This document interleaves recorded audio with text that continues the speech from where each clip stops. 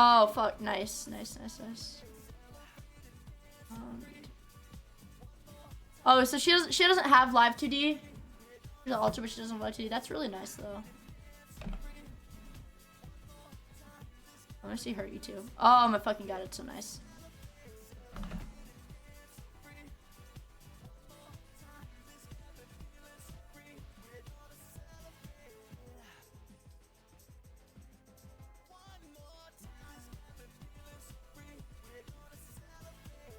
Okay. That's okay. Let me see. What does this look like?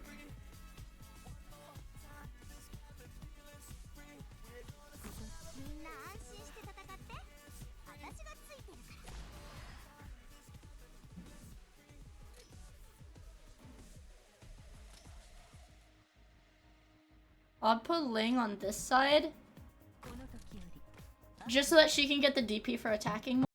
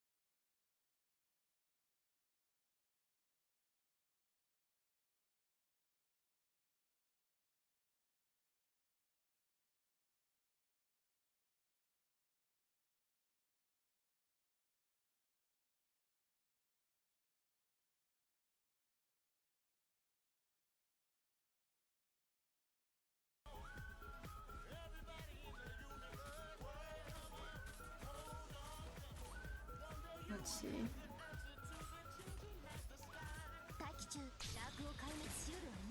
Can't put her there.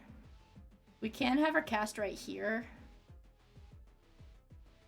Her attack is 338. Hers is... Oh, we can put Exia here instead, actually. And I can actually... I think I want to put Shelter here so she can... God, that guy is tanky as fuck.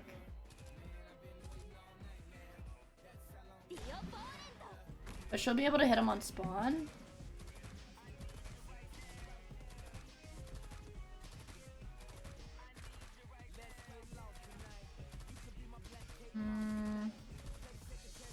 quiet until I can take her out and put a defender in. Yeah. Fucks her.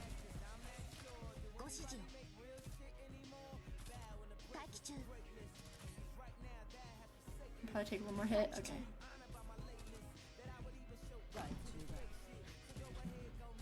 Hopefully she can handle 3 of them. We'll do that.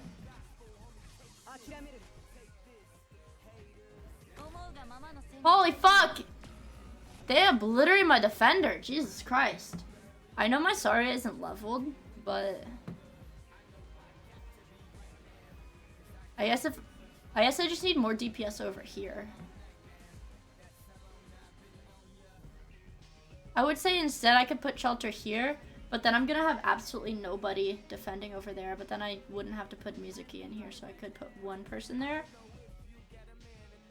But they would still be able to they would still get obliterated by the robot that comes out there.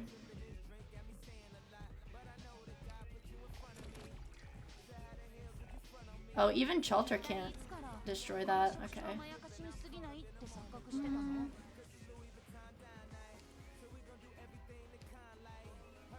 Alright.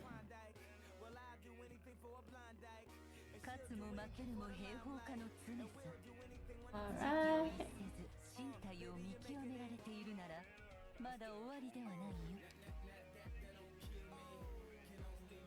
Let's see. So, pushes debris.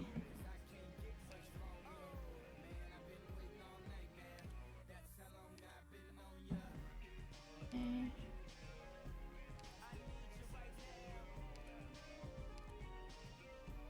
This thing has...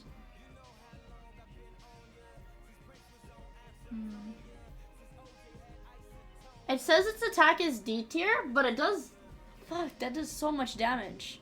I guess it's because it's arts damage.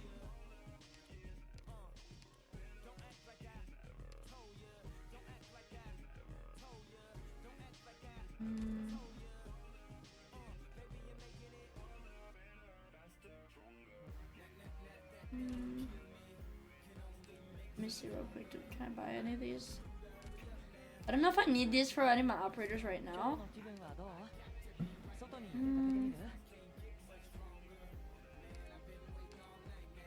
I think she needs D32. Yeah. Ringay. Ringay! I want to E2 her soon. Also D32.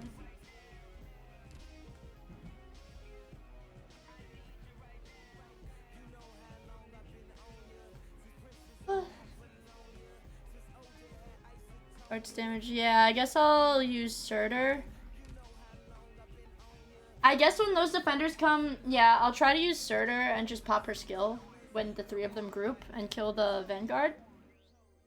See how that works. Because Surtur does arts, I think GG does arts. Surtur does arts, GG does arts. So we'll try it.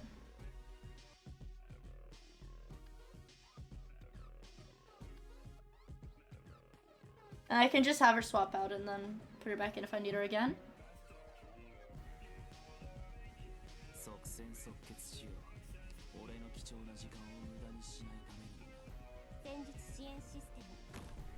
I'll just have her here. Pop her skill. I think I'll get more DP with her than I would with Bagpipe.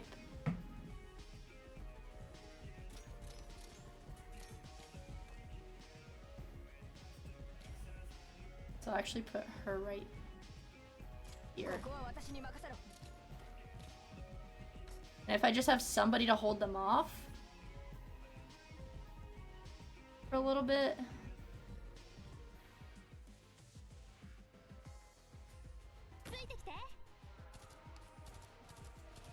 Oh good, I want to keep Axia out because Shelter has her attack boost. Wait, 1 day has passed for the stream. Let's go!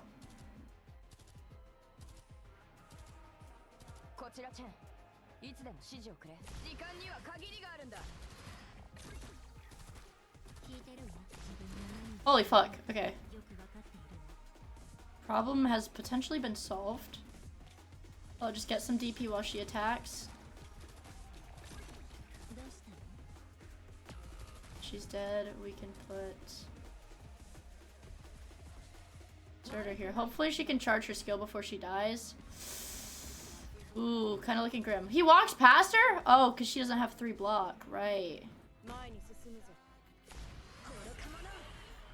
What's her range look like now? Oh, it's still just forward.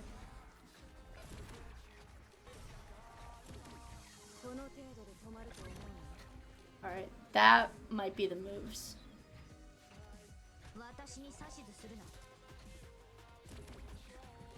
I'll swap her out so I can charge her back up.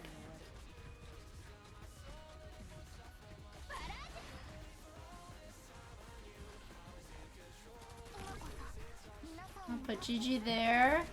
I think Thorns does arch damage too. I think he does arch damage, so I'll stick him in there too. Does he? I'm not even sure. Does he do arch damage? I could have sworn his ranged one was, but I don't know. Congrats on finishing the subathon. Wait, I finished it? What? It's got 20 hours. We're about to be sub 20 hours, dudes. This is awesome. I think she'll be, her charges will be good. Okay, yeah, Chelter's fucking juiced. Holy shit, she's juiced. She's literally juiced as fuck. I'll put Ling here just in case. Say bye, Cupcakes! Thank you so much for the gift sub. I really appreciate it, dude. Wait, what? Yeah, thank you so much for the gift sub. I appreciate it, broski. Give it just a moment. Sure, I'll just refresh its little browser. Let's see. We gotta save the settings. And then manually add 5 minutes. And then, for whatever reason, it just makes me... holy fuck! Holy fucking shit, dude. What the hell? Dude. Zeliano. Dude! Sub 22. We're about to be sub 22 hours, guys. This is awesome. Guys, we're about to be sub 22 hours. This is awesome. Yay! Yay! Sub 22 hours. Sub 22 hours, guys. This is so awesome. Oh shit, let me... Yeah, this is the last day of the sub... Yeah, it's the last day. We've got less than 24 hours. Duh. That's less than a day, isn't it? Okay, I'm a little bit worried because... That was Shelter, the end of Shelter's ult. We've got 4 enemies still. We can have Ling juice up. We can have Ling juice up her guys.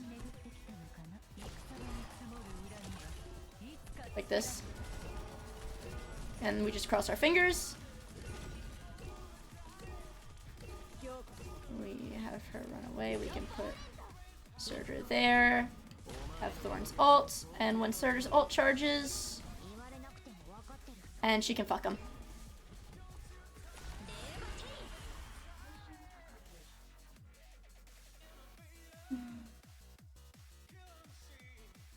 If he doesn't die on stream, is it really subathon? I don't want to die. What? You should just stop talking about the timer. You know, chat will spend a ton of money just to mess with you.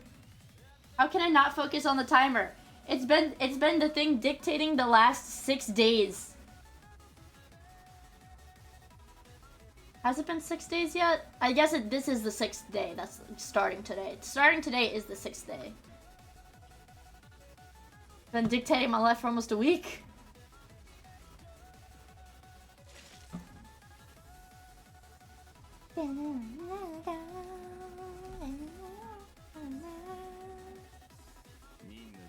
Sweet. Alright, yeah, so Surtur is really good for this. So for here. Ah, a tutorial. Ugh. But I do get the stuff. That's so cute. That is so fucking cute. I love her art.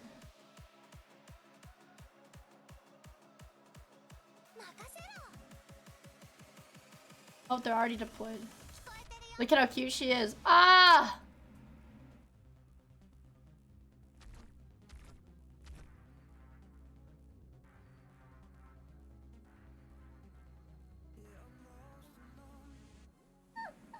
She's so cute. Planetary debris.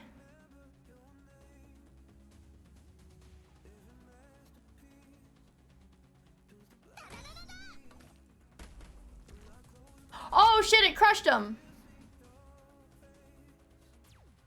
It does physical damage.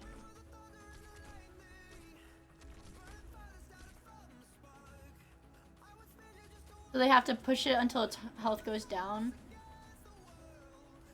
Oh, it's a set number of hits. Okay. And I guess we could use Shaw or something to push.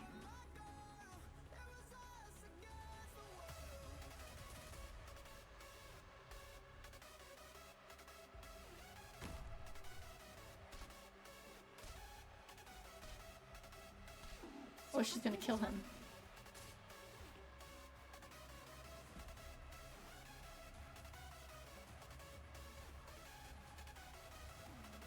Oh, okay, so this counts as a solid block. Okay, alright.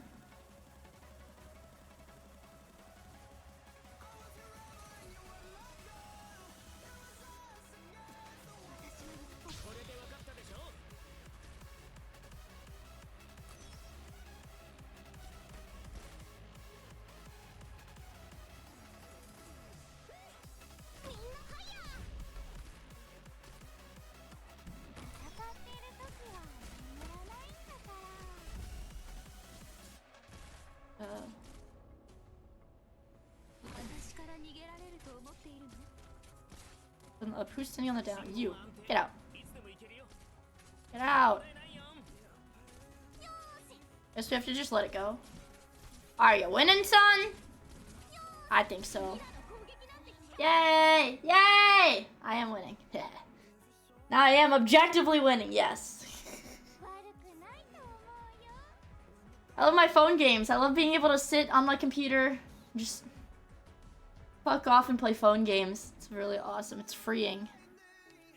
Alright, this is the E150.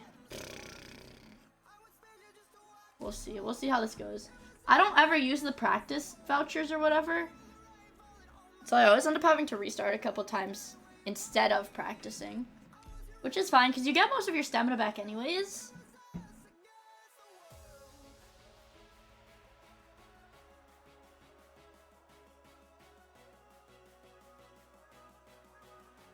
Okay, so slow.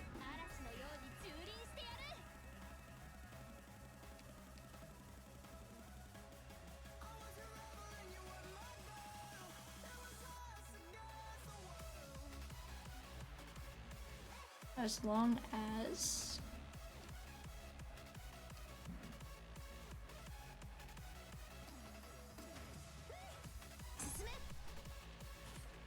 I will just put bagpipe here. I guess I could have put her vertically since these are being blocked, but if I roll the...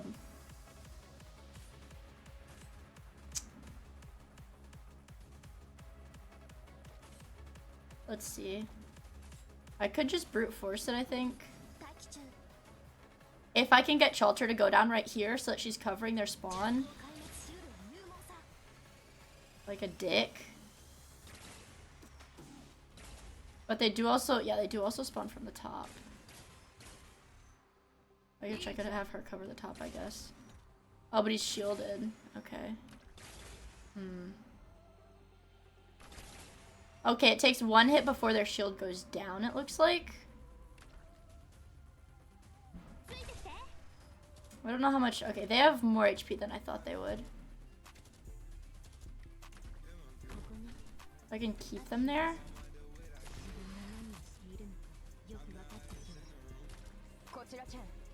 Alright, he just killed himself. Oh, he didn't get hit.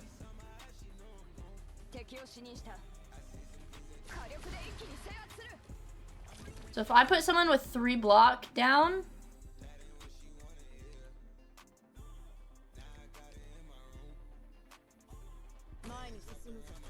he gets... Oh, he didn't get pushed. He didn't get pushed by it. He didn't get pushed by it, but...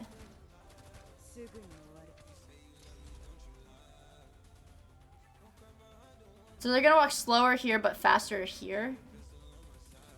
Okay.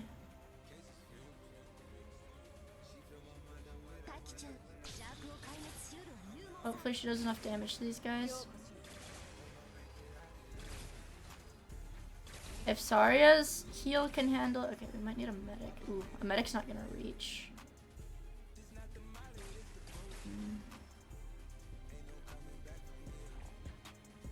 I could put Mizuki here because he'll have block.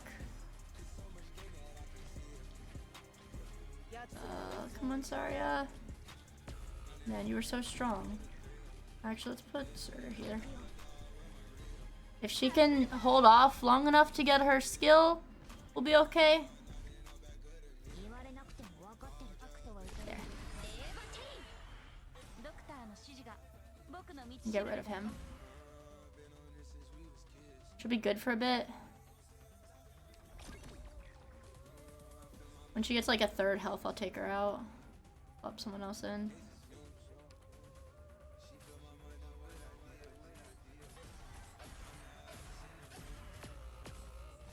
Okay. I'll let him sit there, I think. Let's see. She does art, so I'll put her here. I'll put her here. And we can have him here. Hopefully. Oh, and then I can put a medic to cover them. And Shelter can just deal with them over there herself, I think. Because they're running over their own guys.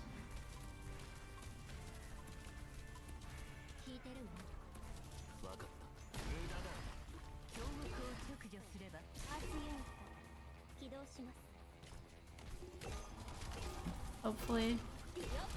A little bit dangerous. I think they're gonna start killing my guys. Why is Gigi not attacking?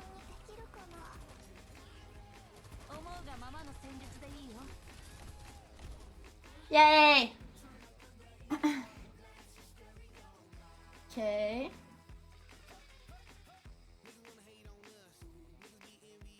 Let's skip the story. Don't give a fuck. Oh, my wife! My ex-wife! Fuck.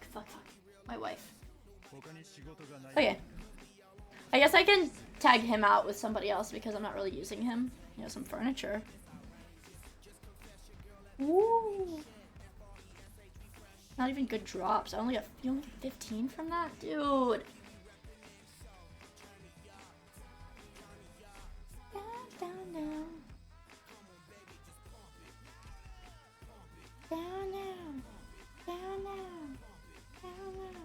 Yeah, I think I already bought the sets in the shop just because I have a shitload of Alright,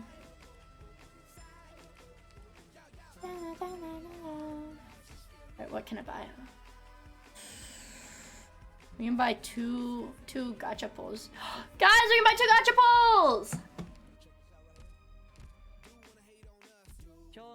But I think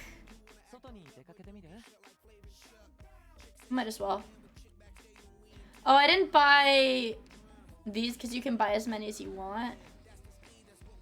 No, I think I already did buy. I think I bought both of them already. But you can buy as many as you want, so I already...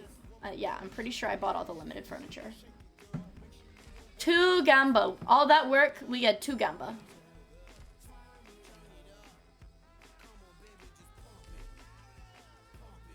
I love gamba. It's probably gonna be like a 2-3 stars. Just because my last single pull was a 6-star already.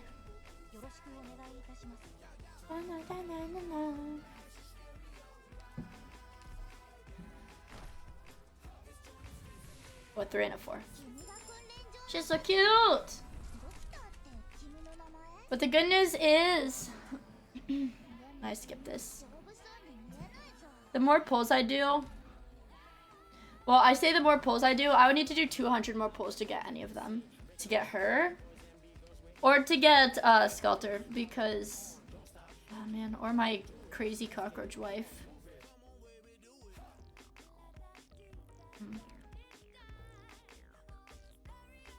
But she's really good. She's cute.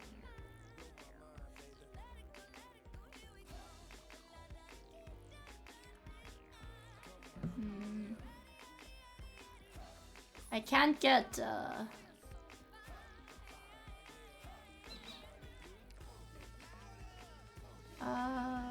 oh shit.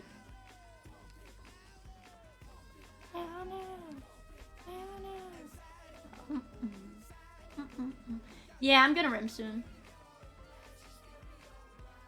Let's see.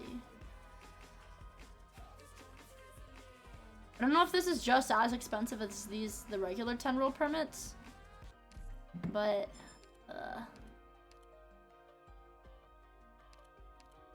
actually, let me see if I can buy that blue shit from the store. It might be in the parametric. It wasn't it was like the coagulating gel that cost 50. So I won't buy that.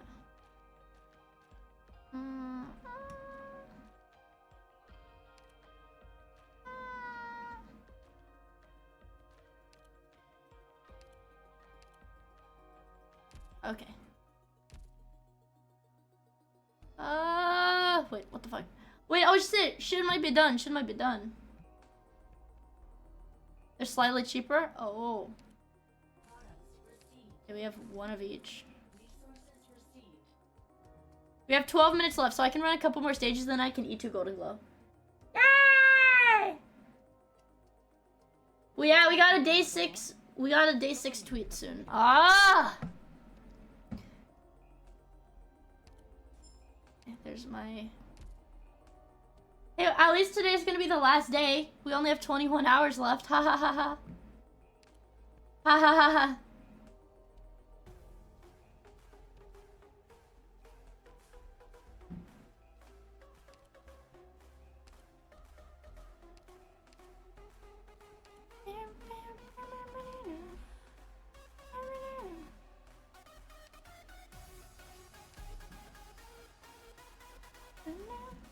Sky, yep, Sky. Alright, so that's good.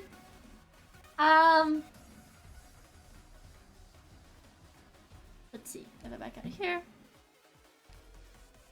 I've already... No. Here. I'm so lazy. I hate doing Annihilation. Because it takes so long. Oh, that's gonna give me everything, I think? Yeah.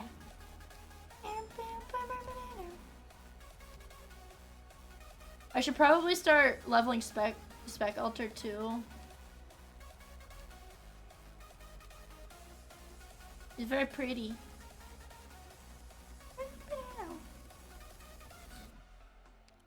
She need. I actually have everything to promote her, so. Oh, but I don't have enough. I don't have enough level shit. So let me go to the store. What is store? Fuck. There's not any XP in the credit store. Pringe. We go to the search store. There's not any in the search store. Gotta be jerking my chain. Gotta be jerking my chain. You gotta be jerking my chain, dude. That's okay. Show me your best guy. Like, character or male character? This is my best character.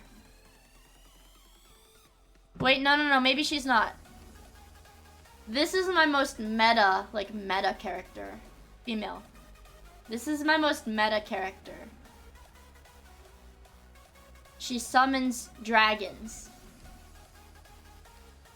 But this character is the best on my team for the current event because she deals arts damage.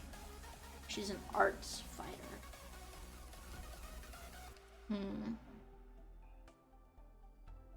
And this is my favorite male character. But he's not good. He's not good, so I don't use him. You have a Surtur figure? Dude, that's sick! I like Surtur, but I don't know, man. I like her as a character, but I like how much damage she does more. And as soon as my chips finish producing, I'm going to level up Golden Glow. Let's see what I need. We get these drops from, let's see what the drop rate is. I don't have the coagulating gel. Drops from stage 7, 8. Let me look at the map. The map. Story Act 7. That's episode 4. Episode 9.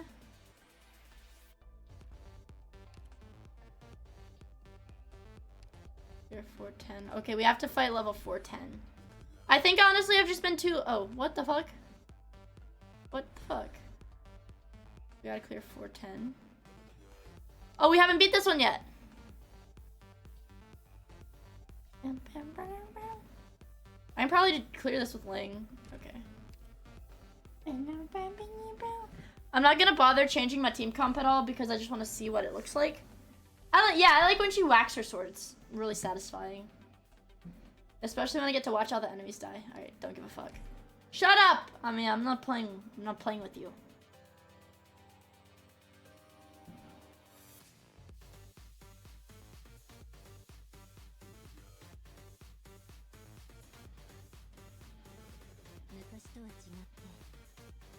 Okay, so there's air. Do these tiles do damage? Okay. I'll put her there first.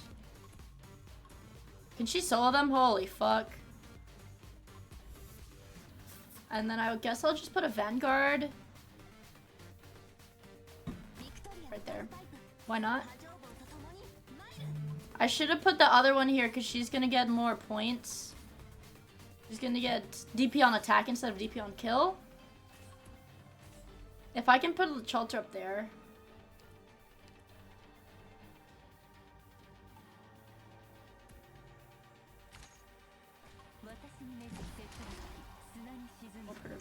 Oops, I didn't mean to do that. Bye-bye.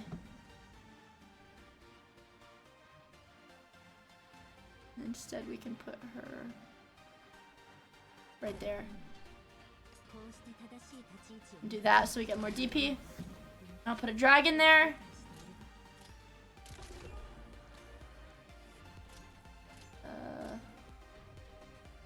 Actually, we can just combine the dragons there. And Exia can stay at the back because she'll be my anti-air.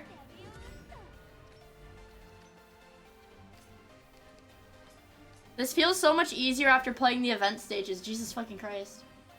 Hi, Enes. Yeah, I'm just doing the campaign to get some because I want rewards. Not because I'm invested in the campaign, but because I'm lazy and I want rewards.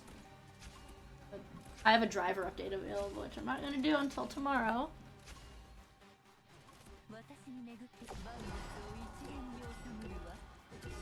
These guys are like literally fucking nothing against her dragons. Jesus. That's crazy when people, Jesus fuck, when people say Ling solo is like 90% of the campaign, they mean it. They fucking mean it. She does solo. Jesus. Really does solo. And put a Chalter here. Extra DPS. And put the... I put Thorns here for range damage.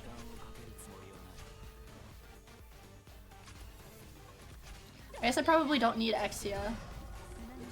There. She did her best. She didn't really do anything, but she did her best. I kind of want to play this game again, but I don't.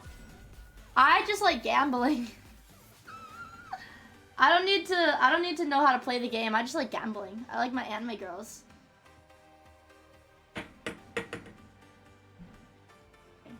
Hoshiguma.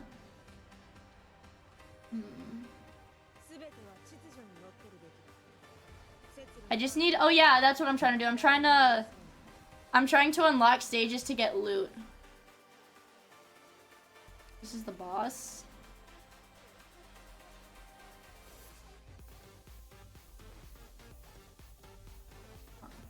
Okay, this is the stage that drops it. Ah, okay.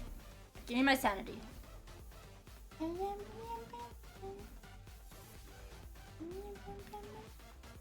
Oh, I don't want to do that. Let's just start. I'll like do the exact same thing. I'll just put a Vanguard down and then throw Ling in and see if she can carry. Probably can, honestly. I love gambling! Yay! I love it!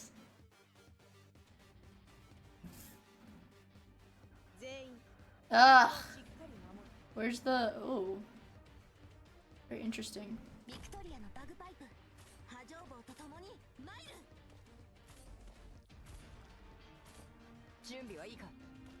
Should be okay. I'll just put Ling down. She died? You fucking with me?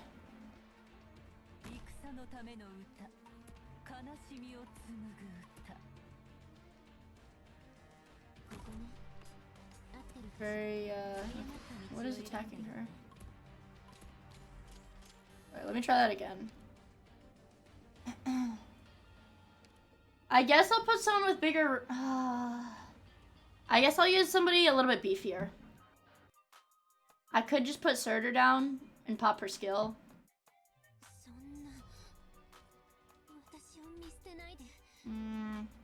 I could just do that, I think.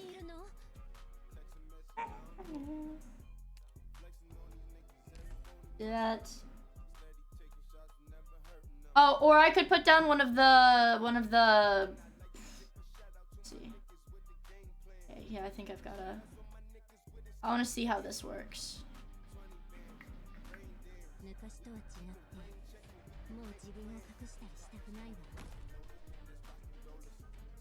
I'll just have him sit there.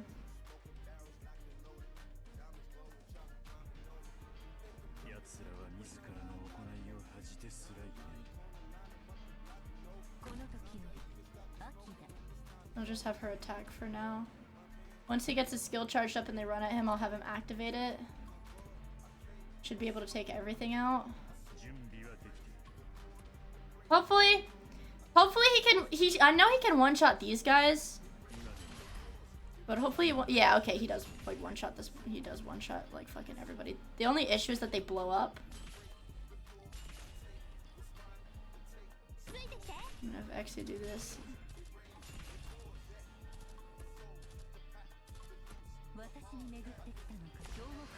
I feel like it's a little dangerous to not be using any Vanguard right now, but...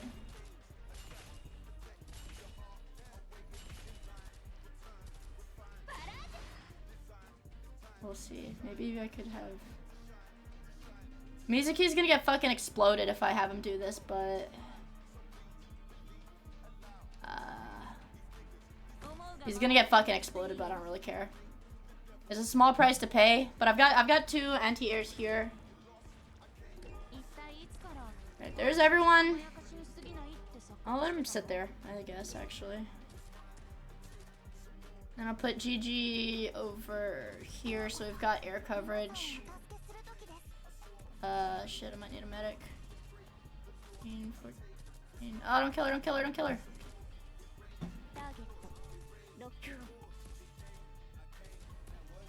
Ew. Now I can have a Vanguard sit here. While he charges, she's ready. And he's ready.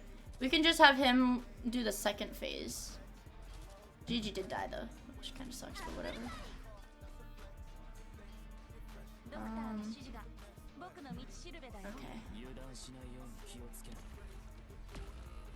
Okay. Okay.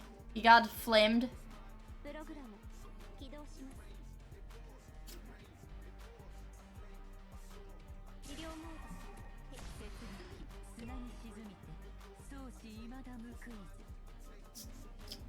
We can do that, I think. We can get these before they get to the tower where they explode. We'll be alright, I think. She should hopefully target that drone. Yes. Okay. I need... none of these guys will do anti-air. Kinda worries me. I don't...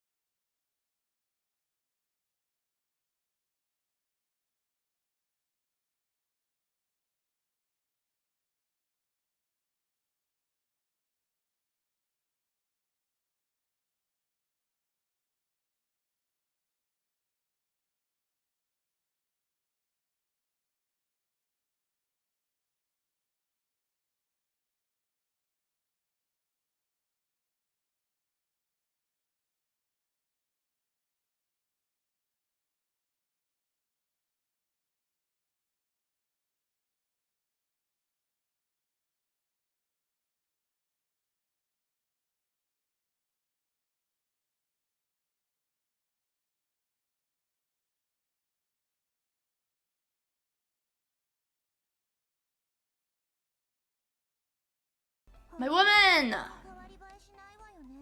I can probably put the rest of it into horn. That still only gets her to level 74. Damn. Damn. That's a man? Oh, yeah, this? Not that one. That one is a man. This one is also a man. Ungooning as we speak.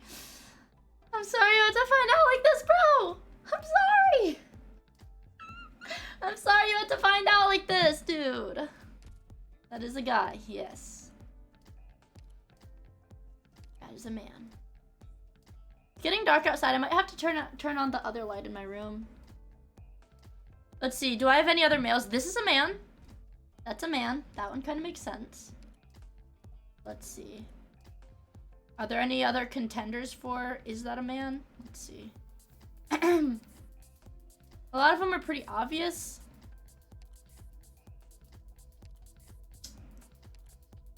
A lot of them are pretty obvious. This is a man. That's a man. That's another one.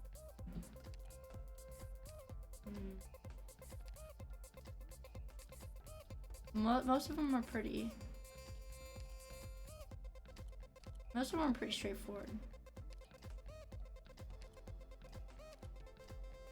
Most of them are pretty straightforward. I don't know. That's a man. This one. That's a man. This is a girl. This one's a girl. How much money have you spent on this game? Probably a few hundred. Man.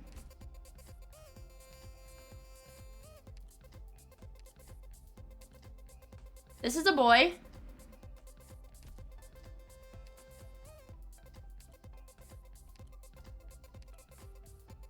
Are there any others that kind of look? I feel like most of them are pretty straightforward. Well, if it looks like furry Cleo, dude, what the fuck? I'm gonna tell her you said that.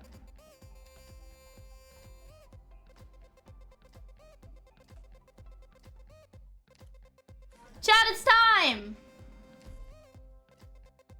It's fucking time. 今日の気分はどう？外に出かけてみる？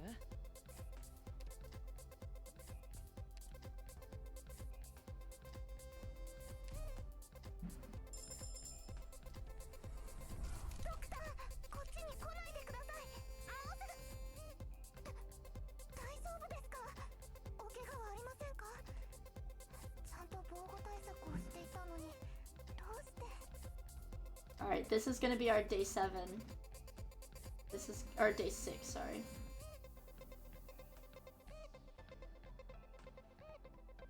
We are.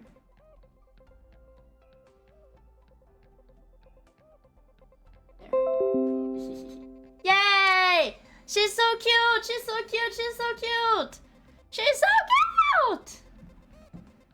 She's adorable, look. Now these two can stay together. It's the same artist. It's the same artist for these two.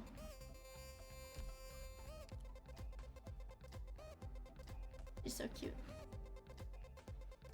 Can't believe she eat pink corn. No, look, they're cat. Look, you see these little cats? They're cats. They're cats. She's not a cat dog. She's just a cat. Hold on.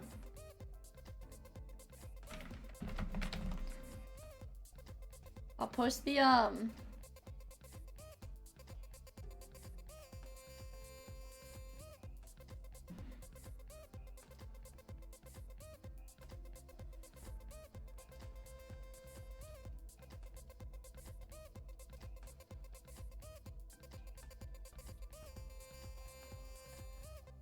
let's see.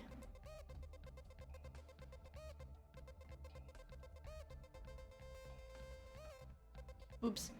Okay. Is it day 6? Is it day 6? Dude, Zal, I've been tempted to read that. Zal, I just etude Golden Glow. My wife! My wife. Is today day 6? Day 6.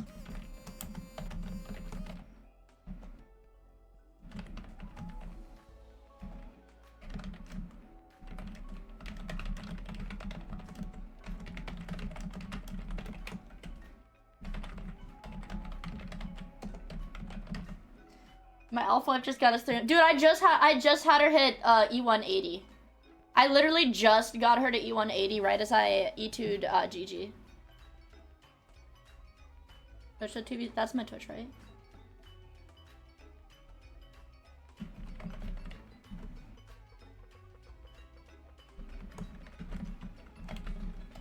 Live for 21 more hours.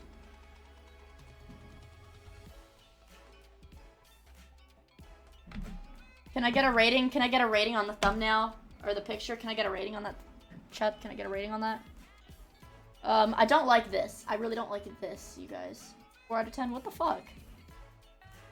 Look, even the color of the bar goes with her, the color of her. She's so cute, dude. She is so cute. She is so fucking cute. She's so cute.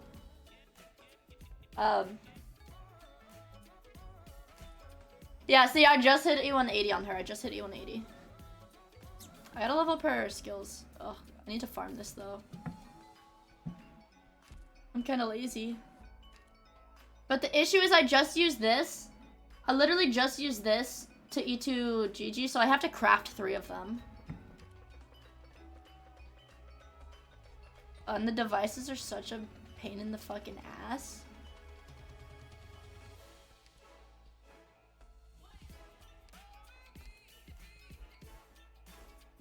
Where's optimized device?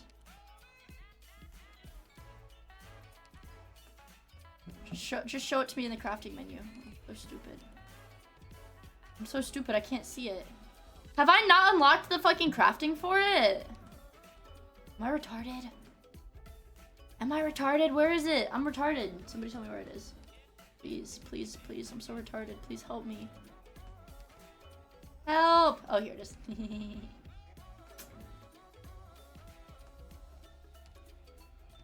Thanks. Thanks, guys. Thanks.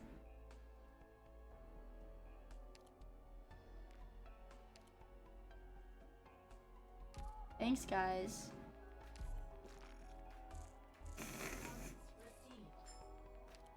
Alright, so now I have to fucking... I better get fucking... Nice friend! What the fuck? Thank you so much for the 5 gifted. I really appreciate it. Hold on. Trying to fuck with this. Whoops. Put that back on. There you go. I really appreciate it. What's starting? What's starting? What's starting? Why are you freaking out? Don't freak out. Please don't freak out. Fuck! I need to get 1 more. I don't want to farm this stupid fucking stage. Who was I using before? Somebody should have partial... Yeah, Gaviel. The final push. The end of the pregnancy? What does that mean? Okay, well... I don't have enough. I can at least... make 1... device. Fuck. My stats is starting to look rough. Down to like 50. Dude, you're a freak. Why do you farm so much? I have like 0 of everything. Except I think one day, or maybe like over the span of a couple days, I just went really fucking hard on the grindstones because I was really mad about farming them. And I was super pissed about farming them, so I just like got a shitload so I didn't have to get more for a little while. But damn, dude. What other ingredients does this need? Okay, wait, I actually have enough to craft the rest of these. I have enough to craft the rest of the only thing, actually, wait, wait, what the fuck?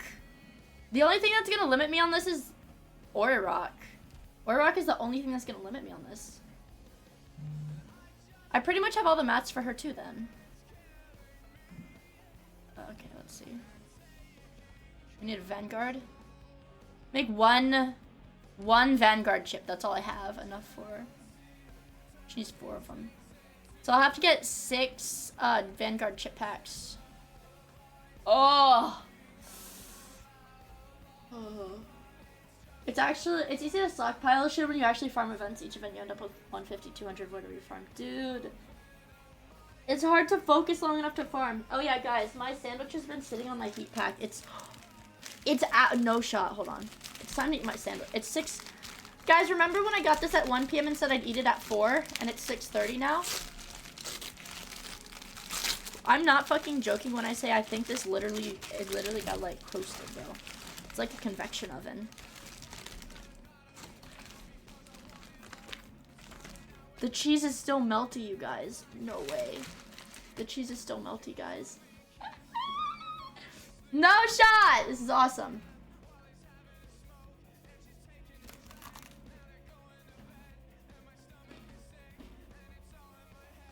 Do you hear it crunch? I swear to Christ, I toasted this shit on a heater.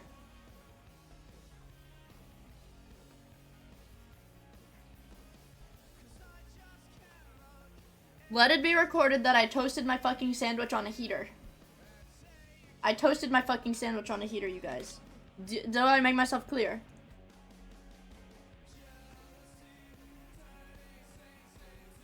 It's got chicken and peppers on it. And avocado.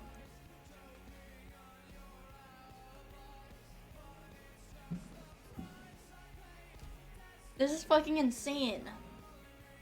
So, I'll need to farm stage 1-7.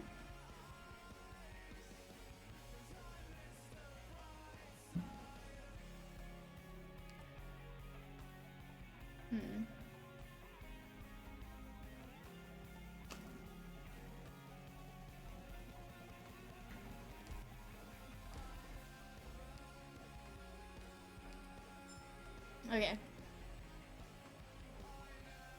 I want something that's gonna give me... Oh, yeah. Wait, if I do S4-6, I'm gonna get 3 of these rocks anyways. No, I don't want to go... Dude, Zal, I like get so pissed when I have to farm the rock stage, dude. It's so annoying. Okay, hold on. Where was I just at?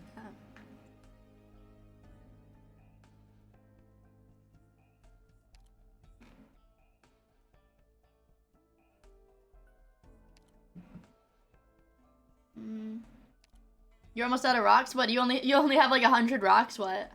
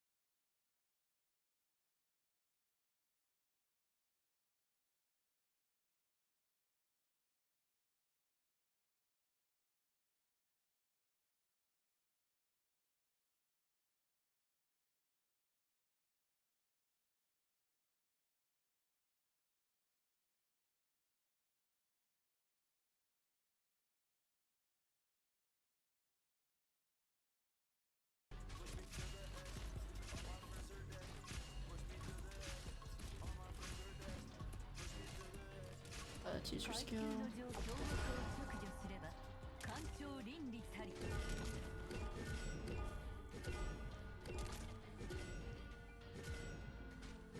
It's actually insane that she solos so much. I didn't even need to have any of the other operators down. I should have just focused into her and like not bothered. Maybe like a Vanguard at the beginning, but just not bothered with anyone else. She's all I need. She's unironically all I need.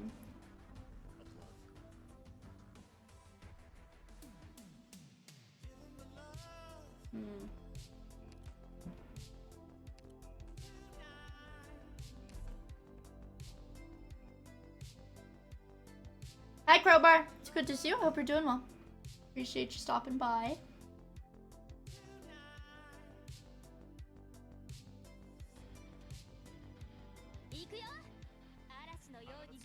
Where's the blue? Oh, right here.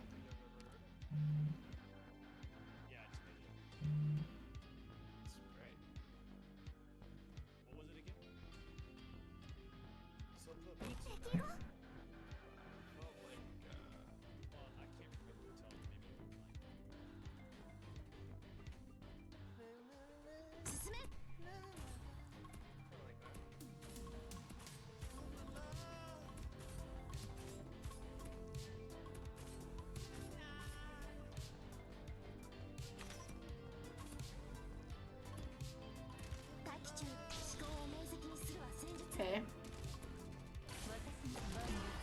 I'm gonna need. I'll put Exia here. I think she'll cover everything. I could put a medic right there.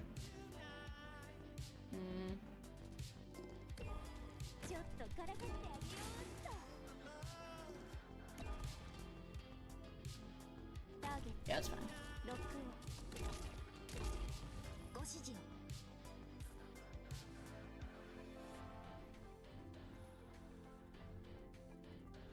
I just want to eat my sandwich, for God's sake. I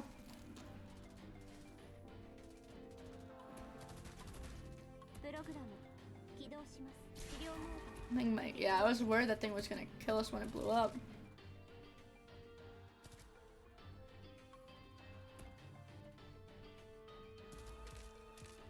Be careful. Right.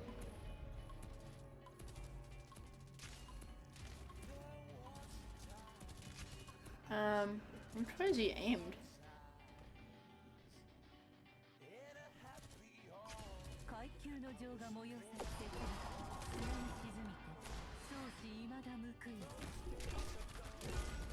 Alright, that should be fine. I think.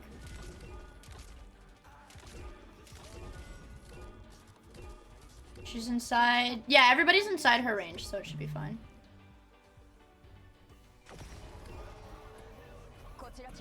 Alright, that should be fine. I'm gonna eat my food.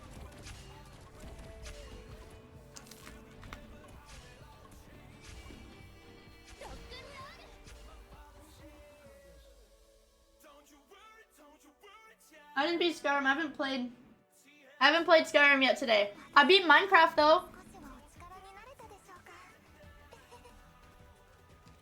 She's so fucking cute. I also just realized I am playing with a fucking level 1 GG. I mean, she's E2, but she's level 1.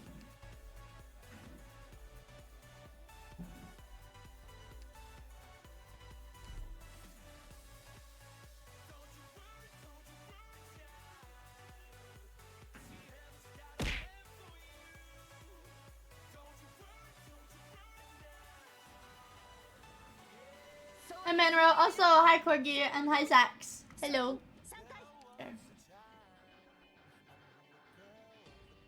We could just...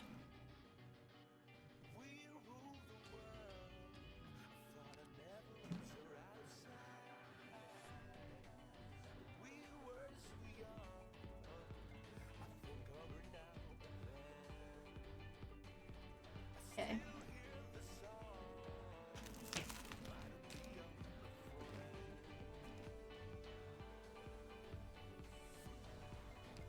I think it might be best. Might be best, I'm thinking.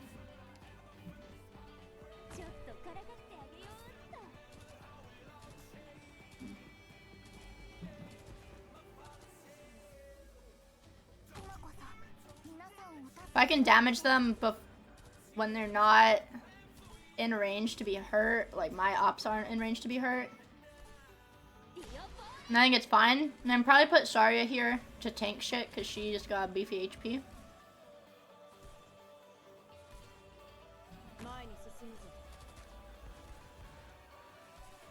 I probably should have put her one tile back, so I could have put Ling's bodyguards. Ling's bodyguards! First.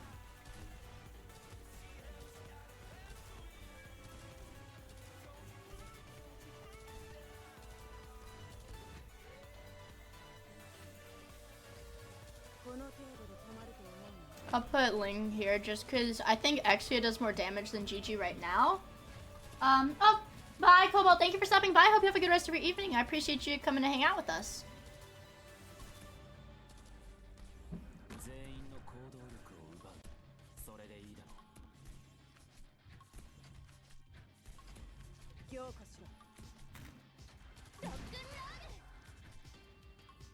I'll leave this spot open.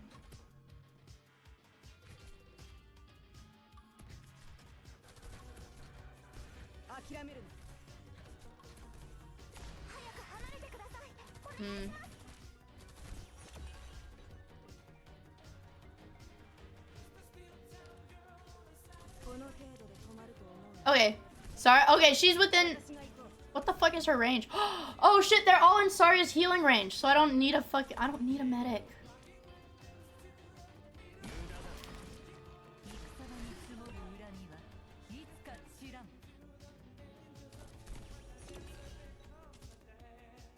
I'll do this because Chalter's skill range will expand up to here.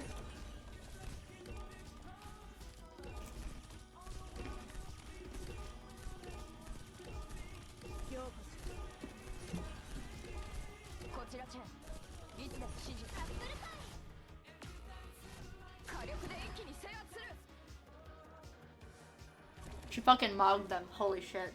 Okay.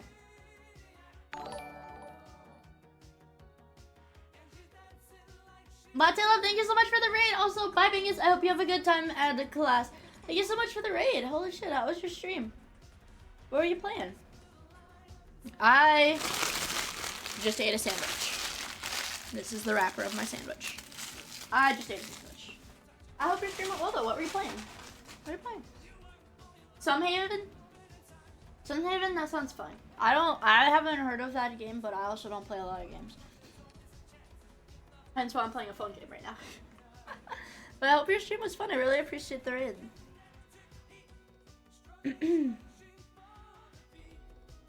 Wait, okay, I'm gonna get rocks for this. The deal. Which Janny's in here? Who the fuck? Abby and Zal are in here. Abby and Zal are here? That's so... We have 2 mods today. That's awesome. Rodeo don't like me, so he's not modding, I guess. Abby Champ! Abby Champ! No, it's mine! No, what the fuck? Thank you so much for the 3 gifted. You are insane. You are insane, dude. What the heck? You are insane. Oh, nice! You were playing during work? Dude, Abby, I'm gonna tell your boss. I'm gonna tell your fucking boss. So, let me get the shit to, for her E2 mats. Let's see. Have you pushed into... No, we haven't pushed into Thursday. We're still... No, Abby! Abby, I got... Oh yeah, I got a Spec Alter. I got Spec Alter. And... I'm okay with that, honestly. I'm okay with that. I want Snake Mommy. Why are you playing Femboy Gambling? This isn't Femboy Gambling. This one is like Booby Girl Gambling. Genshin, yeah, I would say Genshin is more Femboy Gambling than this one.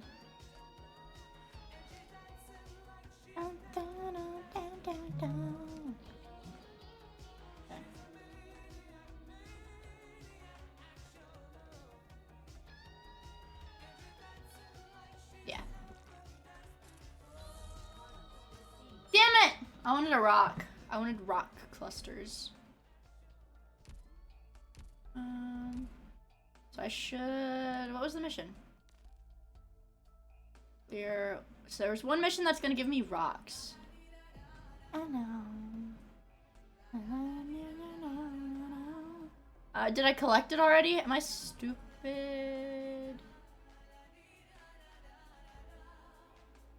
Am I stupid? What happened in checking you while you're working, but your boss has been a hawk? Dude. You can't get caught watching anime girls? I get it. I get it. Oh yeah, yeah, here, Abby, look. Oh, and I E2'd, I got GG E2'd. So she's off of her Christmas skin for now. I like her Christmas skin. She's off of her Christmas skin for now. Let's see.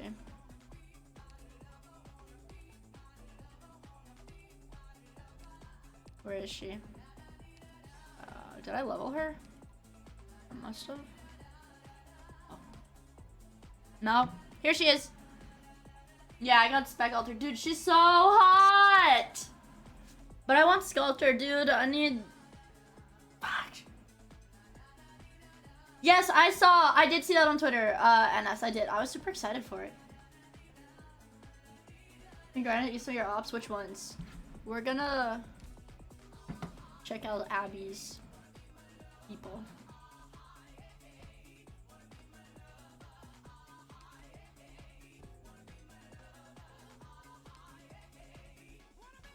Abby's a lowly level 22.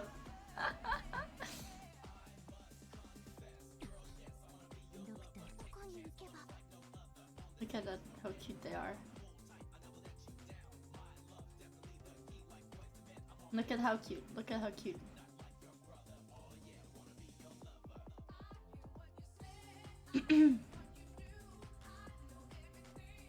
Fang is stuck in the factory.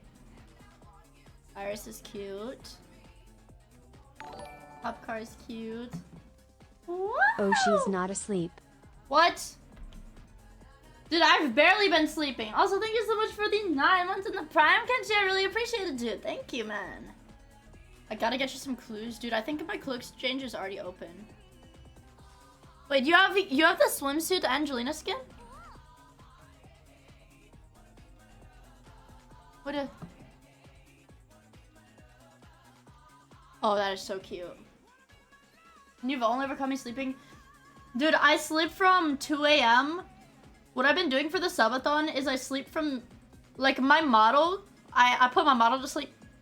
I put my model to sleep from 2 a.m. to 11 a.m.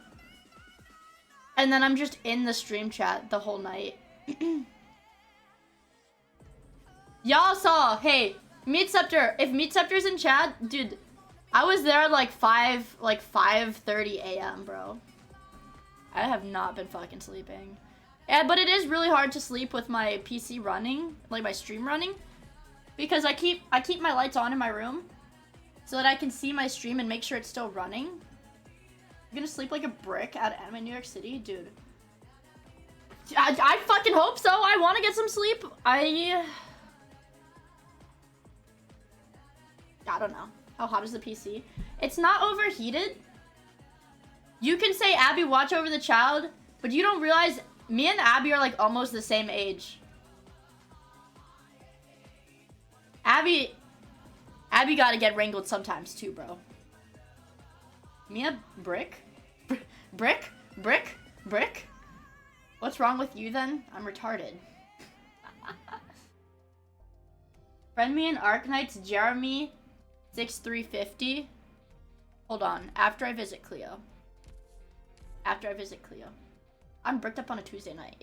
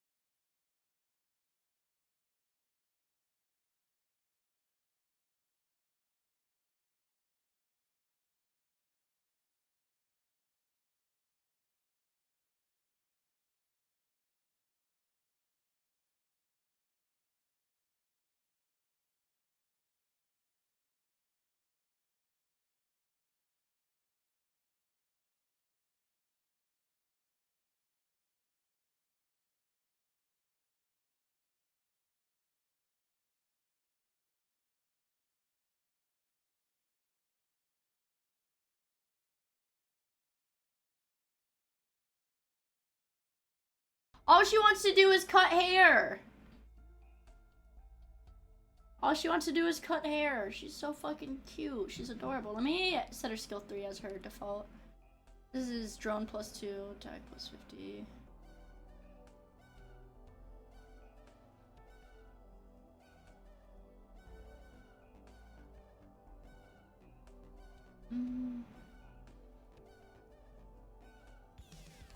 Her attack range becomes global. That's why.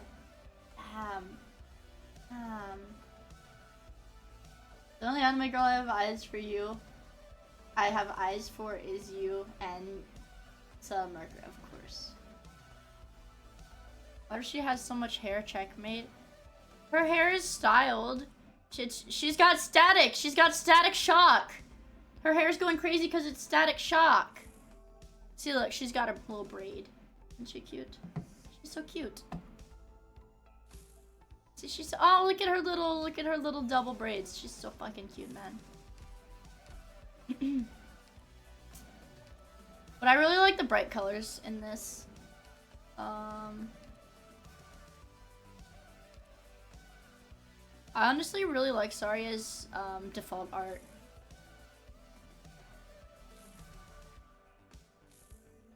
I should buy this one. I really should. This one's this is then I would have all of her skins actually. Oh, that. Then I would have all of them, but equip her skin. I've grown to like her E2 art more than her skin. I like the default outfit and her little chibi more. Dude, I was literally using her skin up until I E2'd her. When it E2s, it defaults to the new skin that you unlock. So she's got that one. So I'm just using it for a change. Obviously, around Christmas time, I'll give her Christmas skin back. She's so cute. She's so cute. I need to clear 4 more stages before I can buy the new skin. Before I can buy her skin.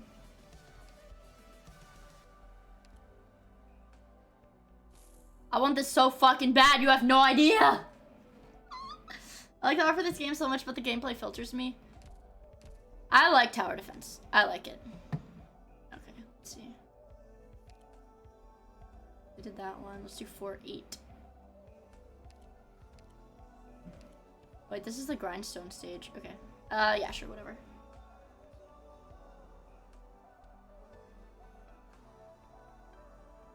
I don't know. The skins in this game are just so well done. Okay, shut up, bitch. I see. Oh.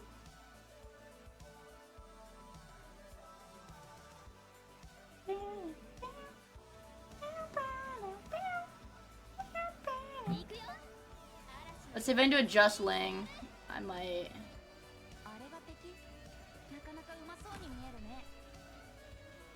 I can just put a Vanguard to block. Oh, these are big guys, actually.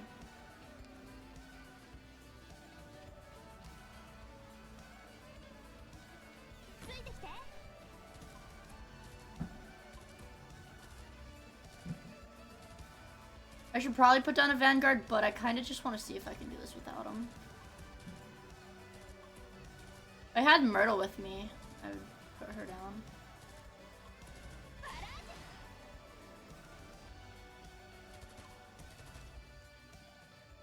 Whoa, whoa, whoa, whoa, whoa. Right there. Alright, I'm just gonna try to put a second one there. Gemcraft isn't even autistic? What does that mean?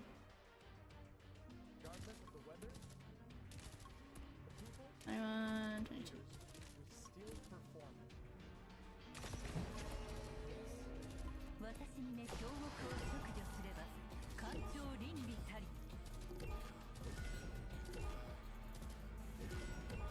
Let's try to keep her in range. It's gonna. Oh shit, he's way weaker than I thought he was. Okay. That's how I feel after playing the fucking what is it? Playing the event. You.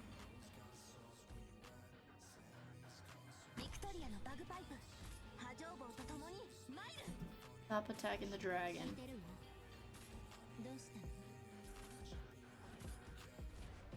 Ah! She got looped. That dragon can probably just handle it, honestly.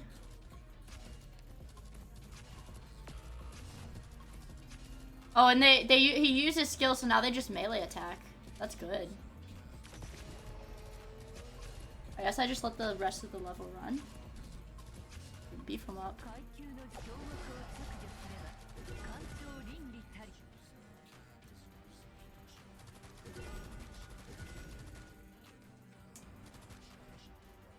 On the off chance the caster casts on her.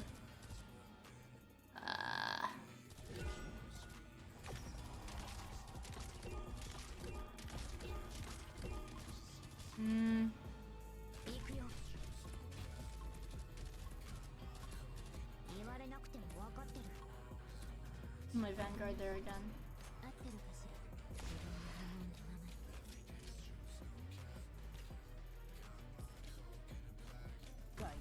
There.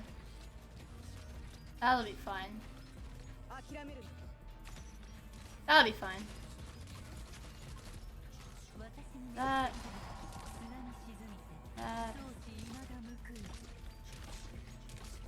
Hey.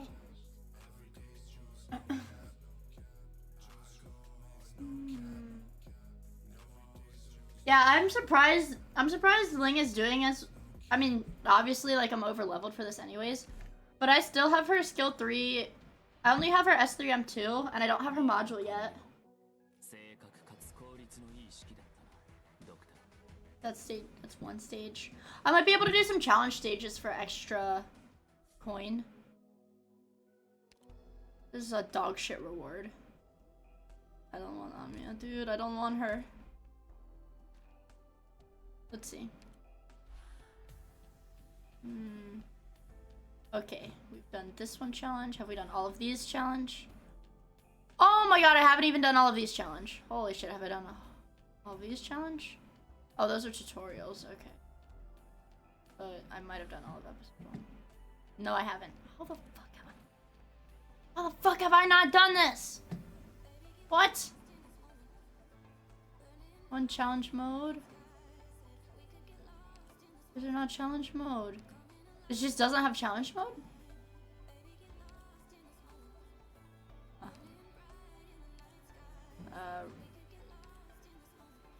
When yourself is weak, but she's part of summoner subclass, so she can summon summons and stuff. Yeah, her summons are actually fucking juiced. They have so much HP and their attack is so high.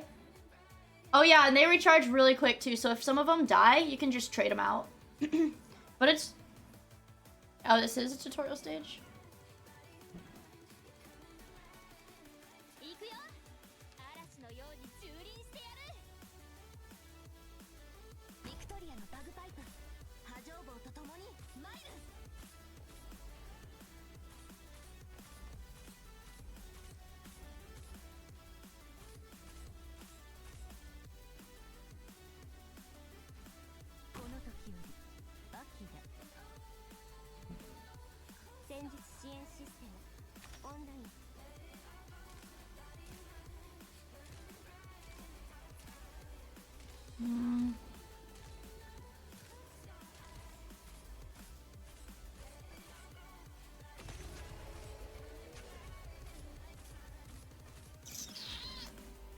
Why are you doing normal stages during the event?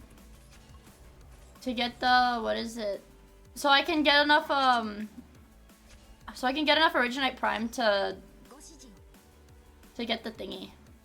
To buy the skin. I just want the skin. I gotta clear new stages.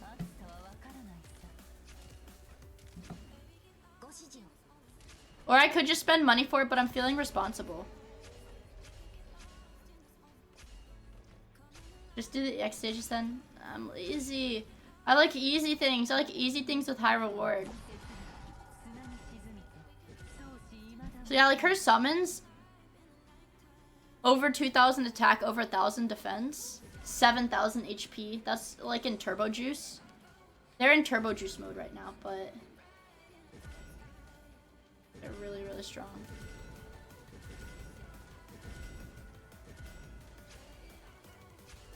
In regular juice mode, they have over 1,000 attack still, and still 7,000 HP. Very strong. Oh, I was implying she has autism.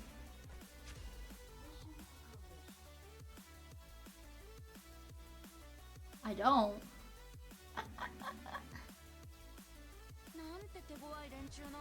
Okay, so there's my little rewardy roll. Where's my currency? Which do I have? I need 24. Alright, two more. Do this, that. No, I was, what?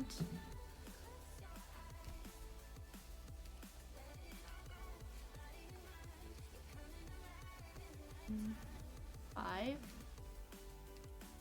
Speed of units, speed of enemy units. Sure, whatever.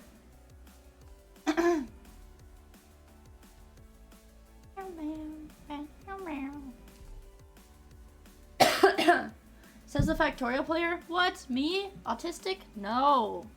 What?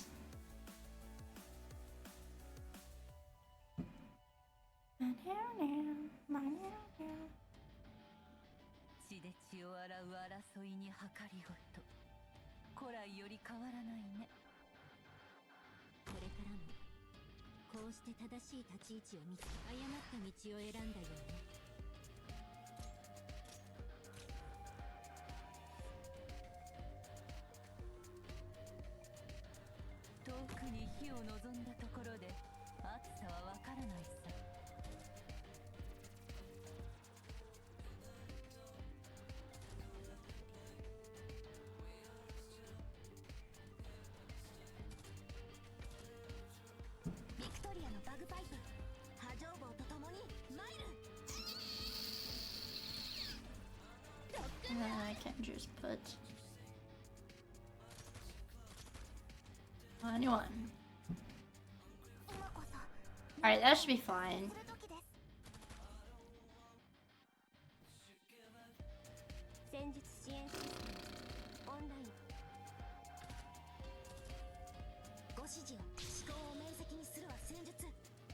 What the fuck, you lazy piece of shit? What the fuck? So lazy. You're causing permanent account damage by doing non-event stages during an event? What the fuck? I need to put more Vanguard on my team.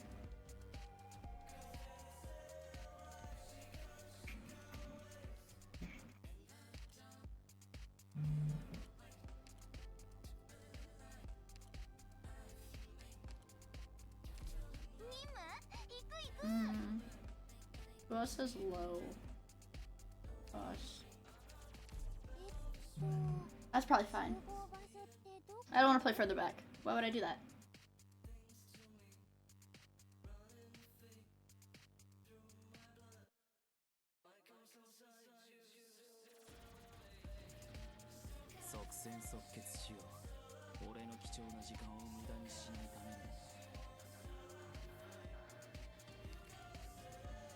I was doing it here.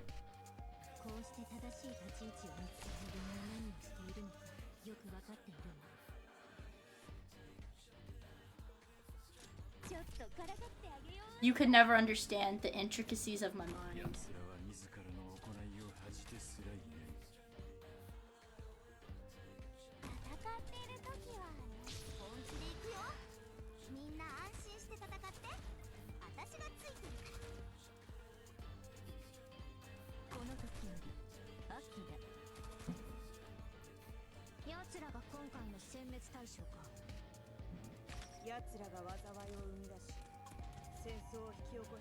Perfect.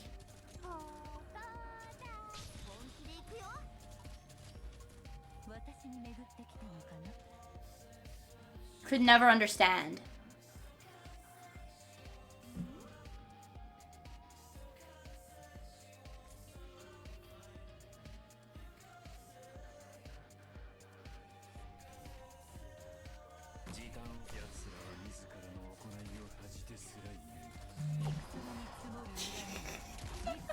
Okay, and then I can put another dragon here. Another dragon here.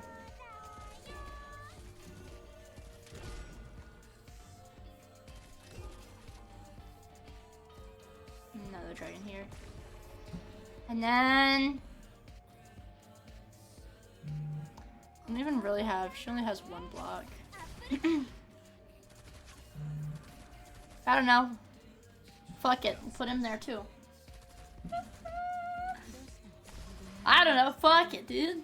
See what happens.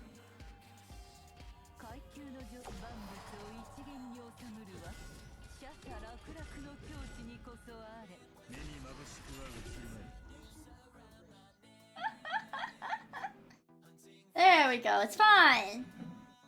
So I need to do one more after this, then I can buy her skin. And then we can play Skyrim or something. Fuck it, we ball! We're fucking balling, dude. Wait, why haven't I done... Why no challenge mode? Ah. Ah. This was a low DP recovery rate. I think we can do this normal. I'm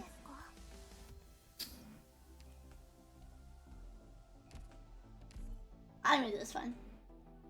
Are you interested in girls frontline? I just like Arc Knights. I just like Arc Knights. I like the anime girls. They're cute. Oh.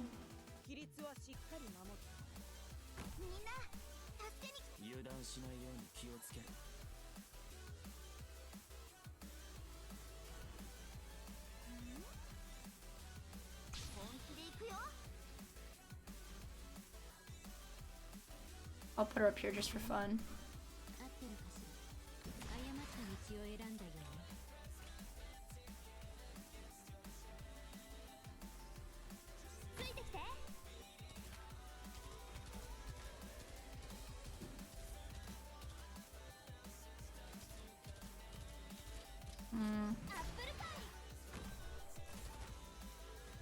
Then I can put, I guess, just one more.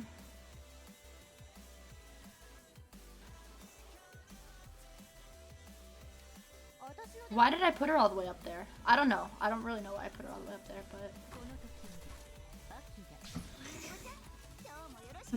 I don't know. Bye, Gecko! Good night!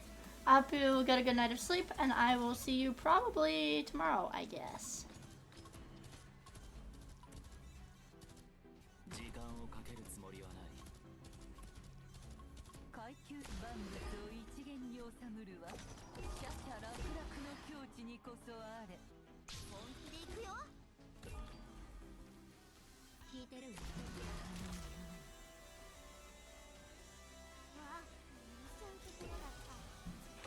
There we go!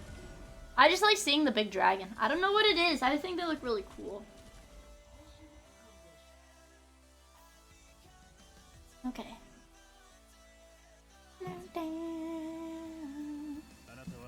Yay!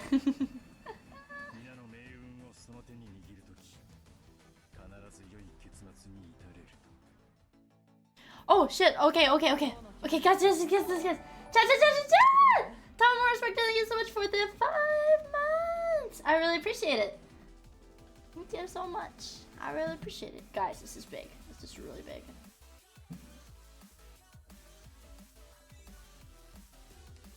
This is really big.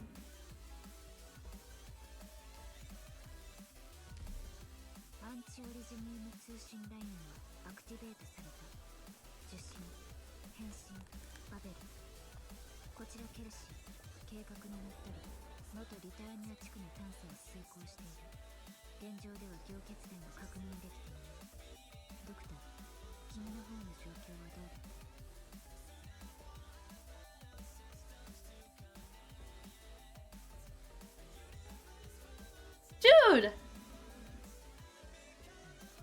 This is so sick. Holy shit.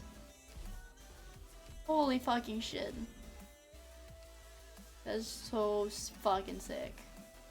Where is she? I gotta level her so she like shows up more.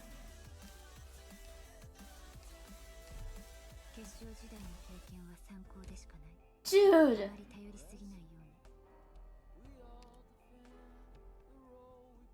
Now she shows up here.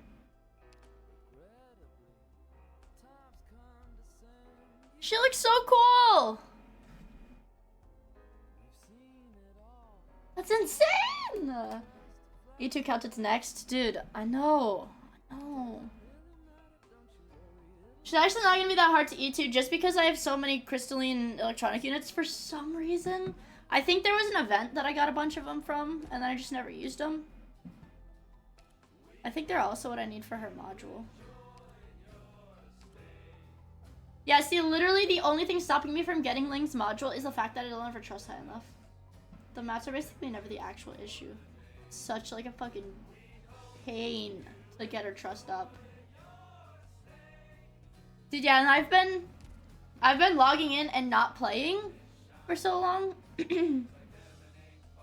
I've just been like logging in, collecting my LMD, and then logging back out. So I have I don't have a lot. Mostly because I just leveled a couple characters, but I have a decent amount right now. But I'm only I'm completely out of XP. I'm completely fucking out of XP. I don't know how I'm gonna level Gigi. I might honestly, when I E2 her, I might just buy one of the packs. Just buy one of the packs. That lets you auto level a character. Because I'm lazy. But I'm not sure. I gotta figure out, I gotta get sponsored by ArcNet so they pay me to gamble. I gotta get paid to gamble in this game, man. Let's see. This is a 75.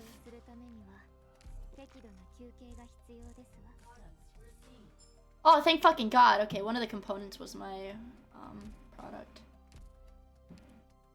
Let's put the 4 of you in here.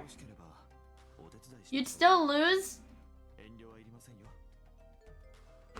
But I would have more cute girls. If they paid me to gamble, I'd have more cute girls. I don't have enough.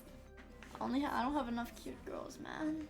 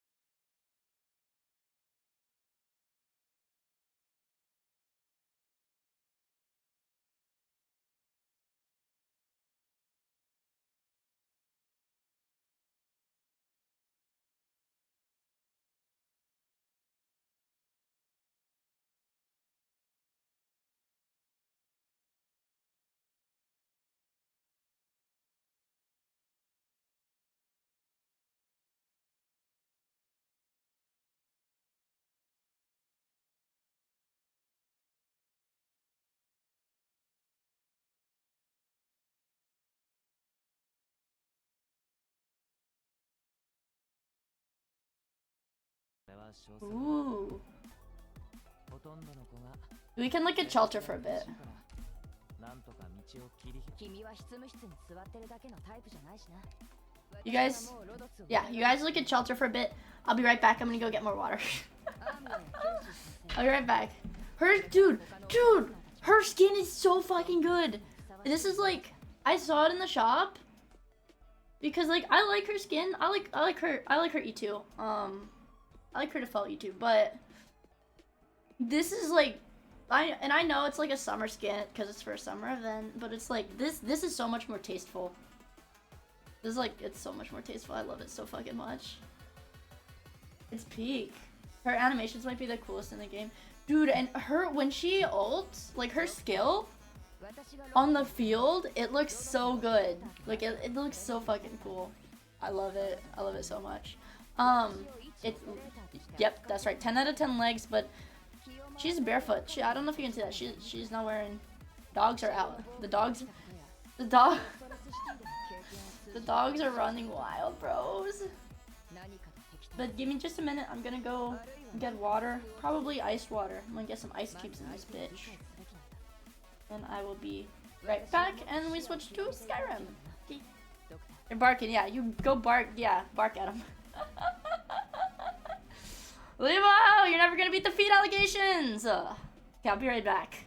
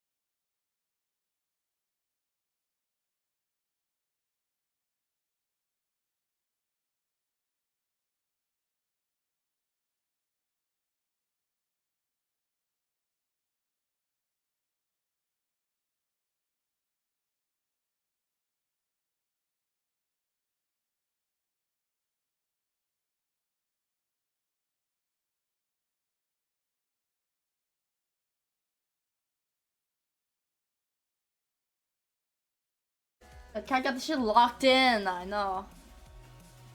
And Zalman has... See, this was the skin I was talking about. Isn't that cool, you guys? Isn't that cool? It looks so nice. Fuck. Fuck, it's so nice. My wife! Does that mean I can have Dusk now? Did you divorce her? Can I have her now? Back up. Oh fuck, she looks so fucking cool. Nope. She and her sister are also my wives. I hate having to share my wives with other people. Sisters, plural. Dude, what the fuck? You can't have all of them. That's greedy. You're greedy. You can't have all of them. What the fuck? Then share your wives kill the competition? What? Okay, we got some moaners. But I think we're good on this. I think we're good on Arknights. Shut up. Exit. Shut up, Shelter.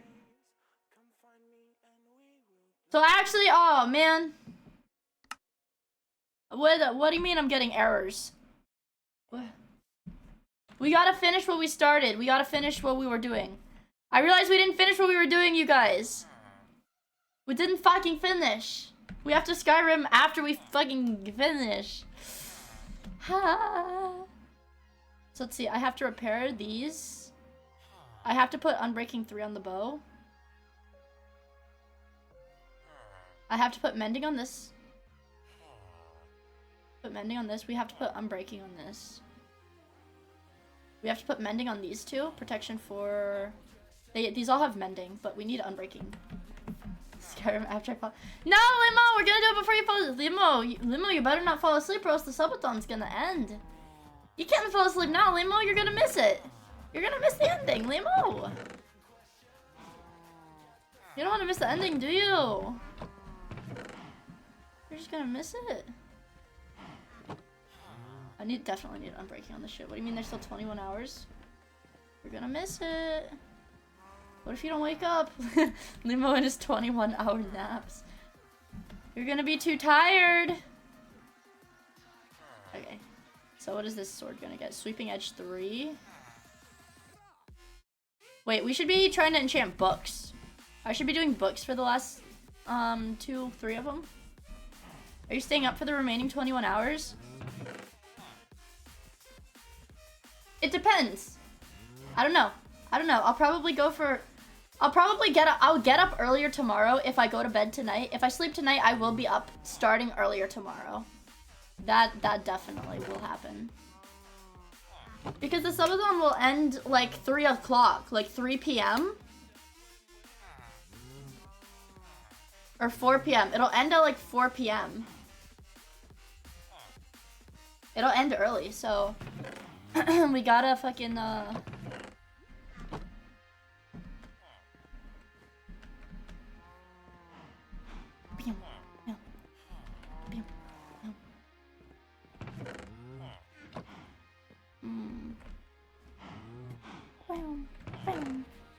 Where are my books? Gimme! Sure it will. You guys have faith? You guys have too much faith in something you don't control. You guys have a lot of faith in something that you can't control. That's all I'm saying.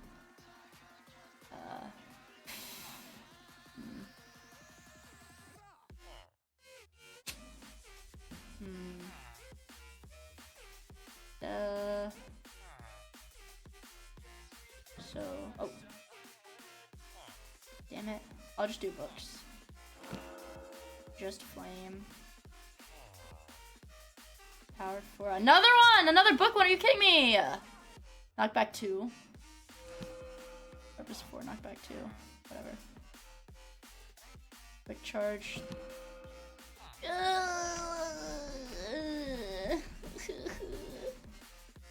Alright, let me show you guys. This number 2 badge kind of leaving Is number 2 bad? Just kind of leaving me with a chip on my shoulder. Oh man, you just don't want to be used as a bargaining chip. You don't want me to sell you off to other chatters. I need an unbreaking book. 24 versus 4.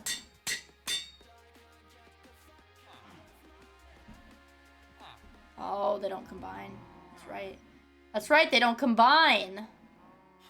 Power 5. What else was I gonna combine? I need my mending books. He has to protect this pussy. That's right, you do. Okay. Thorns 2, protection 4, unbreaking 3, protection 4, unbreaking 3, mending.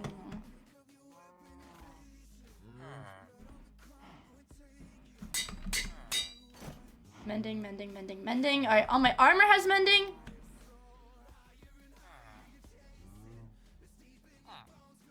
My sword has mending. What else? This needs mending. We have to do a trade for that.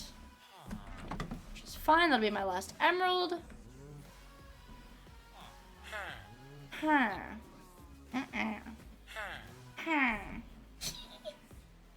What does mending do? It mends. That's right. I hope you learned something today, Meat Scepter.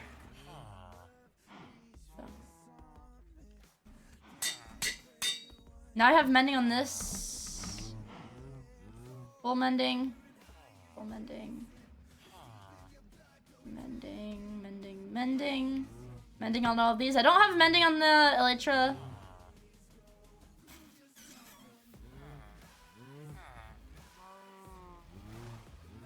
Mending. I just have random enchanted fucking gear now. I might have to change it. I might have to have a cool colored chest and a warm colored chest. Because now I have a lot of purple shit. Purple. Purple. Purple. Purple. Purple. No, that's my regular bow. We need unbreaking. I need to get a villager and lock him up. I need to lock up a villager and make him do unbreaking. Can I smelt these? Damn it. I need to get the smooth stone slab so I can do, what is it? The thing, the thing. I gotta do that so I can do the thing. I gotta make an armor stand. Wait, this is a mending prod 4 resp 3. We'll put everything in there. Okay. So it's gonna take a bit because all of my shit is gonna try to mend itself. All my shit is gonna be trying to mend itself while I fish. But guys, look at how fast this works. I finally have a god fishing rod. Yeah, this is vanilla. But look, guys, I want you to look. Look at how fast it is. And the luck on it is better. So now I can fish like, oh my fucking god. What did I tell you guys? It's actually unironically insane. Fishing, let's fucking go! Fishing's not incredibly boring when you have a max enchanted rod because it goes quickly. I prefer mint chocolate chip in Minecraft. I like mint chocolate chip ice cream, but I haven't had ice cream in... Chat, so you guys know I'm going to a convention this weekend? My thing when I went to TwitchCon, I remember. Do you guys remember me telling you guys? I was excited when they had a Dippin' Dot stand. You know, the overpriced little super frozen ice cream that's like little balls. I bet they're gonna have one. I bet they're gonna have one in New York too. I'm very excited for that. I don't play about Dippin' Dots. The loser convention?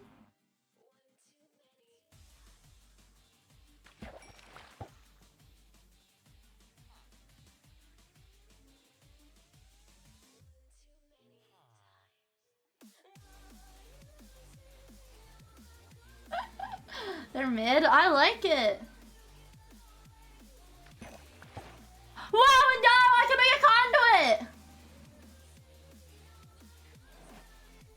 But I have to find the buried treasure first. Dippin' Dots fuck hard. Yeah, I like them. I like the rainbow one because it's really colorful. Because it has a lot of artificial dyes in it. But it's colorful and it makes me happy because it's colorful. Does that make sense? Does that make any sense?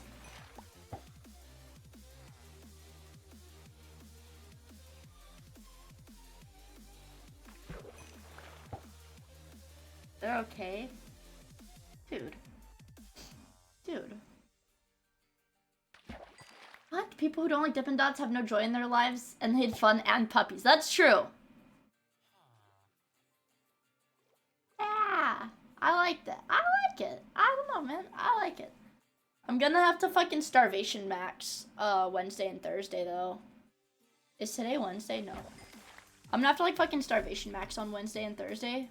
So that I can eat a lot of food at the con. So that I can eat food. No, so that I'm extra hungry so I eat a lot of food at the con. Not at the con, but like while I'm out of town. Like, so I can have fun. That's not how it works. That is how it works. That is. Is that? Yes, it is. That is how it works. It's exactly how it works.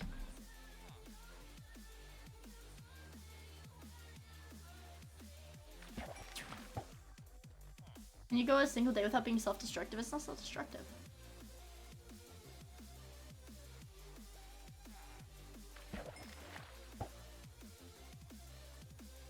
Not self-destructive.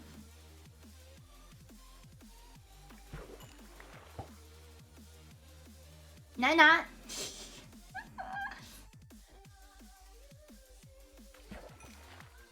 Dude, this is so fucking cracked. This is so cracked. You think it works like in Minecraft? Yeah, it works like in Minecraft. Well, Minecraft is based on real life, so the stuff that works in Minecraft works in real life.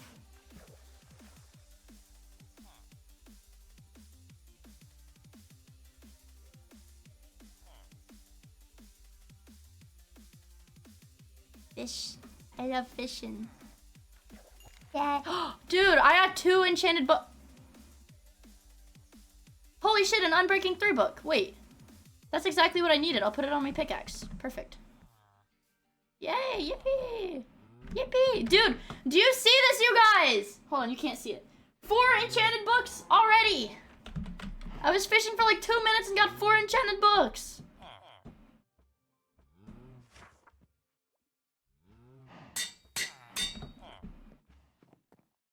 Fucking streamer luck. No. No.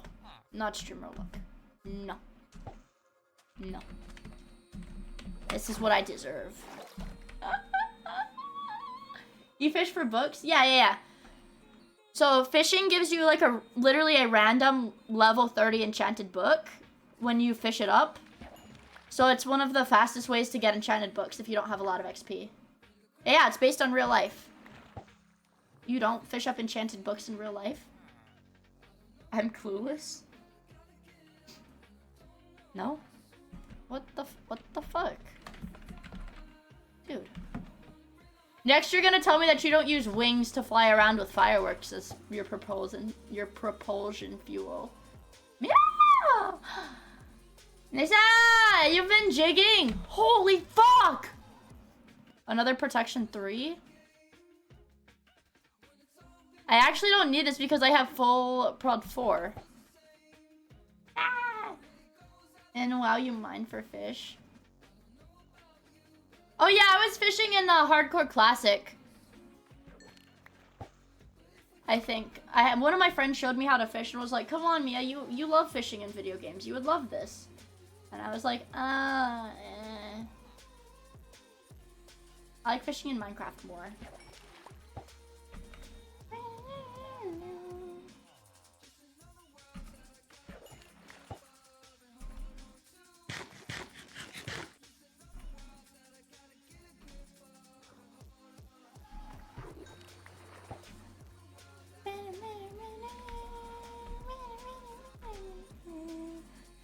This has so much durability. Dude. I found out games are just more fun when you can die forever. That's why I don't want to. So I don't know what it was. Oh yeah, my friend was playing. One of my friends was playing retail, WoW, and was like, wow. Well, now that I'm back playing this, I forgot how much I hated classic and how much more I like retail. And I was like, I'm not gonna play retail with you. I'm not gonna play retail because it just feels boring and low. Like obviously, like the mythic whatever shit is harder, but it feels like there's no real consequences in retail because you don't die forever when you die. You know? You can make any game permadeath if you're brave enough. Also, hi Nevidor, it's good to see you. I hope you're doing well. I appreciate you stopping by. Another Nautilus shell. I thought you were gonna get into retail. Yeah, but now that I have the thrill of hardcore, just uninstall the game when you die, Lamau.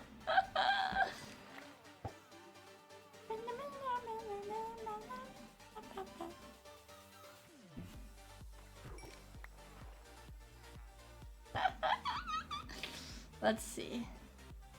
Ah.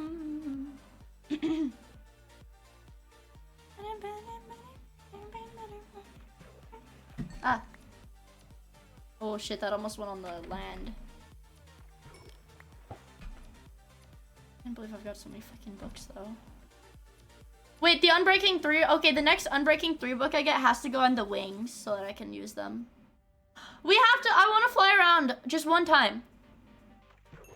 I want to fly around just one time before we switch to Skyrim.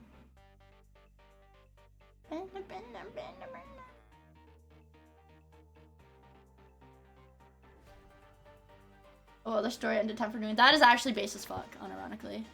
Based.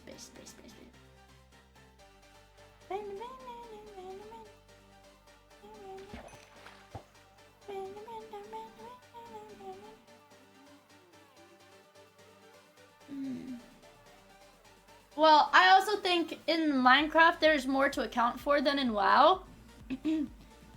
So it makes like a non-hardcore experience more engaging. Because even though I'm not playing on hardcore, I have to watch my health bar and my hunger bar.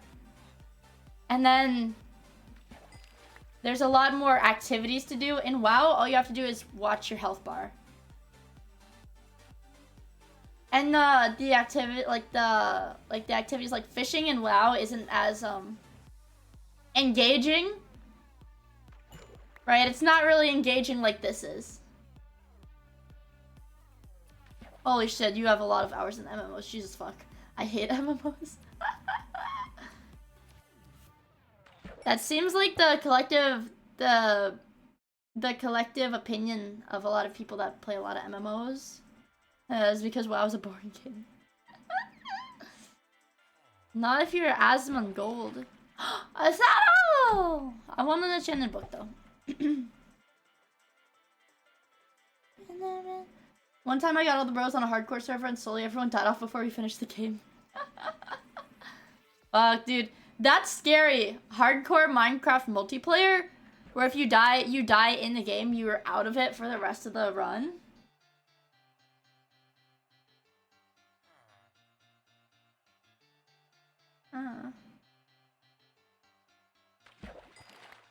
Asmon jerks off on stream? What's wrong with that guy? Yikers. Yikers! What's wrong with that guy? That's terrible. Link? Does he? I don't believe you, but it's like, I could believe it, but I don't want to believe it, you know? Hardcore Minecraft game, but if you die in game, you kill yourself. IRL in Minecraft. Yeah, I get it. It's normal? He said he- oh my fucking god, he said he does. See, I can't even ask any of my friends that like WoW, because all of them don't like Asmon. I told you, one of my friends actually got banned in Asmon Gold's chat because they went into his stream. The only thing they ever said in his channel was just Asmon Gold hates black people. And they were instantly banned from his chat. Please do not announce the server.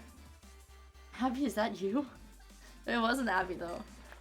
He does though? Yeah, I know. Apparently he's like racist. You'd be surprised it wasn't Abby. Somehow. Like some fucking hell. Alright, give me more enchanted books! Give me my books! Give me Unbreaking 3.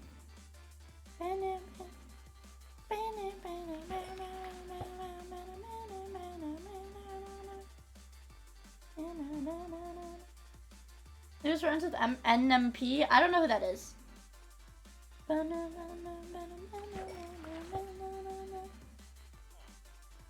Never heard him actually say racist shit before. Me either. I just don't like him. I don't like him because the way he looks scares me. He looks scary. I like WoW, but I'm a Blizzard anti. Isn't everybody? Oh, Soda's friend? Oh.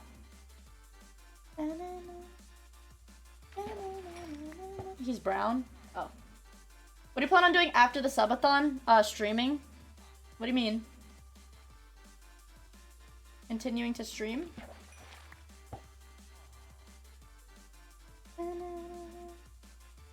I still don't understand why many VTubers thirst after him. It's probably...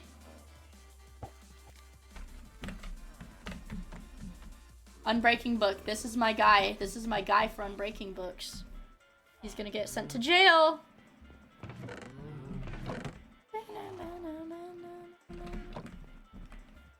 Alright. He's gonna go under the tree. Where is he? Lord have mercy. Where is he? Can zombies drown?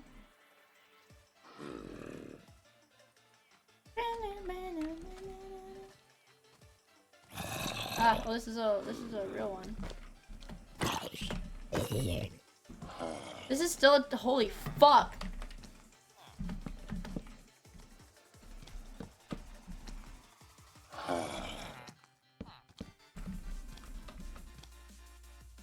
Okay.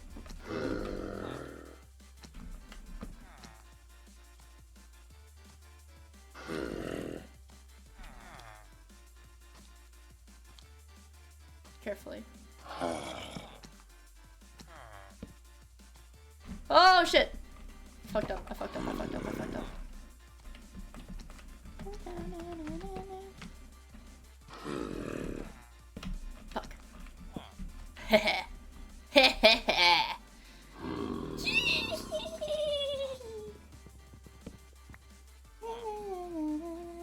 Yeah, I don't like hate Asmongold for his content. I just think he looks scary. Alright. He's gonna be my fucking slave. Slave. Lectern. And potions. Can I drink this? No. Oh, you have to go in the right color level.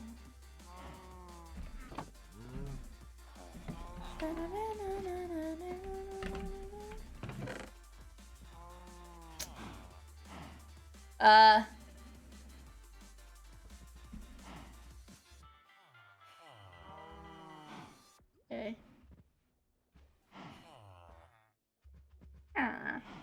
I do that.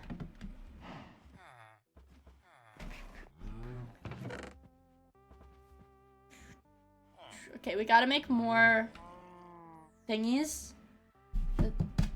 Sticks? No? Yeah, sticks. We'll make more sticks.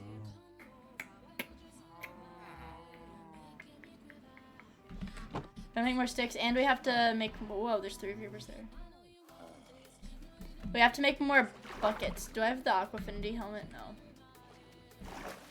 Oh, I had an Aqua Affinity helmet that I'd picked up from a underground thing. Or underwater thing. But then I ended up, I think, dropping it. Yeah, I was gonna say maybe VTubers like Asmon because he lives, like, the most similar lifestyle to them that they've seen, like, in, I guess, represented? Something like that? Huh.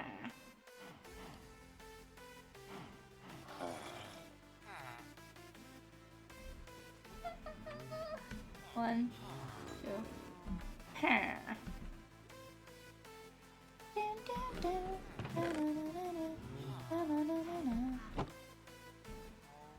Fuck, I forgot we need apples, I think.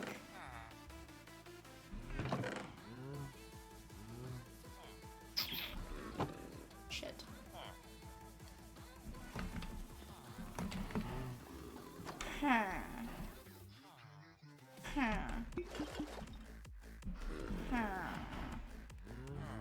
So for this, it's just a water bottle and fermented spider eye. We need a mushroom and a sugar.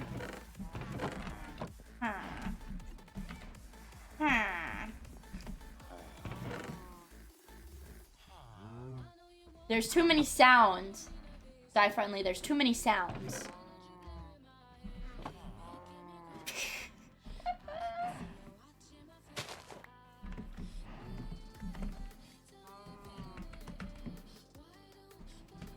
Okay.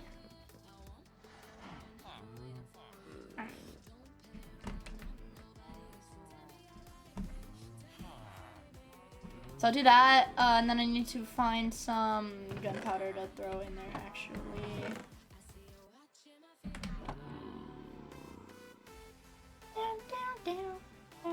Sensory overload. I'm good, I'm chilling!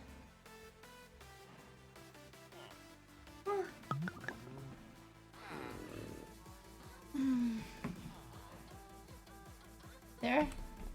Now I just need to get apples. Only way I know how to go about this is to just grow a bunch of trees and cut them down.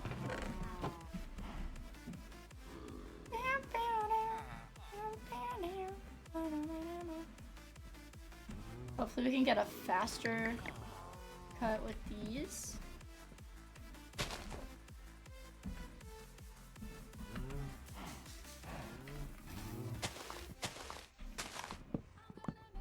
Okay. Apples. He's staring really hard. He's like, there. Yay! Apples.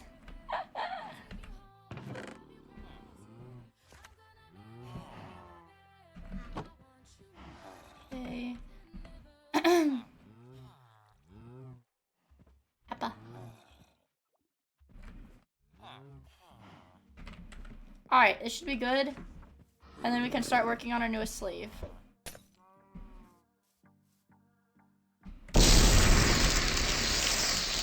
Wake up! Hydrate, okay.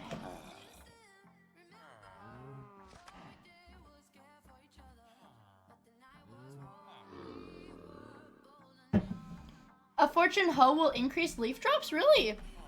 Is it just a hoe that'll do that? Alright, we're gonna need to do another stall, I think is what I'm gonna do. He's gonna have a tree growing in the middle of it, so that's gonna be a bit of an issue, but, you know. We'll figure out how to deal with it.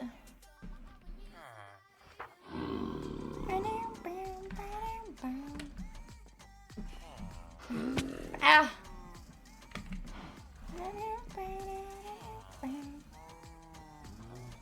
Okay, we got that. Got that. We'll put our slabs right there.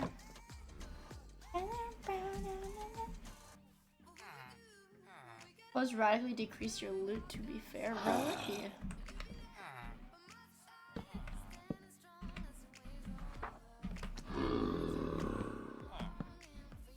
Alright, and we're gonna need some fences.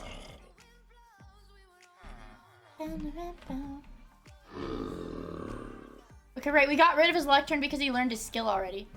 So let me go cut down another oak tree. Which I can just build in right here.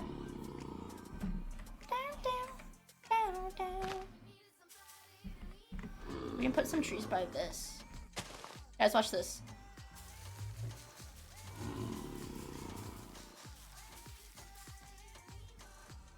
Okay. Let me try that again, because that was really underwhelming. Hold on, guys. Let me try. Hold on. Let me try that again. Okay. Give me another shot. Give me another shot. Give me another shot. Give me another shot. Hold on. Fucking pause. Very cool, Mia. Thanks. Let me try again.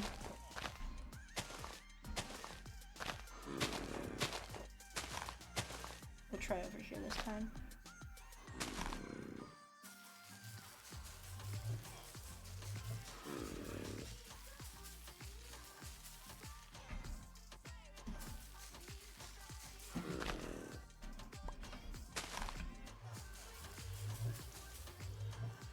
Wow, look at that!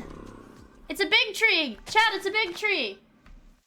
If there are 5 vertical solid, as in stone blocks, adjacent to a sapling, it'll grow a tall tree. It'll always grow a tall tree. The little balloon-shaped tree is technically a tall tree. It's just really fucking ugly. So if I do it like this, I think I can do it with wood too, maybe.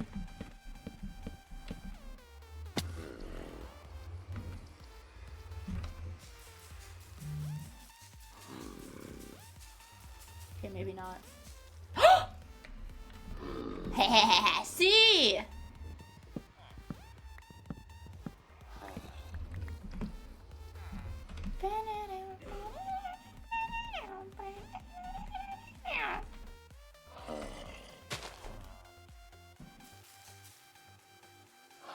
It's gonna be in a little forest, but anyways.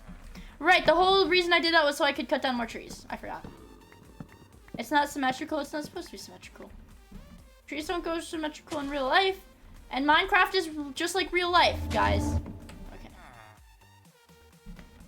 Okay. Your duty, my child, is to study this lectern. And we need him to make Unbreaking 3.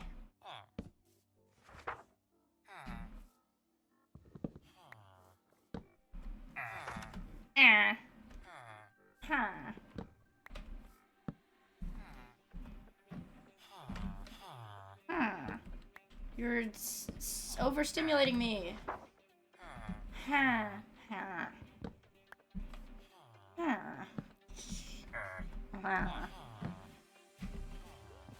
Unbreaking 3. That's your job. Unbreaking 3. Multi-shot. Multi-shot is a, Multi-shot is a, what is it? Crossbow, right? Crossbow enchant.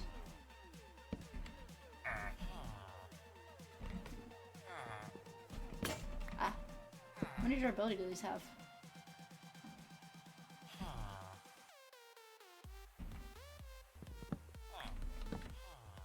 Okay, 32. We get 32 tries before I give up forever. Just kidding. We get, oh yeah, no, we do get 30. I thought it was taking 2 durability per hit.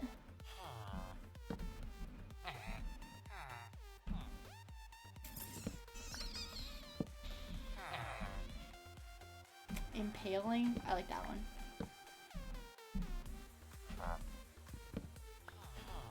This is the worst Gamba?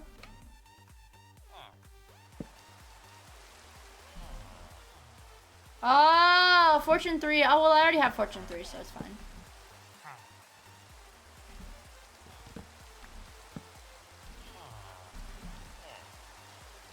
Knockback. Depth Strider. Ooh, Depth Strider is good.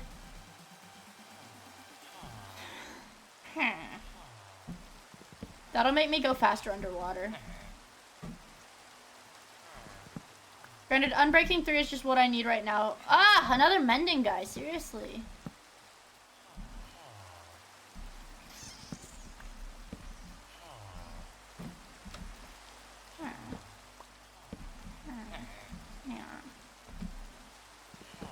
Let's see.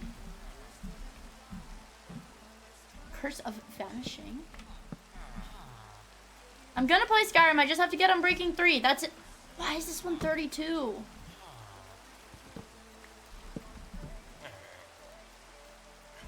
Lure 3.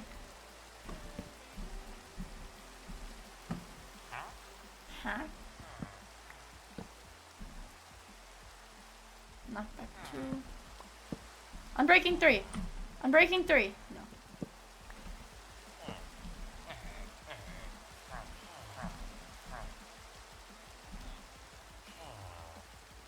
I won't look. He doesn't want to learn his trade. He's being a bitch. Don't be a bitch about it, dude. Thank you. Protection 3. Projectile protection. We're getting kind of warmer. Kind of.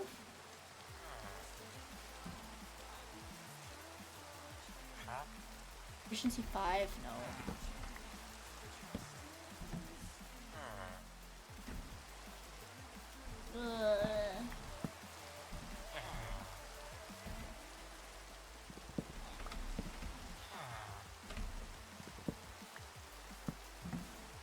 Can you learn it here? Or does he have to, I think you might have to be touching it.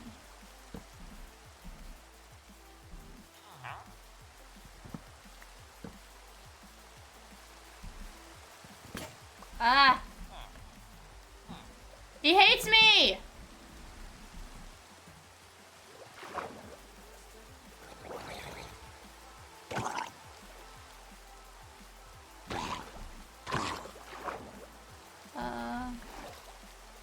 Oh sweet, we fully repaired it.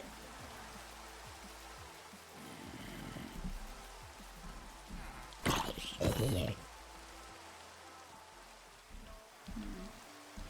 mean, actually.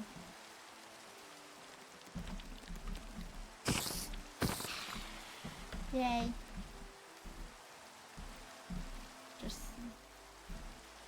Okay, we can try to do it tomorrow.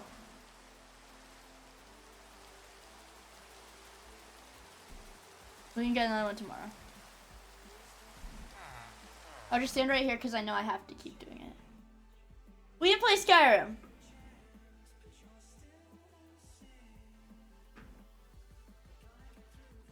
My child's game will not crash.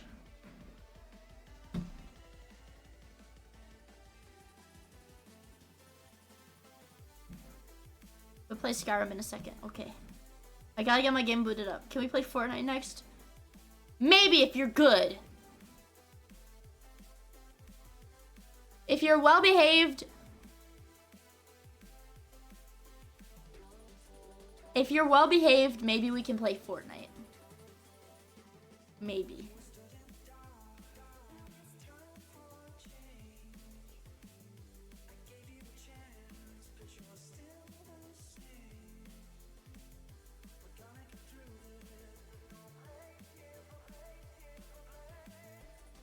I'm just looking at myself in the camera.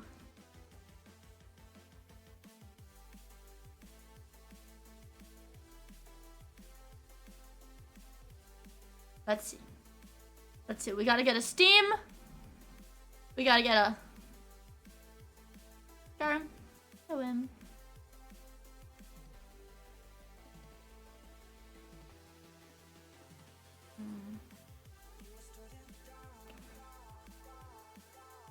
Here it is.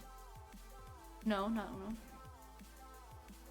Elder Scrolls 5 Skyrim.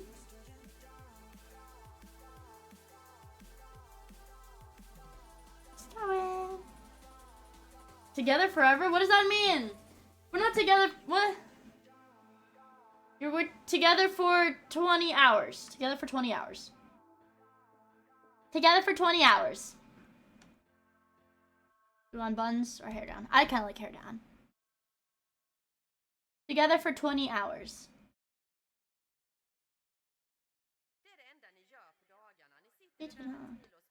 Dota.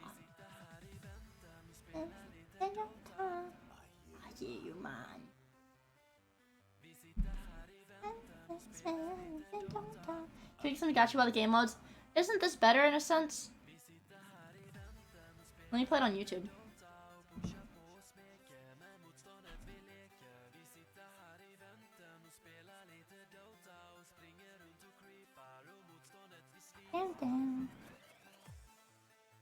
Get it on.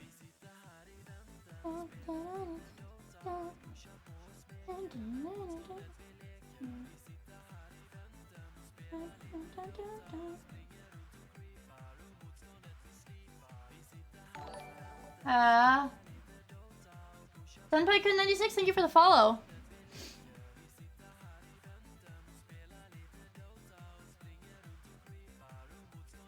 Do you guys know what VStream is? Is VStream a legit thing? They just offered me a partnership with them. Is that legit? Is this a legit streaming platform? No, you never heard of it? It's probably not legit. Okay, it's probably not. Okay, it's probably not legit. You've heard of it?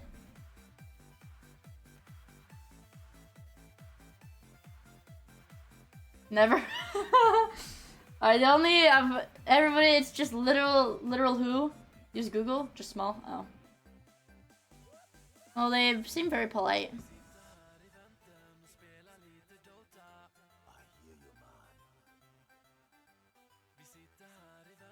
They seem polite.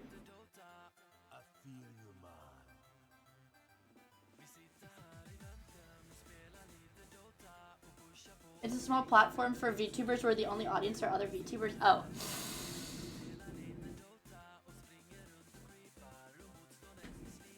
Well, I guess it's more of like an aggregator then for VTubers then?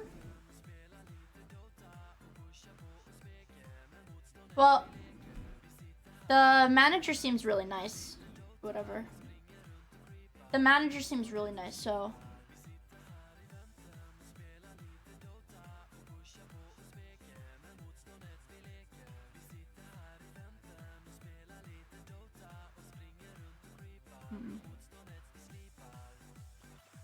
I'll see if I can do anything to help them, but they seem really nice. But nah, I'm a Twitch streamer. I'm a Twitch streamer. I don't know. Nah, I'm a Twitch streamer. They seem very nice though. Ah! Thank you for the gift sub, Mr. Spanner! I really appreciate it. Thank you so much. Luna drop. Thank you. Thank you. Thank you. Ah! What the fuck?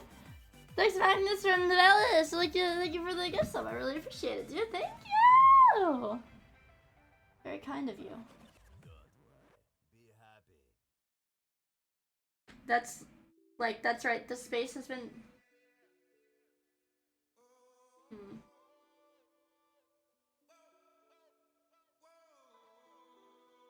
Oh! I mean this in the nicest possible way. If it's like marketed as like a safe space, quote unquote. I'm doing like air quotes, you can't see. But if it's being marketed as like a quote unquote safe space for VTubers, they probably reached out to me without watching any of my streams. But they seem really nice.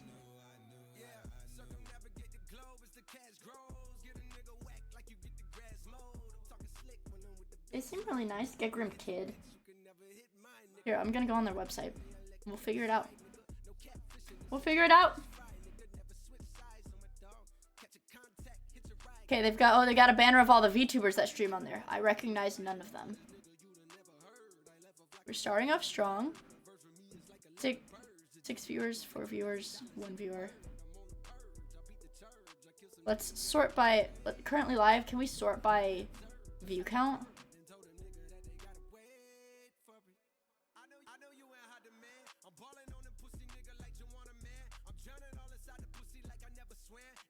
Show, no, I don't want VODs, I want live, currently live. Show me all the ones that are currently live.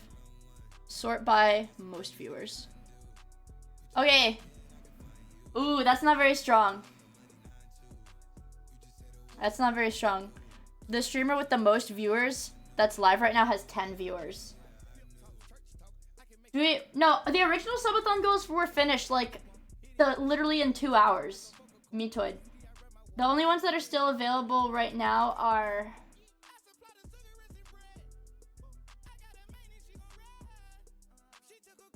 from the cello stream onwards. Cello stream onwards are the only ones left. Cello stream onwards. Oh, we still need to do them. Most of those have to be a separate stream. Those have to be a separate stream because a lot of them require a lot of preparation. For example, all right, let's zoom in. Whoa, wrong picture. So let's look at this. Safe for work Skeb. The final poll is still going. The decision, like I decide that it's the one with the most votes when the subathon ends. Ah! Mrs. Vanna, thank you for the gift sub. I really appreciate it. The Factorio Marathon has to be its own stream because that is probably going to be a really, really long stream. Probably closer to 24 hours. Miia merch has to get produced.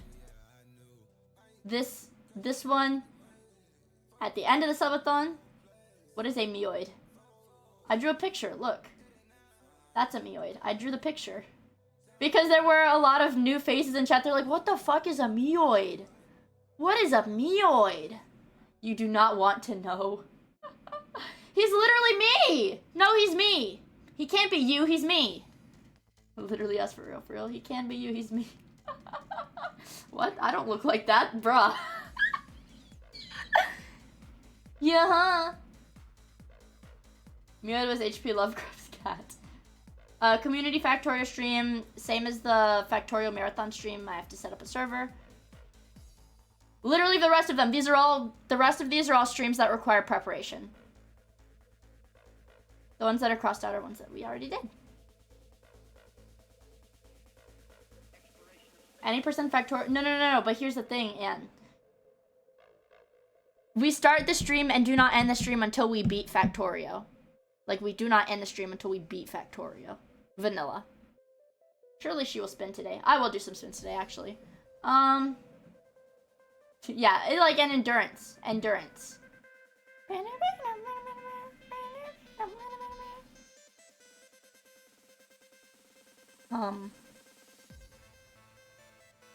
Their mascot character has a model that was designed by Gris and drawn by Uni and rigged by Iron Vertex. That's a really stacked, that's really stacked, actually. That is really stacked.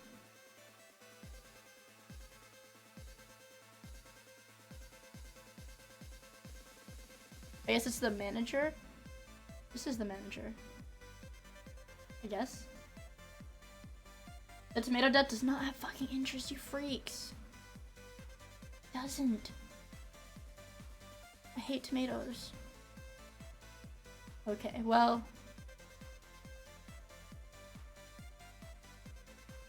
Yeah, I think it seems like that V-stream thing seems like a really nice idea. It seems like a really nice idea. It seems like a really nice idea.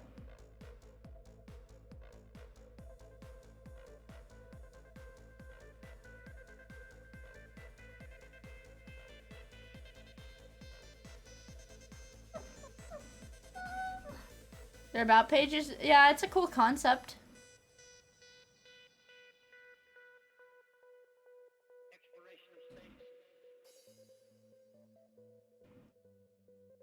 It seems like a nice idea.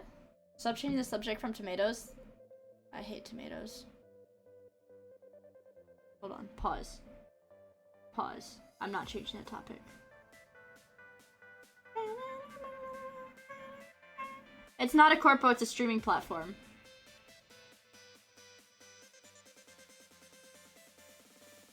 Alright. Alright, chat, this is what you fucking wanted. This is what you fucks ever wanted. This is all you fucks wanted, okay. A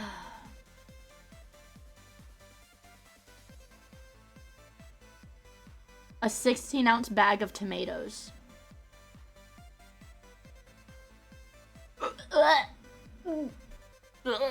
I'm gonna Instacart a bag of tomatoes right now.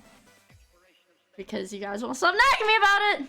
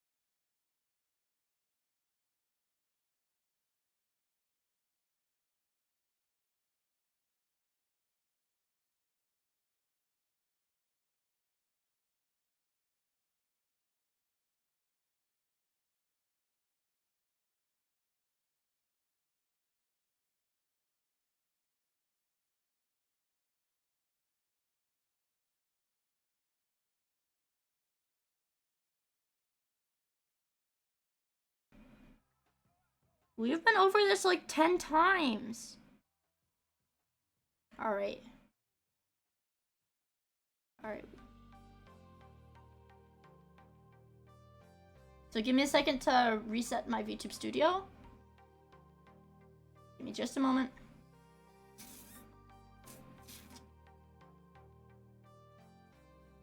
Give me just a second. Just a second.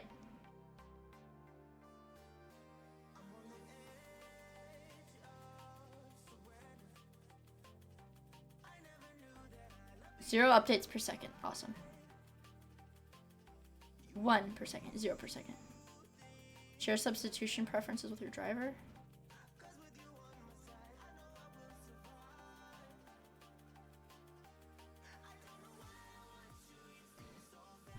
Yay! We're back.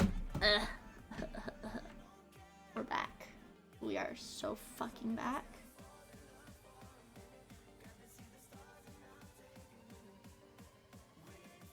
The void. Be not afraid. So we've got, oh, I have to share my substitution preferences. If they don't have tomatoes, give me other tomatoes. You know what? I'm just gonna let them use their best judgment. Are you fucking kidding me? Oh, here. I'm gonna let them use their best judgment. Mitosis? No, that's when I split into 2 people. That's when I split into 2 people. Let's boot up some fucking Skyrim. You should have got cherry tomatoes. No, I got like full-size fucking tomatoes. Yeah. Yuck.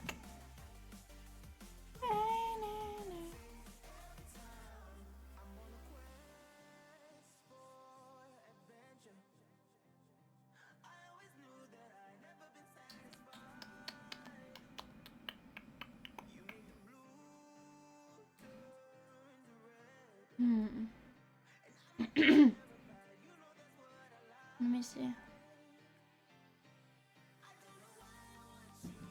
Let me close this. Close this. Ah, my eyes are fucking bleeding. Skyrim. Play. I don't like cherry tomatoes either. But also, chat would have bitched at me if I'd gotten cherry tomatoes. They'd be like, you're such a fucking pussy. You're a pussy. You're a pussy. You're a pussy. You're welcome, Gay Todd Howard. This is for you. I hope the tomatoes aren't rotten. Me too. I also hope that, actually. Yeah. I very much hope that they're not rotten.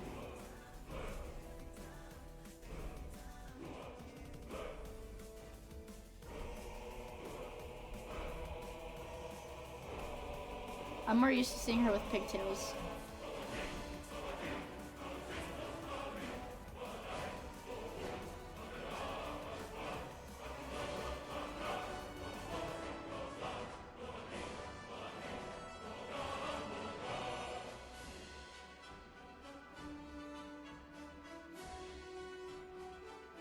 Are you ready? I'm ready! Tomatoes in Skyrim, like cookies and milk. Yeah. Ha ha ha ha. I can't wait to build a custom keyboard.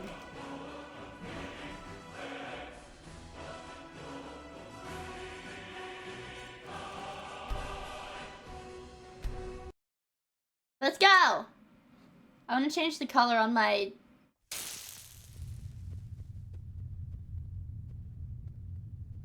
Hello there. I'm a fucking vampire! I forgot I slept with Serana's dad. Surprised you weren't at the last meeting with our Lord Fingalmo. I have to go find her. Show up.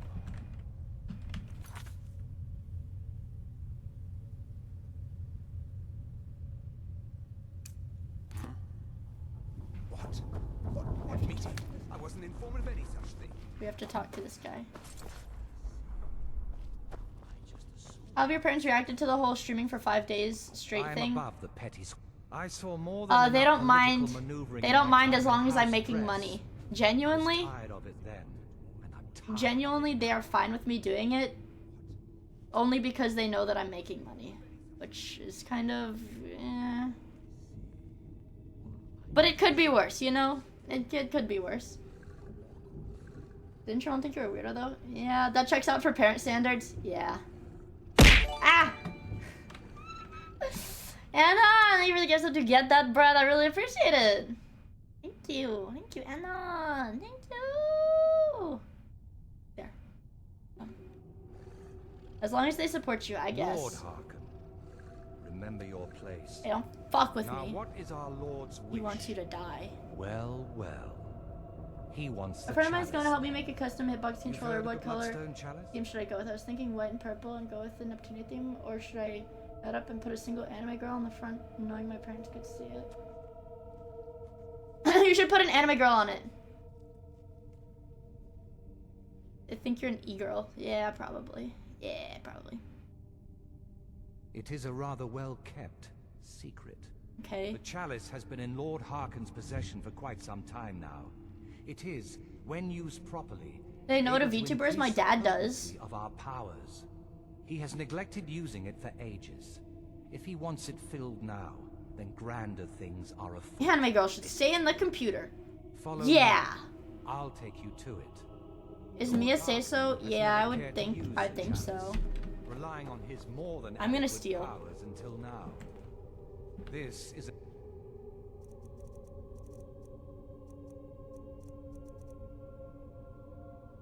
Fuck! The tomatoes are out of stock, guys. What are we gonna do? Chat! Cocktail tomatoes or beefsteak tomatoes? Submit. They found the mushrooms, though. I got the... No. The beefsteak only has 2 tomatoes in it. They don't... But I found the cocktail tomatoes, a pound of cocktail tomatoes for even cheaper. So this is more tomatoes. The cocktail tomatoes aren't cherry tomatoes. They are bigger. They look about the same size as the...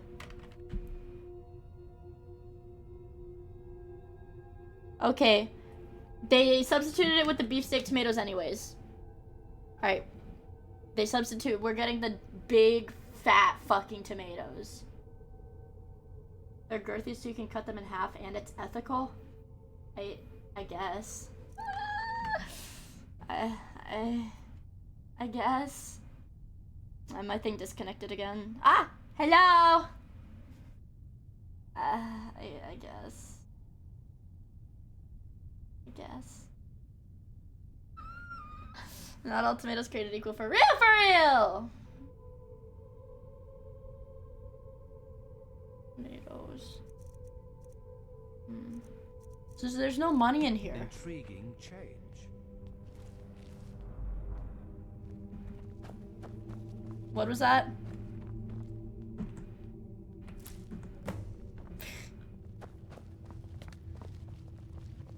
I am above the petty squabbles here.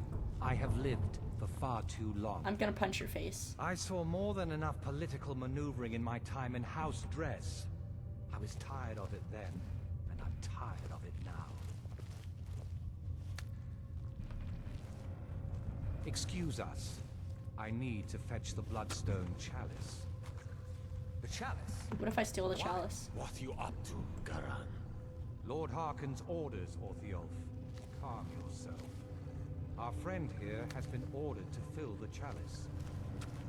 Really? Indeed. She's off to Redwater Den. Well then, best of luck to you. I got blood! Otto and Orthiolf are Hearken's primary advisors. I'm sure they're quite surprised to learn. Don't get in my way, and I won't tear your arms off. Simple, isn't it? A what? And here we are. I didn't catch that.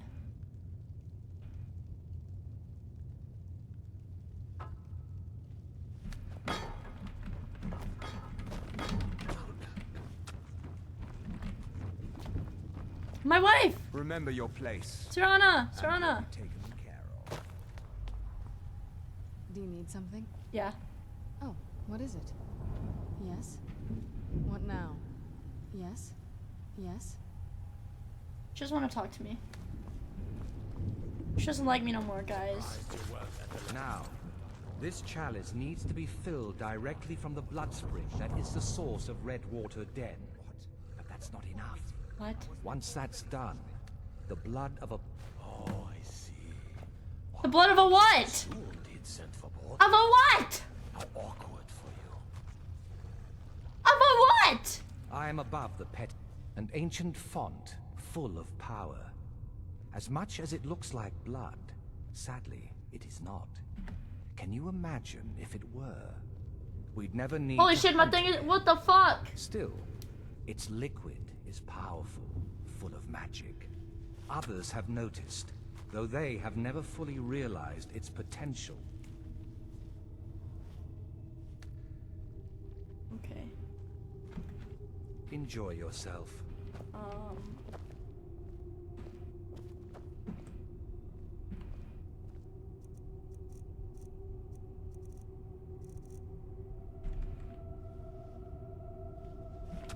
We're fucking stealing. I'm stealing shit out of your house.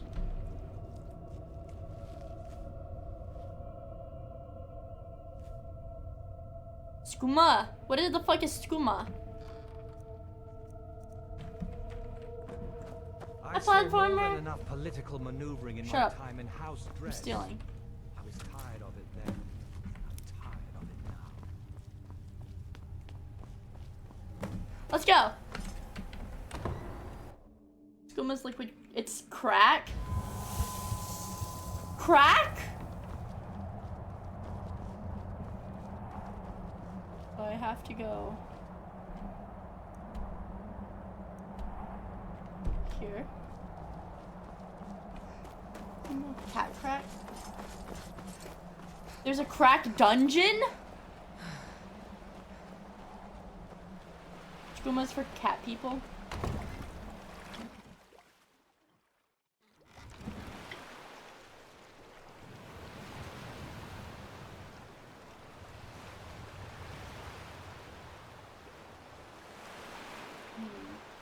Okay. Skooma den. Oh, so it literally is a fucking crack den. Okay.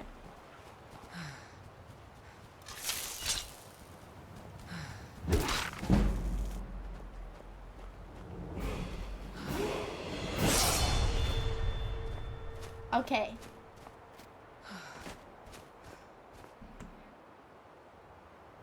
Skooma. Okay. My dasher's gonna bring the fucking tomatoes. I'm gonna be sick, you guys.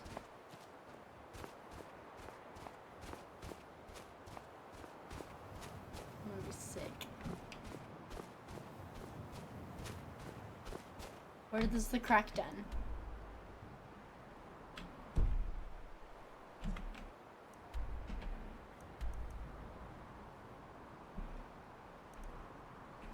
The fuck? We have to go far. Where the hell? The Redwater Spring?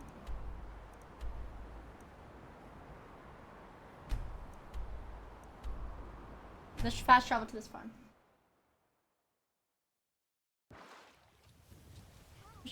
Whoa.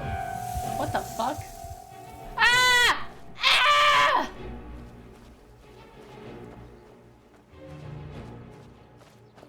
Am I okay now?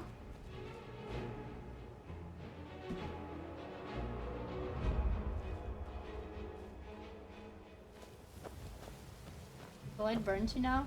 Hi, Grug! Well, I'm okay now, though, right?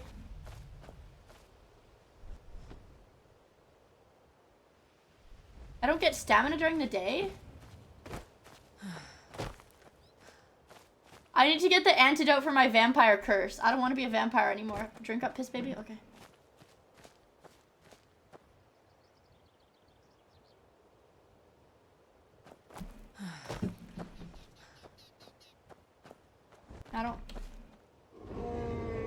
I cannot fight a dragon as a vampire if I have no stamina. Oh, you're right. I forgot about that.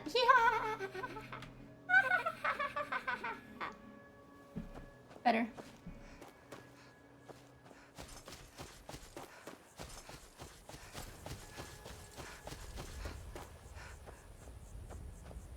Hee. You go to the red guard guy and Morthal to get cured. If I get cured,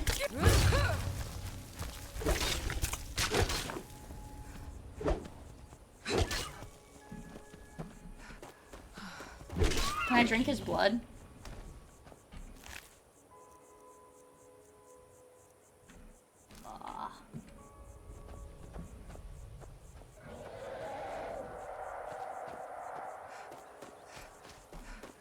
Wait, should I kill the people in Dawnguard because I'm a vampire?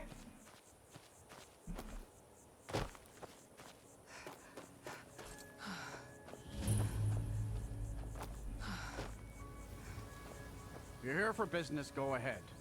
Otherwise, get lost. What? You here for the skooma? Head around inside. There's a trap door that'll lead you in. It's a fucking crack den! Alrighty, let's get skooma. Fuck my quest. I want skooma. Hey, shorty. Don't like those eyes you got. There's a bad hunger to them. I want a hunger for crack.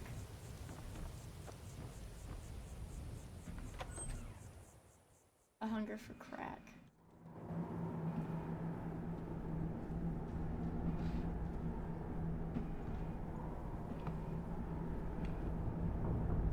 Let's quick save just in case. What happened to the femboy tag? I took it away. Okay. Hold it. If you're going down, head on in. And behave Oh, no. yourself.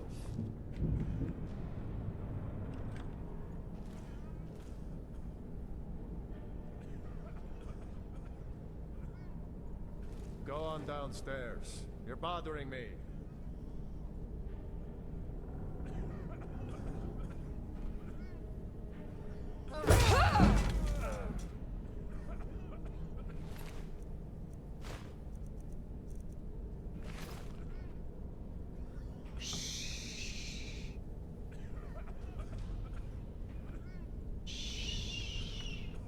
What was that?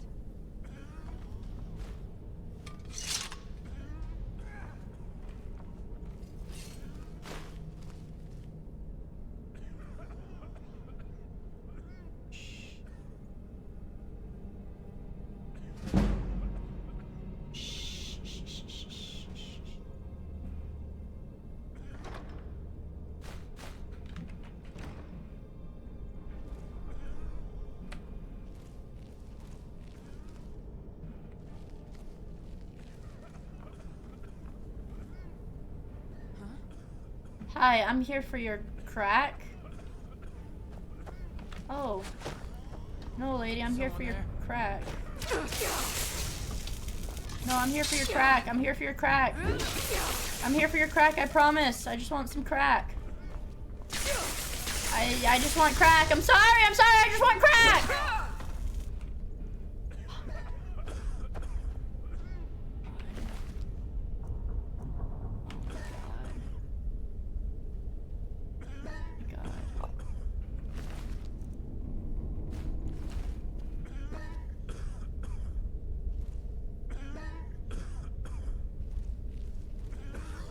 You want to share?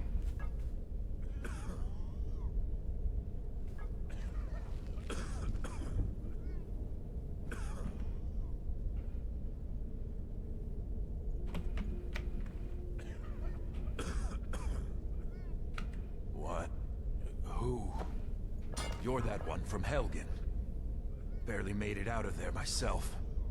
I hurt my back and I just need something for the pain.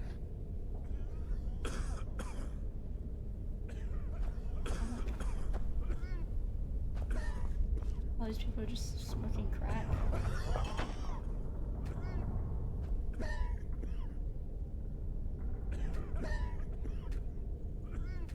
He's busy doing what?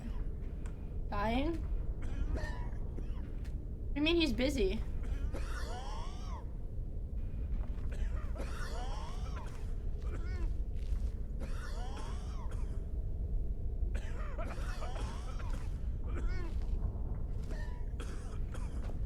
Hello? You there! Bring me another bottle of skooma. Wait, who are you? You look like fun. Pull up a seat, friend. We'll drink.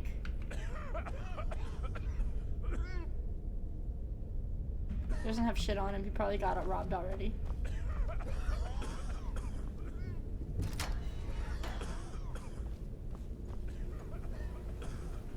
Skooma, please.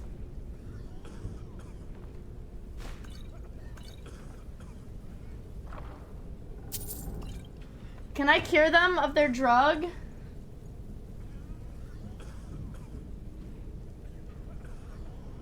Can we cure them?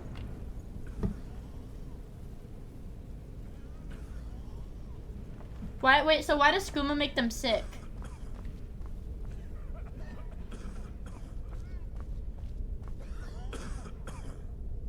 I ain't in the mood to talk.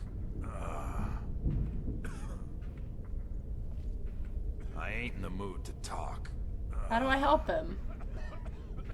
I ain't in the mood to talk. It's tainted? Oh, like it's fent-laced skooma? Well, where is the skooma? Harvest salmon.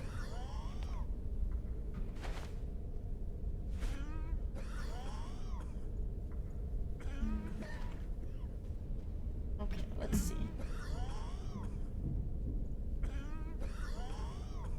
Let's see. Don't never buy no skooma from the gas station. I smoked that shit? Okay.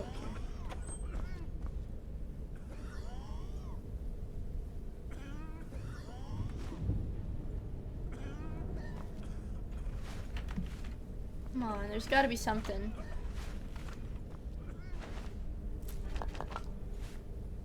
Okay. Give me your finest crack selection. Oh shit. This is the fucking skooma back rooms.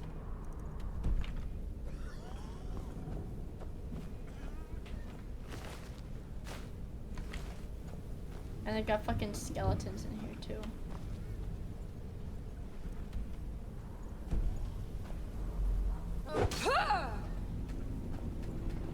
There's probably something to interact with somewhere.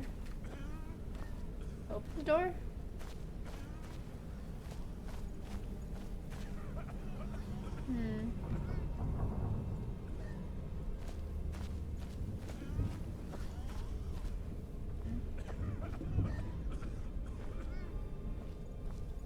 Wrong way. Ooh.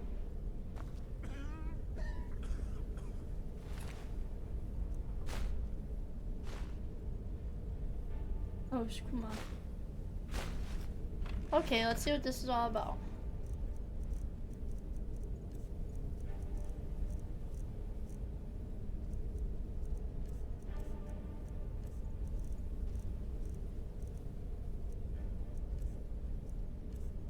Where is it?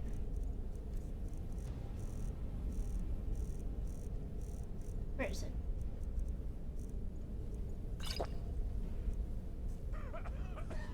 It doesn't do anything, it just restores stamina. Red water skooma. Let's try that one.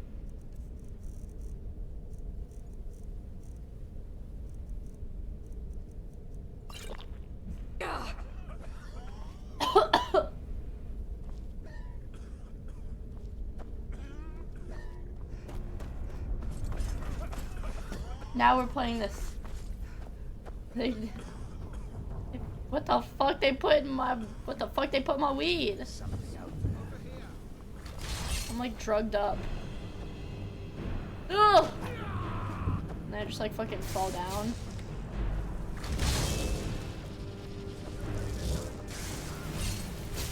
We're gonna play this drugged up. Bitch! These are my drugs! Don't try to take them away from me.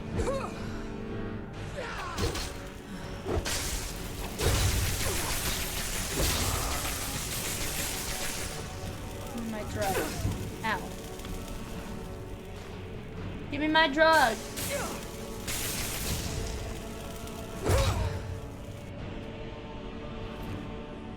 my drugs, bitch.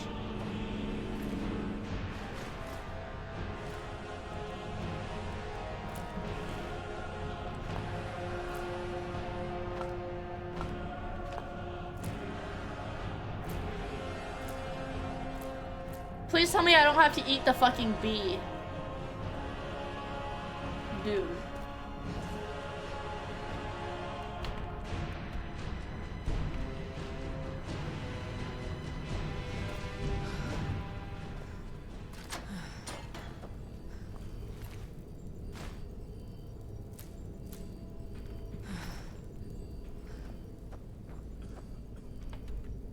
There's someone coughing in here.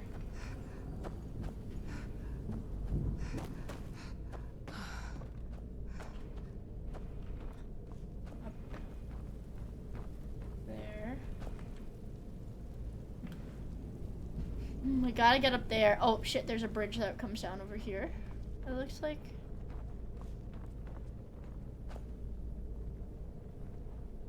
Okay. Just need to find a handle to pull somewhere.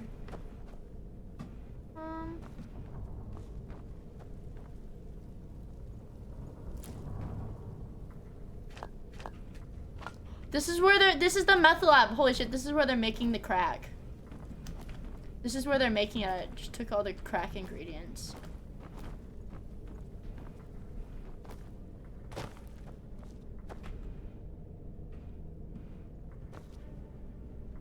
Does this mean I can make my own? I need to cook.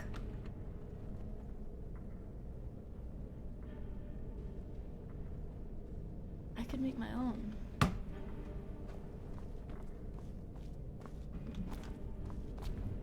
But I don't know where the handle for the bridge is. I don't know what I'm supposed to be looking for. Oh, I can just climb this? Oh, it's harvestable.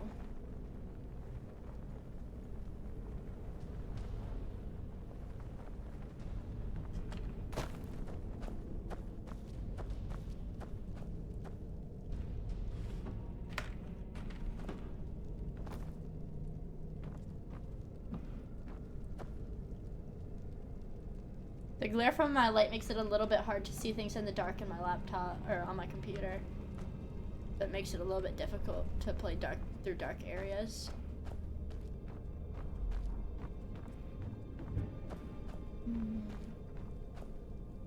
Oops. What am I supposed to be looking for to bring the bridge down?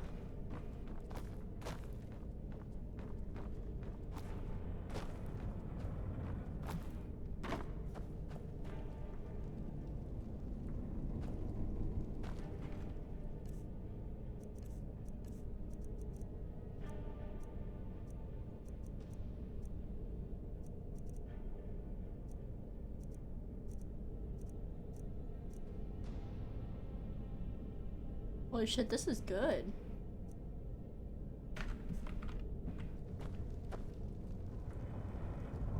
No, I don't have any glass. It's the fact that because I need a light on in my room for my tracking, the light puts a really bad glare on my computer screen and just makes it difficult to see in the dark, right? Because then everything just looks black. I need to figure out where the handle for this is.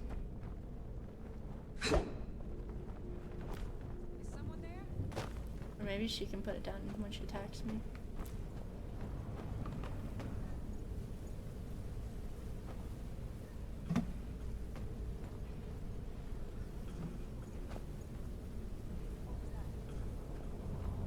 I heard you.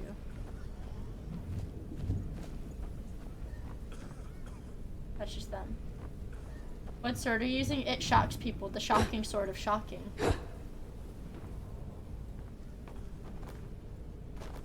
The shocking sword of shocking.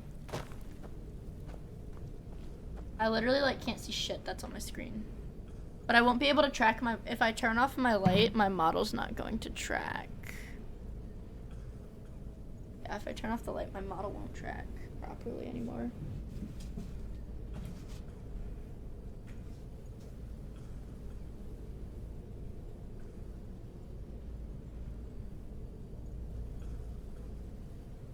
See, now my mouth is all jittery.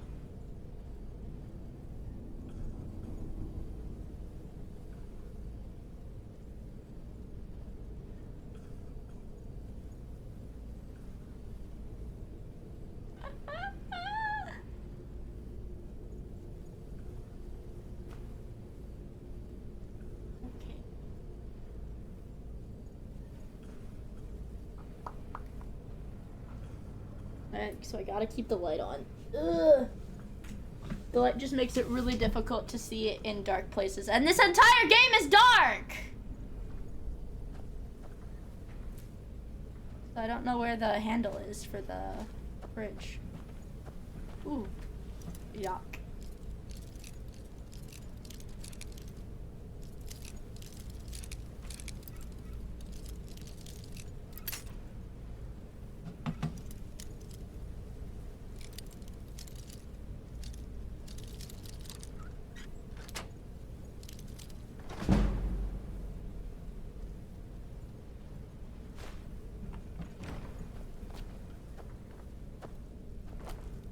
More drugs.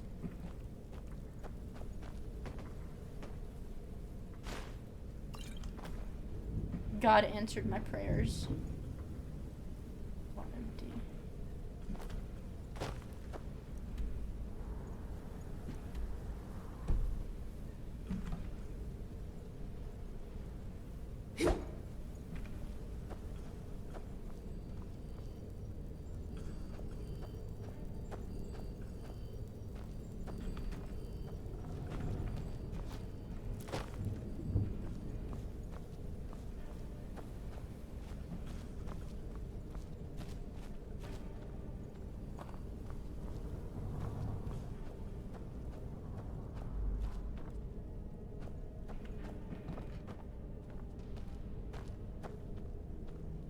I don't see anything on the wall for it. Just use a torch.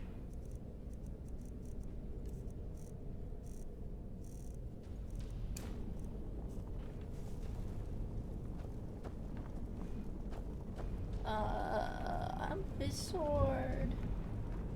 My sword. Guess I can cast a fire spell on them.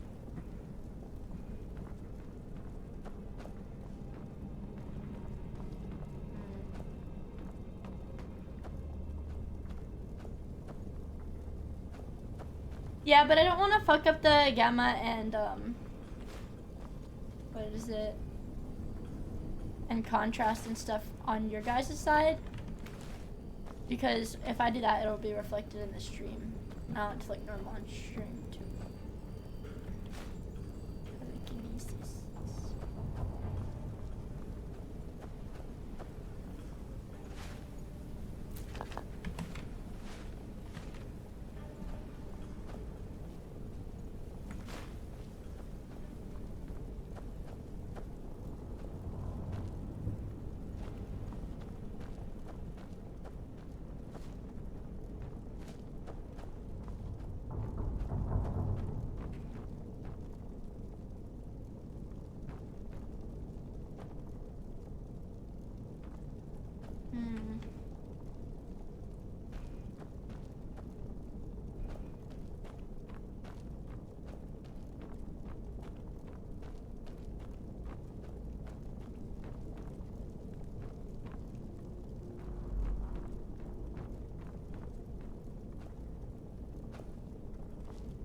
Ugh.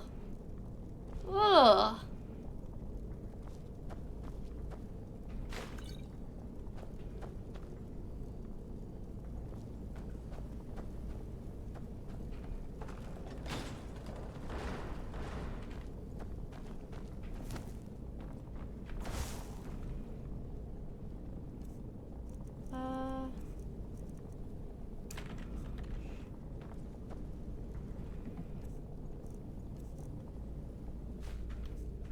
The steel grate sort of arcing.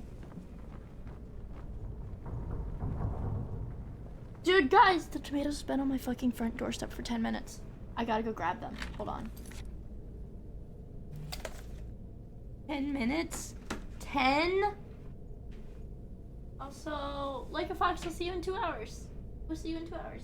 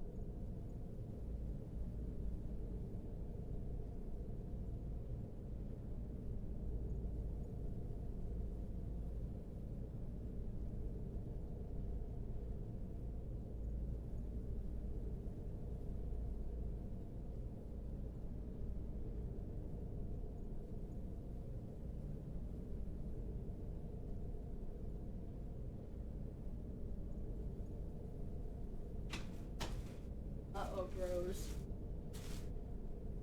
Ugh. Tomatoes have arrived.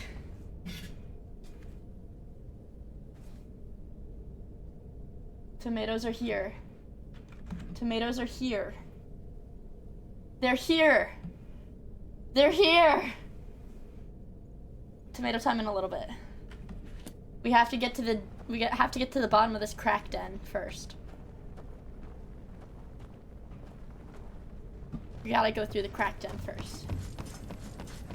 But there are tomatoes right next to me now. We're just over here. I'm gonna wipe out tomato town. That's right. 10 kills on the board right now. Never should have come here. Give me your crack.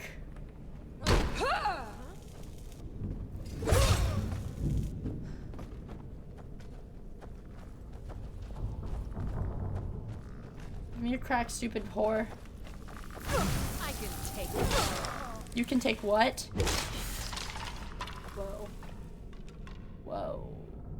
Ooh. Crack first, fruit later.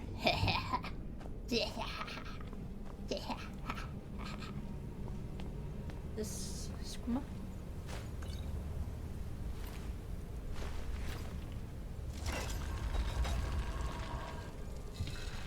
Oh, this was the door in the... No, it wasn't. Huh? That noise. No more crack until... Here we go.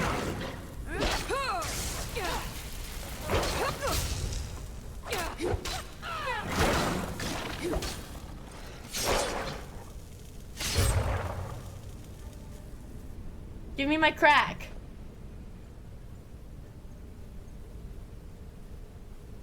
My crack is back this way. Oh, this is continuing.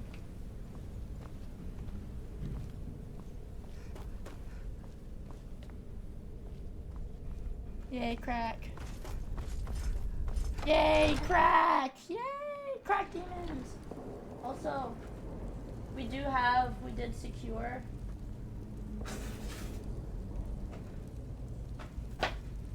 Dr. Pepper. It feels kind of cold, but I don't know if it's actually cold. I haven't had Dr. Pepper. Oh, this is like not, they gave me Dr. Pepper and cream soda. I ordered regular, okay, whatever. And I'm pouring it in my old cup from earlier. She hates me, bros. What the fuck, dude? My setup is different now. My setup is different.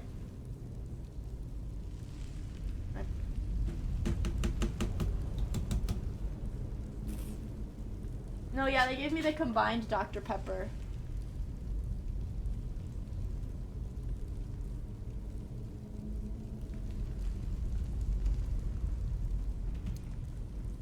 It tastes off. It's not Dr. Pepper. See, I still love you. It was audible. Alright, give me your finest crack. Selection of crack? Well, I'll take your money instead.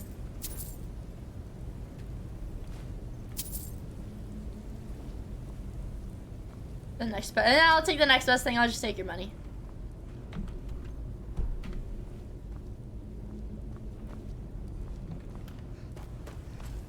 I just have to kill Why don't you just drink the blood from the spring? I mean, that seems easier than running a skooma den. He's trying to get. Oh my god!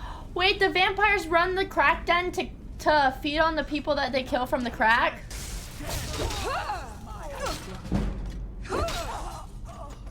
Is that what it is? Also, yeah, I'm doing the I started the Dawn Guard questline, and then. Well, yeah. So I did the Dawn Guard questline, and then I found the girl, and I loved her so much. I was like, well, I need to marry her. So then I became a vampire so I could marry her. So now I'm doing the vampire quests.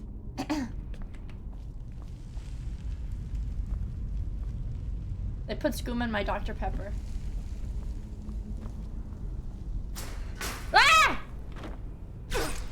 Ouch. Well, she's not very smart, is she? Ah! Ah!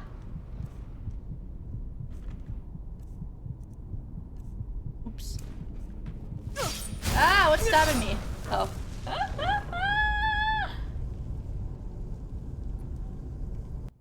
Let me quick load. Oops.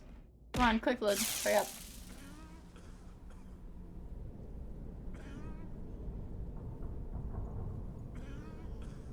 We gotta steal all of their crack again.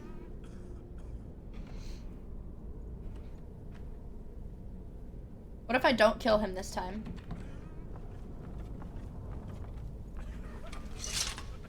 What if I ask her for crack nicely? Oh, welcome, welcome. I don't believe we've seen you here before, have we? Any booth you'd like. No, it's been a... Your skin's as pale as the snow. It's been a few days. Sunlight or something? It's been a few days. Can I please? Please, hey. Seem tense. Join a booth and relax. Please. I need a bottle. Please. Please. Help me. Help me.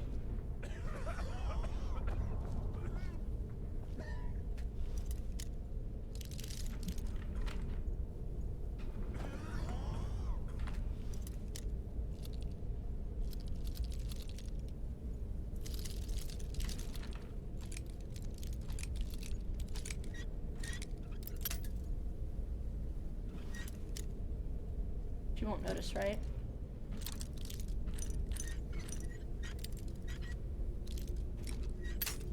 What the fuck?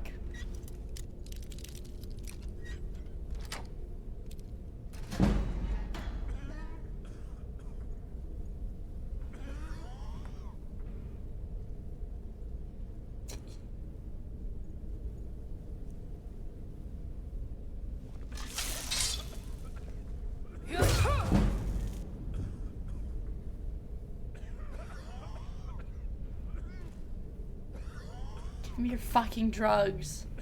Give me! Give me!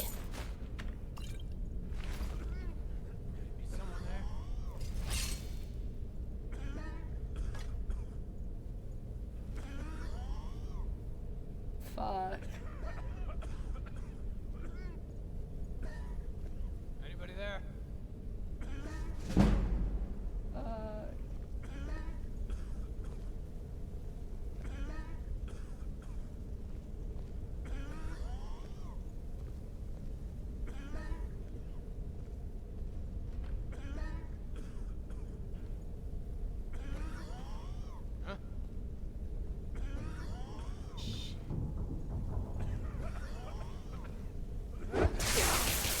I was too far away.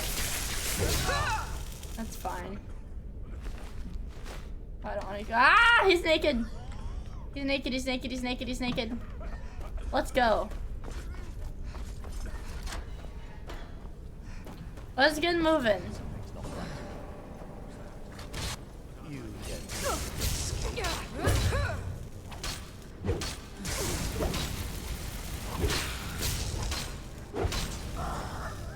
Bitch. Fuck you. How am I still on fire? What the hell? Am I weak? Am I like especially weak to fire now?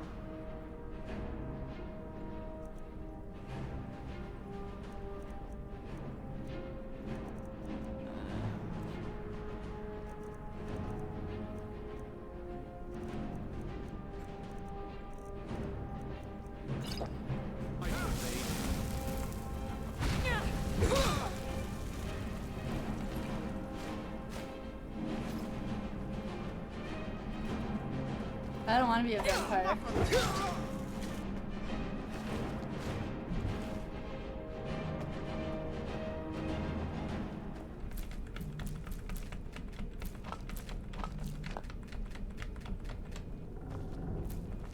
Gimme. Hold on. Turn on Do Not Disturb. So you turned on Do Not Disturb mode for me. Is a real one. Sometimes my phone just starts going off when the Discord servers I'm in update. That's super annoying. Alright, let's start killing people. Skooma. Skooma. Skooma. Skooma. Skooma. Skooma. Damn it. Skooma. No. Ah.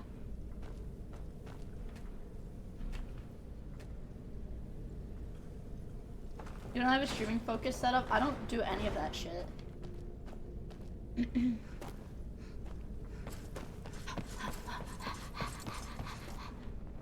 we made it. Come on. Crack. What was that? Now you're.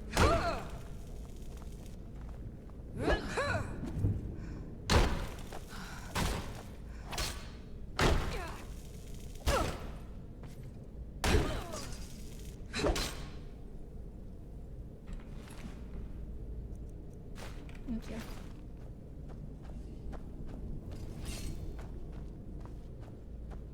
I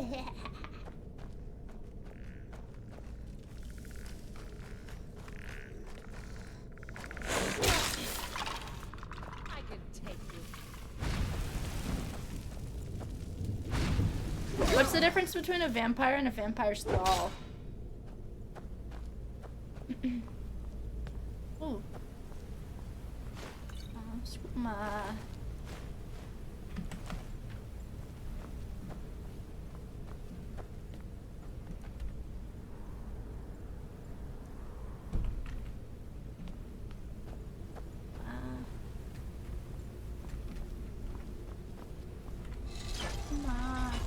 Hi 350, it's good to see you. I hope you're doing well. I appreciate you stopping by.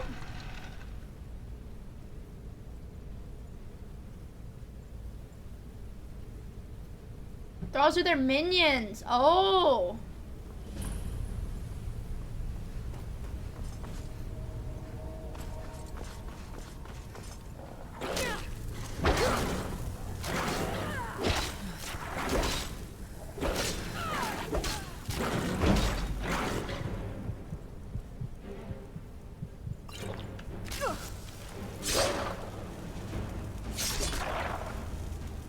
I'm rimming the sky so fucking hard right now. I just killed 2 dogs.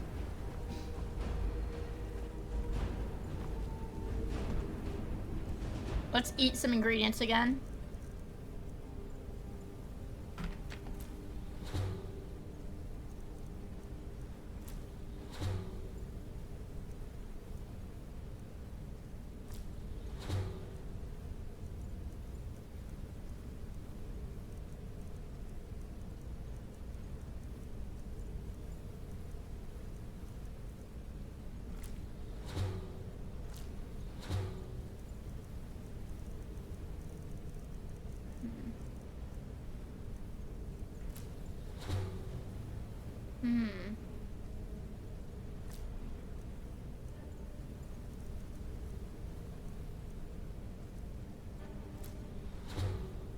Vampire doses for invisibility!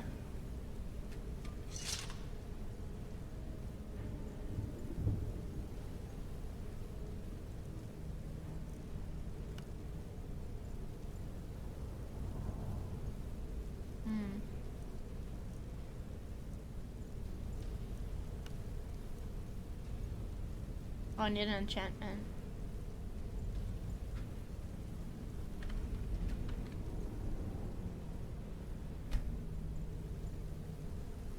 I need to get enchantments.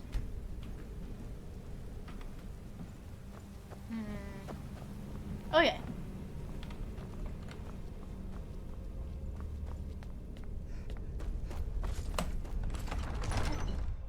Let's kill them!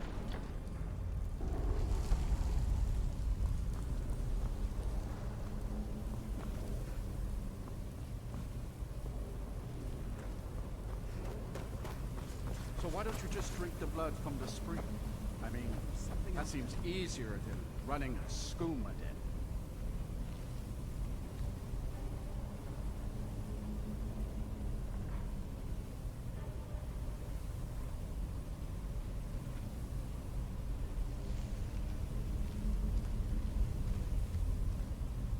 I know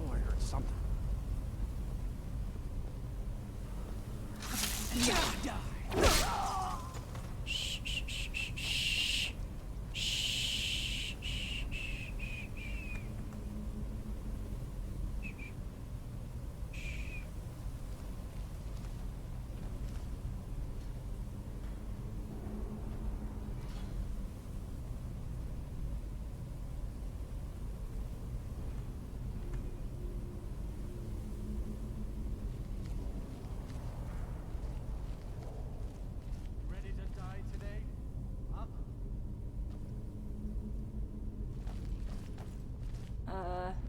There you I'm are. sorry. Oh.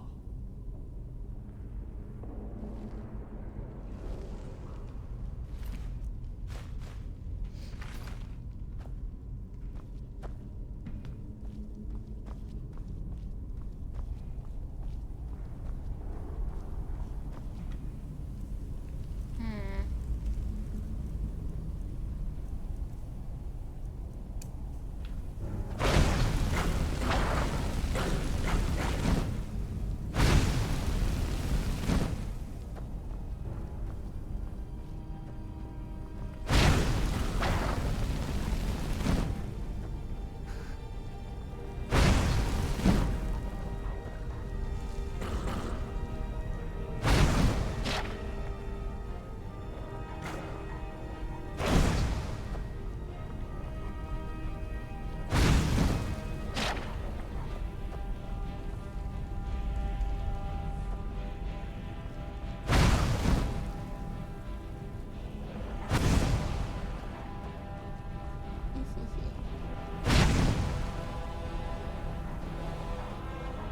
We're gonna kill these.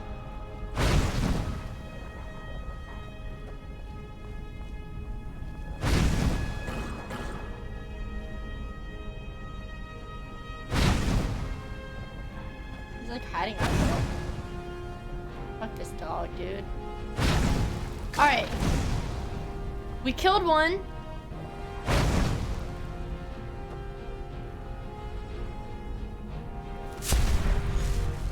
Uh-oh.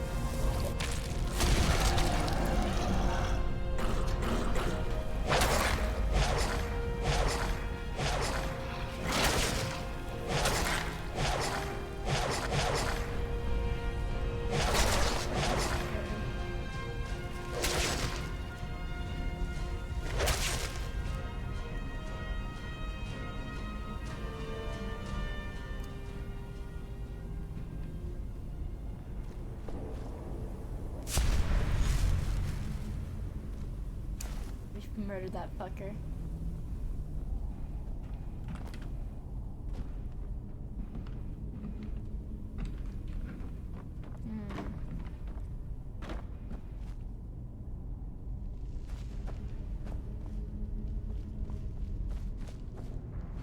Woo!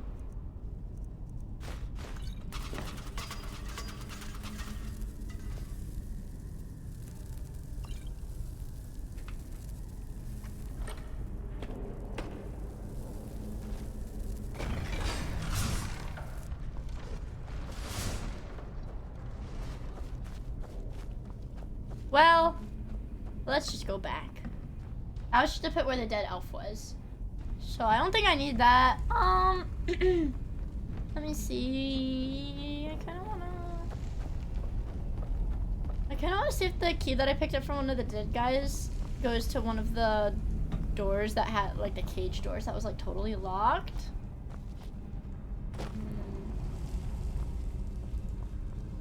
We'll see, though. Money. Money.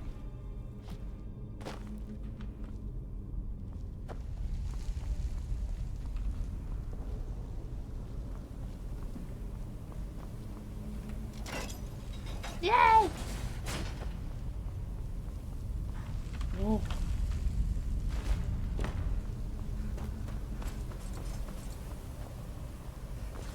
Go through here.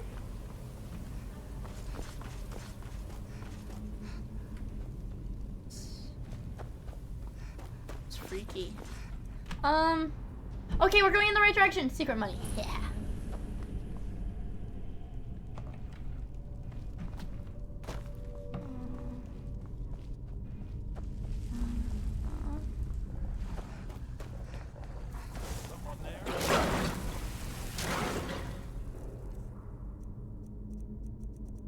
Okay, hold on. Let me go equip my sword.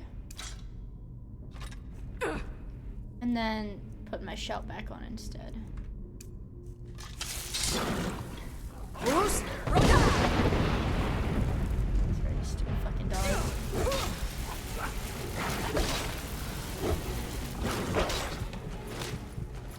Dude, that's so retarded.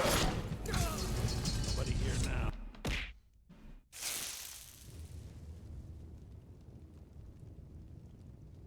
Okay. Let me turn off this because my fire magic doesn't really do a lot of damage to them, even though they're supposed to be weak to fire.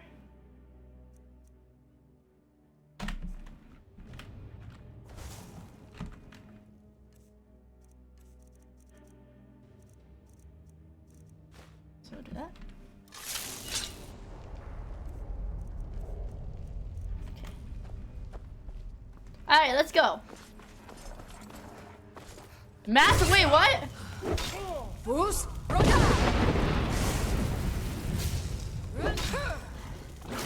Doesn't seem like much of a master to me.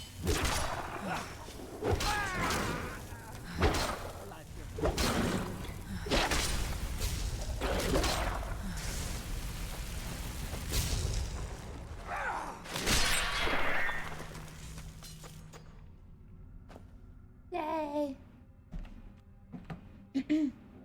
Yay!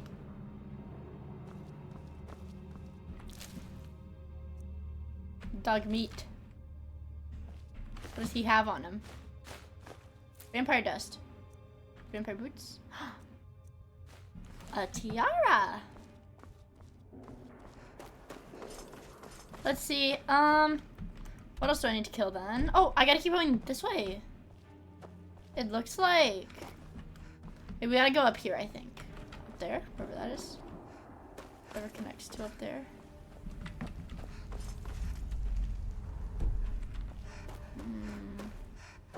So let me see. Yeah, I like decapitation because I can do it with my greatsword. Ah! I wanted to see what would happen. Wrong way. This way. They got walls. Oh, but there's a bridge. Yay.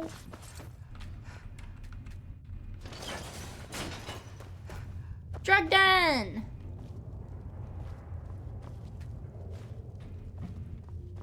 Ooh.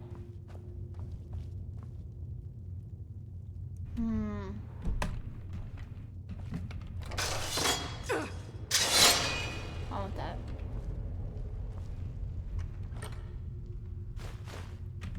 Yay!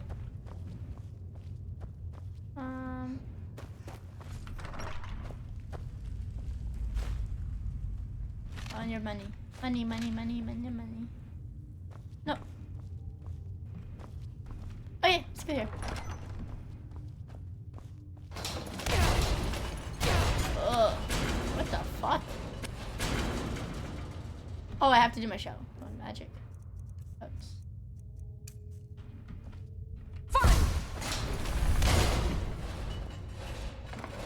Lemon! Lemon! I'm on fire. No, I'm okay.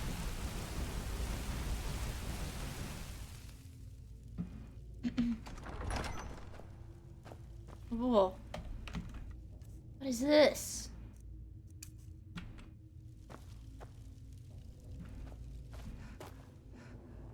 What was that?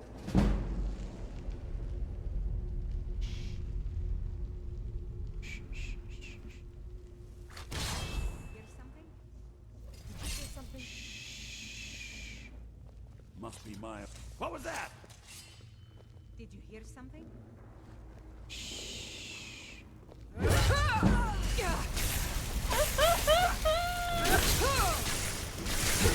Oh, these fucking vampires! Oh, this is an orc. He's got a name. This guy has a name. This guy has a name. I probably shouldn't be killing him, should I? Uh-oh.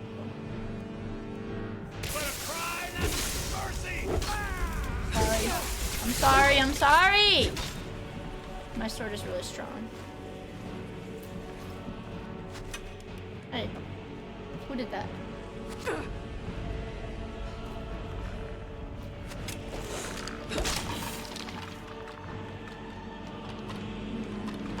Oh well.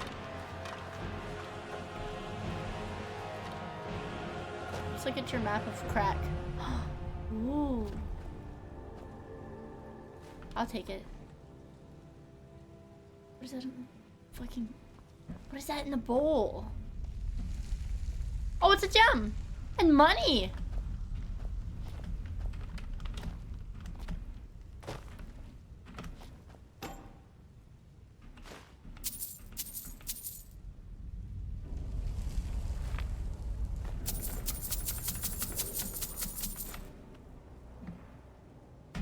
I'll take his research. Oh. I don't give a shit about his research. I thought it was something I could steal for money.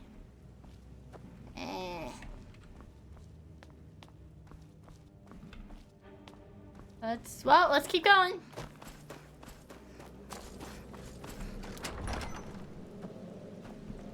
Oh, there's the water.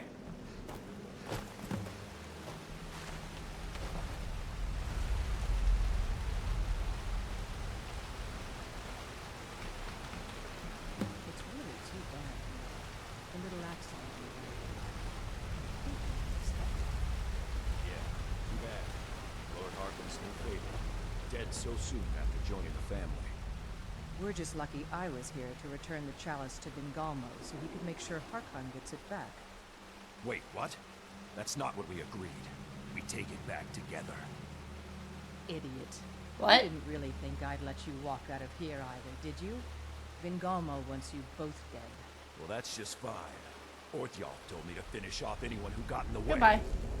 Never should have come here. Oh. Another maggot. Bitch. What's your fucking deal?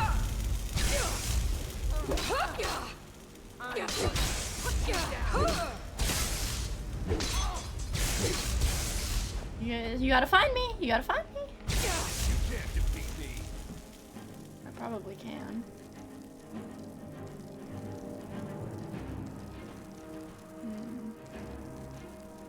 Do I have any healing?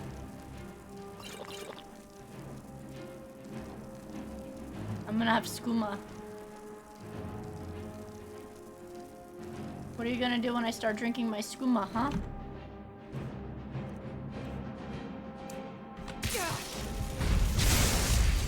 Ah!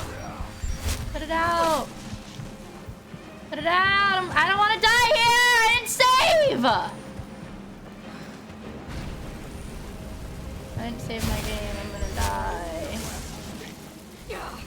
Oh wait, what if I do a bunch of magica potions though?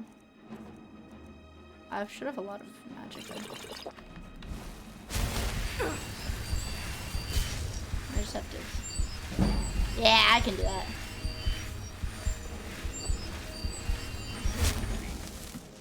Okay, now I can. Now I can.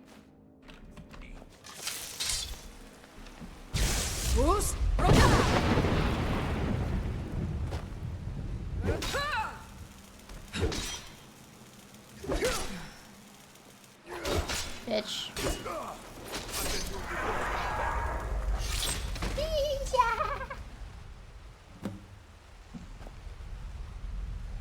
Well.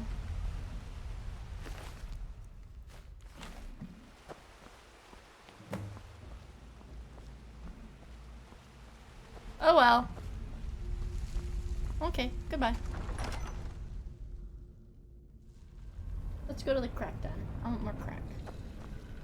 Let's kill everybody in the crack den.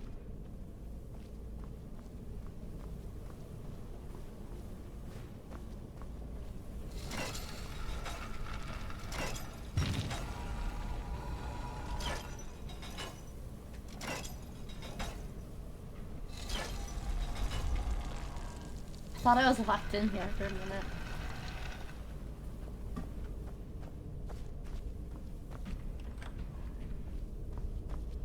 already killed her.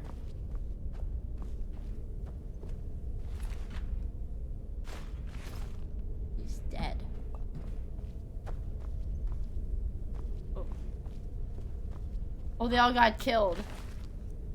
They all got killed by the vampires. Let's leave.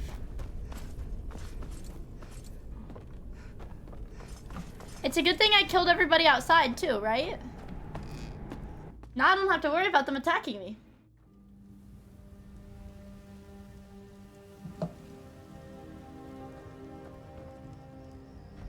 How do you feel? I think you might be sick. Hmm? What do you need? Hmm? Yes?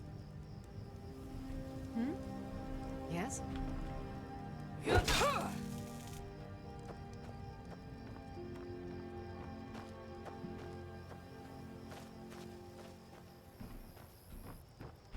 Hmm? Hmm? Need something?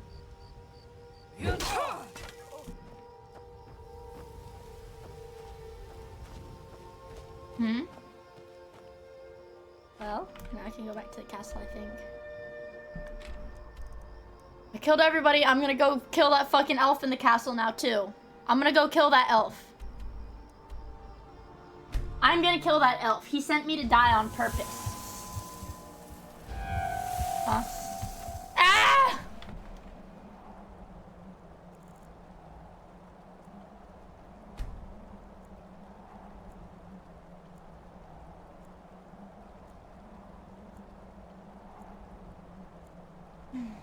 You tried to...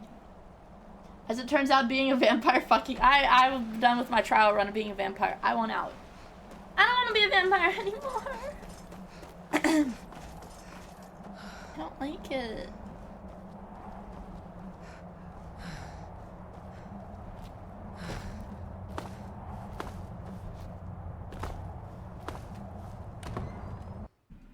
I have some choice words for Serana's dad.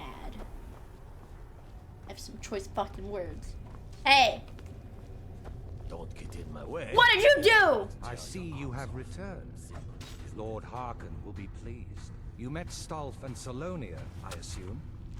Lord Harkon and I suspected they might follow you there. As well you should have. Welcome to the politics of Lord Harkon's court. Vingalmo and Orthiolf both long for our Lord's throne, but cannot make overt moves against him. Each sought to gain power by using his underling to kill you, by ensuring the chalice reaches our Lord. How about I take the chalice to Lord Harkon myself? Now, I believe that Lord Harkon wishes to I think I can ask for his daughter's hand in marriage. You can't trust a word that comes out of Vingalmo's mouth. Remember that. Sit down and enjoy yourself. Out of whose mouth? Good to see enough between you and me. There's too many of them. Want my advice? Avoid getting wrapped up in Vingalmo's schemes. Of course not. He'll cause the upkeep. We don't trust him because he's an elf. Get you to lower your guard, to use you and throw you away when he's done. We don't trust him because he's an elf. Now, what's my quest?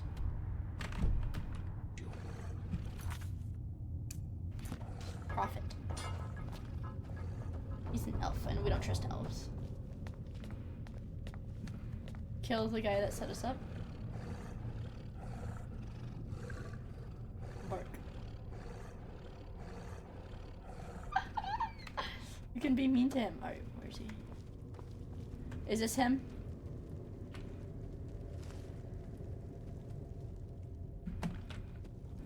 Oh, this is... I am above the petty squabbles here. This is someone else. I have lived for far too long to be bothered with them. Please tell me he's not in his fucking coffin.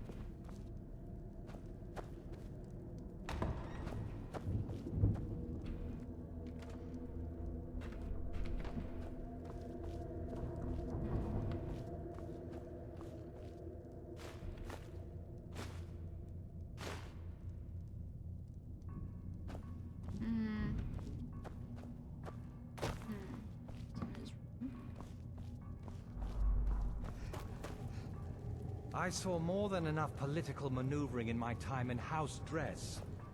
I'm hungry. How do I eat meat? I'm hungry. I think my father wanted to see you. That's a long story.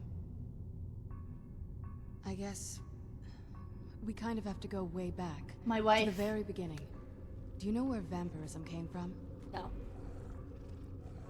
Exactly. Ha, I do. The first vampire Ha. came from Molag Bal. She was not a willing subject, but she was still the first. Molag Bal is a powerful Daedric lord, and his will is made reality. For those willing to subjugate themselves, he will still bestow the gift, but they must be powerful in their own right before earning his trust.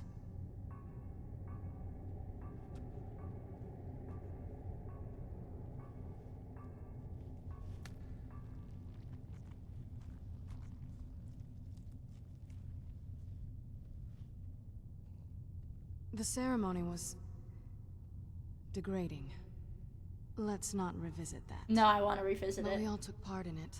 Not really wholesome family activity, but I guess it's something you do when you give yourselves to a Daedric lord.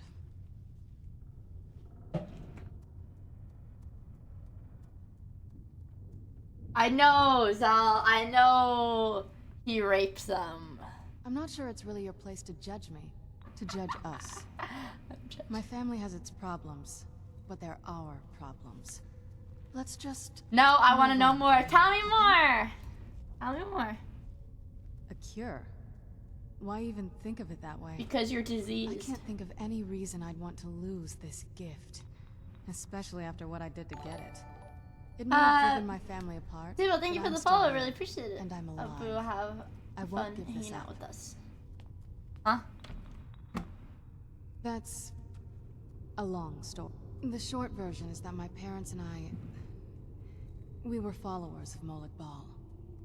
I know, but just... Anyway. Molag Bal is the original source of... Molag Bal, the king of and still rape. claims it Yeah. has more worthy followers. Yeah. This isn't that watered-down child's power that you simply contract. Dude, I from hope my another throat body. I hope my We're throat pure isn't blood sore. creations of original I hope my throat gets vampires. better after the subathon ends. We earned this. That's Sorry. a long story. I'm making her repeat it over and over again so she feels guilty. How do I eat this?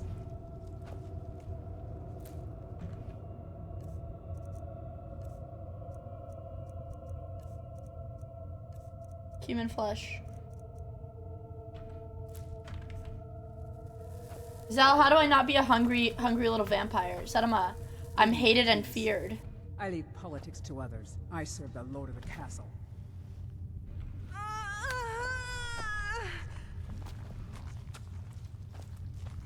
Leave me in peace. There's no face. How did it scream? There's no face. I want to eat too. I'm hungry.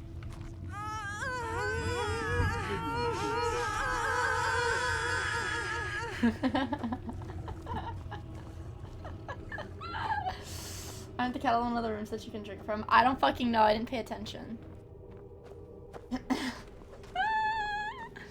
You! I want to eat. I'm hungry. Oops. There. Where are you? Stop! I didn't mean it! You fucking son of a bitch, I didn't mean it. The vampires don't get mad if I kill other vampires, right?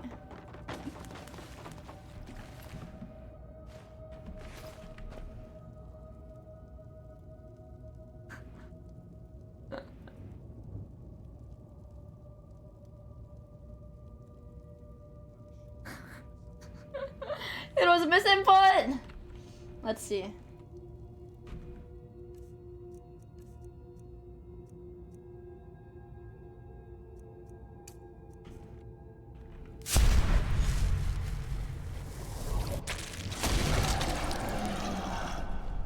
I'm hungry.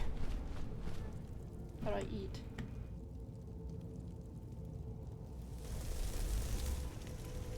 Is that how I do it? I don't know.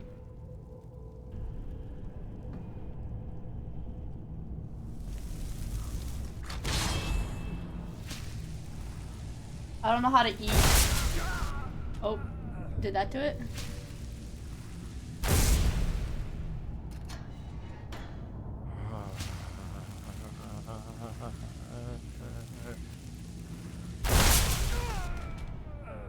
Okay. I'm gonna eat everybody in here. Who are you?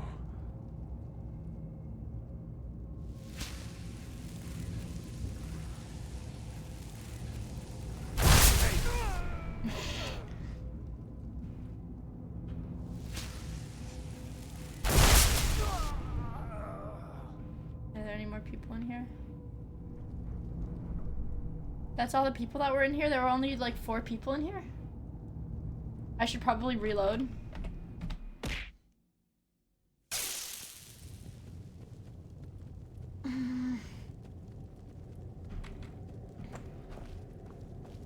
I am above the petty squabbles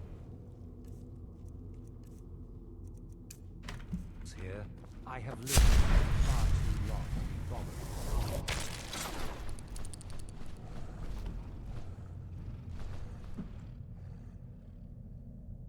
I'm a god, I don't need to walk. I fucking fly.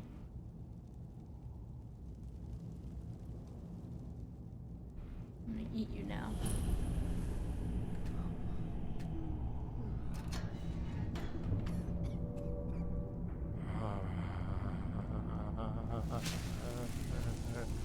Why?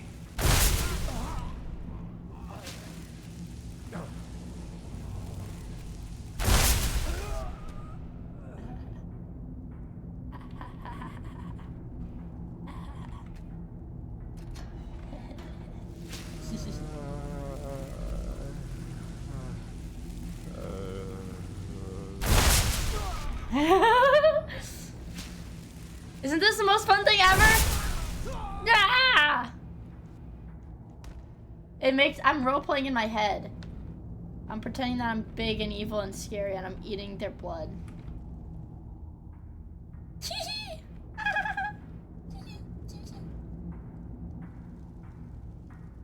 I'm gonna go eat everybody's blood now. I'm gonna go eat everybody's blood now. Yay!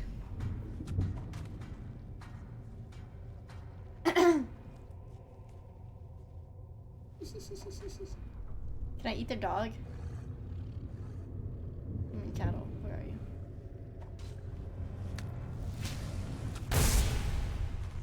I just get up and leave it like, dude, come on.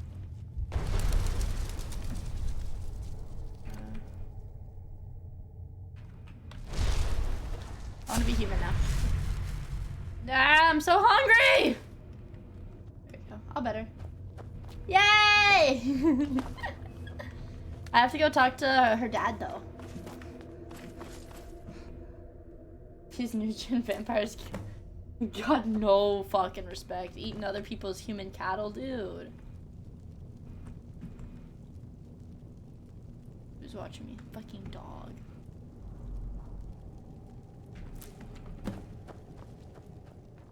Fucking dog.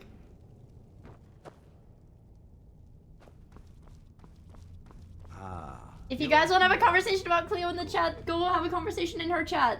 Oh my god. You guys? I'm so confused. Wait, I'm gonna take their blood. I'm gonna go take their blood. What is this? Sure, give me that. Give me. Give me. Can I take this? Shit.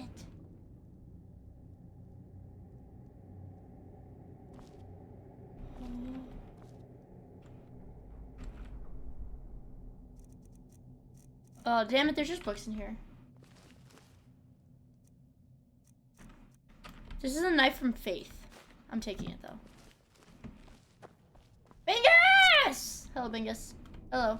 Let's have a nice chat, mister. Ah, you are here. Yes. Good.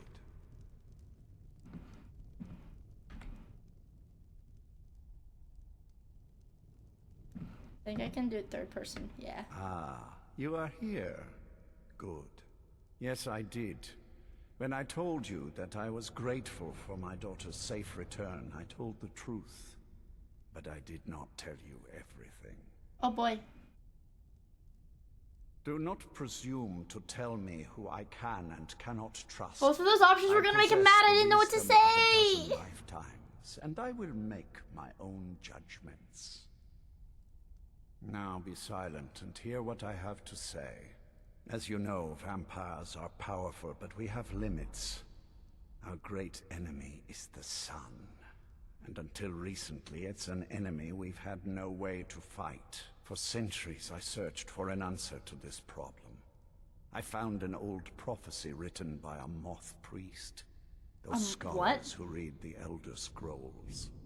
Oh shit, yeah, because he has an Elder Scroll. Which vampires will gain power over the sun and will no longer fear its tyranny. I would also not like to get burned by the sun. The secret to unraveling that prophecy is written in Serana's Elder Scroll. I have ordered the court to assemble. I have a new task. Don't tell me he wants me to steal her Elder Scroll, dude. That includes you. Come now, and hear my proclamation. Uh-oh. Uh-oh. Uh-oh. Uh-oh. No sun. Do not the moth. But the moth. I'm the new king here. Scions of the night, Hear ye, hear ye. my words. The prophesied time is at last upon us. Ooh. Soon we will claim dominion over the sun itself and forge a new realm of eternal darkness. Yay! Now that I have reclaimed one of my Elder Scrolls, we must find Elder a Scroll priest to read it. I have spread false rumors about the discovery of an Elder Scroll in Skyrim to lure a moth priest here. Now it is time to see if those efforts have borne fruit. Wait, are we gonna eat the moth priest? And search the land. Who the fuck is the moth priest? Of a moth priest within our borders. Who is that? Look to the cities. Speak to innkeepers, carriage drivers, anyone who would meet a traveler. Go now and carry out this task. This is my command. It will be done. Any idea how you're going to find a moth priest? Skyrim's a pretty big place. I don't know what a fucking moth priest is. Well, back before you know, the College of Winterhold was the first place I'd think to go for any kind of magic or historical thing. Basically, the wizards. Oh, graybeards went for the scrolls. Oh, drugged out hippies. Oh. Actually, now that I think of it, I'm going to come along with you. I've been really wanting to get out and explore. Yay!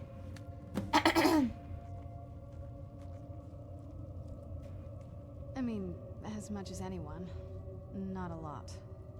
You'd figure a couple hundred years locked away with one would have given me some insight, but no. Turns out you don't learn much from just sleeping with something. Well, you could learn a lot from sleeping with...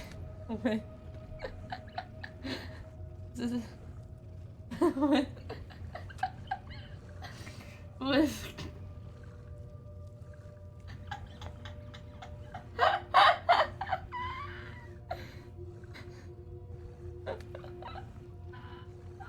No, I shan't.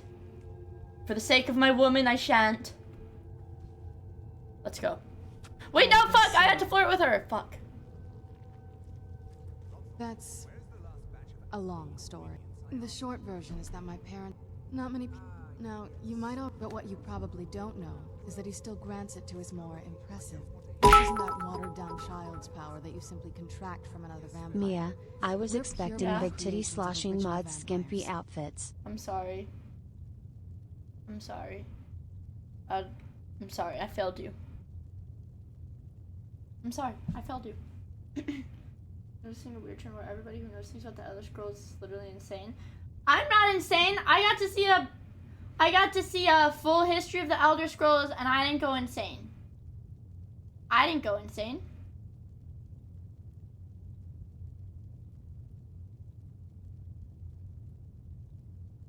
I didn't go insane.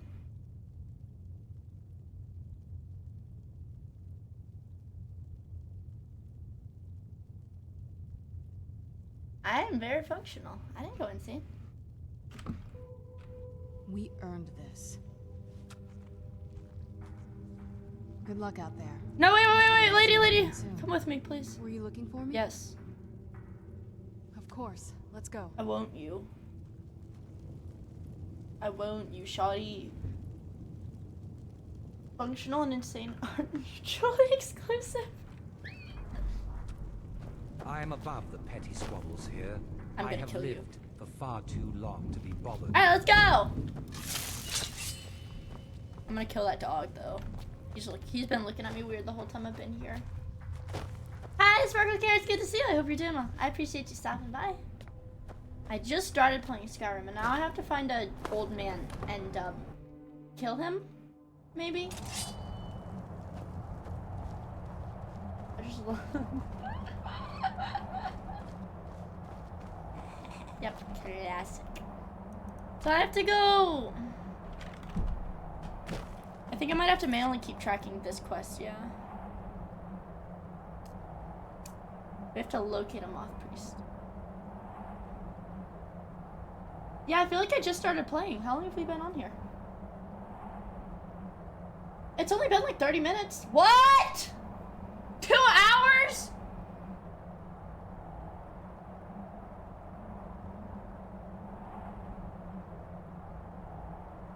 You guys, when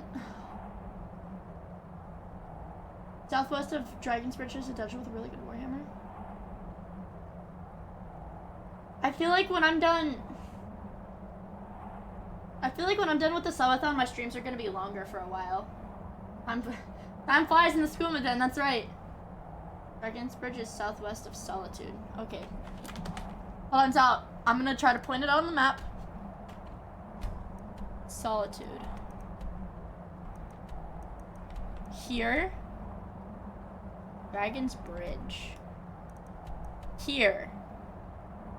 Here.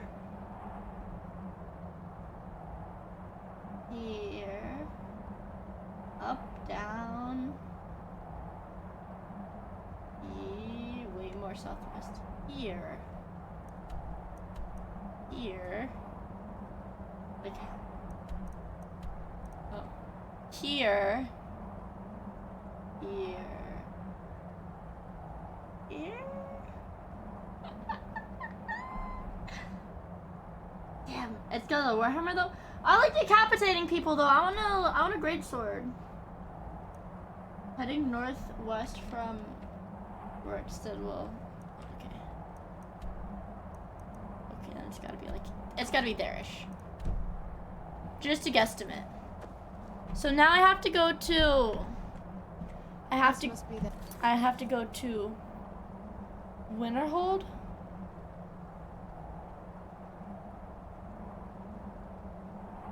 I have to go to Winterhold so that I can ask about the moth priest. Sarna, you're so smart.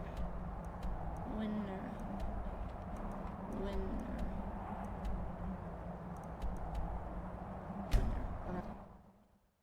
That's northeast. Winterhold is northeast. Oh yay! You're the nice lady. Walls. So, you wish to master the arcane arts? This is the nice lady. I like her.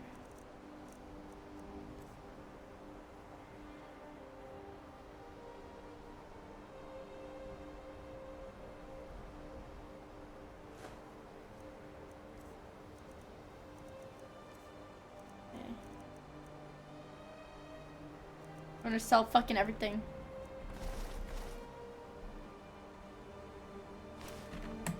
Easy. Goodbye. All right. I run with the vampires because people said she was the hottest wife. What does it sound like in combat? Do they not want vampires here? Oh, what if they don't like vampires here?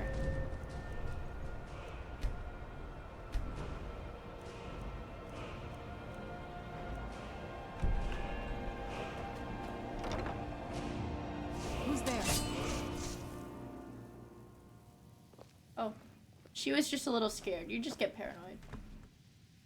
Wait, why is it hostile? We gotta sneak. Serana, we gotta. Serana! Serana! Serana! Serana! Why is she trying to kill people? Put your fucking spell hands down!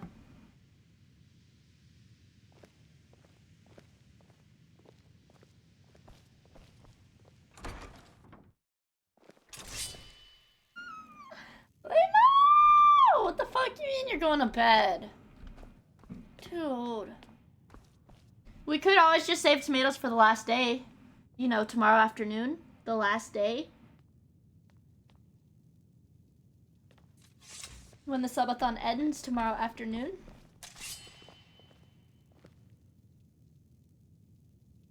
You say clueless, but I don't know, man. You're saying clueless, but I don't know. I'm just saying. Hundreds of years have gone into... Moth priest. A moth priest? What in oblivion do you need a moth priest for? To kill. Fine, fine. No need to get your britches in a twist. The obvious answer is to go to the Imperial City. The moth priests make their home in the White Gold Tower. Sometimes they go out looking for Elder Scrolls. Lucky for you, there's a moth priest in Skyrim right now, doing just that. Ooh. He stopped in to do some research in the library, then left for Dragonbridge. If you hurry, you might catch him there. Oh. I didn't listen to that.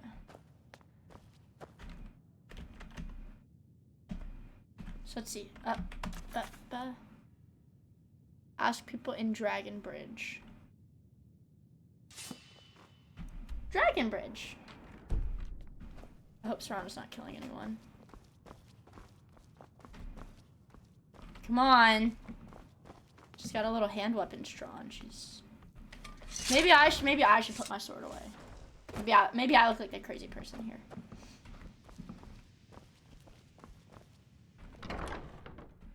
Who's there? Serana, please stop killing them. Holy fucking shit, Serana, please stop killing them. I'm begging you, please! Okay. Oh, it's a dragon. Alright, well then I guess you were right. Let's kill it. Does it have a name? Wait, we can use... Oh, I can use the Alduin thingy. I know. I'm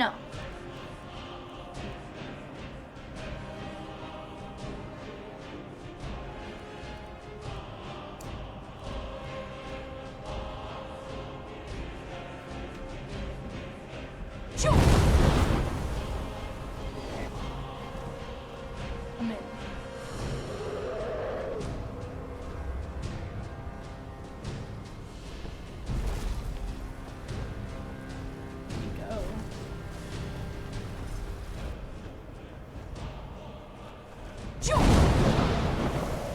We gotta get up there. Oh, there.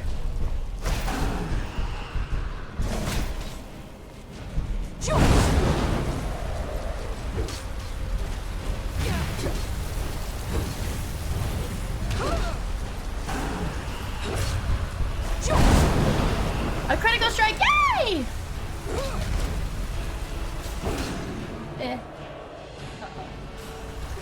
We did it. We did it.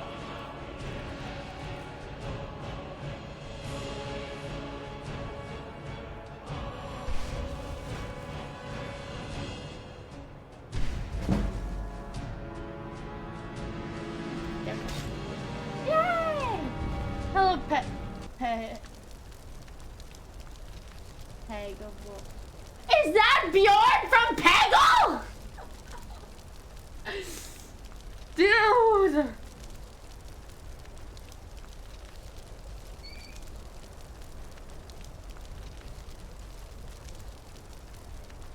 Guys, look at the... I don't know if it tells you if it's a first time chat, but look at Peggable.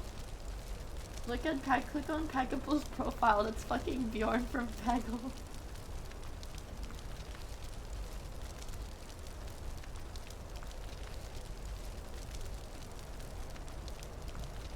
Bjorn from Peggle. I graduated Peggle University, you know.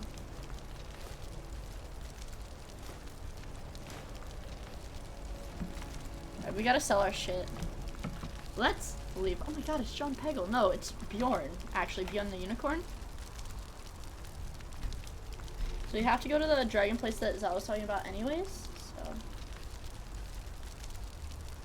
Celebrity.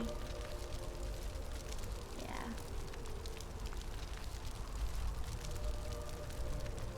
Dragon Bridge. Let's fast travel here. Who the fuck is Bjorn the Unicorn from Peggle? Oh my god. Oh. Oh. Oh. Where my dick at? Where my dick at? Like Bjorn from Peggle. Hold on. Bjorn from Peggle. Here, I'll show you guys. I'll show you guys. Bjorn from Peggle.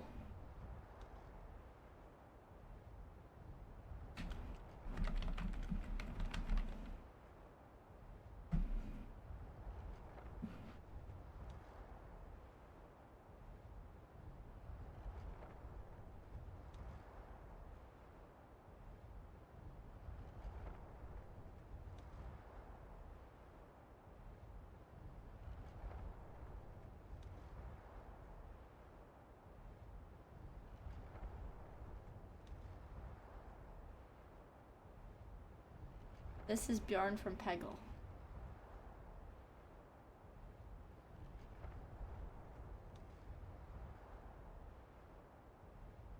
That's what he looks like. What a handsome unicorn. No, he teaches you how to play Peggle.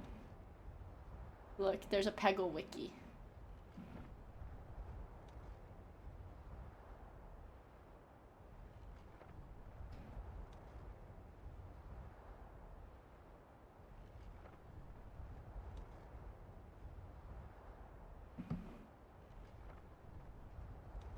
See, look at all these Peggle levels. Like concept sketch, Bjorn concept sketches from Peggle. Peggle 2.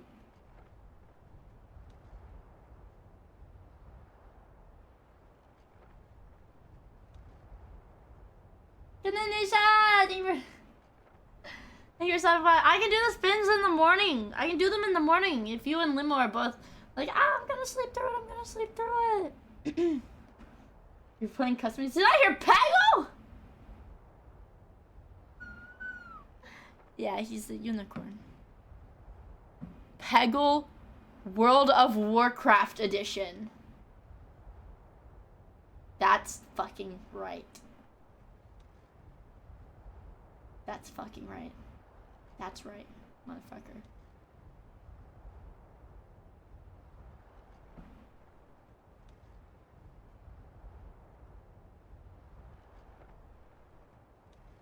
Peggle.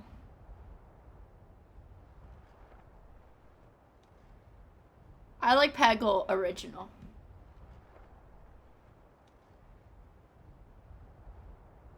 Wow, look at this. Look at this. That Master Who. Master Who. Peggle. I fucking love Peggle. Okay, who else? Who did I play in Peggle? Who is also like this? I don't know. Me, I just won 20,000 so damn Taro. Let's go! Did you spend real life money, Euro? Euro? Did you spend real life money on it? Hell no. Okay, I'm making sure. Making sure, Euro. I'm just making sure.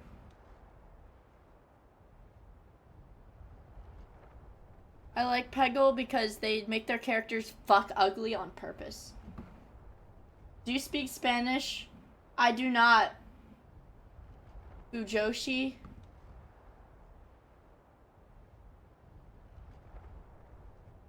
Bjorn. Berg. I don't like Berg. I hate Berg. I hate Berg. I haven't seen it. Is it Yaoi? Adriana, is it Yowie? Retweet if you love pegging, yeah.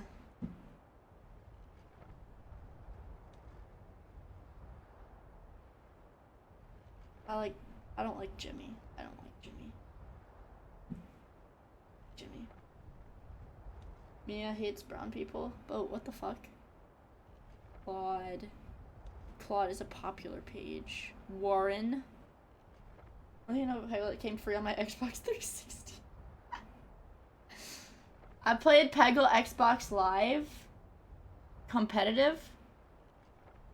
Peggle Deluxe. This is the dream. This is his dream thing. This is him in the dream world. Where's the ghost guy? Or is that Renfield? Is it the pumpkin? I hate it. I hate it. I was a pro Peggler. No, I was actually bad at it. I would be cussing at people on Xbox Live playing Peggle. On the Xbox 360 headset.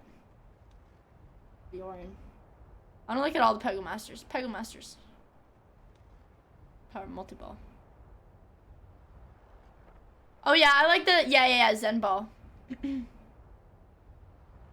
I would do Zen Ball or what is it?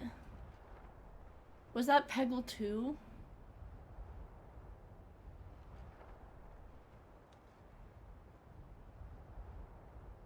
Okay, yeah, I've played through most of Peggle 2.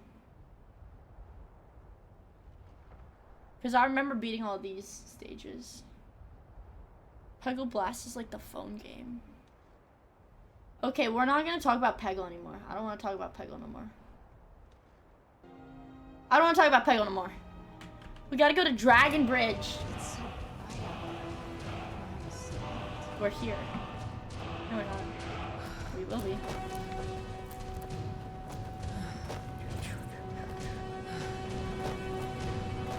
I'm gonna make sure she suffers so she knows that she's just scum. Ah! Patrick! What the fuck? Thank you so much for the time, dude. What the heck? What the heck? I want the cello. You want the cello? Did the timer go up? What did I say? Cross between Patrick Star and Mr. Krabs? Like Yowie? Sorry. Okay, well at least the timer updated. Patrick a goat.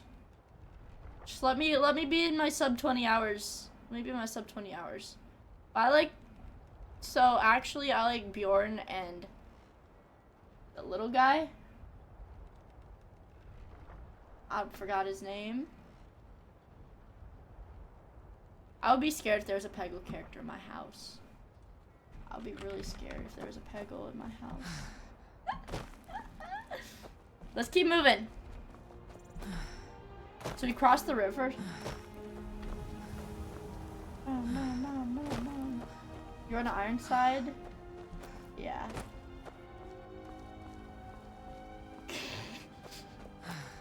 You know, one of Nigeria. Thank you, Toesucker446. I really appreciate it. Thank you for the follow. Thank you, Toesucker. I think he followed because his favorite Peggle pairing is also Bjorn and the little guy.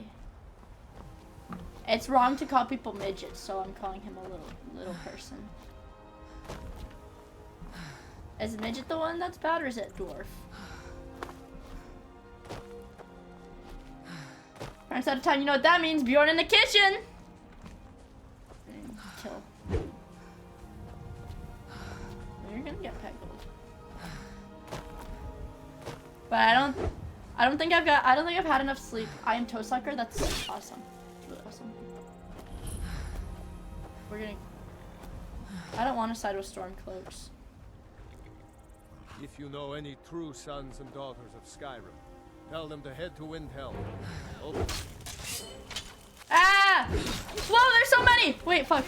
I didn't realize that was a big group. I thought there were only a couple of them. Somebody help! I'm getting getting out of here. Serana? Serana? Serana? Oh my fucking god.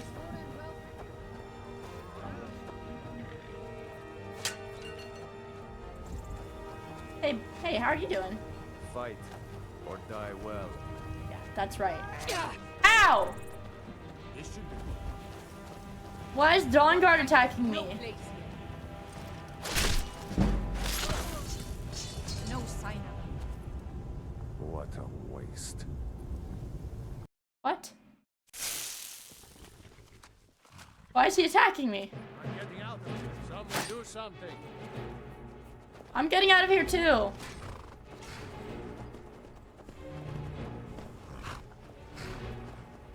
Oh, Dawnguard are the vampire hunters! Okay, well then I'm killing him. So what's your story? I'm a true Nord. Simple as that. That's right. I like that. Now, where's the fucking...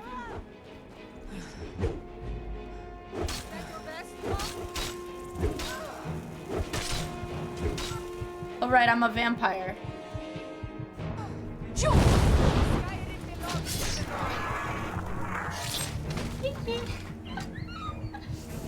Why are the vampire hunters attacking a vampire? You shouldn't be here. Ooh, this does a lot of damage. Oh, it does extra damage to fucking vampires. Come on, Serana, let's keep moving. Hi. Here's what I can spare.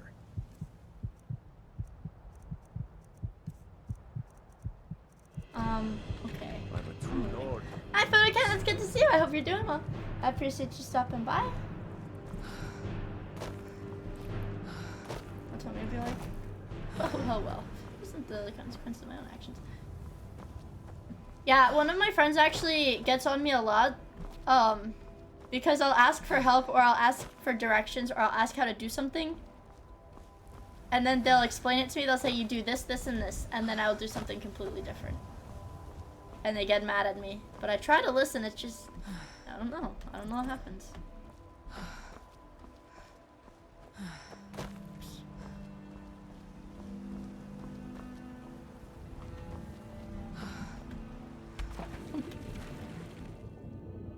Classic, what?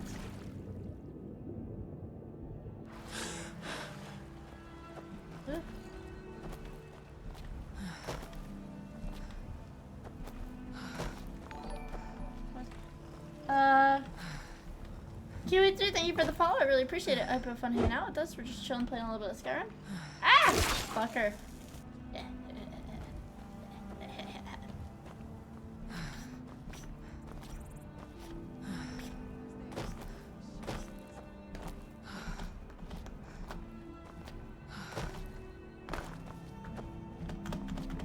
Alright.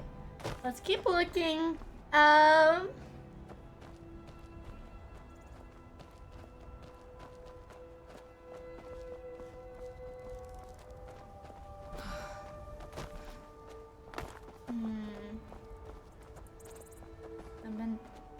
Oh, I have to cross this bridge. Okay. I had to cross the bridge. And then...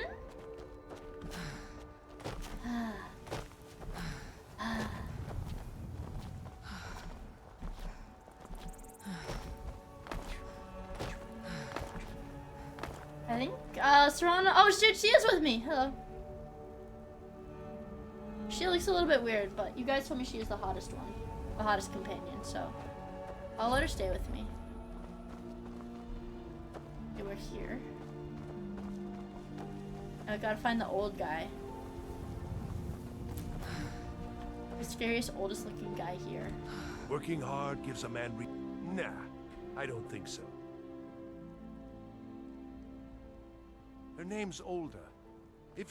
I swear that woman is the most spiteful shrew in all of Skyrim. I think there's a chunk of ice where her heart ought to be. You're a well-traveled sort. I can tell just looking at you. Rana, please don't kill civilians!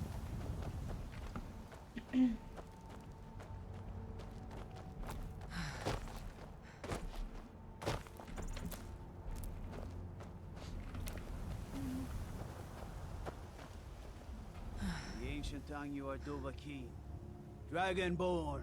Dragonborn. Ah. So that was a moth priest then. Who's there? He rode through Oh my town God. not long ago with an escort of soldiers. They didn't stop. Just said it. Ah. He rode through town not long ago with an escort of soldiers. They didn't stop.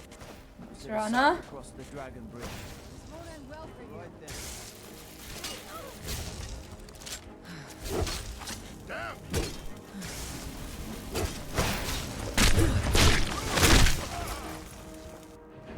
Perfect. Move fast. I want to steal your stuff. I want to steal your stuff. It's not great for my skin. It's not good for your skin. I don't give a fuck. Fuck is up your ass. Okay, search along the road that leads south from Dragon Bridge. So here we just have to cross the bridge again and keep going south. Yeah, Serana's just killing everybody. I don't really mind though. I think that's a nice quality to have in a companion. Bloodlust. I just gotta keep going. Serana's just being a little quirky. Well, I like it when girls are a little quirky, but not too quirky. Because then it's just kind of annoying.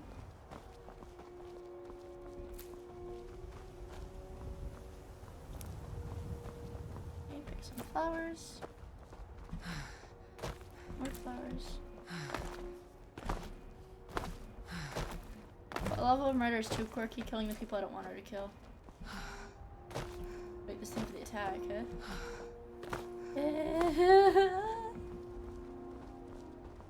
Uh-oh. Oh, it's a vampire.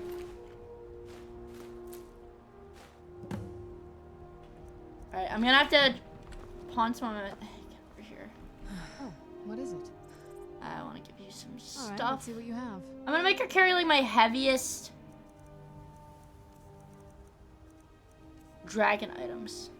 This better not be all the things you just can't be bothered with. It is all the things I can't be bothered.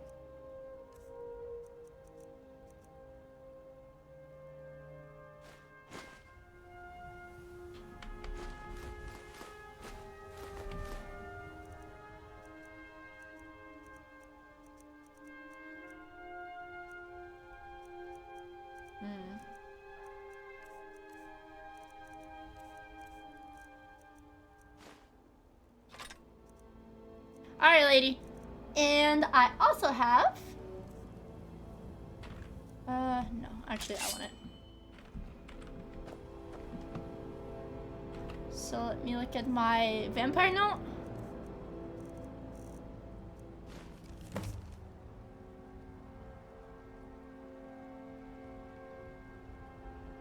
Malchus. Is that his first name? The dad?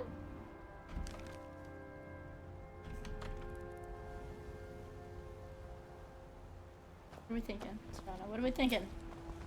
She's too quiet, dude. I don't know what she's thinking.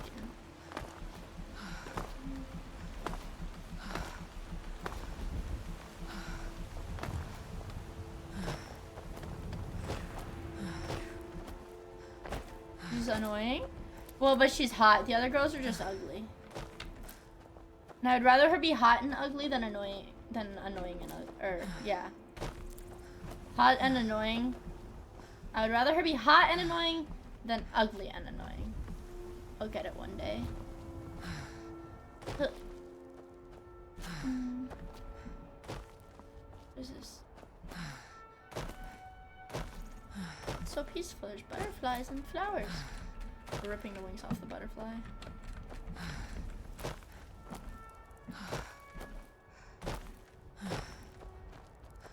Is this a cave? It is a cave! Another, so this is another dungeon? Uh-oh. Uh-oh.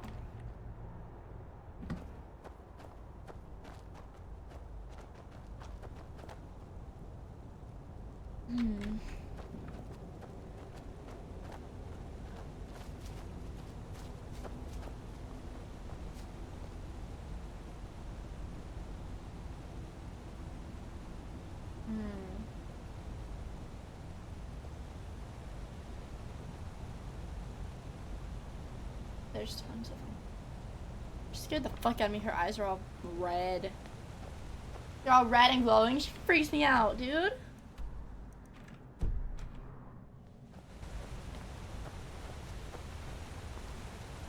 Who's there? Done and done. Done and dusted. Out of this world. I'm gonna make her not say that anymore. Done and dusted. Out of this world. Love that Chinese guy.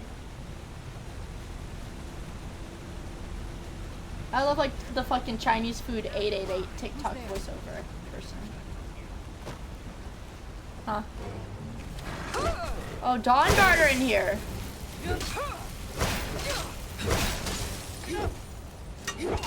So when I fight Dawn Guard, when I fight Dawn Guard as a vampire, do I fight at a disadvantage because I'm a vampire?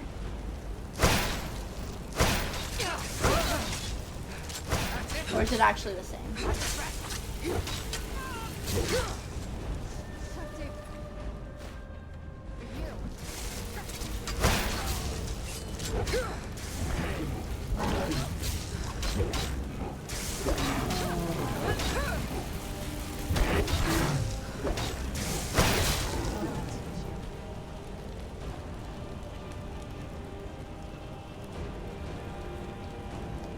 Not to shove. Oh, okay.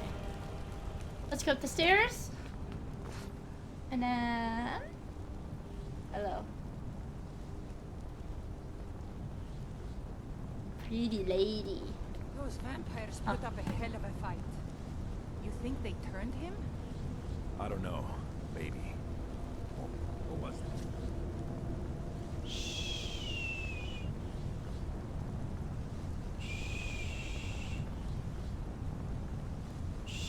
Holy fuck!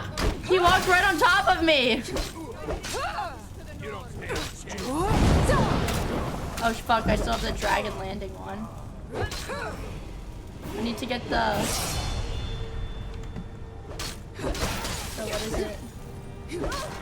The Fusrodas shout.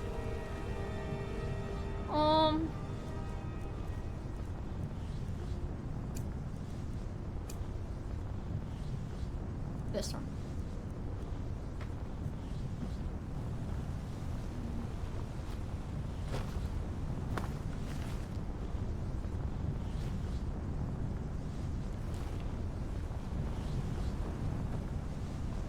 What if I have to kill that blonde guy?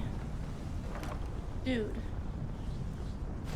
What if I end up having to kill that? What if I have to kill that blonde guy?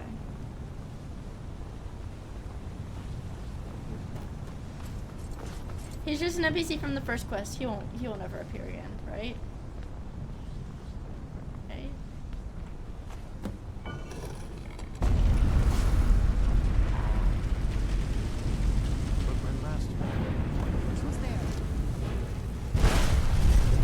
Whoa! It didn't do anything! Ah!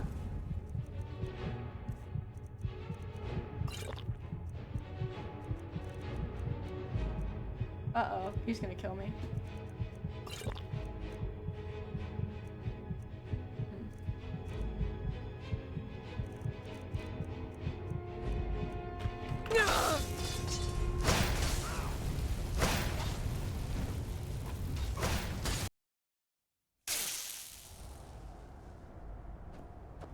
Gotta do the whole dungeon over again.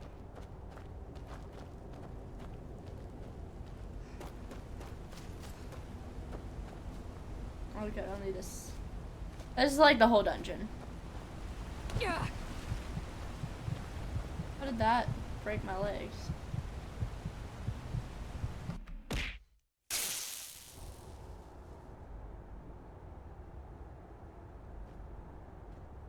Alright. We got this.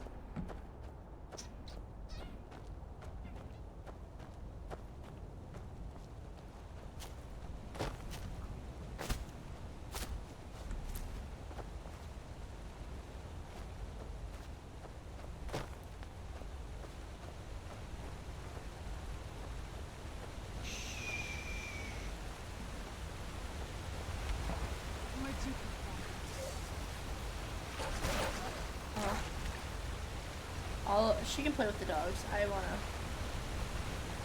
exploring.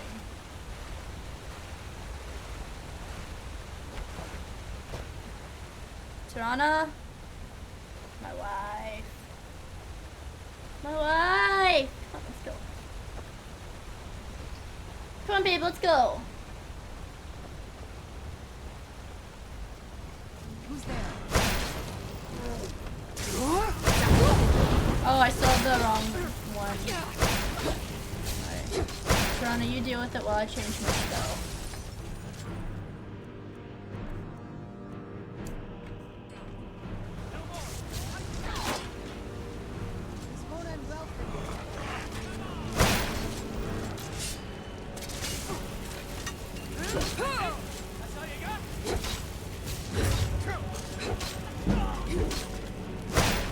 Oh shit, it's 60!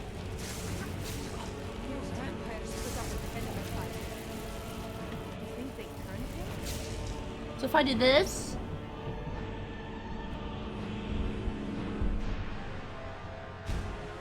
more damage.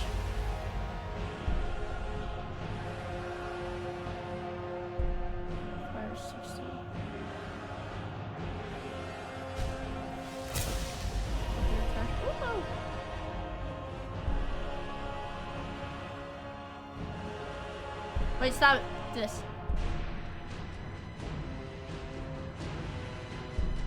Oh, I already did it. Okay.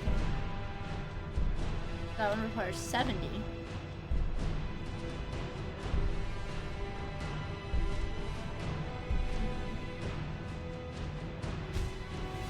Limb splitter.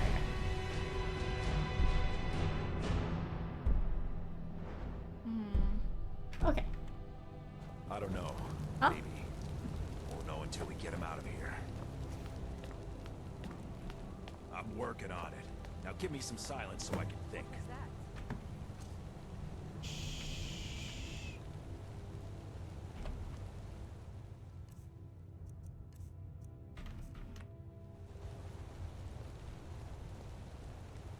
Fools!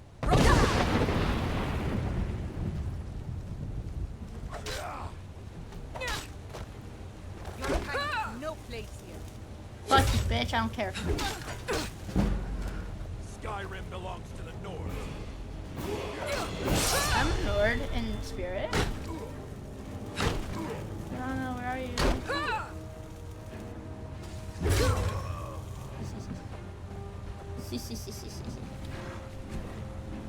I wish body parts would spill out when you kill them. I think that would be like a piñata. It would be a little bit rewarding.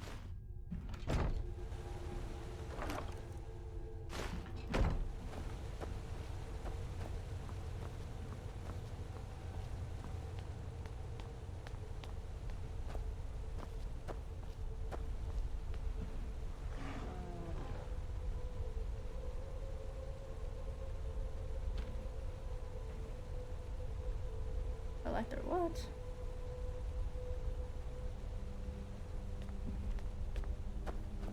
I forgot to pick it up. Duh.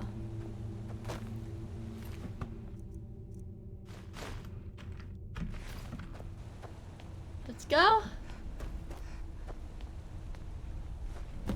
Put it in.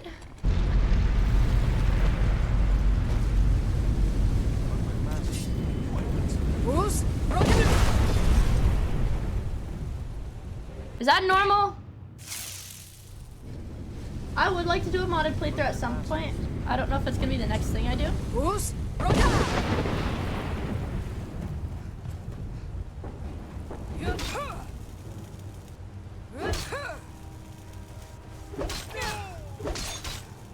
God damn, they juiced this motherfucker up. I am not afraid of you. Alright, if you say so.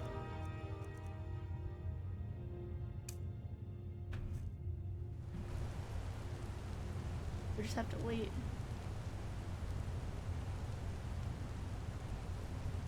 Really long time. I have to wait for my shout to be done. Be on charging before I can seduce him.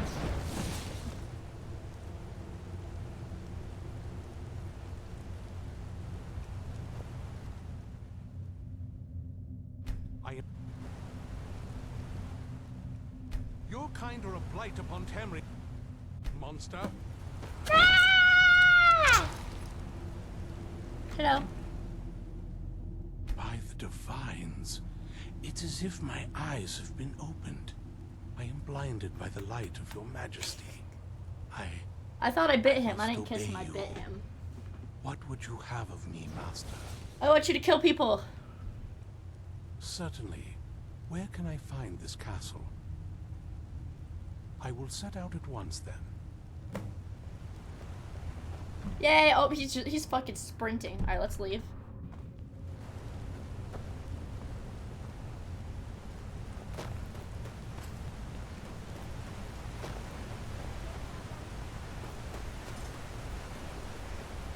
Vash, you're playing Arknights, let's go! You're welcome. Oh. Hello.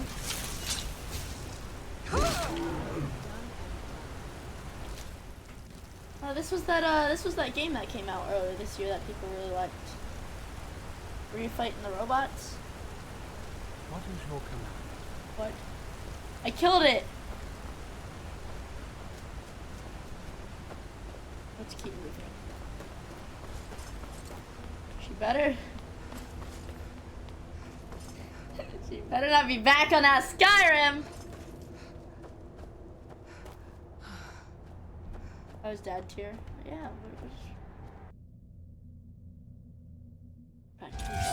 What? Ah!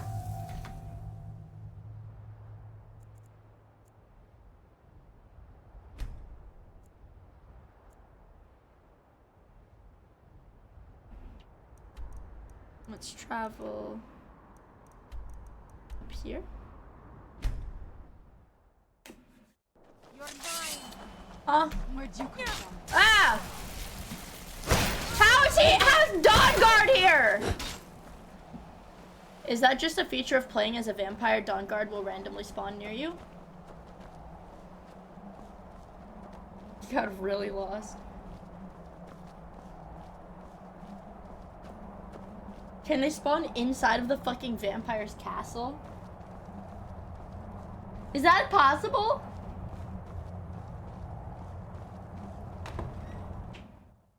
Oh, until I destroy the faction. Okay.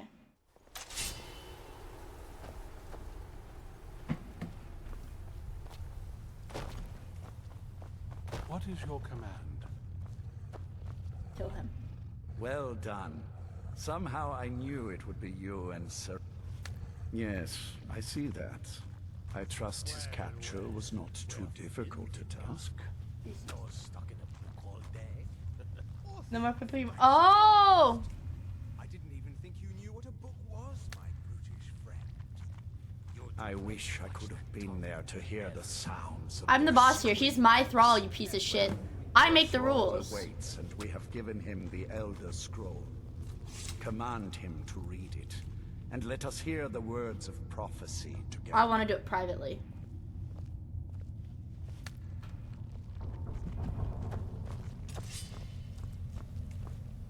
Master, I have done as you asked. Of course. What is it that you need me to do? Ah, yes, the Elder Scroll. I admit, I am looking forward to this. Good night, sorry potato. Thank you for stopping by. I hope I can see you tomorrow for maybe a little bit of the day. I don't know how long I'll be streaming. Of course, Master. Now, if everyone will please be quiet, I must concentrate. I see a vision before me. An image of a great bow. I know this weapon. It is Oriel's bow. Now a voice whispers, Oriel? saying, among the night's children, I looked at it and I can still see. In an age of strife, when dragons I didn't go blind or return to crazy. the realm of men, darkness will mingle with light, and the night and the day will be as one. The voice fades and the words begin to shimmer and distort. But wait, it's voodoo? There is more here. The secret of the bow I gave Saffron the Elder Scroll voodoo curse! I think there is more to the prophecy. You're already recorded crazy. in other I'm sorry. scrolls. I'm sorry. Yes, I see them now. One contains the ancient secrets of the dragons, say voodoo? and the other speaks of the potency of ancient blood. My vision darkens, and I see no more. To know the complete prophecy, we must have the other two scrolls. So he went blind. What is your command? Greetings, Master. Not as much as I would like. Even after spending it's true for most of my brothers in the Order as well. Okay. We don't really know where the scrolls came from or who wrote them. Too busy plotting to overthrow him to show up. What meeting? I wasn't informed of any such thing. Oh, I see.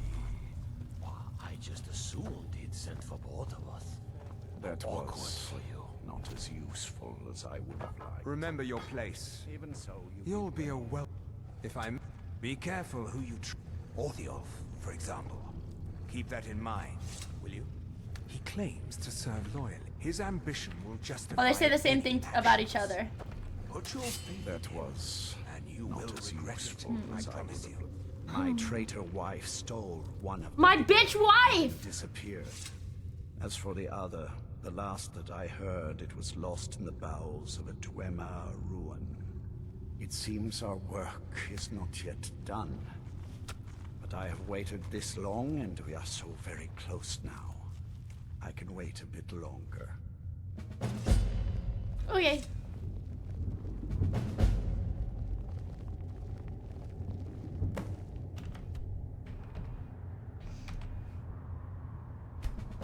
So now, actually, it was a separate quest that started, so I think I'll have to track it manually.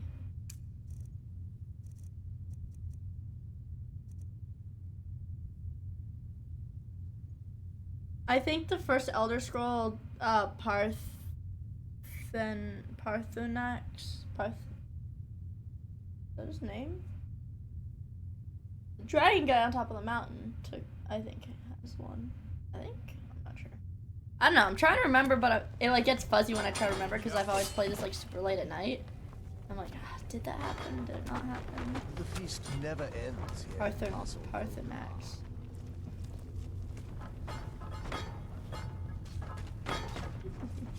I'm a loyal servant of the Lord of the Castle, and nothing more.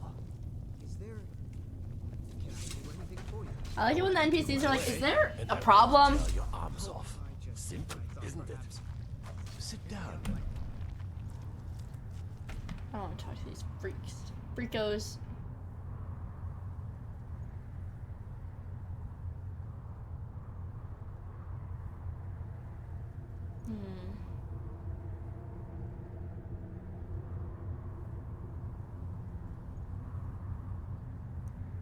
Look, is the marker. I just tracked the quest.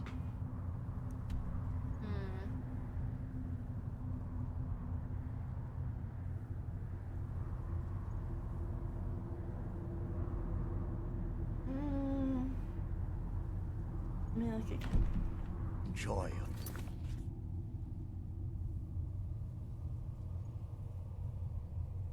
I need the blood skull.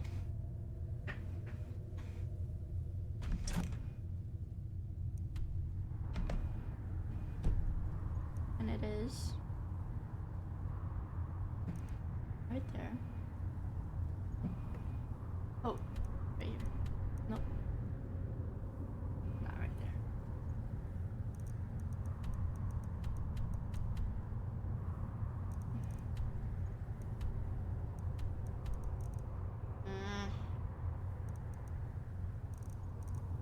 Am I blind?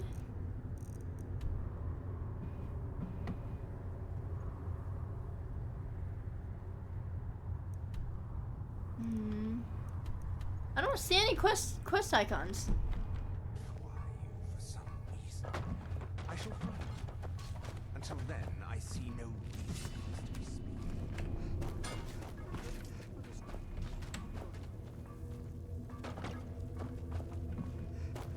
You can't trust the word that comes out of Vindal's mouth.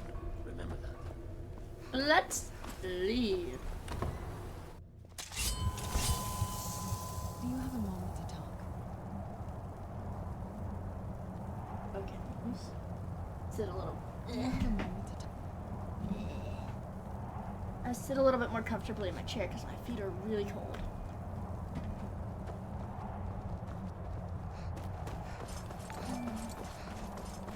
Katsuki's Kitten Talon, thank you for the follow. I really appreciate it. Hope you have fun hanging out with us. The game is so dark, but I can't turn on my screen brightness because it's really bright to blind me. I was literally complaining earlier in the stream about how difficult it was for me to see shit that was going on in the game while I was in a dungeon.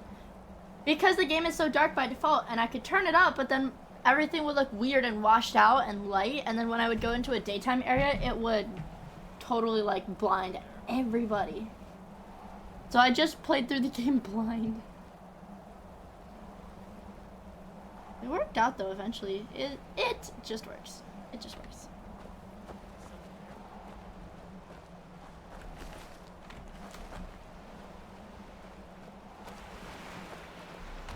I want to go to the closest place. Closest place.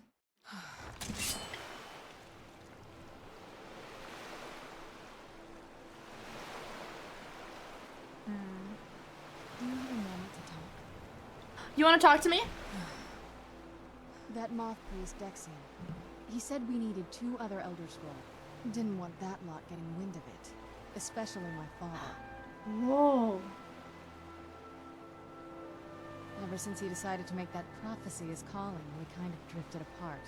I don't even think he sees me as his daughter anymore. I'm just... She's gonna have daddy issues.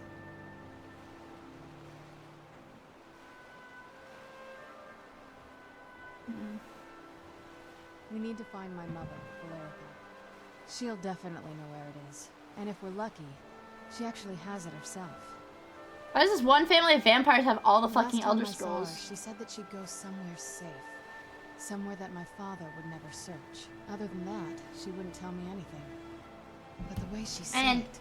how are the Elder someplace he Scrolls would this hard to never get your hands search. on if these people just It was like have cryptic, them all the yet time? She called attention to it.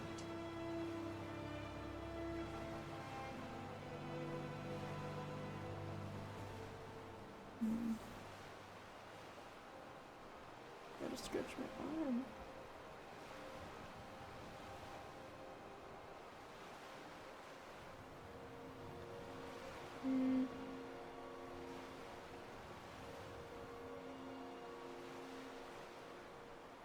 Alright.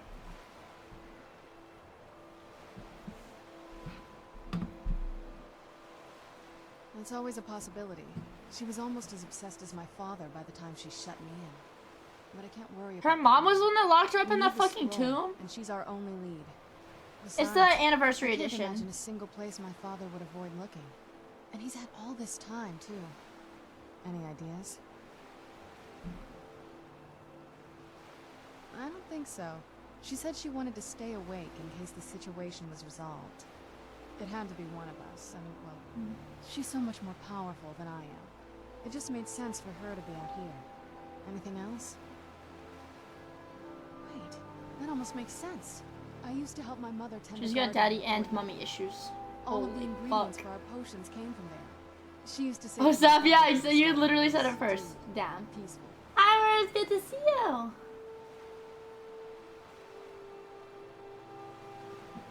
Hold on, I gotta pull up Google Translate for this shit.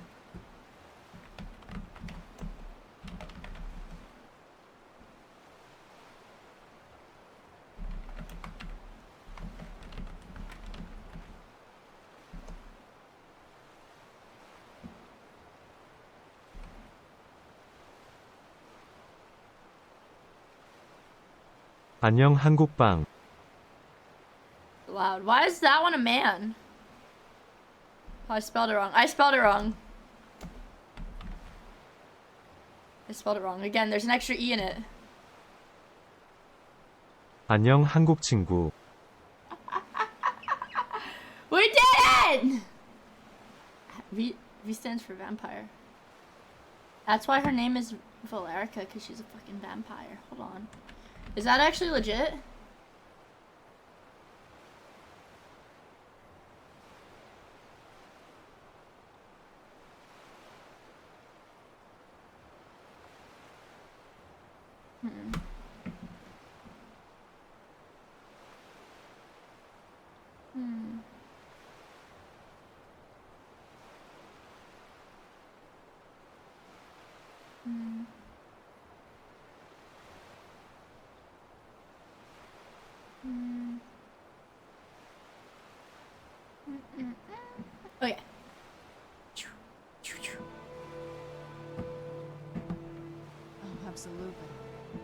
mother's not a coward. That is, I don't think we'll actually trip over her there, but... She's in the walls! Lisa, that is actually a good vampire name, I think. Trust me, I lived in that... There's an unused inlet on the northern side of the island that was used by the previous owners to bring supplies into the castle. Oh. An old escape tunnel from the castle exits there. Oh. I think that's our way in. Let's go. It's around the side of the castle. Let's move. Well, into the boat we go then, yeah? Or do I actually have to like... Uh-oh. Yes? What did you need? Is this the right way? Before my father became obsessed with a prophecy, my mother and I spent quite a bit of time together. She was very fond of our alchemical garden in the castle courtyard. She taught me quite a bit about cultivating quality regions.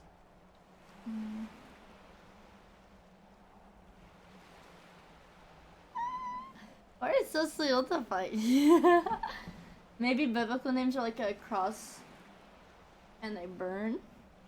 Oh shit. Like the best of friends. Yeah, you can't have a biblical I would name never if you're a hesitate to share vampire. anything with her. It was very sudden. It was almost like one day we were a normal family, and then the next, I didn't know who they were. I'd try to visit my mother in the garden, and she'd quickly. She thinks I was British, like she was a knife out. She might be. Isn't Skyrim kind of like Baldur's Gate, where all of the characters are European?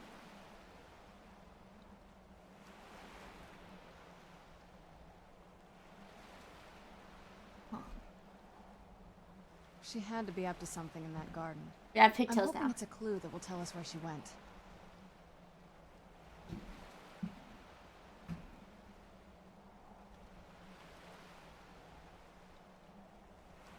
There's not a...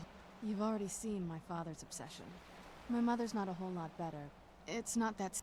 What about you? What were your parents like? What? We have to get... Ah! Animate! Hi, Animate! It's good to see you. What you doing? What you doing? I like a fox. It's good to see you as well. Oh, I'm scooching in my chair.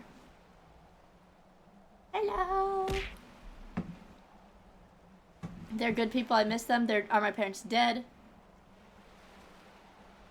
I'm gonna make her jealous. We're very close. I can't wait to see him again. You're a good daughter. Yeah, let's just keep going. I made her upset. Yes? What did you need? Character lore. I have parents that love me. I wasn't mean, I just knew she wouldn't like it. So we gotta go to the north side of the castle. Oh wait, this is the north. Uh-oh.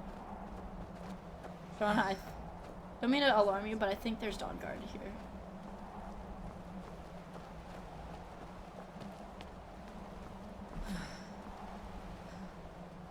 There's something violent. It's nothing.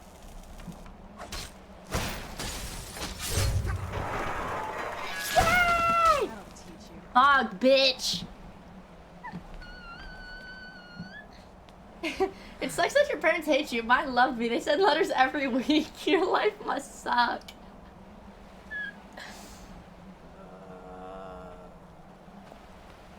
Yes? What did you need? Oh my god. She fucking reanimated the Dawn Guard's corpse.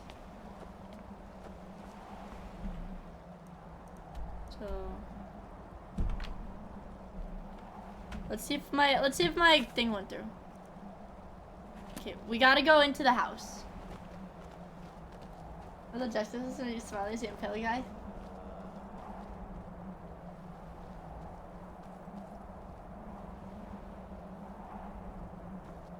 Do not bring that fucking thing inside with us. Do not bring that thing inside!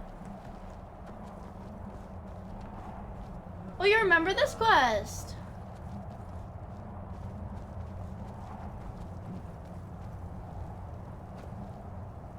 Right, let's go!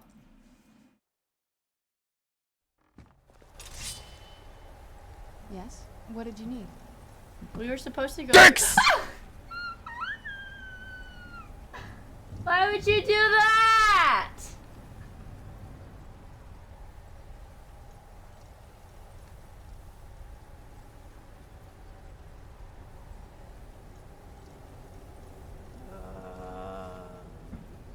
Leave that thing outside. Yes. Leave that thing inside. At last.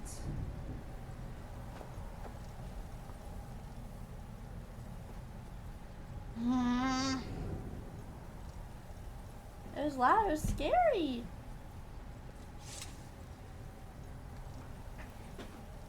I really wish the sound alerts counted towards the fucking Twitch thing, man.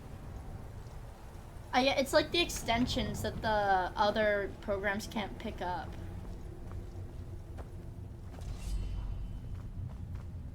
So where's the mom?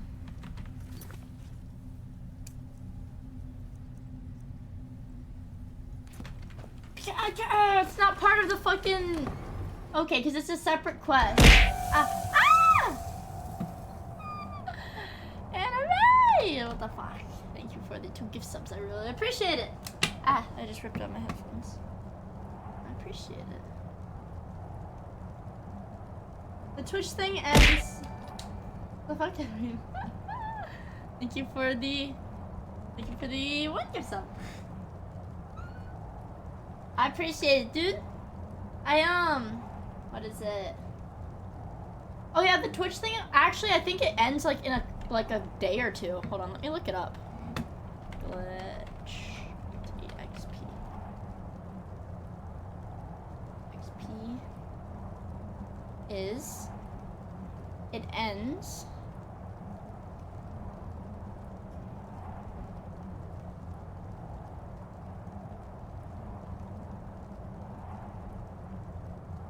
Weren't we at 40 plus hours this morning? This morning? No, not this morning. Timer's going down, buddy. It's over. It's over. It's over. Let me see. When it, well, tell me when it lasts. It goes till... It's not letting me see.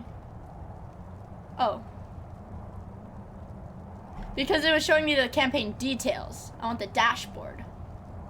It's over! Maple syrup foot shop at Denny's?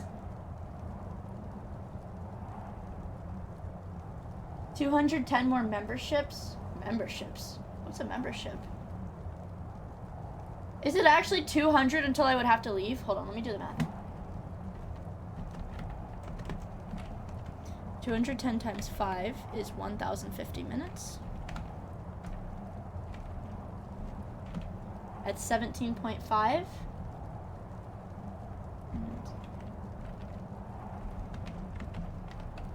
That's 37 hours from now.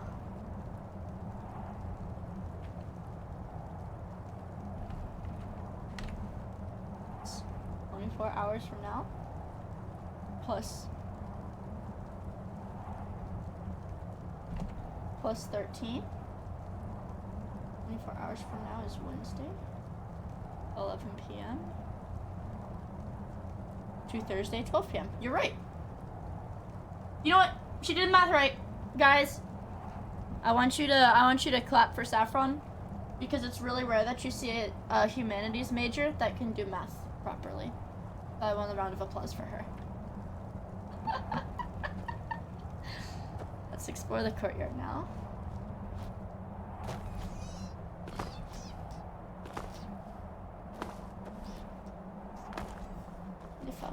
Sniffer. We gotta find the courtyard where the mom is. Mom lives in the courtyard. Let's walk, let's swim around. That's toxic me, I'm a humanities major. I'm not. Hop over the rocks. Oh, I'm stuck. Oh, okay.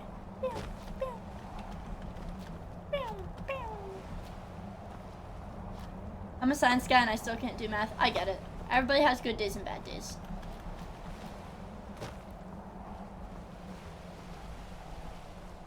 Just know where Austria is. It's okay.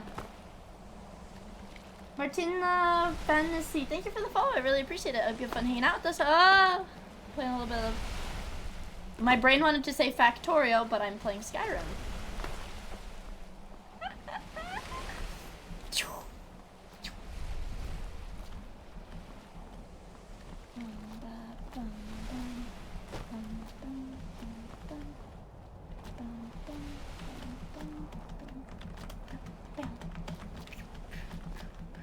Now what? We have to go all the way around, I think. Oh.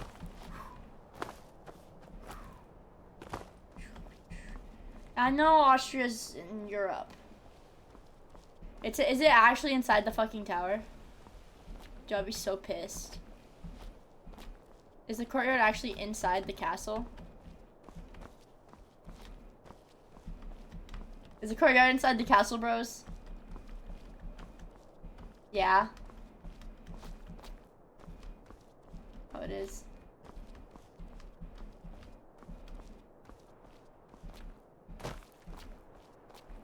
I don't trust you guys, so I'm gonna look myself. Actually, I don't trust you guys. Let's go. Let's look.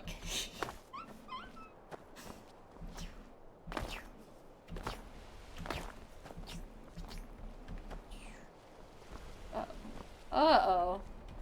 That is a sharp cliff. Are those fish? Fish!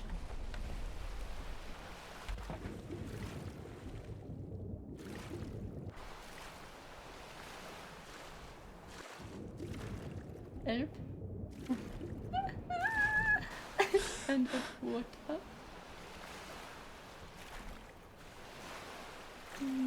Oh, I found it, guys! I found it! I'm good at this.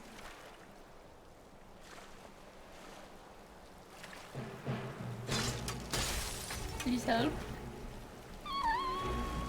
Help! Let me in! Let me in! Help! Help! Help! Let me in! Ah!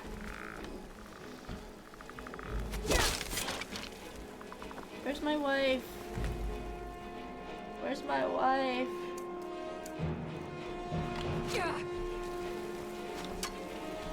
I'm gonna get you. Prick. I'm gonna Fusro die you off the fucking.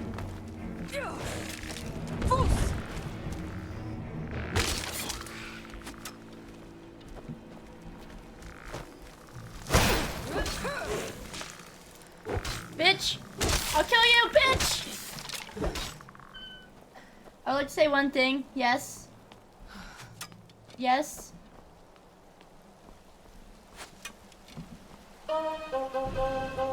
You owe a tax on that!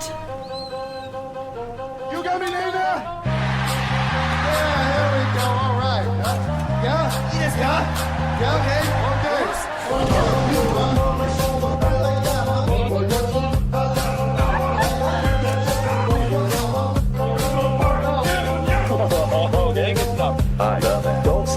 Don't stop, you make me calm. Boy next door.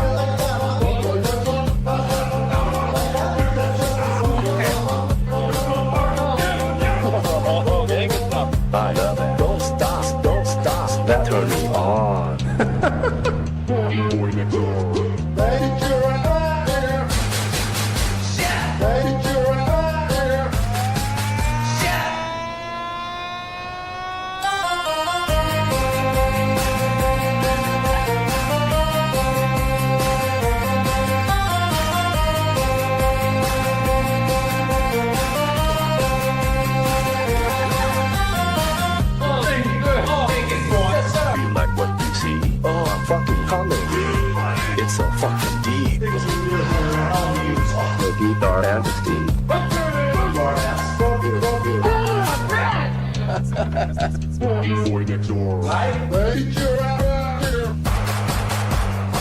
Get your out here. Out of cake, out of cake, out of cake, out of cake, out of cake. Ah! Thank you, sir. Look, we're leveling.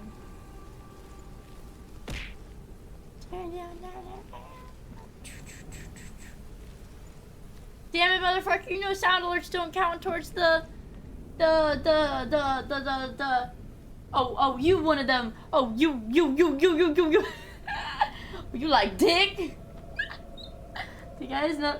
I sound crazy. Do you guys know that young boy clip? I've played it on stream before. Yes? Yes? What did you need? You do? Yeah. I'll play it for you guys.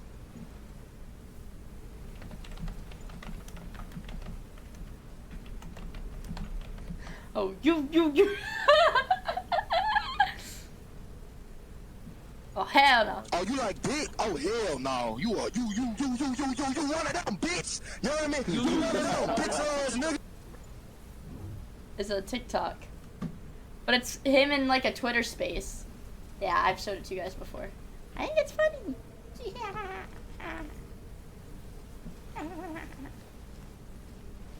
Yes? What did you need?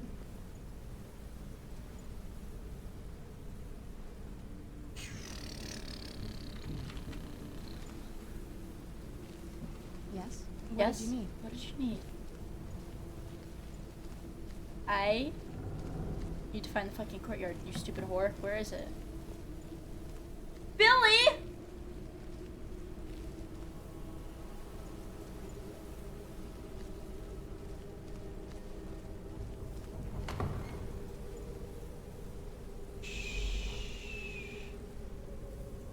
I think somebody told me, like, when I started the game that that sneaking is really overpowered.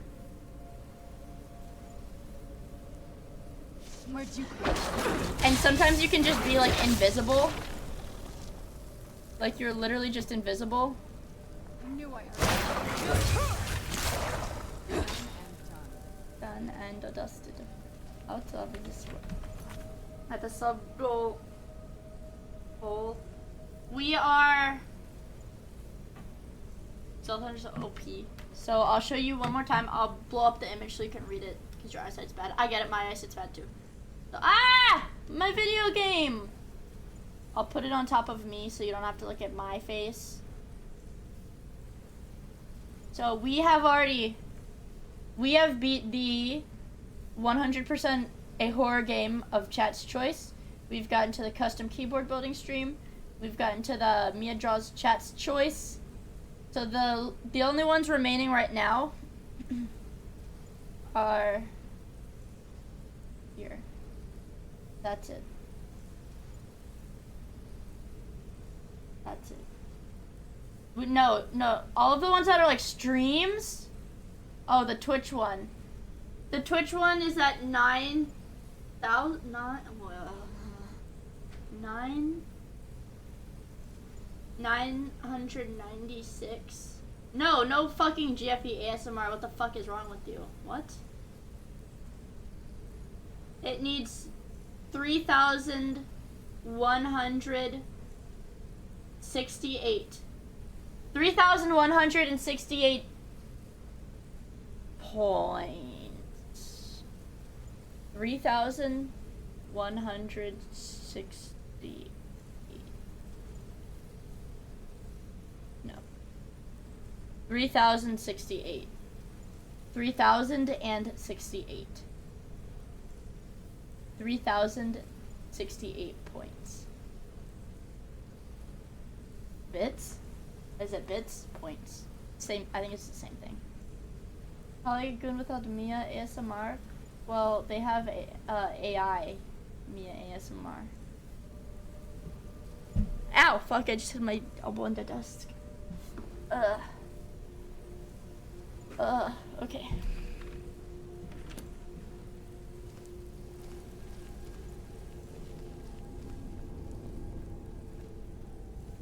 Well.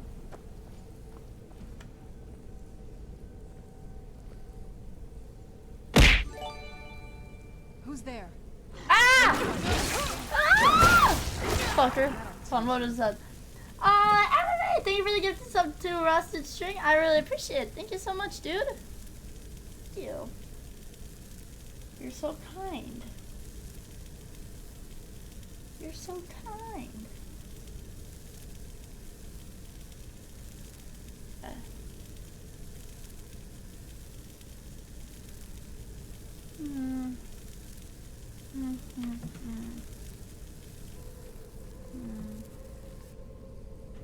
Mia drunk? No, Mia just hasn't slept more than 3 hours a night, 3 or 4 hours a night in the last 5 days, 6 days. Who's there? Huh? Dogs!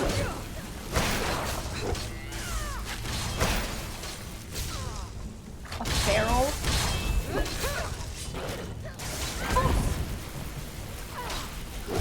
That'll teach you. Yeah, that's Serana, fucking help me. My fucking bitch wife. Let's go through here.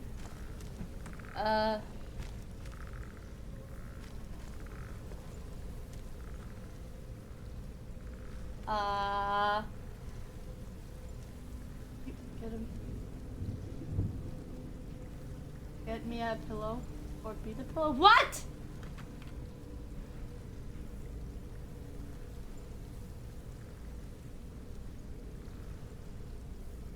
Somebody had to be trying really hard if they actually dodged it. There's no way. There's literally no way. No way. We've gotta figure it out, Serana. I don't know how to get in here. We've gotta explore a little bit, lady. We're gonna do a little bit of exploring. Dodged? What? You didn't dodge, you have a sub. What? What?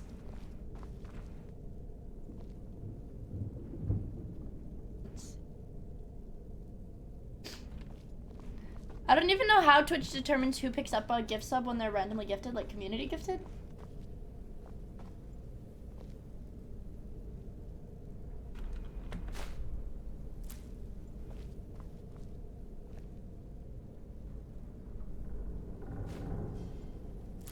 Just poop on the floor.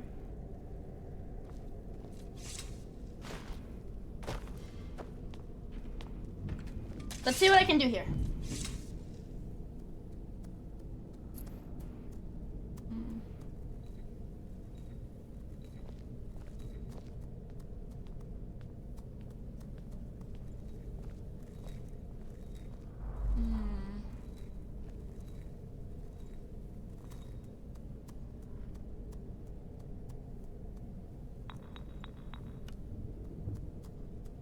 Oh, I need 2 of them. I need 2 things that can restore health. You've been watching for 3 months? What? That's awesome, though. I think that's really cool.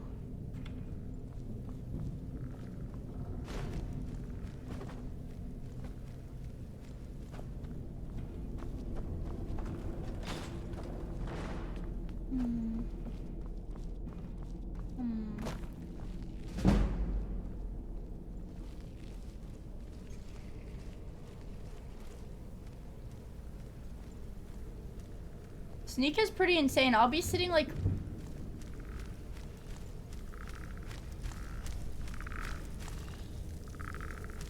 He doesn't see me. He saw her! Girl, you have a like spike through your back. Take a left up here.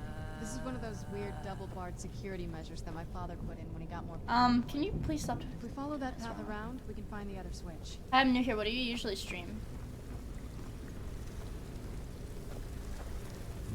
I don't stream. What are you talking about?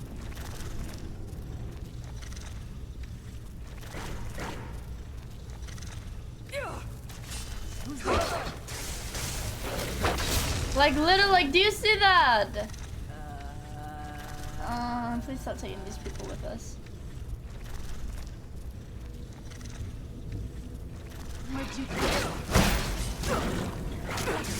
Bitch, I'll kill you.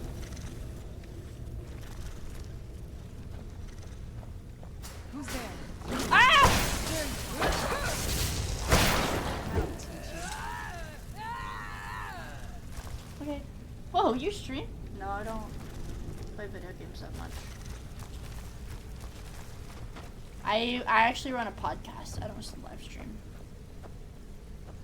I get performance anxiety when I live stream, so that's why I prefer pre-recorded stuff.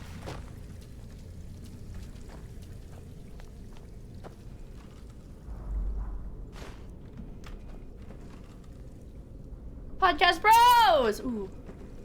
That scares me. There's multiple. Okay, there's only one potion. Master Nemesis, thank you for the follow. I really appreciate it. I hope you have fun hanging out with us. We're just playing a little bit of Skyrim right now. In fact, yeah, this is all pre-recorded just so I don't get nervous.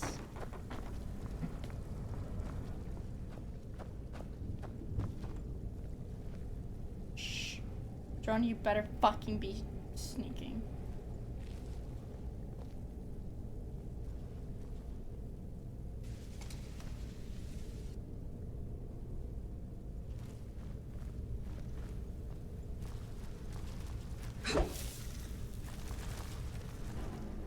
Who's there? I knew I heard something. Piranha? Piranha, you want to deal with this? Oh, he can't move through his own spider webs.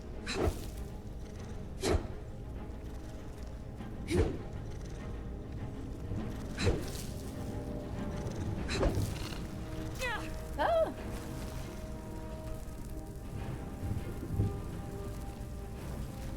Who's?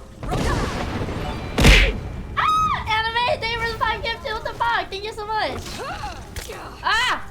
Ah! Holy shit, I'm gonna die. What the fuck? He's really strong.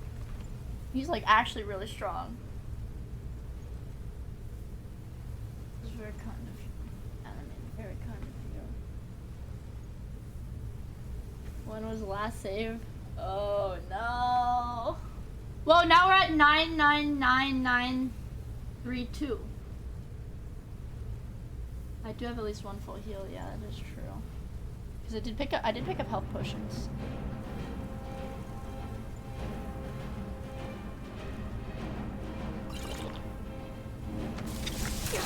Oh, get out of here. I get out. Good luck, Serana. Man, I think she's got it. I helped. I helped. I got $500 of airplane credit. The next one is a Nintendo Switch. Yes. What did you need? After level 10, level 11 is a Nintendo Switch. Yes. What did you need? I get Anonymous! Thank you for the 2 gifts. I really appreciate it. Thank you so much. Midsumter! Thank you for the gift stuff as well. Whoa, there's a lot to level 11. Jesus fuck. They did not want me to get that Nintendo Switch. I'll tell you that. I'll tell you that. They said, they said no. No. Fucking Nintendo Switch. I think bits would have worked. I think anything works, honestly. Oh yeah, it's bits and, yeah, bits and subs both work. Oh, it's good. What does $500 in flight get you these days? $500 in Delta would probably get me a one-way ticket to California. Maybe a round trip on the East Coast or to the Midwest. Crumbs. Yeah, crumbs and a safety pin. Daki sub goal might be enough for level 11. I can do the math real quick because I'm a little mathematician. Here, hold on. Okay, hold on. Yeah, they let me hang on to the landing gear as a treat.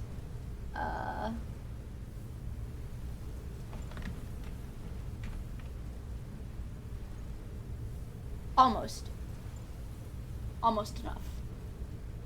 And yeah, I'm proud of you. Let's go! It's awesome to see people going to the gym. That's awesome, dude. I'm very proud. I'm very proud, actually. I think that's awesome. You get a double thumbs up.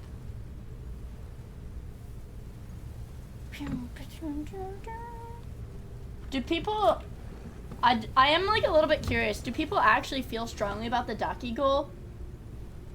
Or is it just like a bit? Because I want to know if I should seriously start brainstorming concepts for it, if people are actually serious about it, or is it just like a haha funny docky? Ha ha ha ha.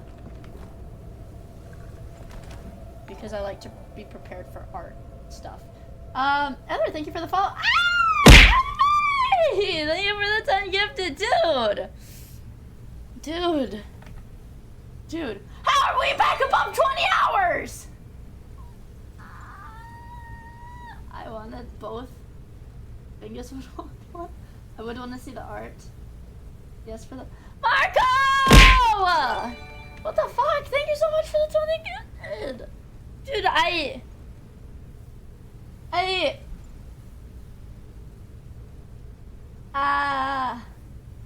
would consider a Miyodaki. A Miyodaki would freak me out. Well, that would be the thing. I think we went over it before the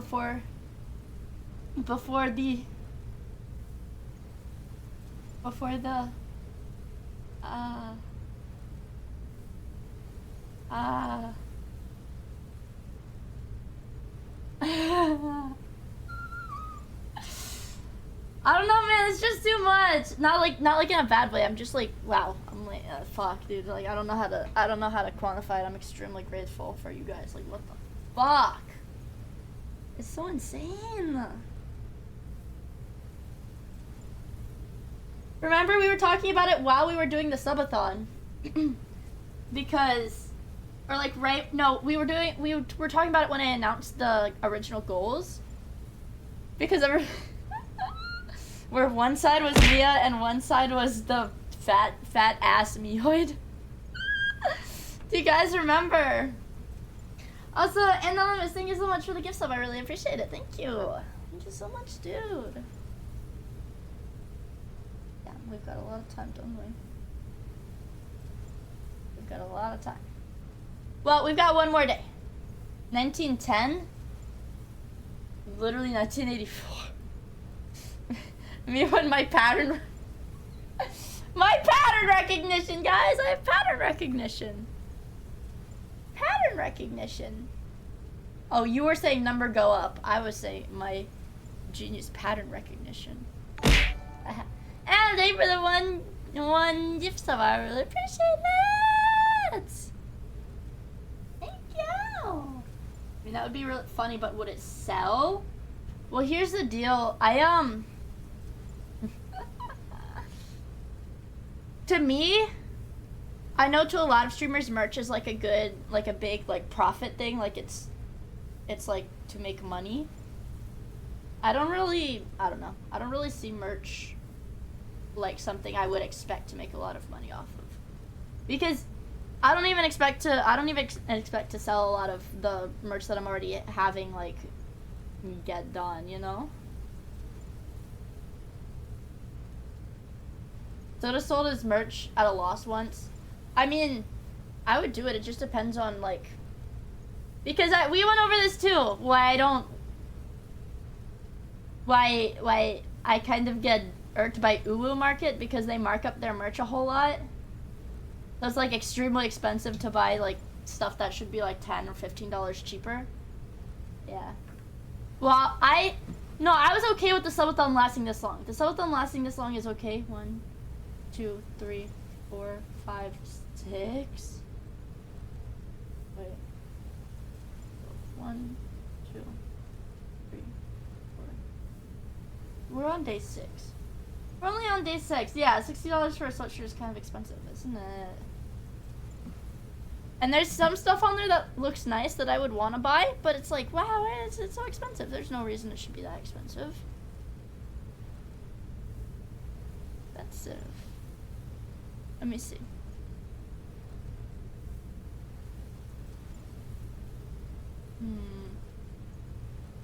Well, yeah, well, I didn't think I was gonna hit the goals, okay?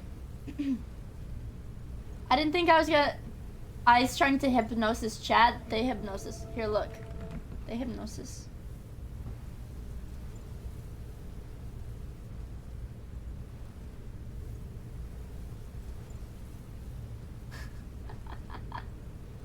I can do that stare emote. I can do that stare emote.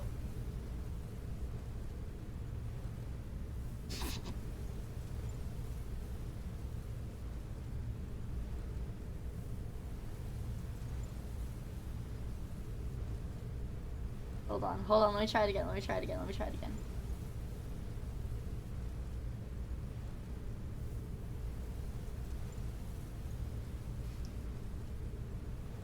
The tracking scares you? But look, look, the tracking is good. Look, I can do this. Ah!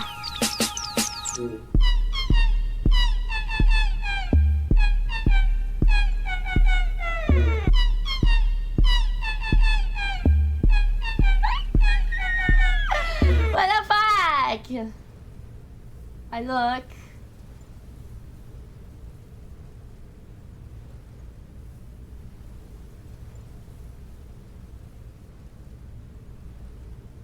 Look, the tracking is, look. You're making kimchi? That's so cool. It trips me up.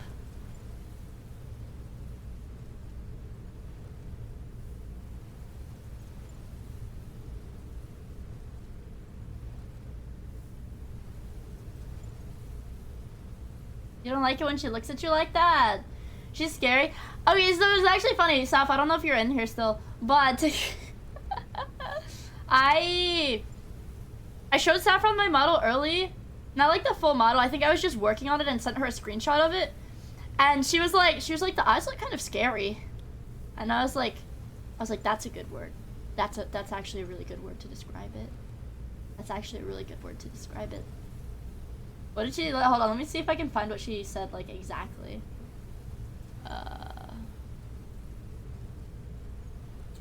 I've had a pretty dead Discord DMs because of the subathon. It's literally my DMs. It's a group of real life friends. It's a group chat, so other people are using it. Moderator, Saffron, artists, moderator, Miffy because you got banned, moderator, and just kind of people saying hi. Okay, brother, me a chat. Let's go!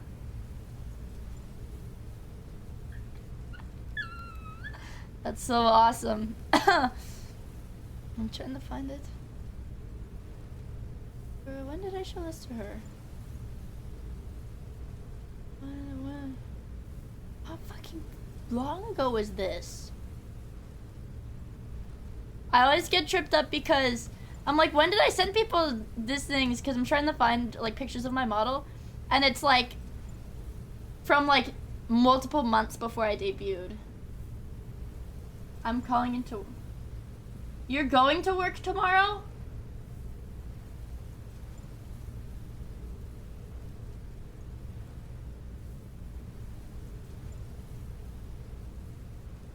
Can you do the Pippa eye thing? Not on purpose.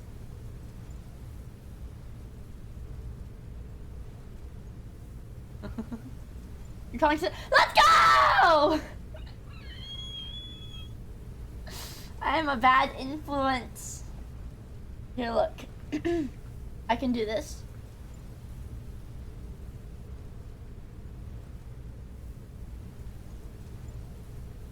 Somebody caught it, like, at the beginning of the debut and said that I did the Pippa eye thing.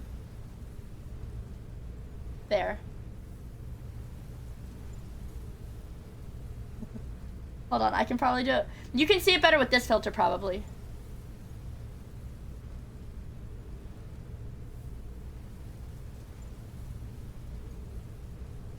You know I'm like fucking with my eyes right now. Hold on.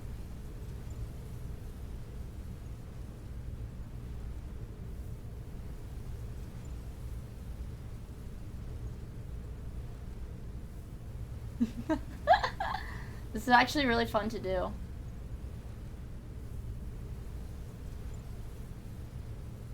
There. You got it? You got it? You got it? Please don't be so close to the camera. I get nervous around women.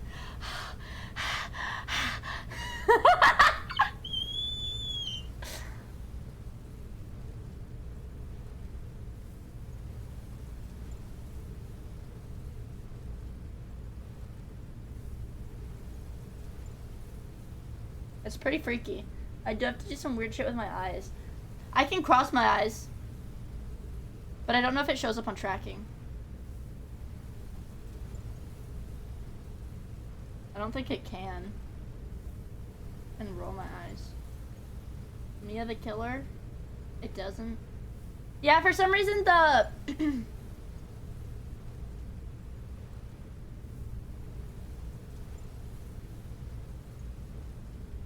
I don't know how good the eye tracking is on this.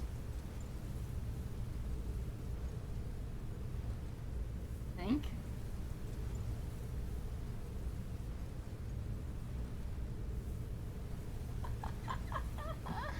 I like this because I can like see like the shit blocked out in the eyes a bit better than with this. The eyes are less detailed.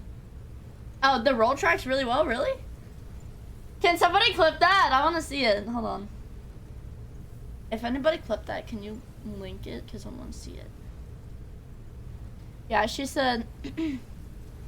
she said yeah, Sap said the new eyes scare me a little bit.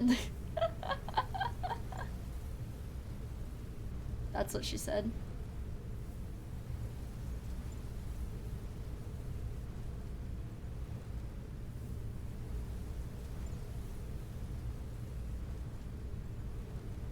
I can do the eye thing. Okay, I can do the eye thing if I make the face. It's possible. It's actually not that difficult. It scared me at first. I like them. There's nothing behind them. They're a little bit empty. I like that. They're a little bit empty, you know? Have fun making kimchi! Play more video game. More video game. Oh, sweet.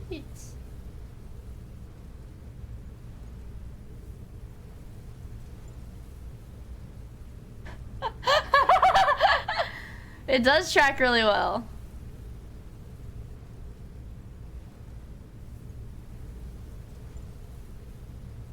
That does track really well.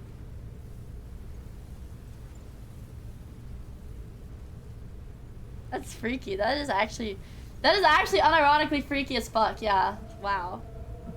Hold on, let me move myself a little bit. Just kidding.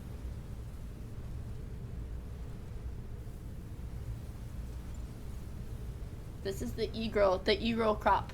We did the e-girl crop. Or the regular crop. I like the regular crop.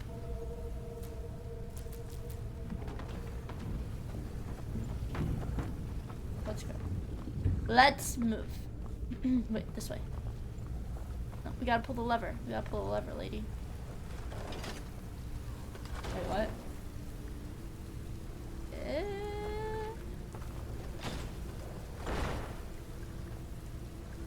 Yes? What did you need? If you do the Euro crop, you need to make the game smaller.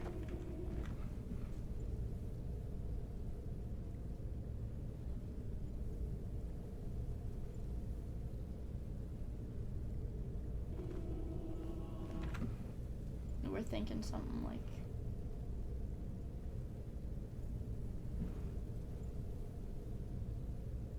something like this. I play the game like this. That's terrible. That's terrible. That is so bad. Oh my fucking god, that is so terrible. What the fuck, man? Ugh, ew, I feel dirty now. I feel dirty.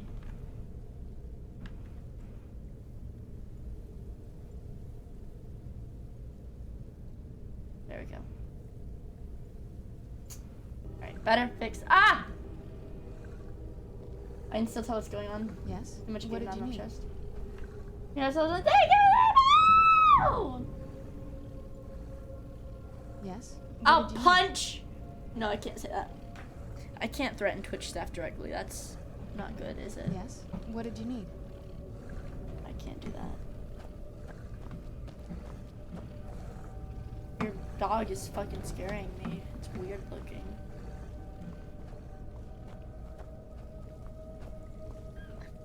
Should button. No, very unwise. What's this? Ice magic. Ice magic. Oh, wet. There's little bloody bits. Blood bits. Scary, scary shit, dude. Mia, when is the GFM ASMR, please? Bia, I don't need it. My friend does. It's not me. 10 billion subs. GF. SMR. 10 billion. This leads out to the courtyard. Just head for What? the door. Okay. No, not 10k. Not 10k. I would never do. No, I would never do GFB ASMR. It's not in my skill set. Oh no. What? What? What happened to this place? What? Everything's been torn down. What? The whole place looks Ugly? well, dead. Yeah, It's a little like bit. We're the first to set foot here in centuries. Well, you guys are dead. This used to lead into the castle's great hall. Looks like my father had it sealed up. I used to walk through here after evening meals. It was beautiful once. October billions must rake. This was my mother's garden. Awesome. Do you know how beautiful something can be when it's tended by a master for hundreds of years? Huh? I would have hated to see it like this. Okay.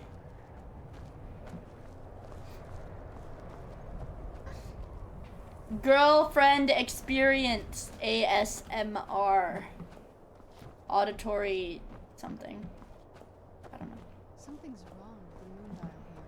Some of the crests are missing and the dial is askew. I didn't even know the crests could be removed. Maybe my mother's trying to tell us something. I don't know, but I'm putting them back. Oh! We can find the moon dial pieces, I guess, in the courtyard? For those in need of therapy and real-life social interaction. Automatic sensory meridian response. How many subs for the botulinum toxin stream? Like, you want me to inject myself with Botox? Like botulinum toxin? You want me to inject myself with it? It's really expensive. I don't need Botox. I don't have wrinkles. There's one. Okay, there's another moon dial piece. We're sneaking around. We're gonna find this shit, dude. Nothing here. Nothing here. I feel like I'm doing a little Easter egg hunt right now. Little Easter egg hunt. Mushroom. Grass. Mushroom. You're making kimchi. Wow. Wow. Botox is not even approved for... Botox is not even approved for, what is... For like under 30 or something.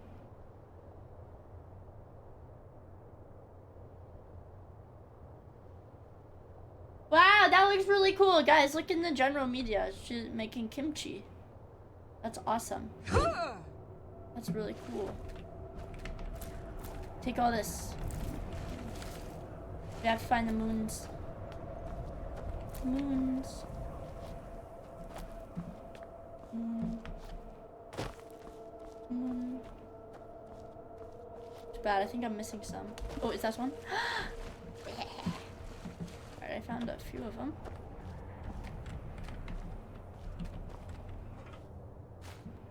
Oh, this is the empty one. Oh, I'm hungry. I'm hungry. I'm gonna go crazy. I'm boiling.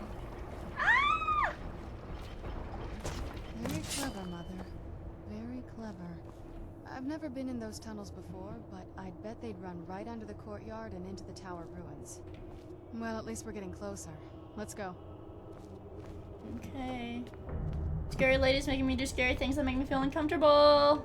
I'm still a vampire though. I think once I finish the quest line for the vampire shit, and maybe kill off the Dawn Guard, then I'll cheer myself. Oh, I forgot.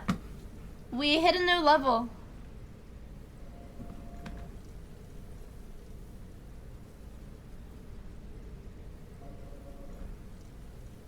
What is it? Which... I'm trying to... Ah! That's...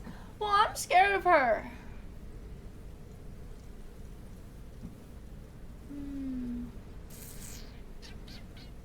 Oh yeah, we have to change the color. I'm scared of my goth girl. Alright. We have a new level, so we get a new color. There's not really enough levels for me to be satisfied with the frequency at which I change the color. But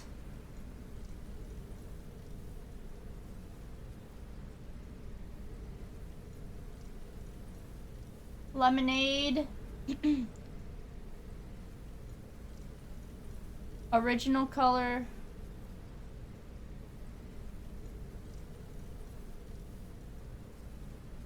Blue.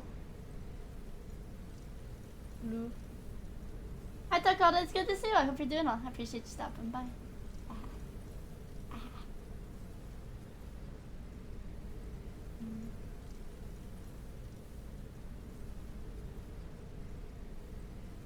I'm thinking.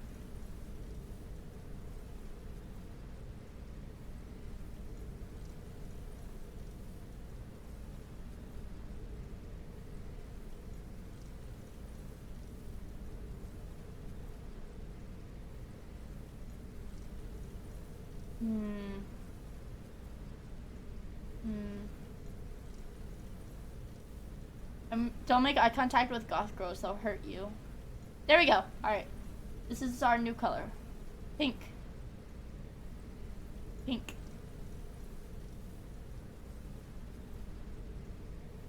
Pink. No. So they don't have solid colors. They only have the really ugly purple-blue gradient. So I have to filter the browser source so I can make it a different color gradient, but that's all I can do. Instagram! Sorry. Almost choked on my sleep. Let's go! Good morning, Gecko! Hi! Hello, hello, hello. So, do I have to explore it? Ah. Very. Money. Money! What are you doing? I'm hungry. I need to eat human blood. I've never even seen this part of the castle before. Be careful. I don't know what might be around. These are the crypts. Tried oh, okay. I thought it was actual elf ears. I thought it was like legitimate elf ears. Eh?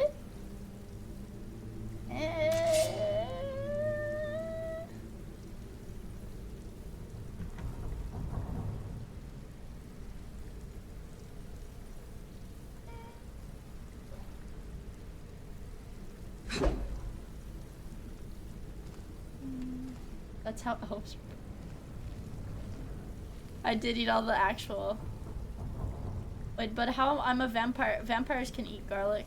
We're getting close. I'm sure of it. You sure? Well, let's keep moving.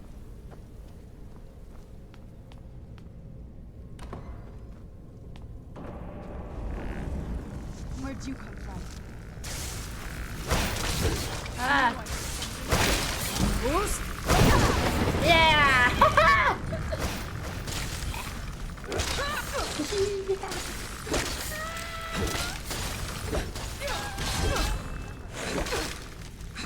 I love swinging this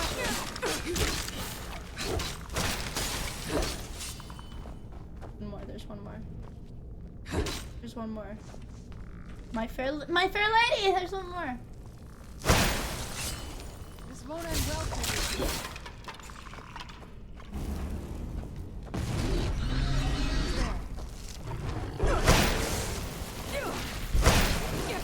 I forget the gargoyles are really fucking strong.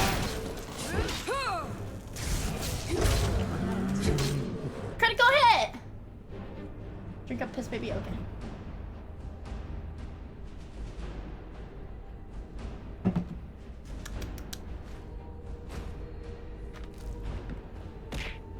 Let's go this way.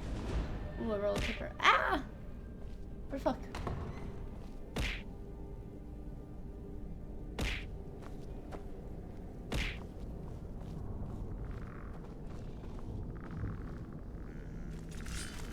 Who's there? I knew I heard something. That'll teach you. Let me see if I have to re-up my sword.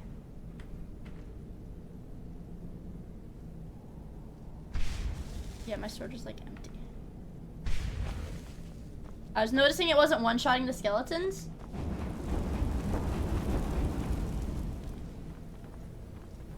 Why is your mom reanimating all these dead people?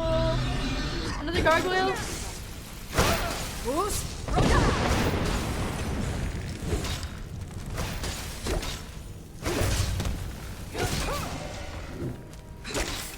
Oh, that is your skeleton. I kill. Oh, don't hit me! Don't hit me! I keep killing her reanimated skeletons because they freak me out. All of her reanimated people freak me the fuck out. Weird looking. Ah! It's my girlfriend. How about you, gargoyle? You're not getting the best of me.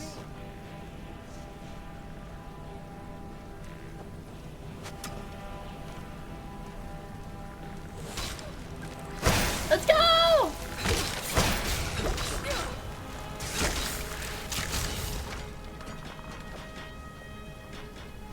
Show yourself.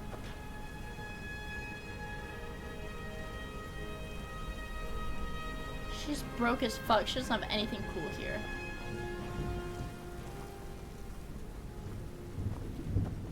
It's... Show yourself. You knew So I suppose we go this way.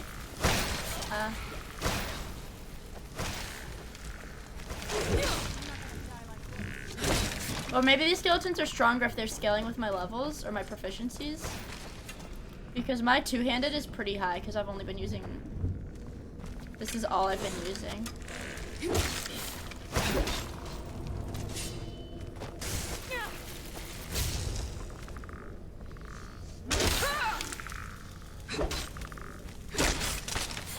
Done and done. Done and dusted. Now where? We gotta go over there, don't we? We're getting close. I'm Yeah. sure of it. I feel like this is someone that's gonna reanimate.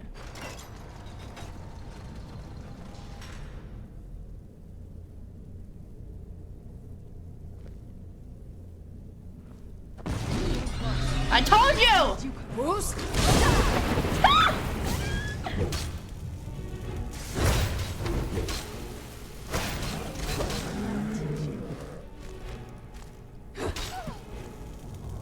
I'm sorry. Where'd the gargoyle's body come up? Garnet. Yay! You ain't from Skyrim if you never had this before. I fucking love Booster Dodge. It's so goofy, dude. What we're trying to go is over here.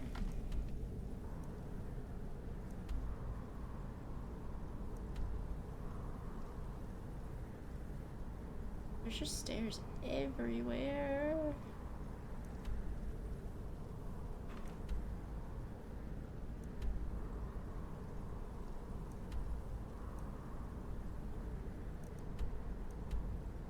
We have to go here.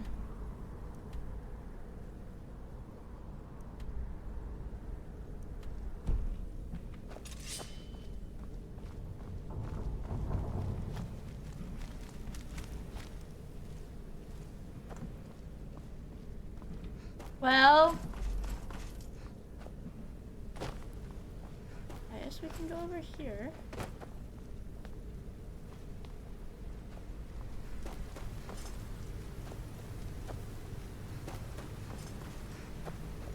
Into here.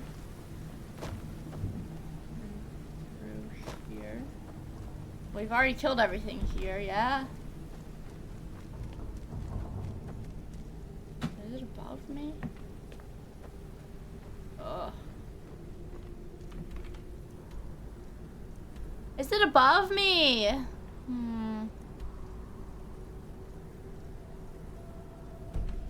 Ruined tower?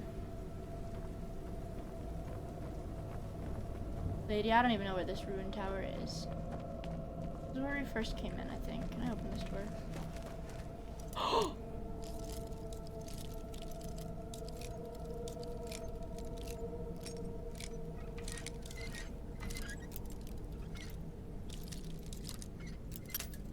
Other way.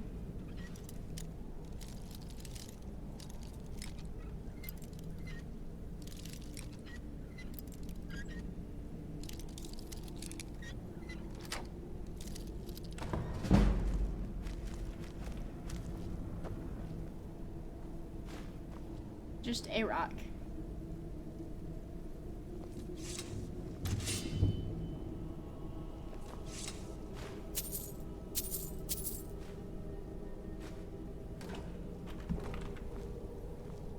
There's not even anything of value here.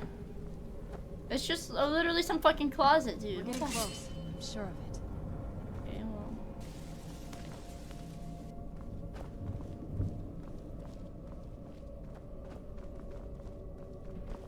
That was the spider we killed.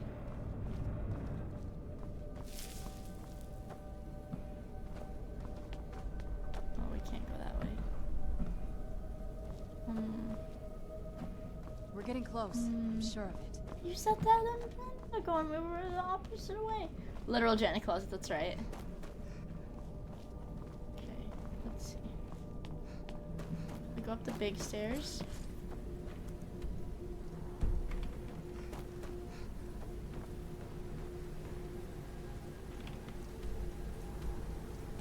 Well, the tower is most likely over here. Above us?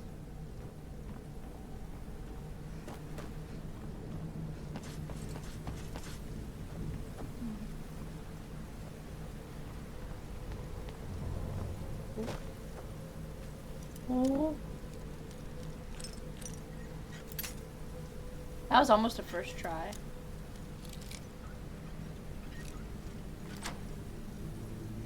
Holy shit.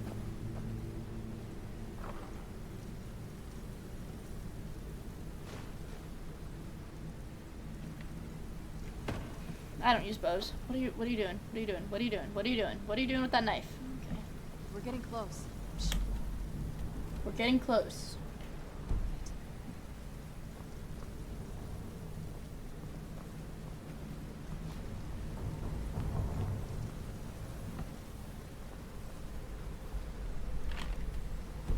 We're getting further away. I think I just need to go upstairs, but...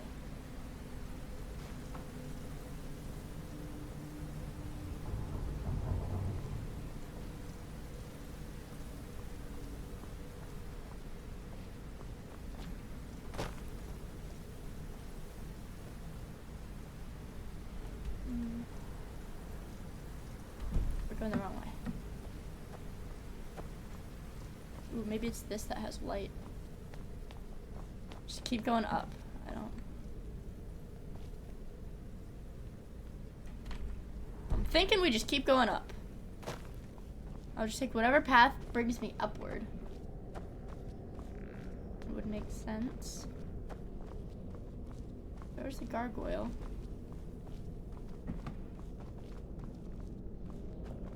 There's more enemies. I think this is the right way.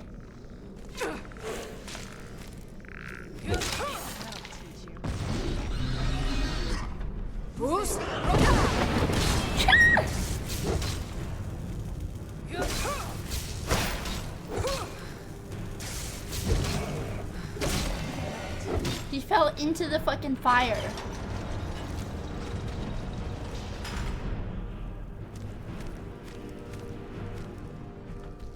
This time, I think we're actually going the right way.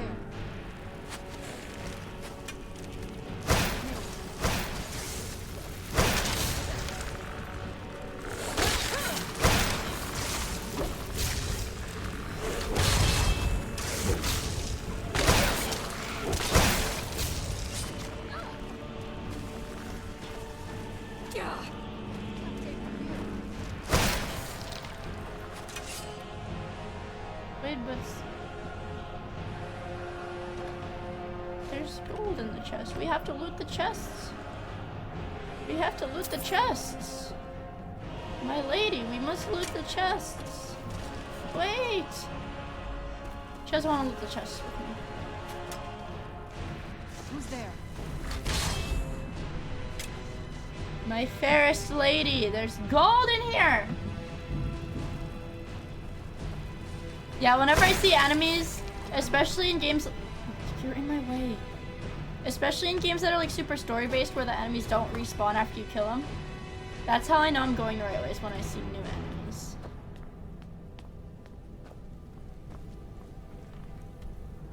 Okay, we're making it. Where's this? Skull. Skull.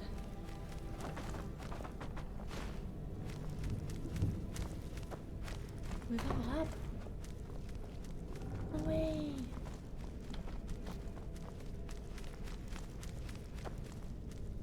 Oh. These gargoyles are gonna come alive. Who's? Fucking gargoyles!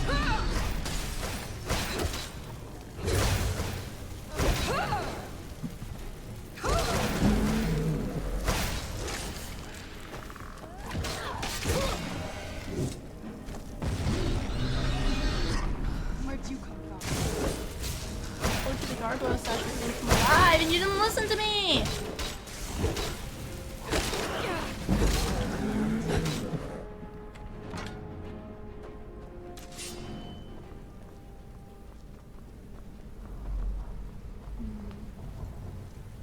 Now what? Why?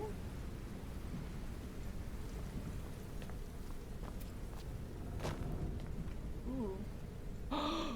That's a lot of money! I'll also take this scroll, I guess.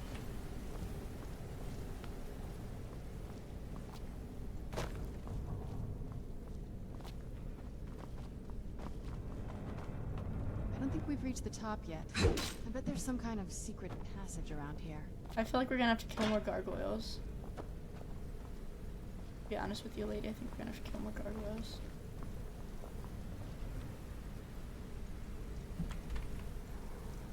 We're not in the right room. Well, I keep moving. We got sidetracked by the gargoyles. Oh, okay.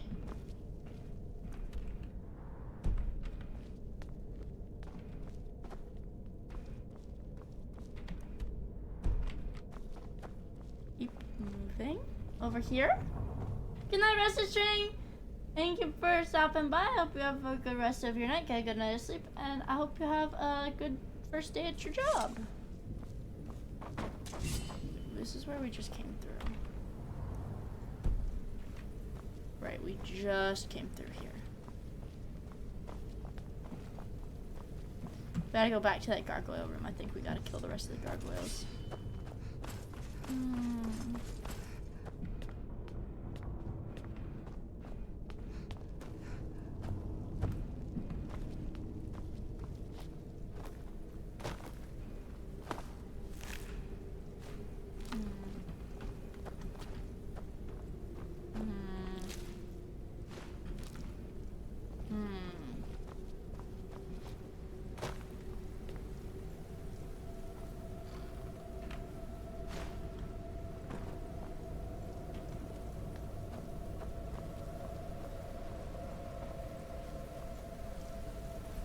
Leave it to my mother.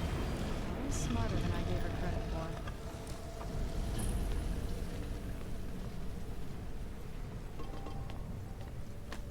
Very messy.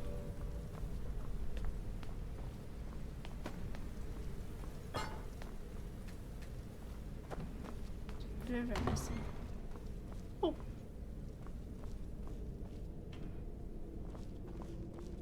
I'm stealing. I'm stealing shit out of your house. This has to be it. I knew she was deep into necromancy. I mean, she taught me everything I know. You're a necromancer? She had a setup like this. Look at all this. She must have spent years collecting these components. Huh? Collecting what? Huh? Collecting what? I'm not sure about this circle, but it's obviously something. Oh. Let's take a look around. There has to be something here that tells us where she's gone. Where she's gooned? I stole all of her stuff already. My mother was meticulous about her I stole her research. stuff already. If we can find her notes, there might be some hints in there. I had no idea. She had an alchemy set up in her drawing room, but nothing. Looking at the equipment and materials, I don't know. Certainly not longevity. Kind of a... Not that I ever saw. My mother had a bit of a thing for magical constructs. Not what you're thinking. No, I already stole her. My mother had a bit of a thing for magical constructs. I stole her not gems, her goon gems. She just found them fascinating.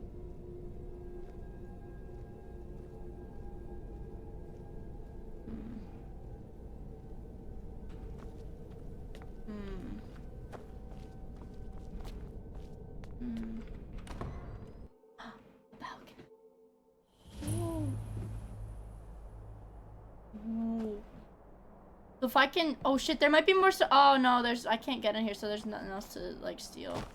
But I think I saw this when I was coming in. Yeah. Wait, she should have way more up here. Pog back under 24 hours again. Abby, it was under 20. Hold on, how many hours was it when I started the evening? Let's see.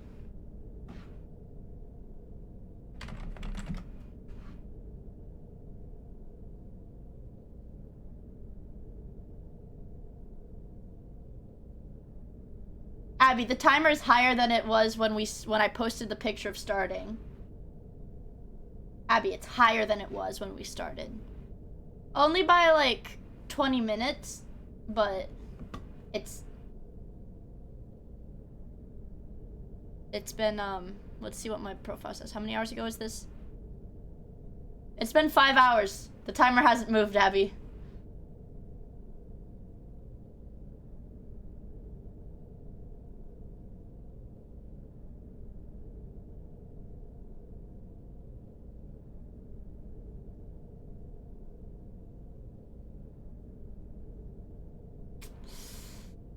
You've been slandered in general chat? What the hell?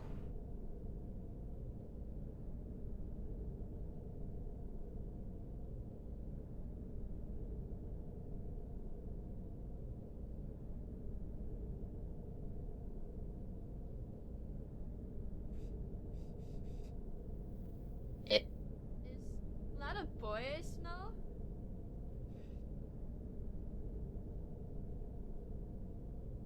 What the hell?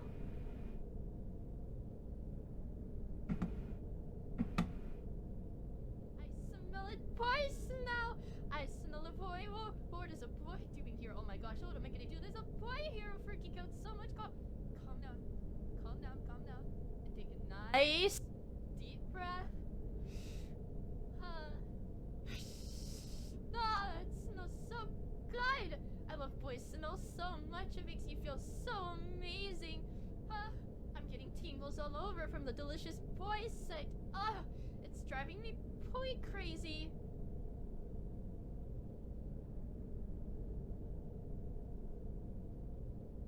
You guys want to explain yourselves? You want to explain yourselves?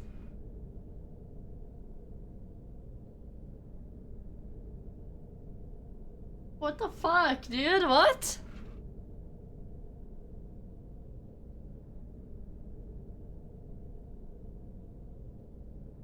What the fuck? AI isn't this sophisticated? Insane. It's insane, isn't it? It's crazy.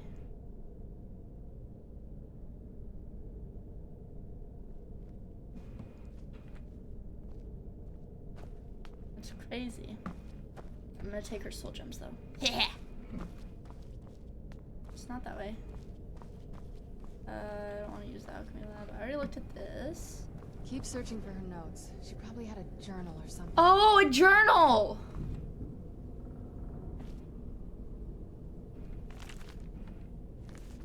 Ruined book.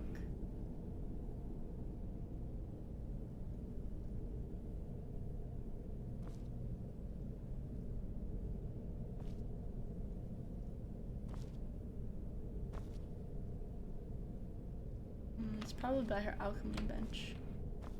I would say if she. Oh. Ah!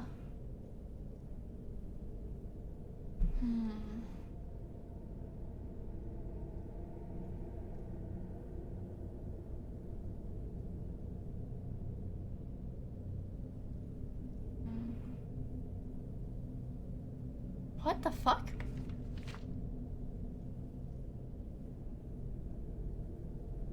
She's making a portal?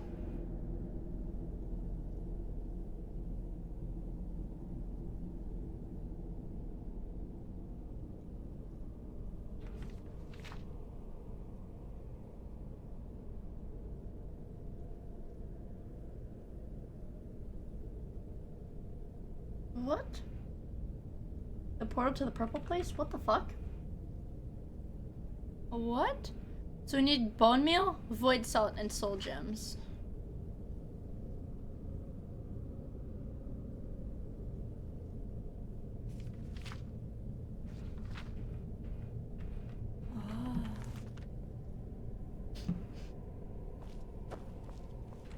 Keep searching for her notes. She probably had a journal or something. She did. Oh, I guess I need to take it.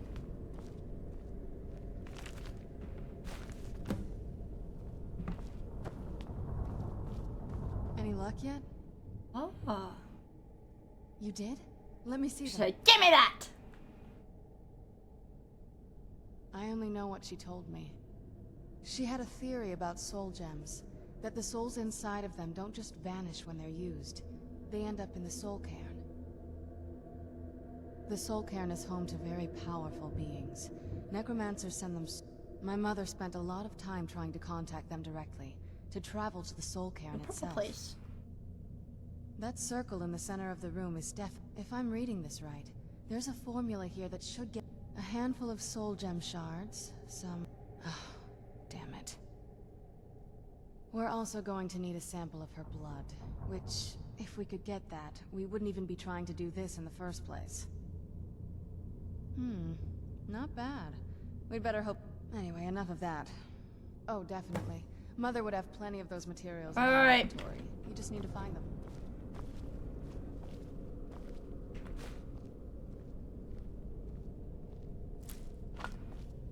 Purified salts.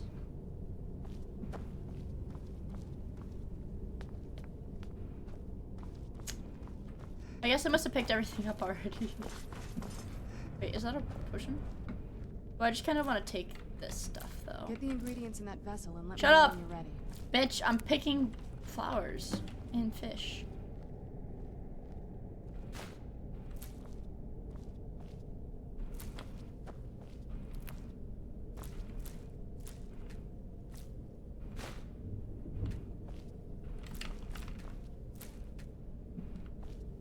Okay, alright, fine. Get the ingredients in that vessel and let me know when you're ready. We need to find her salt. Get the ingredients in that vessel. Shut up, lady!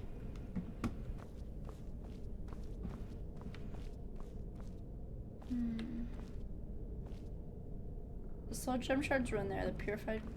Or the bone meal was here, so the void salt should be probably over here. Balance everything out. I'm taking everything here anyways. I don't give a fuck.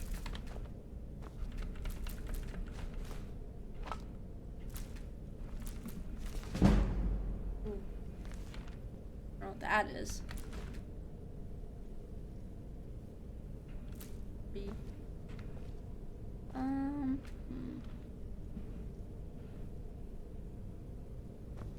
I need my GF to not talk. She keeps asking me to do quests. Sometimes I don't want to do quests. Alright. Purified void salt is what we don't have.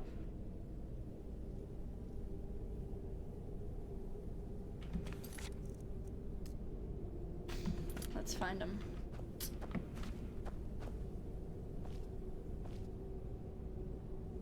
Embalming tools.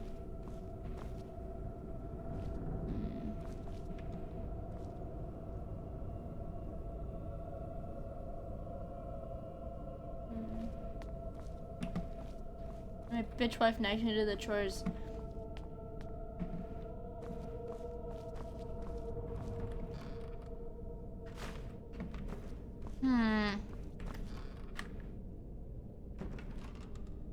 Gimme. And then, ooh, what about here?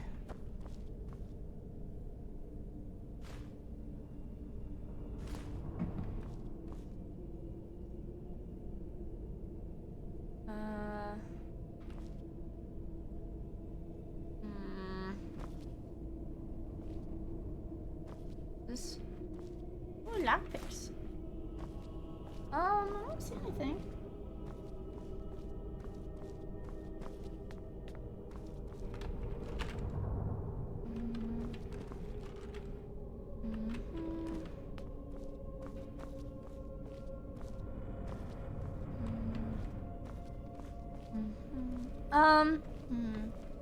I also go around the other perimeter of the room as well.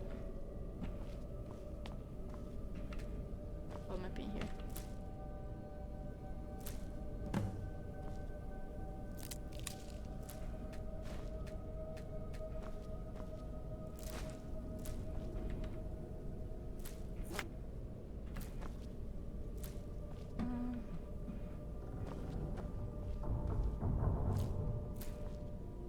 Void cells. Purified void cells. There we go.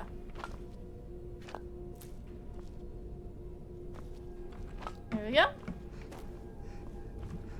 And then... Get the Shut up! ingredients in that vessel and Shut let me up! know when you're ready. Then the rest is up to me. Okie dokie, do Are you your ready to best! go? I'm not entirely sure what this thing is going to do when I add my blood. Of course. Will you be my girlfriend? I've been asking myself the same thing since we came back to the castle. She was so sure of what we did to my father. I couldn't help but go along with her. I never thought of the cost. Neither do I. She always seemed happy before we heard the prophecy. Then it all changed. She became a different person. What is the prophecy? Yes, you're right. I'm sorry. I feel like I missed something. I just didn't expect important anyone here. to care how I felt about her. I Thank don't. you. Are we ready then? All right, here goes.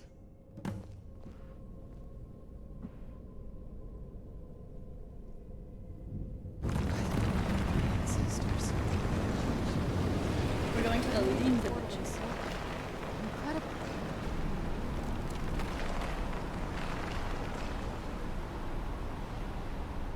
Oh, the vampires will get a weapon to control the sun. Oh, okay.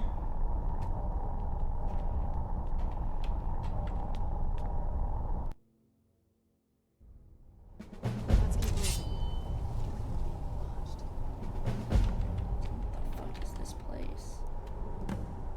What the fuck is this place? When I want my portal orange for my bitch wife.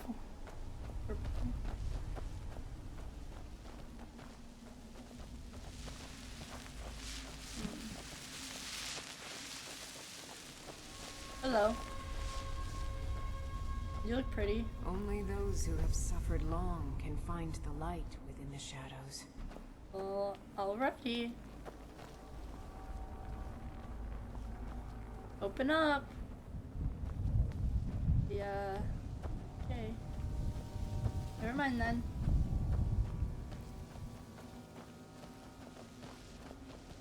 That shit got me fucked up. Where'd you come from? Fighting.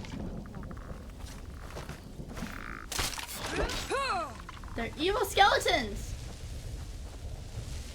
Like, taint my soul or whatever.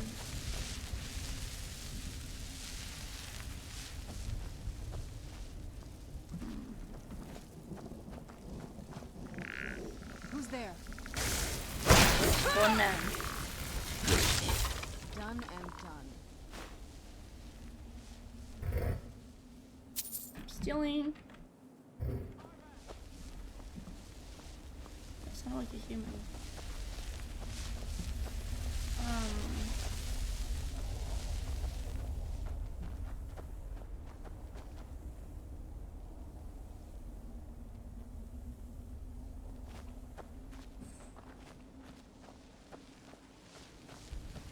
There's 3 of them. Oh, there's no guys here. I thought this was 3 guys and I was really scared.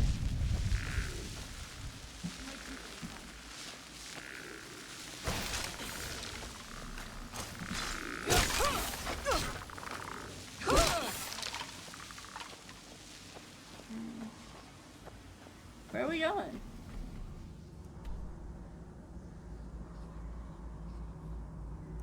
Oh, I guess we went the wrong way.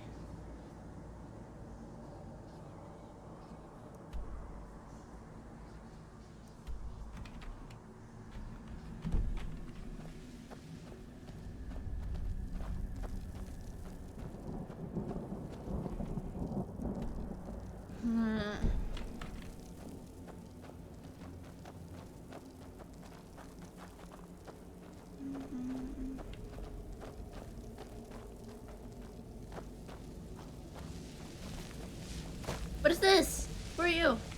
Stay away from the crystals, or you may find yourself becoming one of us. What? The J.O. crystals? That's what happens if you goon too much. You get turned into a ghost. Ghastly gooner. Concentrate a little bit.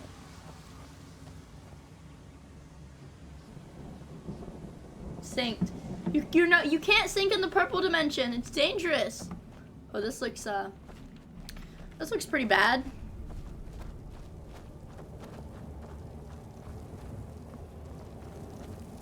It's a barrier.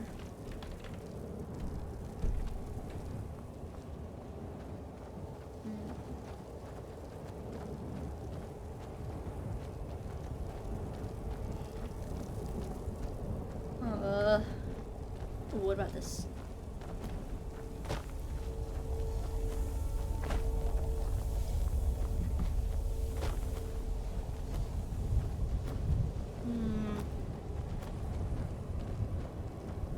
There's just a barrier on top of the river here.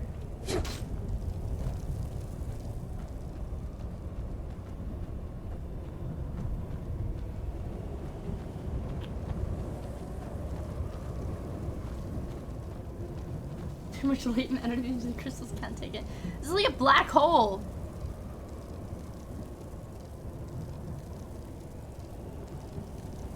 Let's keep moving.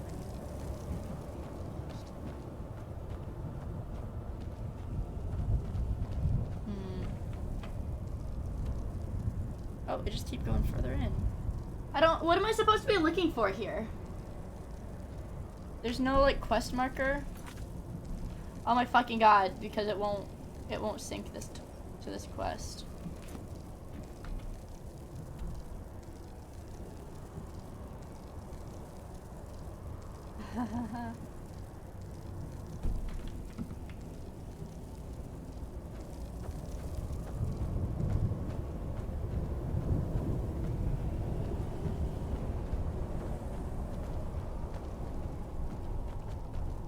Yeah, there's a few buildings though.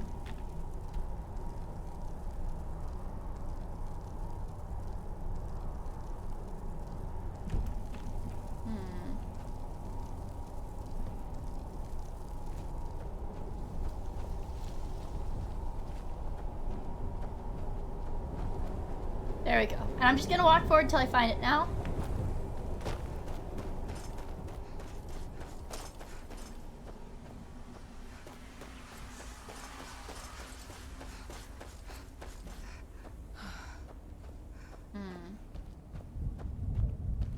Uh-oh.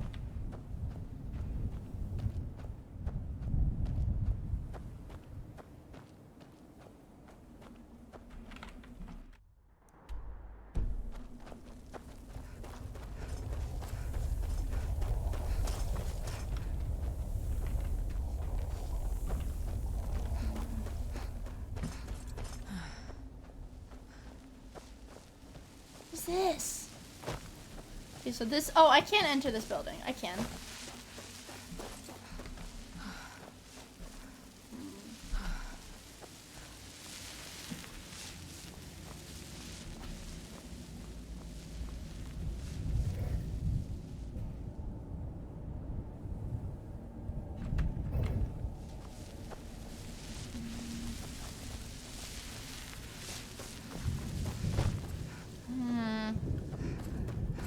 Here it is, I think.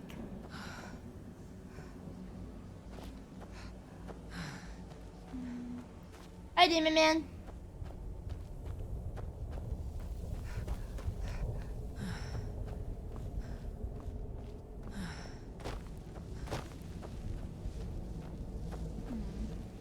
Hello. Want my advice? No. Never welch on a bargain with the ideal masters. Alright. They don't take it very well. Okay, then.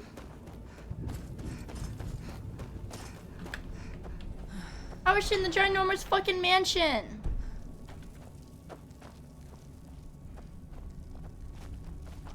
She's in that horse. That one specific horse, that's right.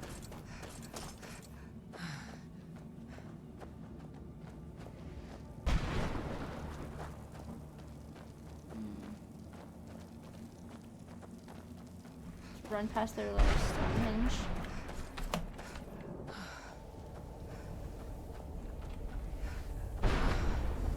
Come on.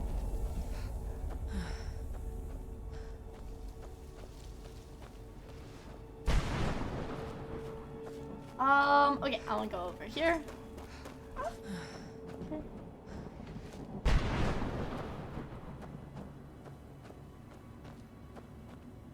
We can finally walk up to the house. There's like so much shit over here.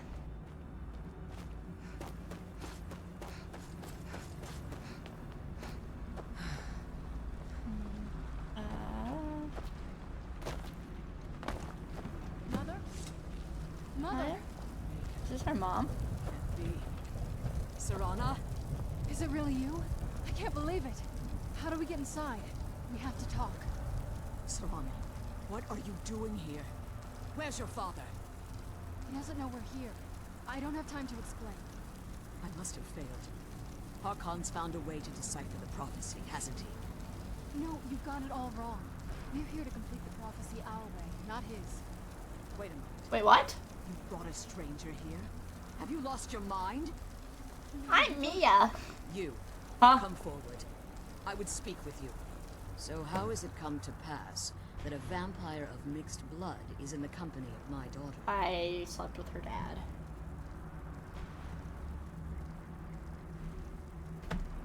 Safe? You call bringing her here safe? Has she explained nothing to you? I'm stronger than Serana her. has sacrificed everything to prevent Harkon from completing the prophecy. I would have expected her to explain that to you. She called me mixed race.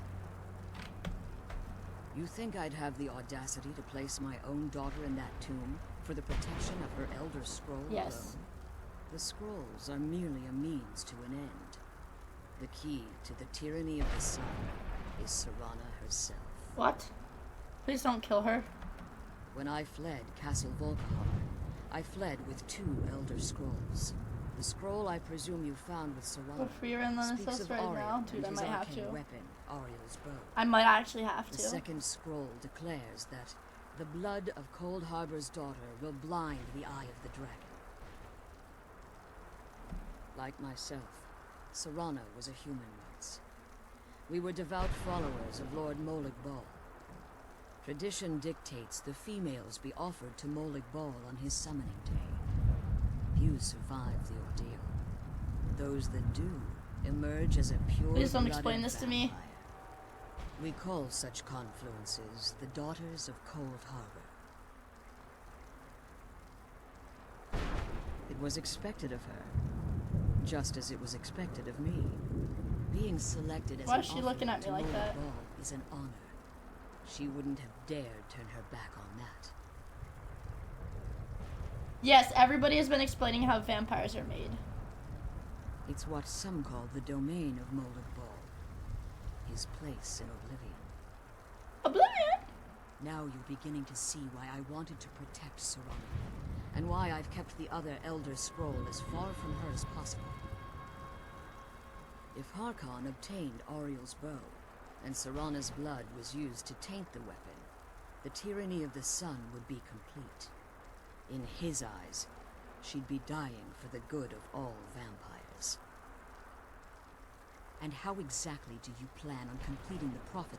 If you believe that, then you're a bigger fool than I originally I'm suspected. strong. Don't you think I'm I weighed that What option the? before I made my Dude! plans? What the fuck, Demon Man? Dude, what? What the fuck, dude? Thank you so much. Hey. Bruh. Bruh.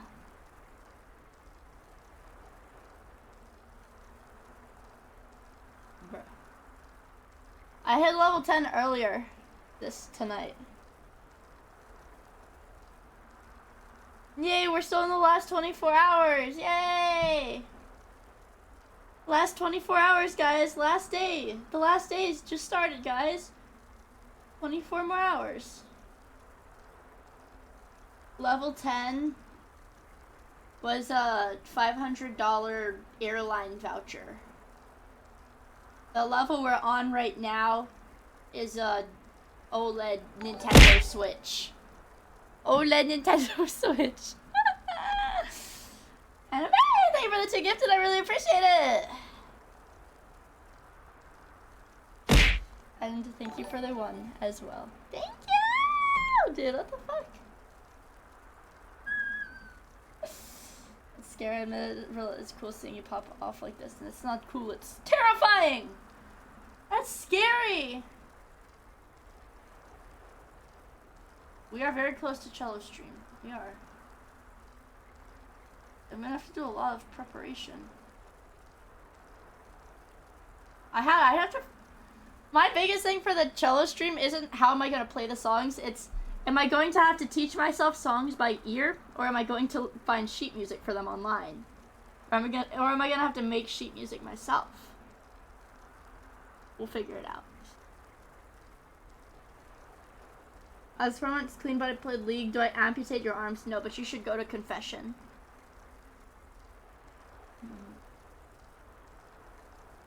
You should go to confession. I'm very disappointed in you, Meatoid. Okay. Back. Beast! You care nothing for Serana. She's my You girlfriend. see the tyranny of the sun as your chance at deification. And like Harkon, you won't hesitate. Serana, this stranger may call herself vampire, but she knows nothing of our struggle. I don't want to be a Why vampire. should I want to cure myself. This stranger has done more for me in the brief time I've known her than you've done in centuries. How dare you? I gave up everything I cared about to protect you from that fanatic you call a father. Yes, he's a fanatic. He's changed. But he's still She's my got mommy father. issues too. Why can't you understand how that makes me feel? If you'd only open your eyes. The moment your father discovers your role in the prophecy, that he needs your blood, you'll be in terrible danger. So to protect me, you decided to shut me away from everything I cared about. You never asked me if hiding me in that tomb was the best course of action. You just expected me to follow you blindly. Both of you were obsessed with your own paths. Your motivation Good night, anime. Oh, anime, you have 2 weeks off. That's awesome. Yay! I want us to be a family again. But I don't know if we can ever have that. Maybe we don't deserve that kind of happiness. Maybe it isn't for us. But we have to stop him before he goes too far. And to do that, we need the Elder Scroll. I'm sorry, Serana. I didn't know. I didn't see. I've allowed my hatred of your father to estrange us for too long. Forgive me. If you want the Elder Scroll, it's yours. Can I read Your it? intentions are still somewhat unclear to I want to kill dragons For and Serana's people. sake, I'll assist you in any And way that I vampires. can. Yes, I've kept it safely secured here ever since I was imprisoned. Fortunately, you're in a position to breach the barrier that surrounds these ruins. You need to locate the tallest of the rocky spires that surround these ruins. At their bases, the And barrier's especially energy is being elves. drawn from unfortunate That's souls right. that have been exiled here. Destroy the keepers that are tending them, and it should bring the barrier down. One more word of warning. There's a dragon that calls itself Durnevere roaming the cairn. Be Durnevere. wary. The Ideal Masters have charged him with overseeing the Keepers, and will undoubtedly intervene if you're perceived. Hair can't grow on your palms. When I entered the Soul Cairn, I had intended to strike a bargain with the Ideal Masters, the custodians of this place. I requested refuge in the Soul Cairn, and in exchange, I would provide the Ideal Masters the souls that they crave. If I had foreseen the value they placed on my own soul, I would never have come here. The Ideal Masters unleashed their keepers and sent them to destroy me. Fortunately, Good I night, was able to hold them at bay Spanner! and Thank you for retreat stopping into by. these Hope you have a good woods. rest of your, I guess, morning. Unfortunately, It's pretty late yes. for you, isn't it? Since the Keepers weren't able to claim my soul, they had their minions construct a barrier that I'd never be able to breach. Time has very little meaning to me. Consequently, it has little meaning to the Ideal Masters as well. I suppose you could call this the ultimate waiting game, each watching the other to see which will give in. As you've been traveling in the Soul Cairn, your body has become attuned to it. Let's just say a tiny part of you rubbed off on it, and in its place, a bit of the Soul Cairn filled the void. I know she You talks a should lot. find no difficulty using the portal any longer. Harkon's vision is a world plunged in eternal darkness. What he fails to realize is how much attention would be called to our kind if eternal night fell. There are many who wouldn't stand. The order of the day would be our destruction. I do. It's how the vampire has survived for millennia, and the only way we can continue to survive in the Come future. on, lady.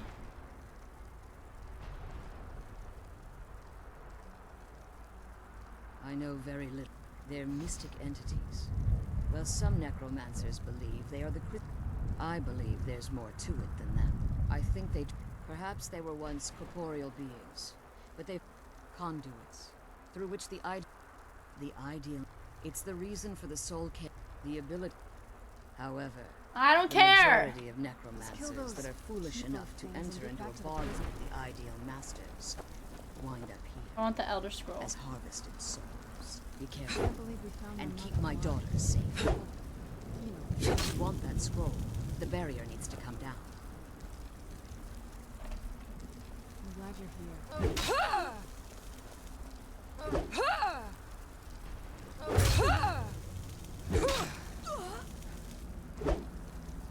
Where'd you come from? I was sure I heard something.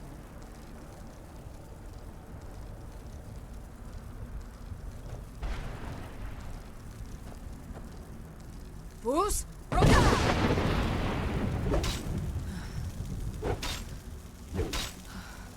Where'd you come from?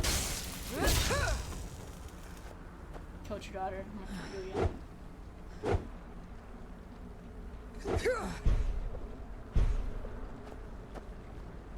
Let's see if she attacks me. Hi. If you want that scroll, the barrier needs to come down. Hi. Be careful and keep my daughter safe. Who's there? I knew I heard something. Ah! Ah! I can't believe we found my mother alive. Well, Okay, let's go.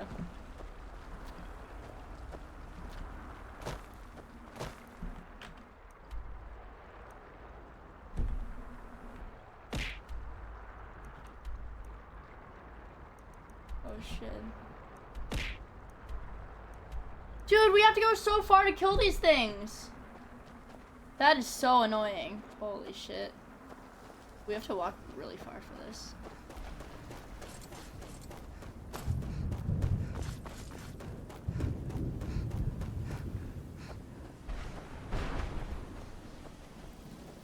You can get the summonable giant horse. Oh.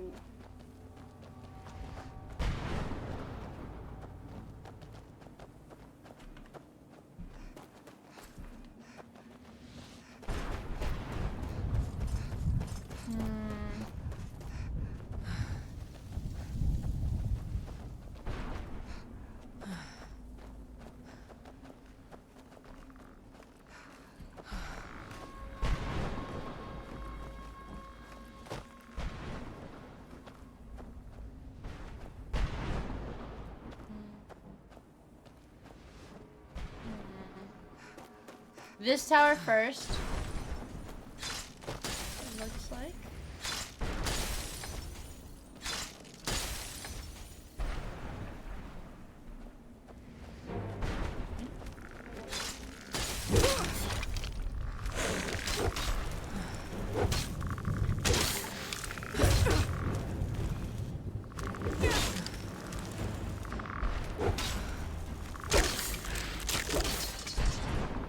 Each time I get hit, is this gonna permanently stay on my screen? It's so... Oh, who's this? Hello.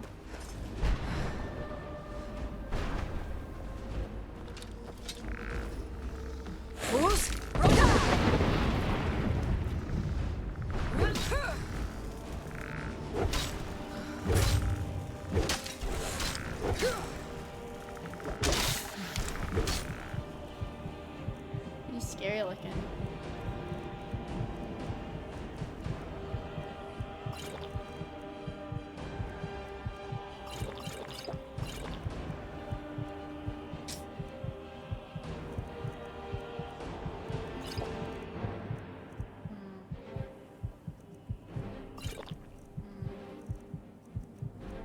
I don't even know what his attacks are. I think they're just normal. Yeah, I didn't have any heals. There's no way I could have done that. I don't know where Serana went. I'm glad you're here. Okay. Okay, retard. Just fucking follow me this time. Actually follow me this time. I guess I just have to wait until she catches up to me to be able to do it. Also, good night, Zach. Thank you for stopping by. I hope you have a good rest of your evening. I will see you tomorrow, hopefully.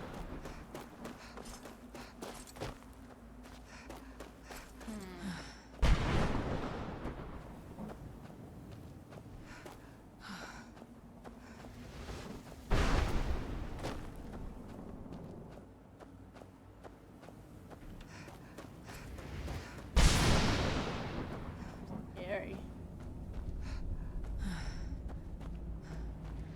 Fighting someone else. Why?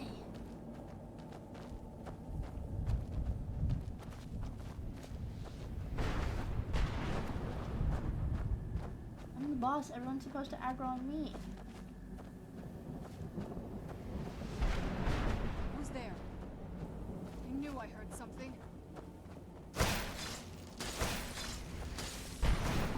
She's a little bit schizophrenic. She's a little bit schizophrenic.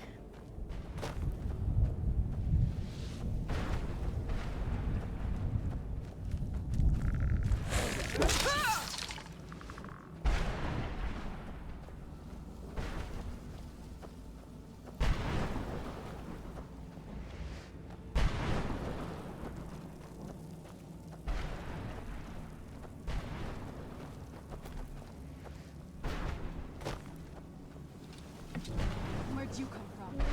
Yes. Who's?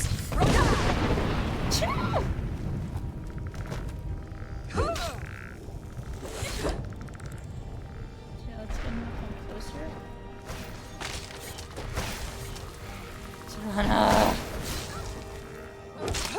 Serana, you gotta stop fighting random people. If she can start shooting, keep shooting stuff at him, I should be able to get in there and...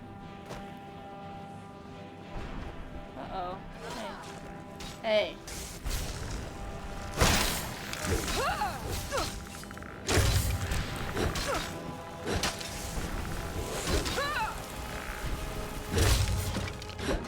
Ah. Don't drop anything though. Two more.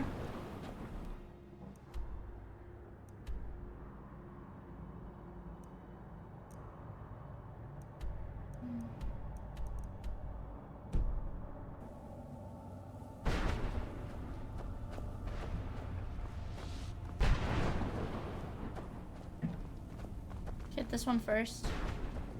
See which way I'm facing. Okay. It doesn't really tell you. I guess they're just arbitrary pointers.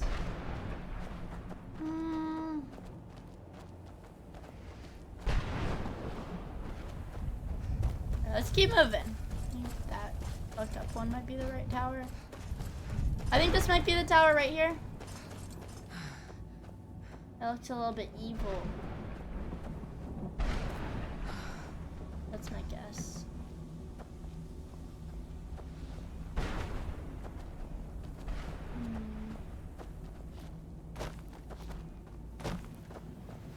I think part of why I've been getting so tired is because when I leave to go to bed, I have to do, there's like a lot of extra stuff I have to do to make up for sitting on my computer all day. So I have to do like extra skincare stuff at like 3 a.m. when I'm done on the computer. And it takes a while to do everything. 12 hours later, the time is still 24 hours. In less than 24 hours, let's go! We're less than 24 hours. I'm so excited. We're gonna do this, bros. We're gonna do this. We fucking got it. We've got it. I don't want to calling it earlier is cheating. It's cheating. That's fucking cheating. Ow. Fuck. Where's my wife? My wife. She's not very fast. That is my wife, right? That's not just some random hostile. Yeah, it is my wife.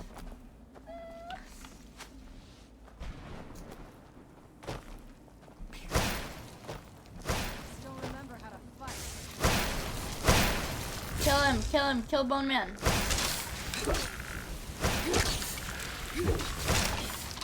Yay. Ectoplasm. Okay. Come on, lady.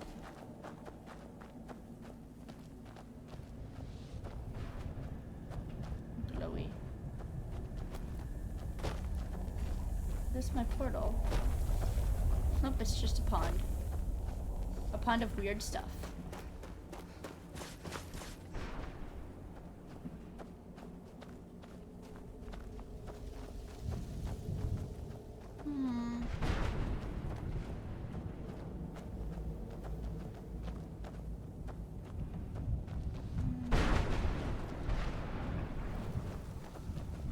Hello? I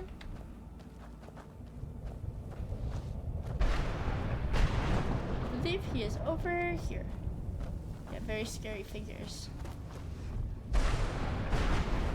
I guess he's inside. Ready? Come on, let's go! I want to let you know. He made me re-download and started playing Vod of Skyrim again, except this time I got more than 5 hours. Nice! So you played it a lot then if it took more than 5 hours for you to get bored. Who's?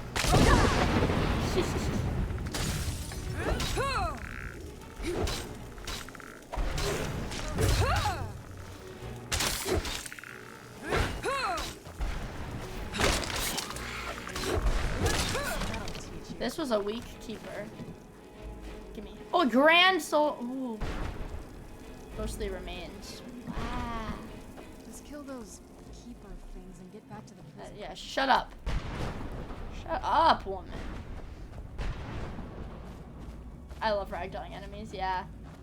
Well, there's 2 of them. There's 2 of them. I'm not gonna look for some right now. I'm fine with walking. I'll complain about it, but I do really like walking. That's why I don't take the carriage that much, because I like to explore, especially in open world games. I like to explore. Who's there? Oh.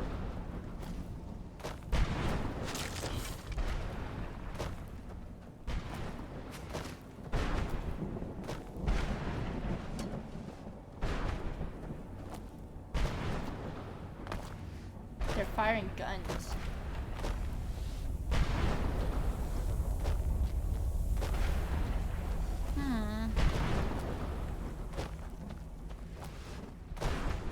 Good job, my wife is actually following me this time. Yay! My wife! Technically, the horse just lets her explore faster. I guess. What about my wife? What about my wife? Alright, we gotta find. Oh, it must be this one back here then. let's go around this side. Wife, this side.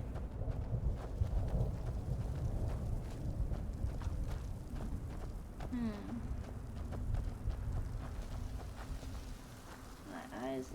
Yeah, I got a hair in my eye, I think.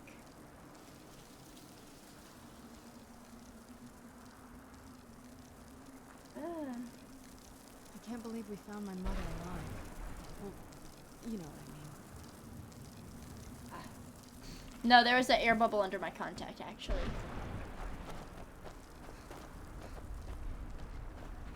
Alright, let's try to sneak in over here, maybe. No. Ooh, over here.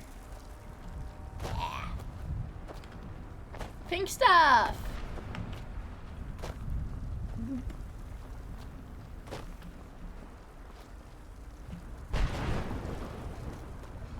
Let's see. Anything here? No. We gotta actually walk all the way around this place.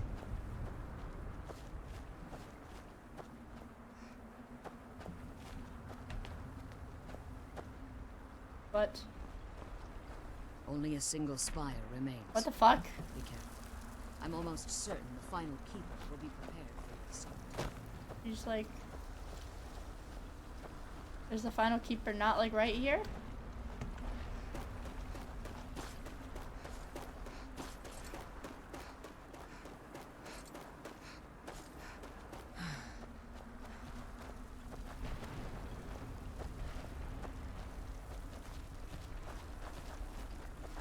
Oh, it's like literally right behind her, I think. Maybe?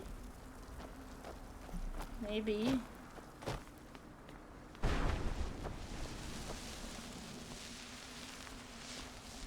Just step into the painting, he said. Yeah. Like it's that. Hello. I wonder if my family misses me. If they're still alive. That's sad! What the fuck? Let's kill those keeper things and get back to the house.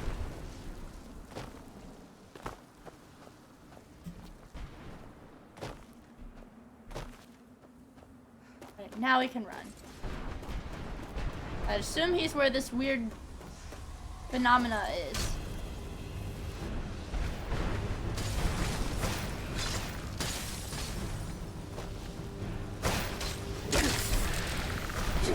Miss man.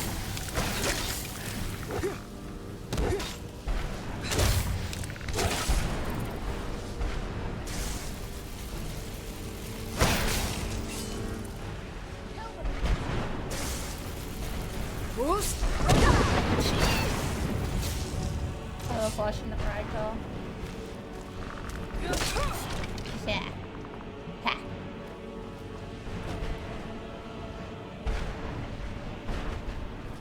The sooner we get out of this place, the better. Alright. Okay. Oh.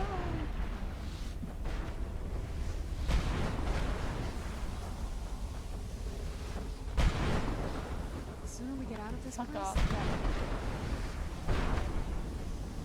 We're harvesting souls.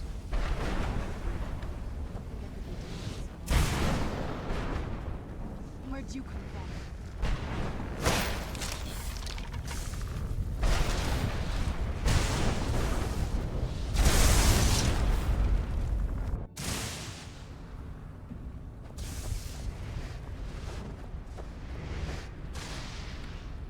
Piranha?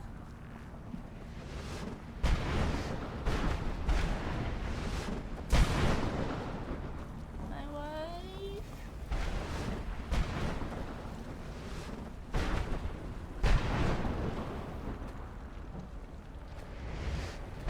They don't talk to me.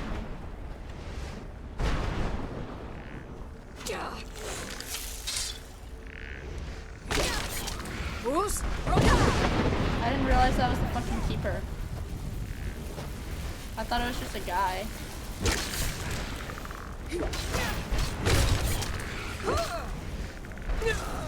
Damn.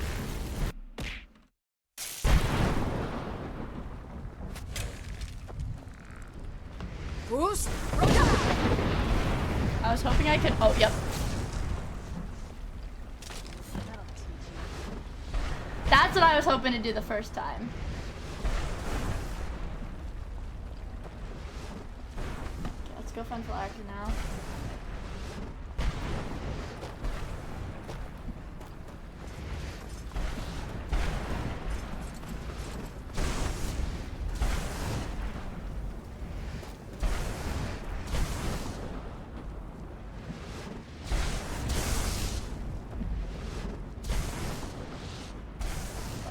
We walked too far down.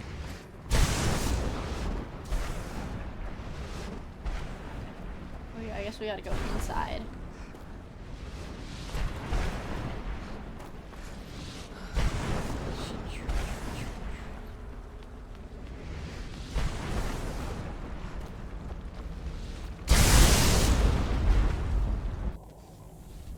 Alright, let's go back to your mother. You were.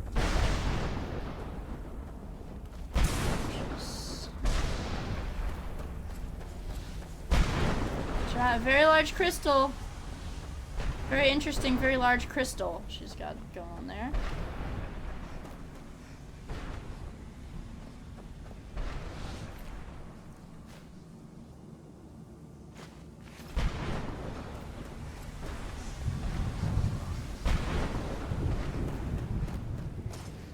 Let's get around here. The sus crystal.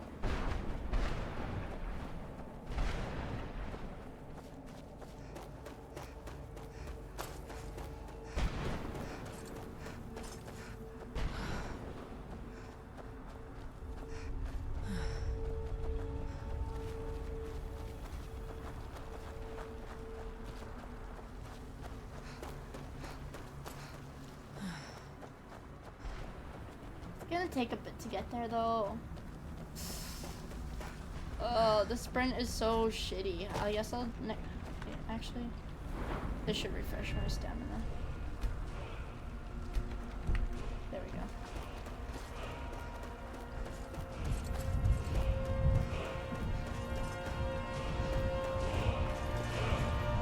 You managed to destroy all 3 keepers?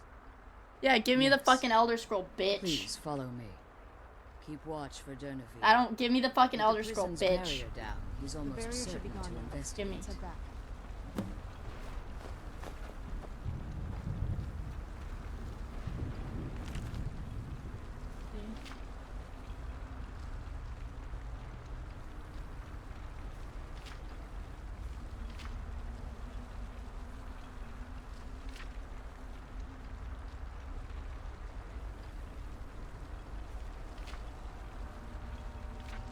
A lot of words.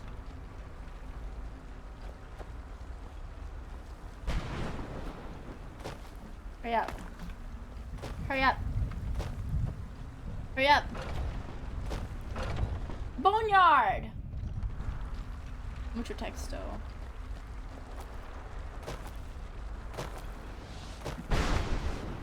She said watch out for a dragon. That clearly means a dragon is going to attack us.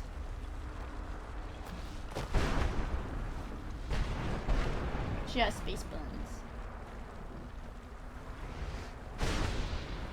Yeah, almost to level 11. Level 12 is maximum. Quote unquote, almost, yeah. It's like... Wait, I hear something. It's like, He's here. Defend yourselves. It's a lot. It's like fucking like 800 subs off, but... Because Twitch is scam. Twitch is scammers. Wait, hold on. Magic. Shouts. Dragon Rend.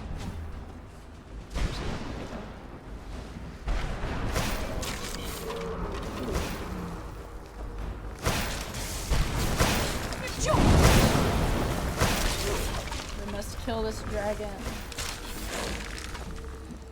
And I'll charge up my sword. It's almost dead.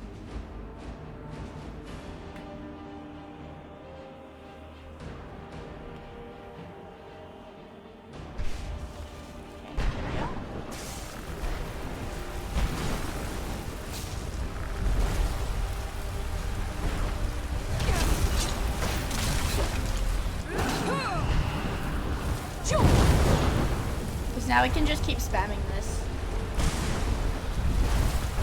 I should, if I time it right, be able to keep him on the ground.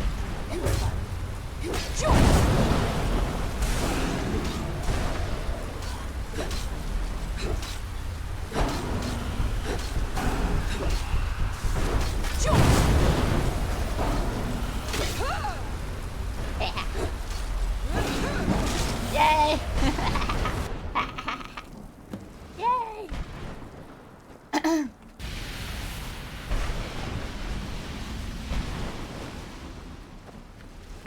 on, she's leading us to the scroll.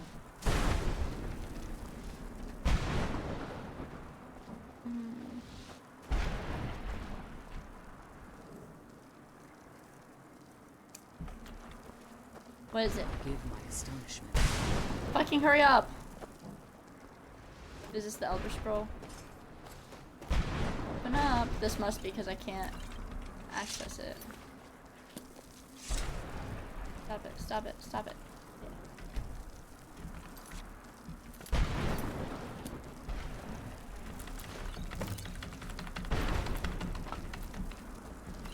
Come on, she's leading us to the scroll.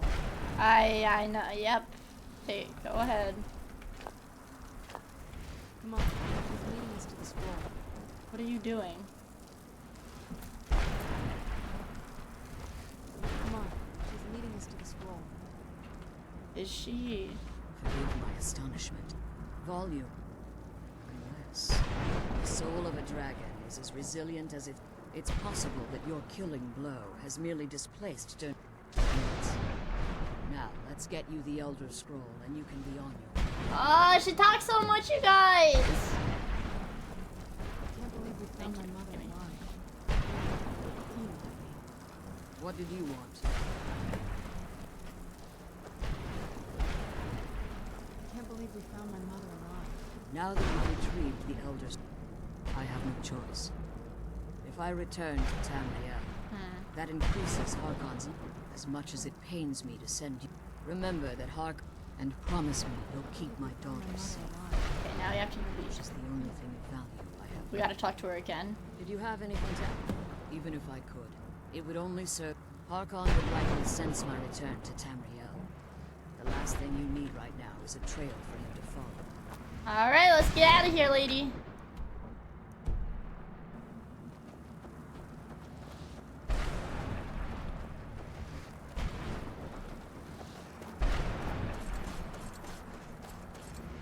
It's lore! Lore's stupid. Am I still gonna have to navigate back to the portal?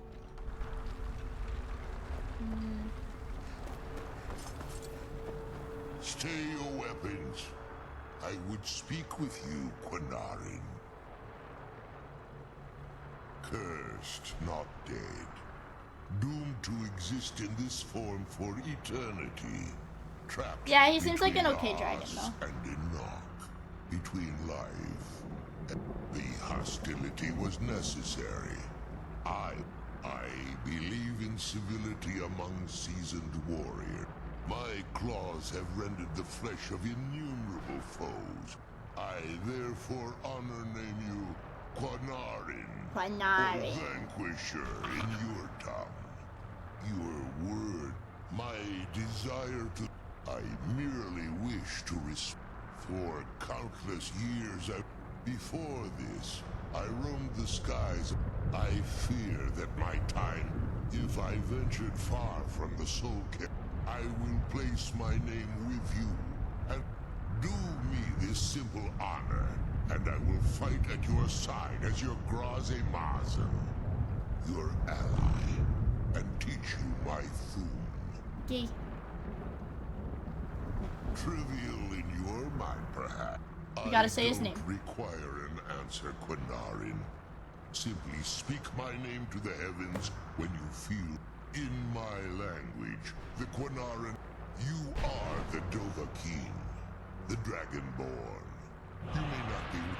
There was a time the Dova. Yay, we got a thingy. We got a thingy. For their small slices of territory that resulted Been summoned in Durnavir now. immense and ultimately fatal battles. I was But unlike some of... I began to explore what the Dova call... Here's a necromancer dragon? That's kind of badass. Art that you call necromancy. That's actually kind of badass. The Ideal Masters assured me, in return, I was to serve them as a keeper until the death of the one who calls herself Valerica. She doesn't die. Yeah. I discovered too late that the Ideal Masters favor deception over honor. And not as cool as NASCAR, it's almost as cool as NASCAR. My mind, but fortunately they could free. The Soul Cairn has become a... I only hope that you will allow me the precious moments of time there through your call. Is he actually pink or is it just the lighting? Oh, it's just the lighting. God, that fucked up shader. Look at that. I thought he was like strawberry kiwi colored. He's just a green dragon because he's undead. You think I can attack him?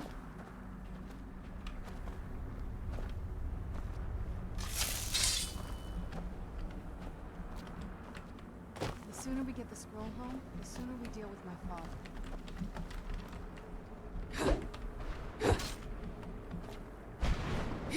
No, we can't.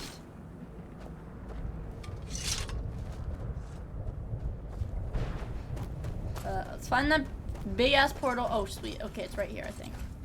Hopefully this is it.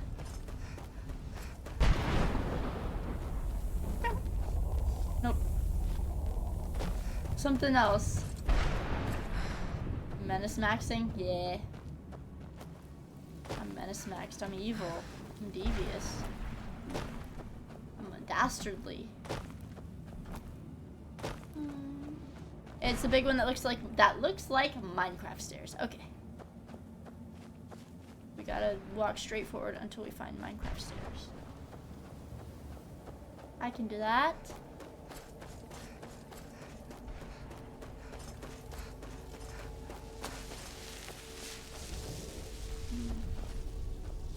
The stairs all look like Minecraft stairs. They're stairs.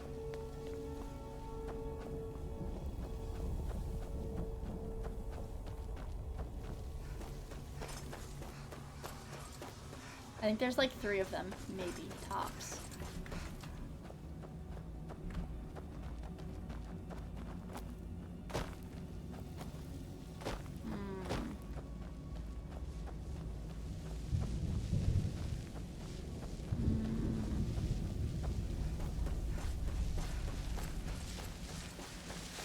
Oh, this.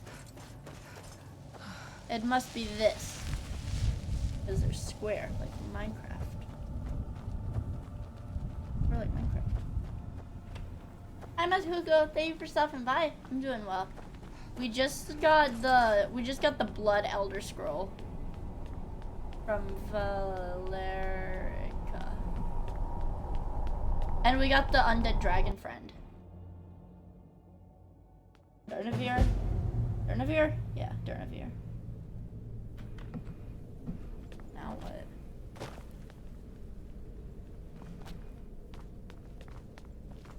Talk to me. What now? I figured it would be more of an issue for you. Don't tell me you're that naive. Really? Oh. Wow. Alright, well... What do you think my father's going to do once we bring the bow to him? Of course he will.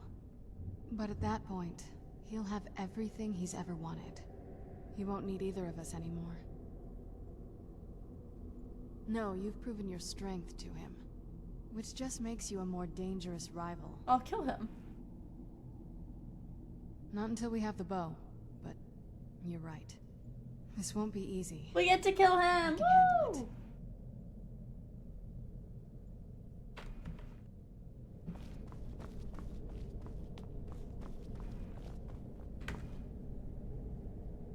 I get to be the arch vampire? Dude, I fucking hope so.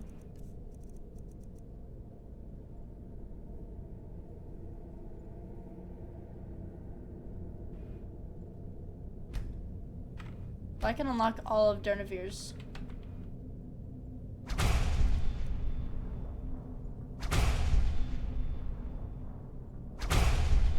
Let's go outside.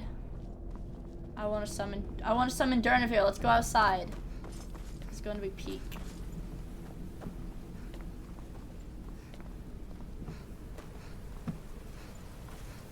I hope I know how to get out of here. I got in here fine. I should hopefully can get out of here.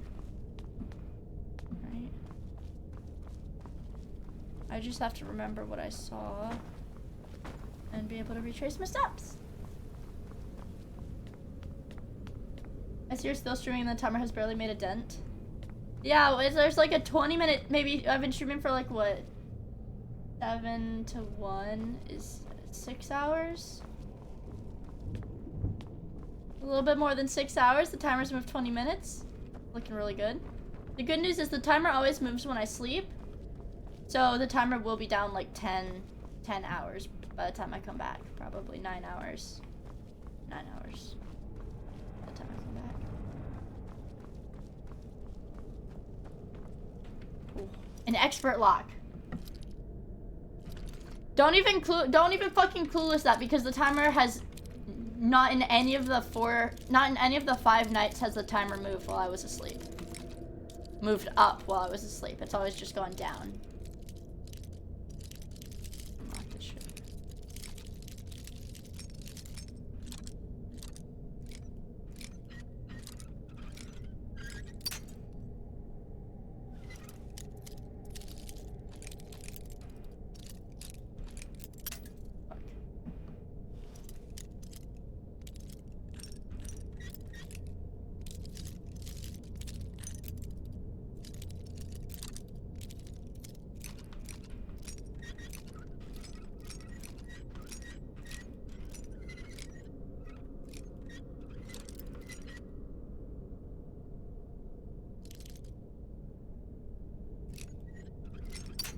Damn it!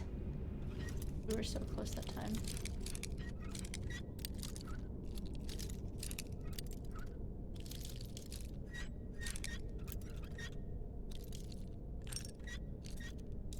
I tell if I need to move it more. Fuck, dude. It goes like right to the end and breaks. Ha!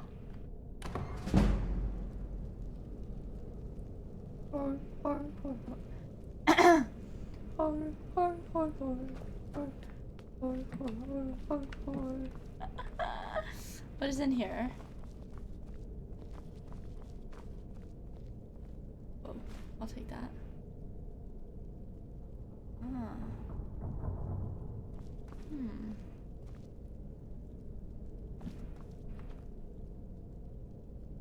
We can sell this bow as well.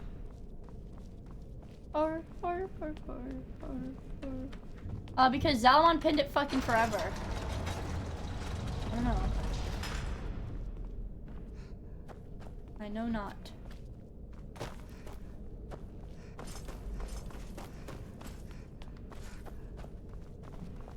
Okay, we just did a big ass loop.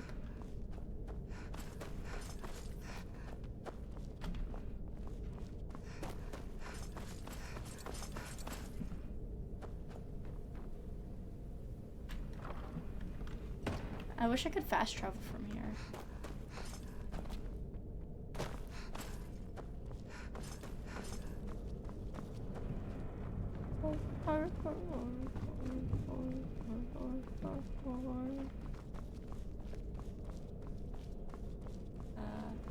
Pins by default are timed for 20 minutes.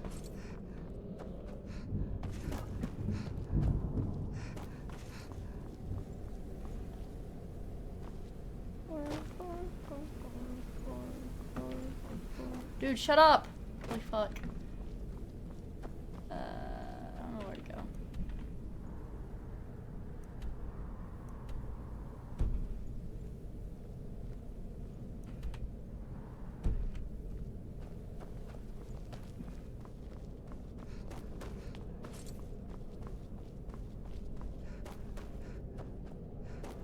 I just walked down these stairs.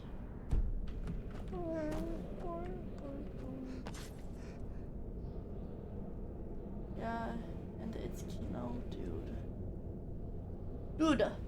Good night, Mitai. Thank you for stopping by. I hope you have a good rest of your evening. I appreciate you hanging out with us. Get a good night's sleep. I will be here tomorrow morning.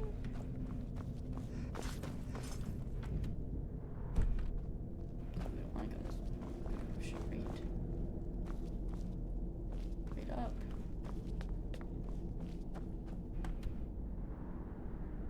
So what the fuck is? It's like a separate room.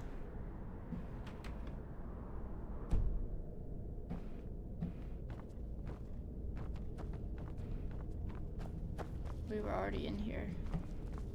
We've once again made a big loop. Have a blessed day. Thank you for stopping by. You can fast travel from the balcony. Can I fast travel from here?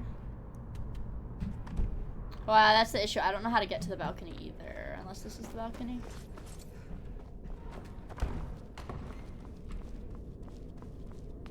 No, I don't know how to get to any of these places. Don't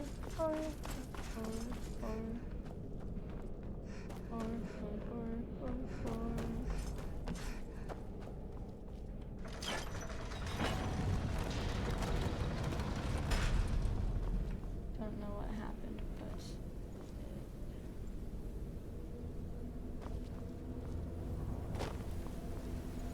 dude. What the fuck?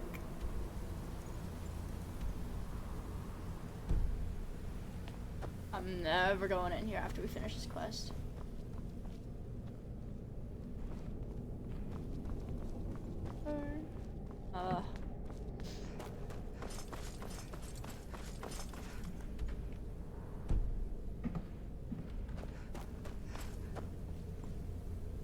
That was blocked. I can't go that way.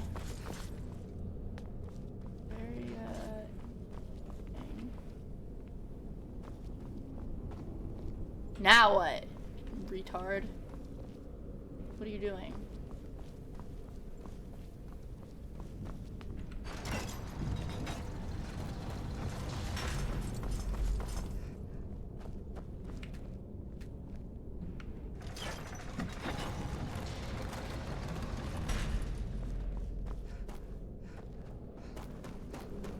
You know, if I can get to the balcony, I can just jump off of the side. We were just in here.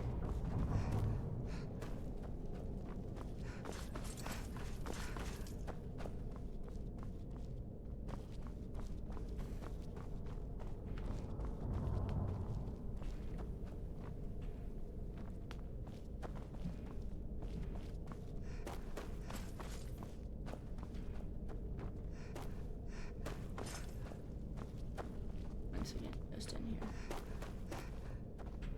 Shit is so confusing. I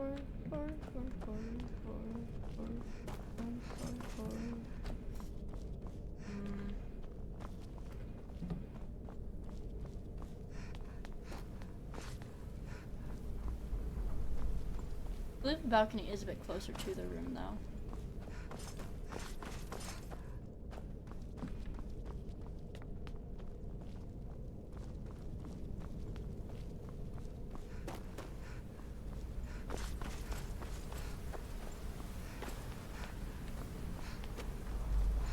Okay, well, we found her little fucking cave, or her room.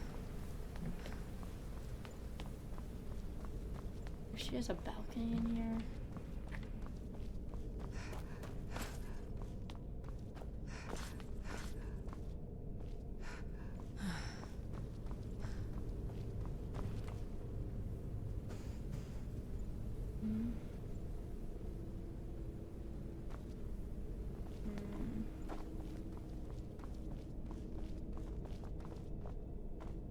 Oh good, that should be a balcony. There it is.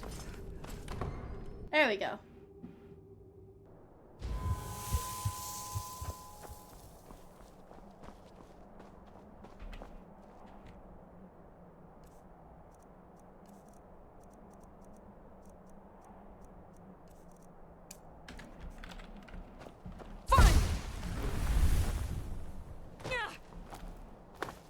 There we go. And now once that wears off, I'll use my little shouty shout.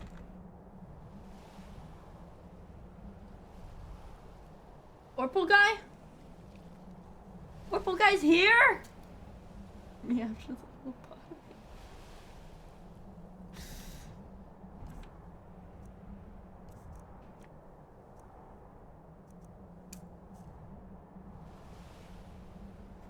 I fucked it up. I can't cast it right here.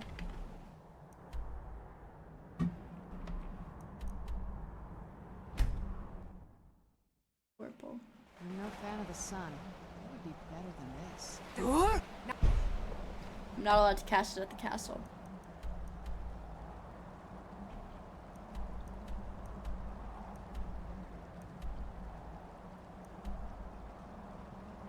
Go to Dragon Bridge and try it.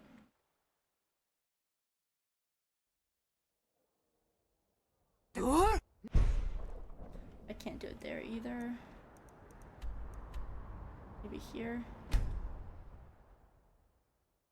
Alright, let's find some wild animals to smack on. What do you...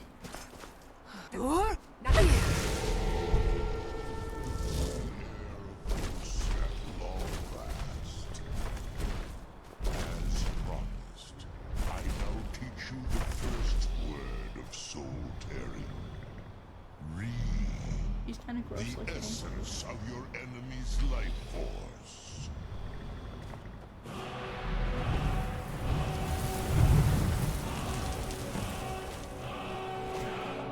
Yay!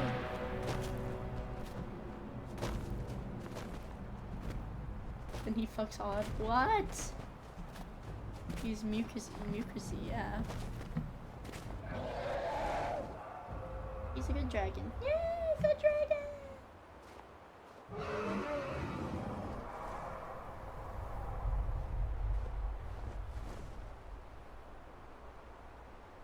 Let's see. Goodbye! He does just leave.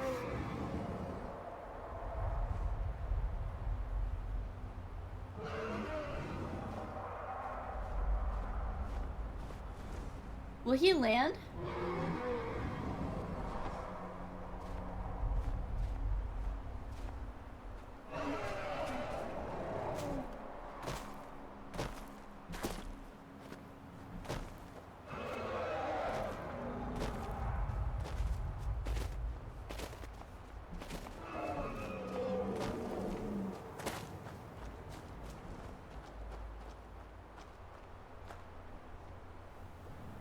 I can't wait to be a Pokemon trainer. I'm so excited.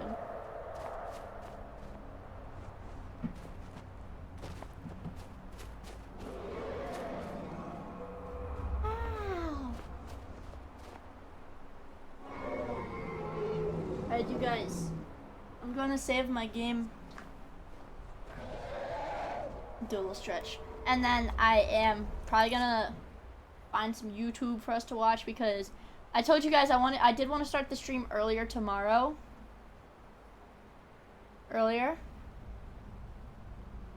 And if I want to have any amount of hours of sleep, I would have to go a little bit sooner. So let me do a hard save.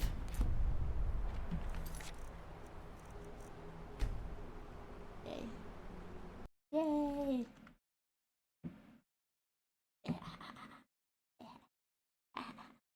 I'm gonna get bigger. Look, we're 22 hours. We did a good job, guys. I'm so tilted. I just spend 5 hours getting mad at Smash Bros. Then threw my Switch. Fuck Nintendo. Yeah, that's right. That's right.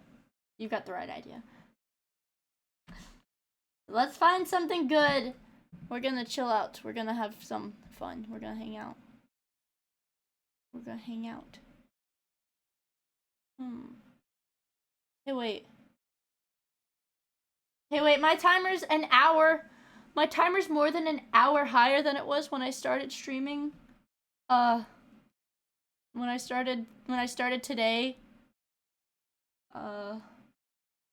almost 7 hours ago. Drink now? Okay. Dude. What the fuck? What the fuck, guys? We made no progress. We're at 1950. Jesus Christ. There's like actually a legitimate chance we'll hit 2K. That's so insane to me. That's so insane to me. You guys are crazy people. You guys are fucking crazy people. Let me go to Twitch. Why am I not looking at Twitch? Why am I looking at Twitch? I don't know.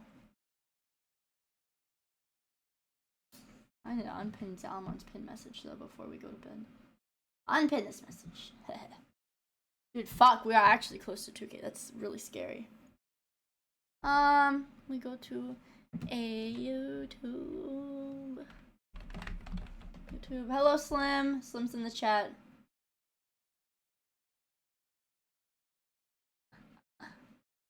You can't see it on the chat widget, but you'll see it eventually. Mole, mole. Okay. Oh no. Oh no, where? Okay, I gotta go to my history. Okay. I have to save to watch later. Go to my watch later because it didn't actually save. It wasn't a big. Nope. Shut up. Remove. Remove. Remove. Remove. Okay, so here are the options we have.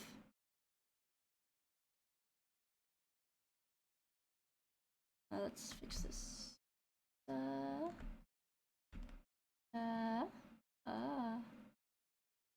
Ooh, it's big, it's blown up. All video pretty please. Which one? Which one?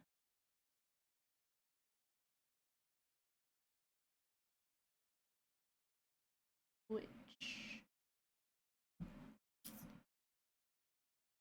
8 hour no fall? I don't know what that is. I felt New Vegas saved my marriage 20 hours? Oh, hell nah.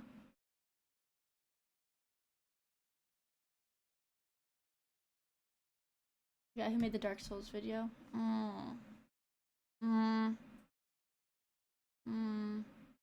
I see. I see. I'm getting no... Oh, a look through Fallout Revised Expanded HD.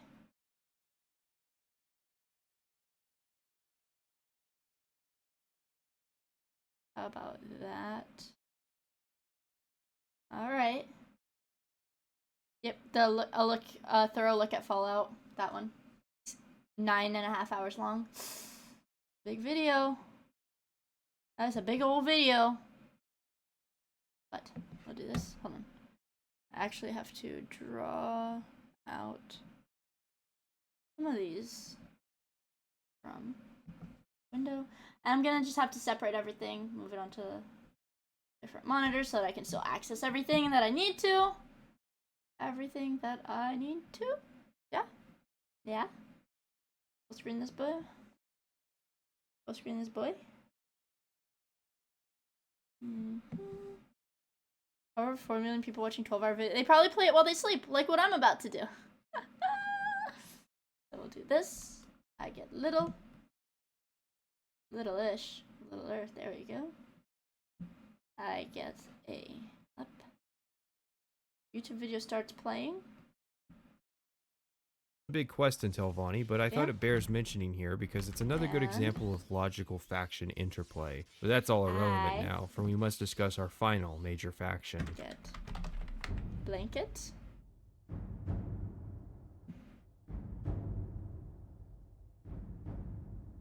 Oh. Of everything I was going to cover for this video, the Tribunal Temple is what I was most looking forward to. get I'd never blankets. actually done it before. Even though I have played Morrowind a great many times, there is always something new that I get to do in this game. I never actually played through the Tribunal I get Temple, sleep. the main reason being a role-playing perspective. Morrowind is hostile to Outlanders, and your status as such is And non-negotiable. I find this somewhat we get limits text. role-playing, but not by much. House Redoran stretches the limits, but I think it somewhat justifies why an Outlander is allowed in an otherwise hostile faction. The Temple, on the other hand, isn't really a We'll be logical back choice in my an books for hour players, early. especially if you go down the main quest An line. hour early That this said, time, it is okay? a very interesting 10 and unique a.m. faction for the game. It also contrasts nicely with the Imperial Cult. The Cult is a more radical 10 group as they are a a.m. religious Eastern Time. minority on the island, most associated with Outlanders and taking up residence in 2 Imperial bits? What the forts. fuck? On Thank the you flip for side, Israel. the Temple is the Appreciate it. official state religion This of will the feed my Dunmer. family bread The for Temple is given a months. lot of nuance. Sure, they are an antagonistic force in the game and are guilty of religious And persecution of their dissidents. Caius this, Casades bam. himself also admits they have an admirable Alright, I'm gonna mute dedication my to mic. helping I'll the hang out poor, in the chat which for is a bit, something that is and we will be back corroborated by some of the quests you in do for the faction. less The than Temple 8 also happens to hours. be the main entity that is combating the spread of No, blight, less than Corpus, and the Sixth 9 House, hours. and none of the main temple figures you interact with are shown in particularly malevolent lights. Less than 9 I think it's a hours, at responsible 10 a.m. representation Okay. of a religious See you organization, guys although perhaps it should tomorrow be for the stated that real- unlike the Divines, This the is- it's Tribunal gonna be Temple the has real benefit of having their last gods day of the personally interact subathon. with them and help to manage to protect their Yeah, society. I think this is the first And time so I've gone to continues bed with the story timer of below Jib 24 Andaris, hours. Archmaster of House This is Redoran, the on real his rise to last day of the sainthood. subathon. Starting out in the temple, you Okay, will be guys. tasked with completing the They'll be pilgrimages there of the tomorrow. It's the seven last graces. day. These are 7 pilgrimages Okay, that I'll see you guys introduce tomorrow. some key ideas and lore about the temple. These pilgrimages are also an effective measure of filtering out commoners for the more difficult tasks done by higher echelons in the temple. It's also a big part of culture on Vardenfell, so there are plenty of quests that involve pilgrims, generally to help them out. The first, and by far the safest, pilgrimage is to the Fields of Kumu. At this shrine, you will donate a piece of muck. This is the Shrine of Humility, where the god Vivek had worked out in the field as a beast of burden for a farmer whose guar had died. Our next stop is the Shrine of Justice in Nisus. For this one, you donate a potion of cure disease and touch the ash mask. Attention should be paid to the shrine itself, as it turns out the real ash mask is hidden, which when used teaches a cure common and blight disease spell on touch that is very magicka efficient, and will be useful for later quests. Our next stop is the Coal Cave, near Nisus, which we actually visited during a side quest I didn't mention during the House Redoran section. This is the Shrine of Valor, where Vivek had fought the King of the Drow.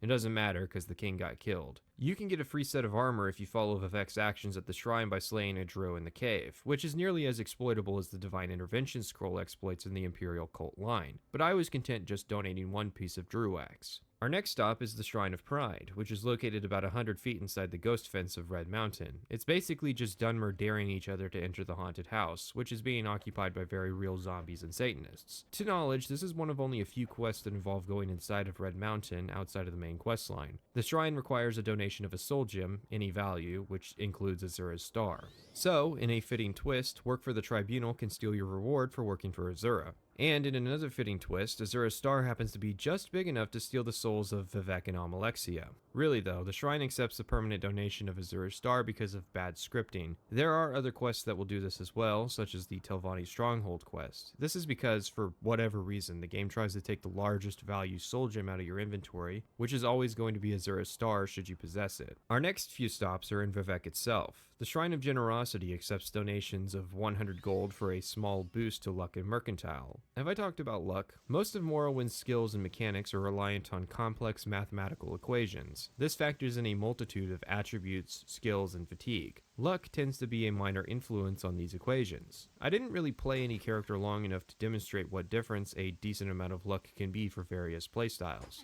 I didn't play with high luck because luck has no skills, meaning it can only be raised 1 point per level, which also means you can't level up another attribute. If I wasn't able to put multiple points in another attribute, then I would default to raising my luck, but I don't think I ever actually raised it past 50. If you're a save scummer, luck is the attribute for you, because it tends to influence your chances with things you would save scum, like alchemy, speechcraft, and lockpicking, even stuff like hit chance, both offensive and defensive. Another shrine in Vivek is the Shrine to Stop the Moon. There's a large celestial body hanging over the city. Turns out long ago, after the switch from Resdayn to Morrowind and from Daedra to Tribunal, Sheogorath...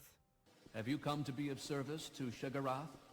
Shigarath threw a massive rock at Vivek City. Vivek, using his divine power, stopped the rock in place. Although, spoiler alert, he didn't stop the velocity of the rock, just froze it in time.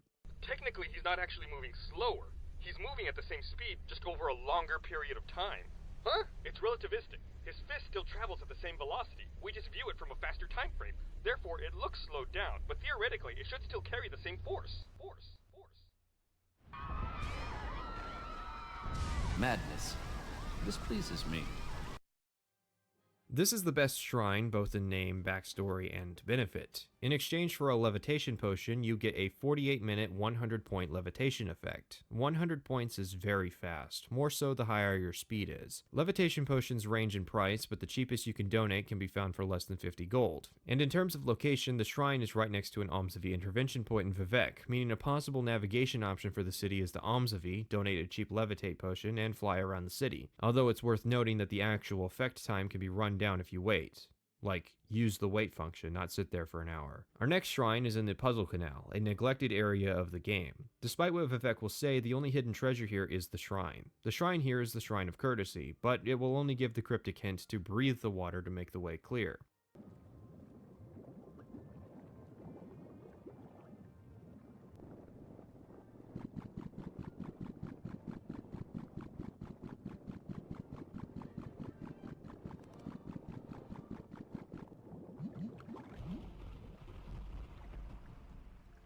When we awake, we find the room has changed. There's a new shrine, but to use it we have to give a silver longsword to a very, very bored Dremora. I brought my own, but he keeps a selection of swords on hand, presumably because he doesn't want to have to haggle with pilgrims who come unprepared and demand to speak to his manager. Sadly, despite how detailed this shrine is, its effect does not match. You get water breathing and swift swim for 48 minutes. Remember, outside this palace, in an easily accessible area, is a shrine that will give you the power of flight. And here we get a fairly weak swim bonus and water breathing. And those were the 7 graces. If it seemed easy, that is a consequence of me doing a little preparation and playing a character that's already been broken in. So we return to Tol's Valen, in Aldrune, who welcomes us as an acolyte in the temple. A common trend when working for the temple involves several quests that will have us curing people of disease. Many of these quests will emphasize the need to maintain humility. One of the quests even entails curing a Daedra worshipper in a Daedric ruin full of hostiles on the side of a cliff. This is where knowing the spell Vivec's Touch from doing the 7 graces comes in handy.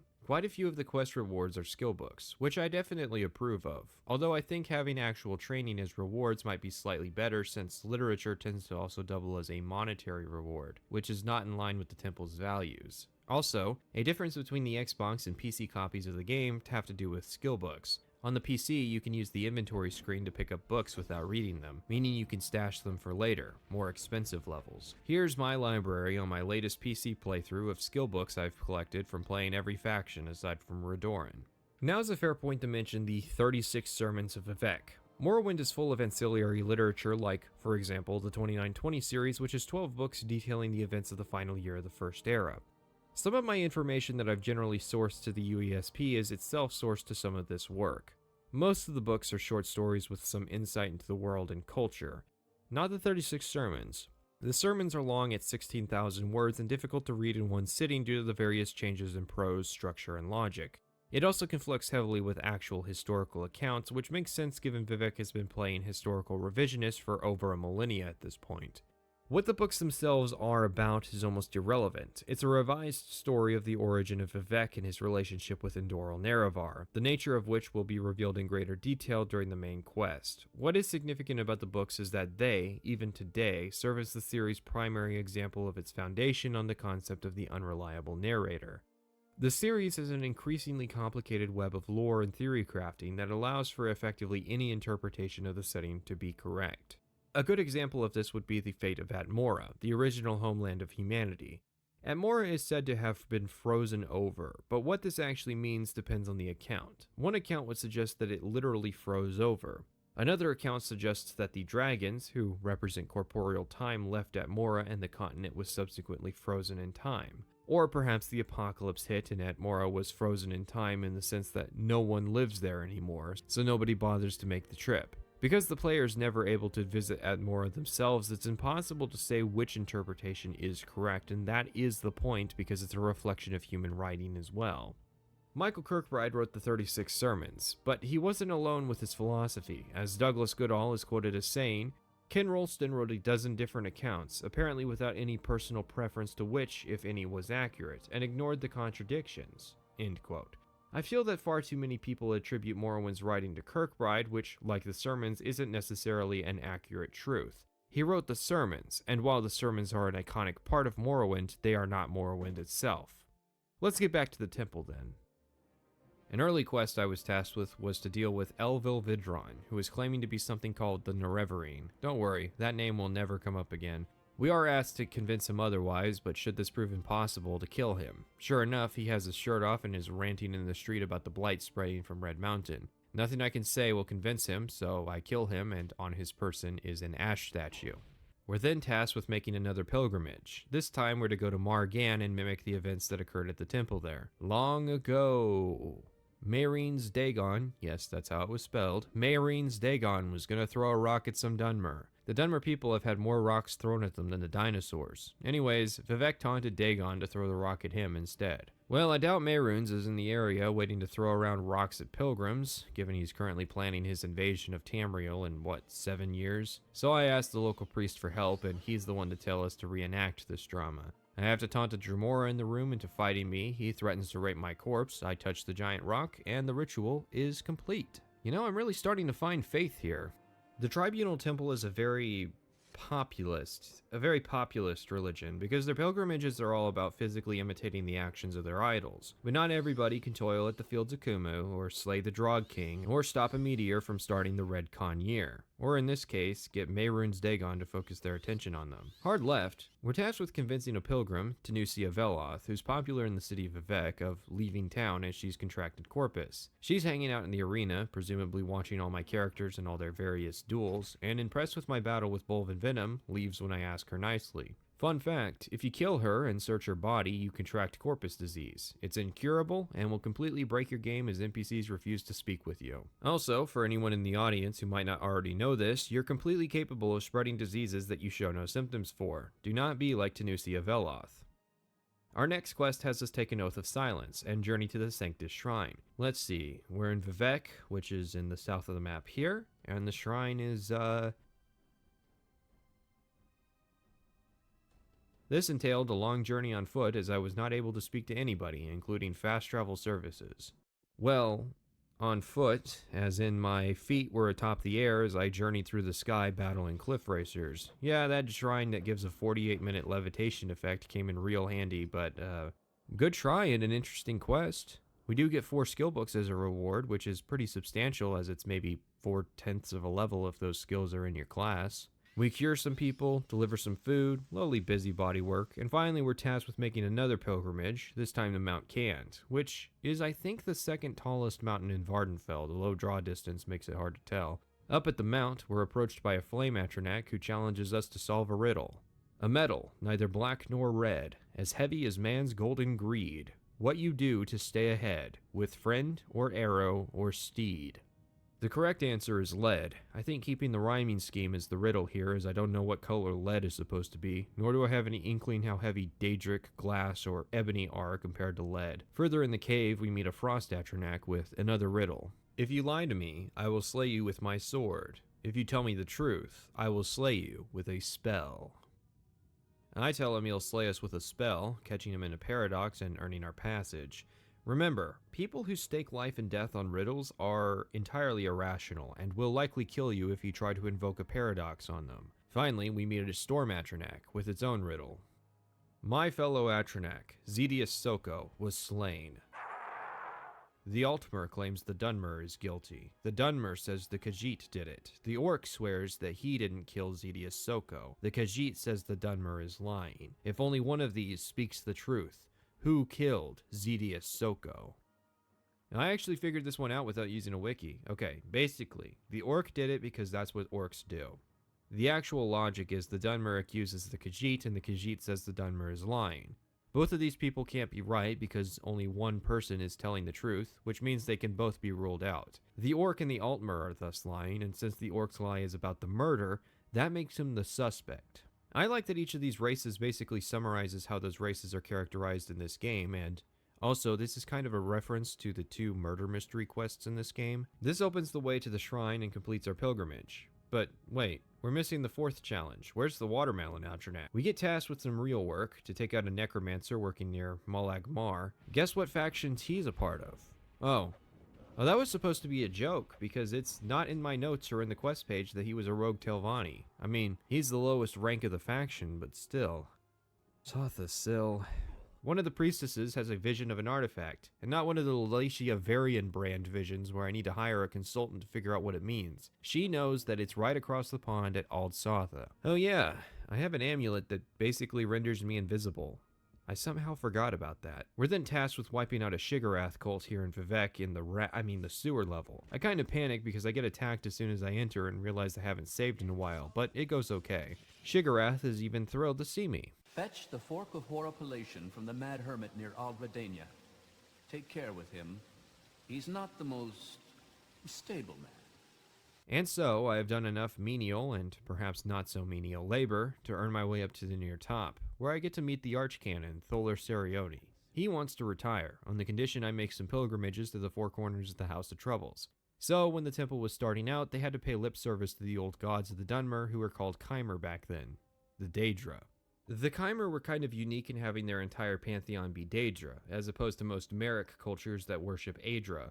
But like all Mer, they do agree that Lorcan was kind of a prick for pulling that whole mortality stunt. The Chimer pantheon were split into two groups based on temperament, the good and the bad Daedra. The good Daedra were the Anticipations, Boethia, Azura, and Mephala. The Anticipations were meant to back up the Tribunal. Boethia is the anticipation of Almalexia. She was the one who defeated the Adric god Trinimac in combat and ate him. Mephala is the anticipation of Vivec, teaching the Dunmer in trickery and political organization. Azura is the anticipation of Satha Sil. She is who they mistakenly attribute their change from the Chimer to the Dunmer as being a gift. We'll get to that next episode.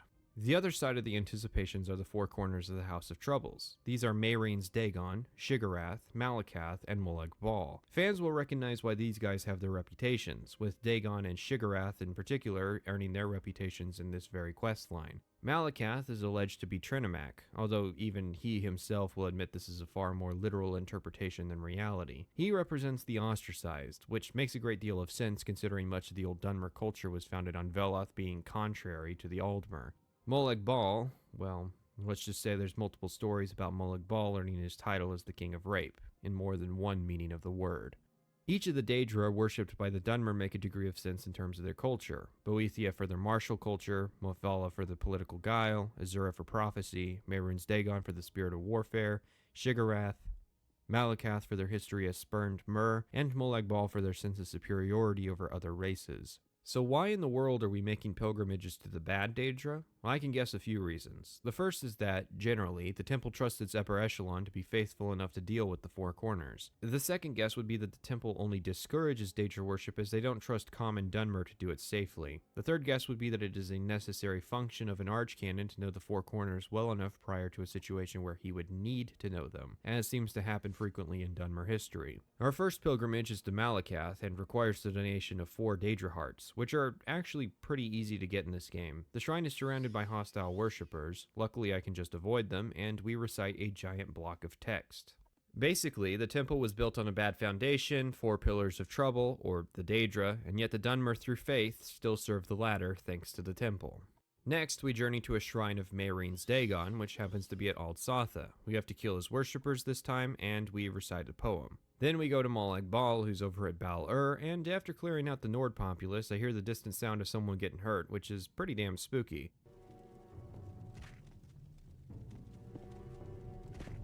This one teaches me a command humanoid spell, which is a slightly overpowered spell if used properly, so thanks, Uncle Molag.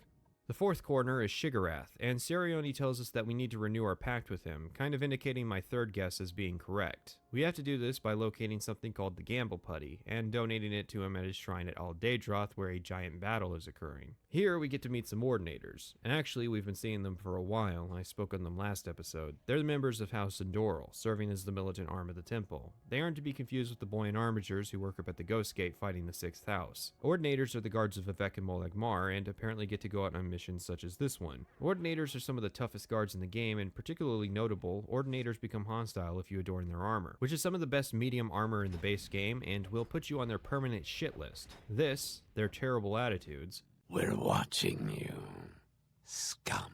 and their proclivity to summarily execute heretics has given them a bad reputation. But that's the Order of Inquisition. This is the Order of War, who are responsible for fighting Daedra in the 6th house. They are apparently bad at their job, since to this point their only known mission outside of this one was to recover the Robe of St. Roris, and they failed in that regard. They aren't faring too well here either, being matched in combat by Shiggarath worshippers. And mind you, one of the orcs here thinks he's a cat. We managed to meet the head of the cult, who says we're welcome, noting that the Ordinators are currently trying to crash the party. I hang around for a bit and then slip an orc some moon sugar, who tells us there's something under his pillow for us, the Sugar Fairy. Sure enough, there's the Gamble Putty. Always the first place you look. We give it to the statue and it fortifies random attributes as a reward. Sterione congratulates us on our work and has one final pilgrimage before promoting us to Patriarch? Not Archcanon? Oh, right, you're part of the main quest, so we can't replace you. His final task is to recover the Ebony Mail. The Mail is an artifact of Boethia, and is located at a shrine atop Mount Asarnabibi. This is Levitate 1. And this is Levitate 100. And this is Levitate 500.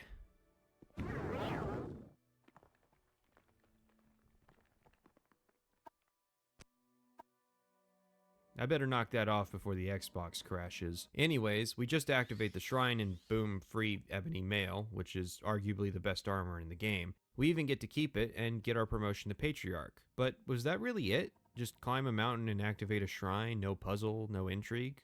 Kind of a letdown. I have mixed feelings about the Tribunal Temple. On the one hand, it's a well fleshed out religion that represents the Dunmer well, but on the other hand, it's another quest line with no overarching narrative.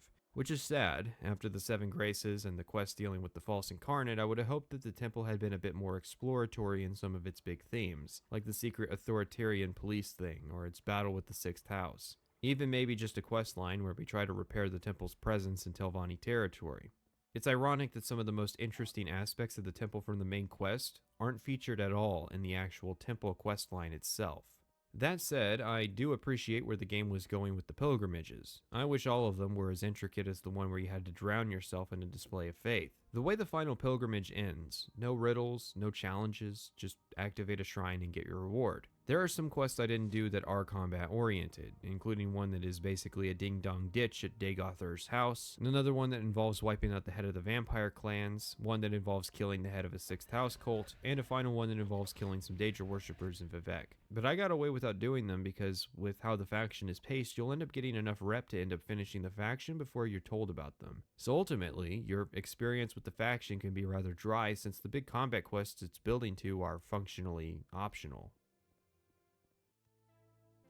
The 4 factions I covered in this section, the Imperial Legion, the Imperial Cult, the Morag Tong, and the Tribunal Temple, round off the final 4 of the major factions of Morrowind. The Legion, somewhat unlike the Fighters Guild in House Redorn, is a true warrior faction that requires its members don heavy armor. The Cult and the Temple are for monk players, providing multiple options for meaty religious factions while also being a good fit for mage characters, and the Tong sits as the game's only avenue for assassin characters, although House Hulau can somewhat fill in that niche. There are a couple more technical factions that bear mentioning that didn't get any coverage. The Twin Lamps is an abolitionist organization with a few quests. To join, you need to free 21 slaves. Many slaves can be found in various smugglers' caves, a few in Telvanni territory, but the bulk of slaves can be found in Hulau territory. While many Dunmer will give their opinions on the topic of abolition, it seems that either the idea wasn't able to be fully implemented into a full faction, or the implication is that abolition has only recently become a cause due to how recent the Empire's arrival in Vardenfell was. Either way, I think Bethesda wouldn't have had to dance around the issue of slavery so much later on if they had done a proper abolitionist questline in the first place.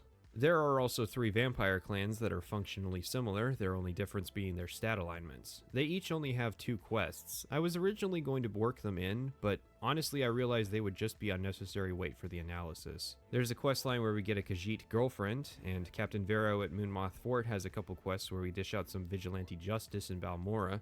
I hope that, at this point, it becomes apparent just why I'm so disappointed in the later game's faction choices. Douglas Goodall did a good job of showing how the various factions can interplay and wrote in logical solutions to a few quests. The quest lines are also far less linear, providing unique paths that each repeat playthrough can go down, even so far as having completely alternate endings such as in the Fighters Guild. And the sheer number of them. 3 guilds, 3 houses, 2 temples, a military, and a cult. And then you throw in the main quest on top of all that. There are also no dynamic quests, as they haven't been implemented into the engine yet. This means each quest is handcrafted, for better and for worse. That said, there are some quests that are pretty boring, but even that can add to the experience and help with role-playing. Not every faction should feel super high stakes in its conclusion. And one thing I should note that doesn't seem to come off in my videos is that this isn't an example of Morrowind being the perfect Elder Scrolls game, just that I wish it had actually received a sequel instead of a downgrade. The factions, unfortunately, provide little to do after conclusion. This is a problem that is universal in Elder Scrolls. Once you take over, the questline is over. Another problem is that being the leader of certain factions would provide resolution to certain issues that it doesn't. The Black Jinx quest is a nice example of where that works, but many examples where it doesn't are present in the main quest line. Let's just say that if you do the main quest after completing even one of these factions, you will raise your eyebrow at some point at some of the problems. For instance, being the leader of the Tribunal Temple would resolve some of the stakes in the quest line, but the game cannot account for all the combinations of possibilities. This is likely one of the reasons Bethesda would strip back the number of factions in the later games. For example, it's doubtful that Odril Helvi would ask the highest ranking member of the Imperial Legion to smuggle ebony. House Telvanni would not accept the membership of a prominent member of the Mages Guild, and vice versa. There's a clip on YouTube where the guy that challenges you before entering Sovngarde will respond to some of your achievements in your playthrough, and people are actually impressed that there are voice lines responding to your achievements in a game with 5 factions. My dream for an Elder Scrolls game is one where these faction combinations would logically play out. I like the idea of exclusivity between factions, and I hate the idea that the main character of each game is also the character that is supposed to have completed those factions. Each faction should require a new playthrough so that each playthrough can fully explore a different playstyle without having to compete with already built characters. That's part of the reason why I made 7 different characters for this analysis. And what I definitely want are factions that you can actually lead. They kinda got close with this with the Arena faction in Oblivion. Where's the ability to create and assign writs of execution at the risk of angering Mephala? Or handle assignments in the guild? Or make political decision in the houses? I thought the war conference scene in Skyrim could have gone so much harder into faction relations. If the threat in the main questline threatens the world, then all the prominent factions should be involved. But I understand it's a lot of work, and it's easy for me to spout ideas on the internet when I don't have much in the way of real experience in game development. Bethesda needs to get back to making good Elder Scrolls games before they can start to focus on improving their formula. Because what I want isn't Morrowind, it's a true sequel. And I think, with all the goddamn money they've made, that it's about time we got one.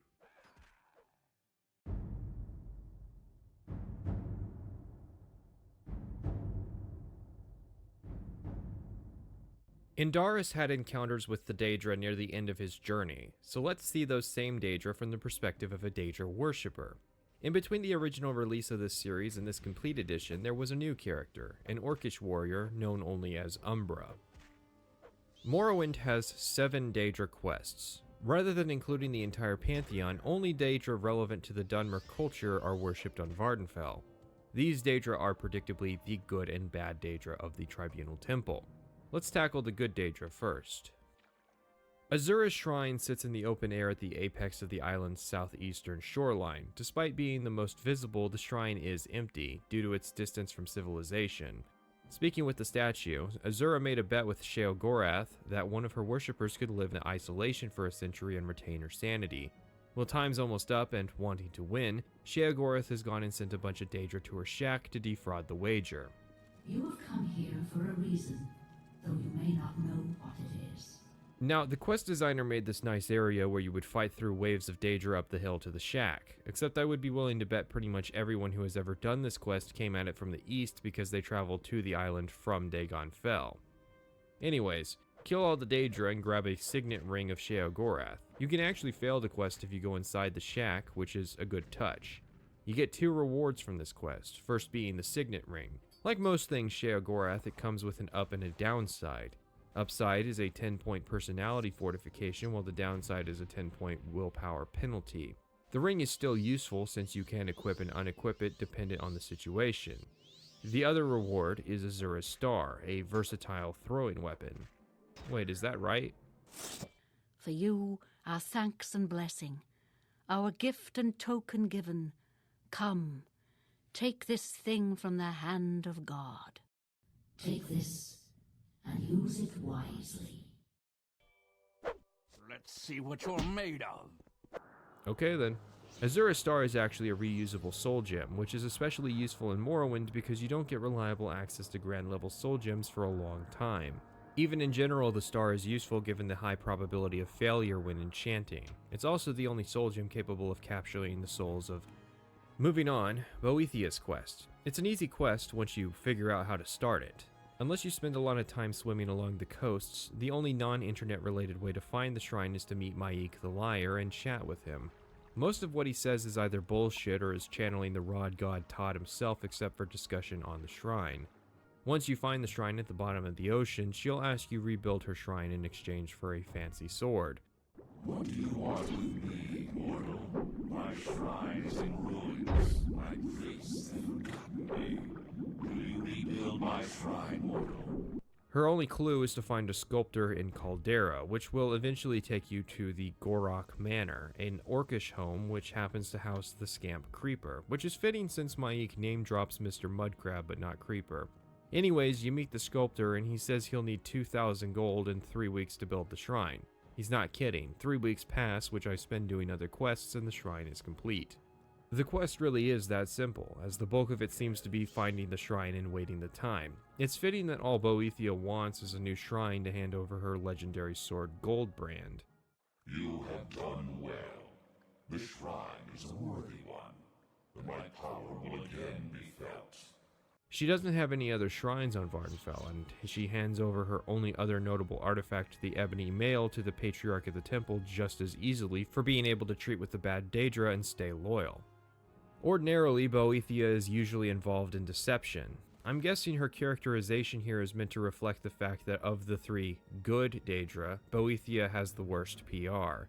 Azura is openly worshipped by the Ashlanders, and Mephala has an entire legal cult in the Morag Tong.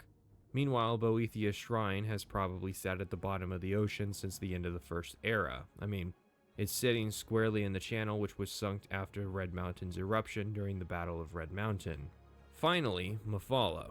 Unlike Boethia and Azura, her shrine is located in one of the faction hubs, which makes sense given her relationship with the Morag Tong. Mephala's secretary tells us that she wants us to take care of a Morag Tong assassin who's been doing some unauthorized freelance work. We have to break into his Balmora home, which doesn't show up on the map without getting within a certain distance of him, and poison his kettle before escarpering. This quest is more dynamic than the average Morrowind quest, although it also has a hefty list of things that can go wrong if you don't do things exactly right. You have done well, mortal. There are some things that must be done to preserve the order, and it will be amusing for me when this business comes to light. I look forward to it. Our reward is the Ring of Khajiit, which gives a beefy 30-second invisibility and fortify speed 10 to 20 points for 30 seconds. Mephala's counterpart representation in the Morag Tong was a collection quest to find a bunch of sanguine artifacts that she had been given out. Mephala isn't much of a character since she speaks through someone else instead of speaking directly to the player, the only Daedra in the game to do so, but she is the Shadow Queen. This leads into the bad Daedra. Let's handle this in the same order as the Tribunal Temple. Malakath wants a 4 Daedra heart donation in the temple questline, while he just wants us to find his shrine at Asurdaralapal. This is significant because there are 8 different shrines to Malakath in Morrowind: Zerganapal, Kastarari, Shash-Pilamat, Ashur-Nabibi, Ashur-Tartes, Durshuraran, and the Shrine of Malakath we visit in the temple questline. There's not really any clues which shrine is the one that Malakath is taking calls at, so you might end up killing 1 or 20 orcs before you find the right one. Orcs love Malakath, and Malakath loves them back. Malakath requests we clear up the matter of a Dunmer hero, Orain Bearclaw, who was falsely credited with the deeds of his orcish ally, and we clear this up by wiping out his bloodline. He actually has 2 separate intros contingent on if you're an orc or not. Our character happens to be an orc. You have summoned me, orc? Have you come to restore the honor of your people? Malakath sends you to Vivek, which in turn leads to Narmak. Turns out that Fervin Arain is pretty weak and his bodyguards do the bulk of the heavy lifting, like Progenitor, like Successor. Even now, the Orains are taking credit for others' work. The helm you get is a really solid heavy helm with some impressive stats to boot. You have killed the false hero, and ensured there will be no more to follow.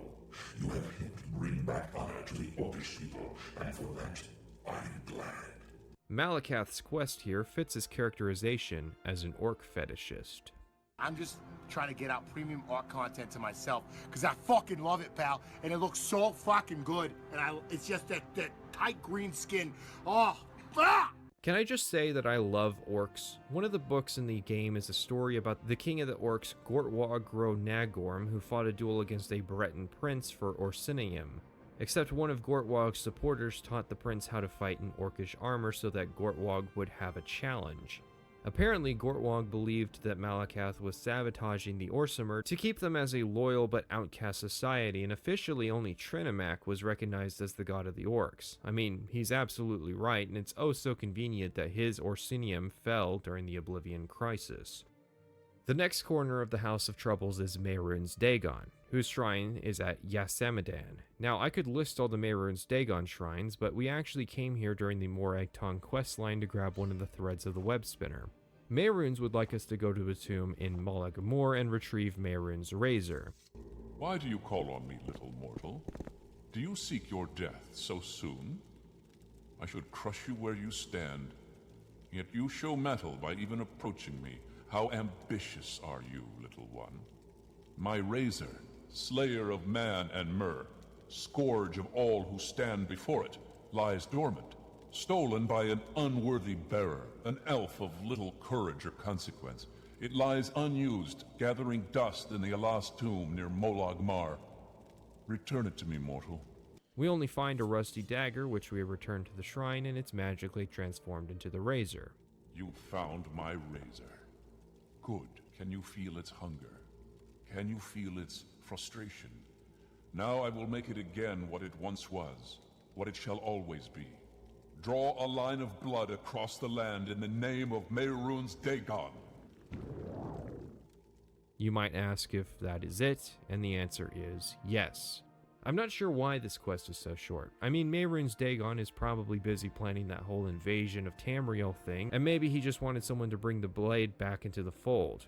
But the quest proper doesn't really have anything to do with the themes or character of Mehrunes Dagon, which is similar to the counterpart Tribunal Temple questline.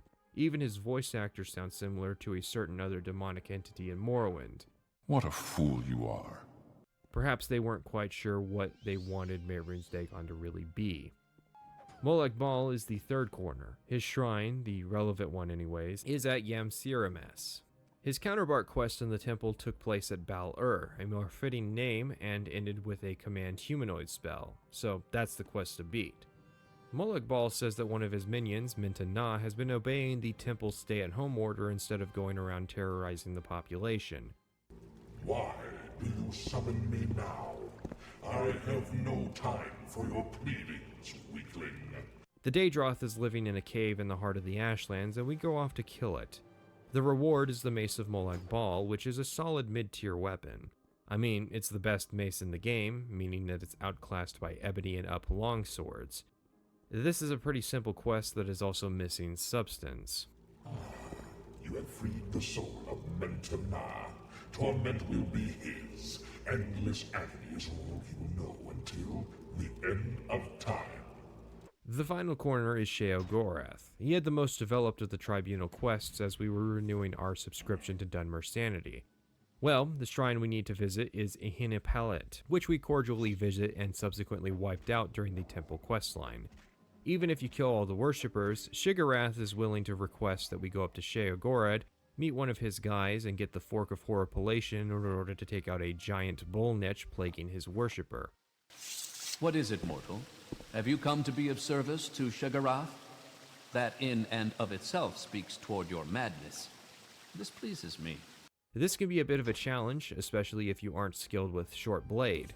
You just need to land the killing blow with the fork, but it's still a bit of a challenge.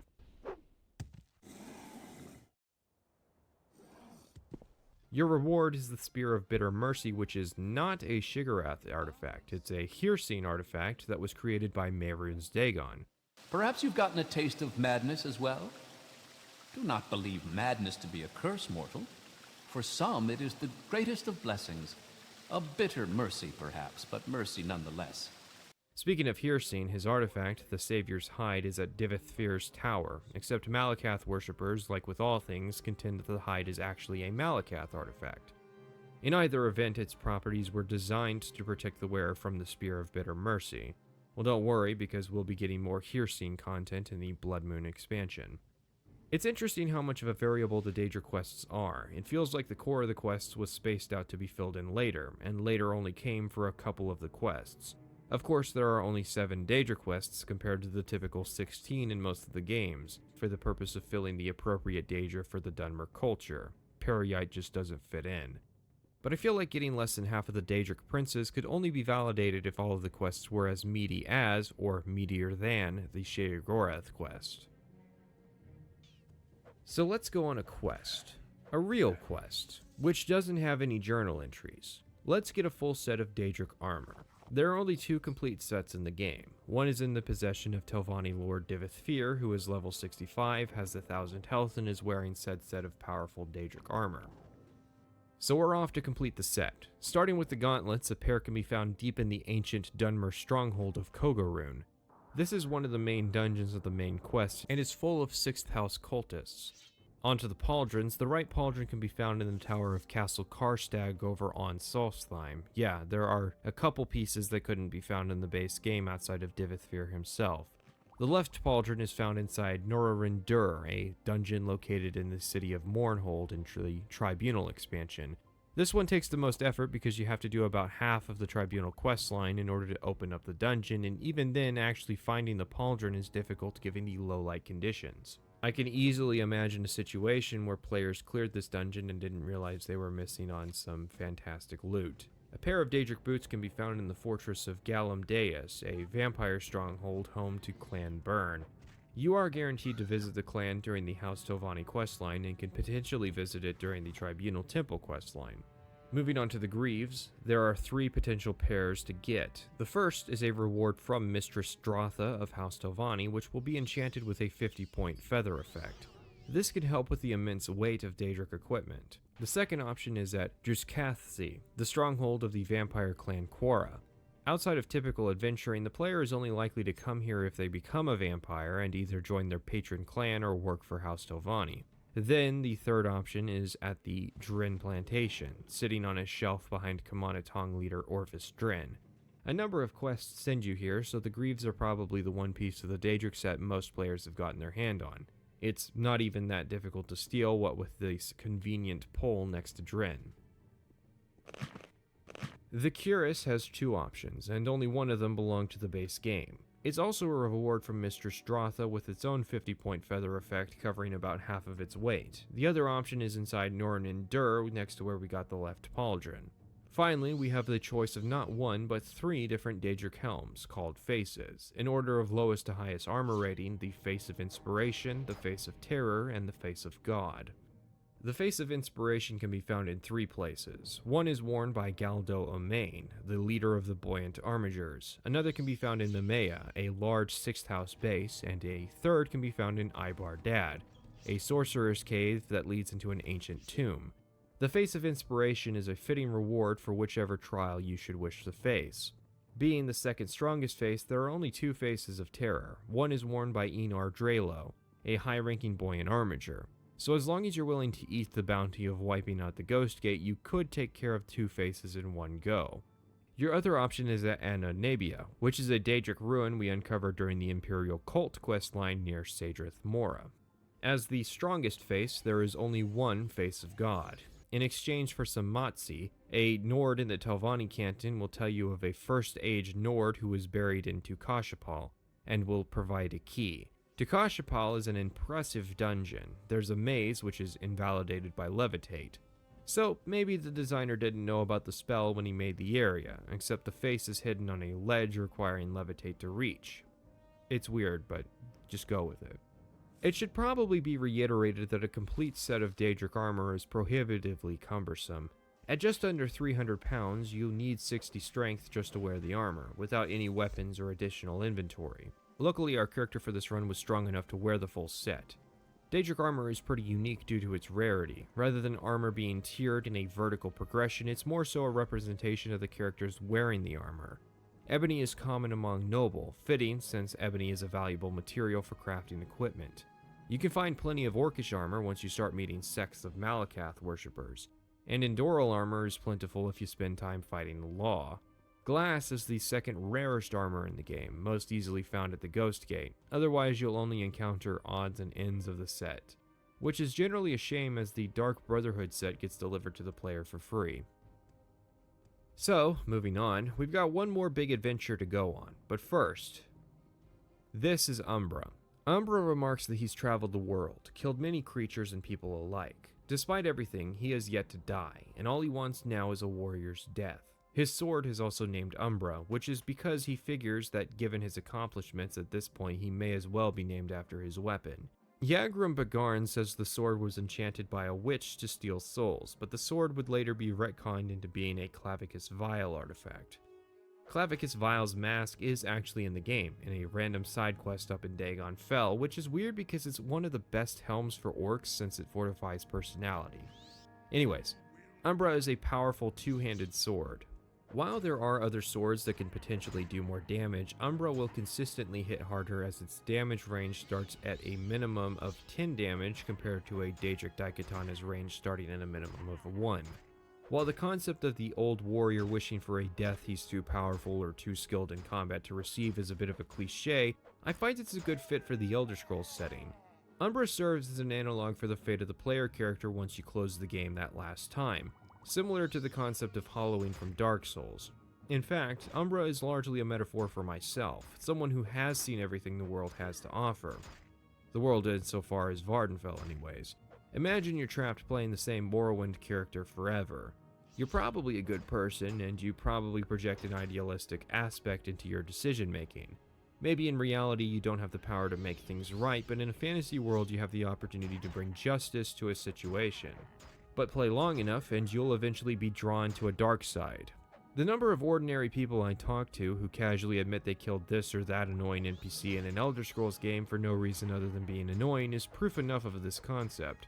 Regardless of morality and where you end up, there will eventually be a point where the only thing a player character has left to do is die.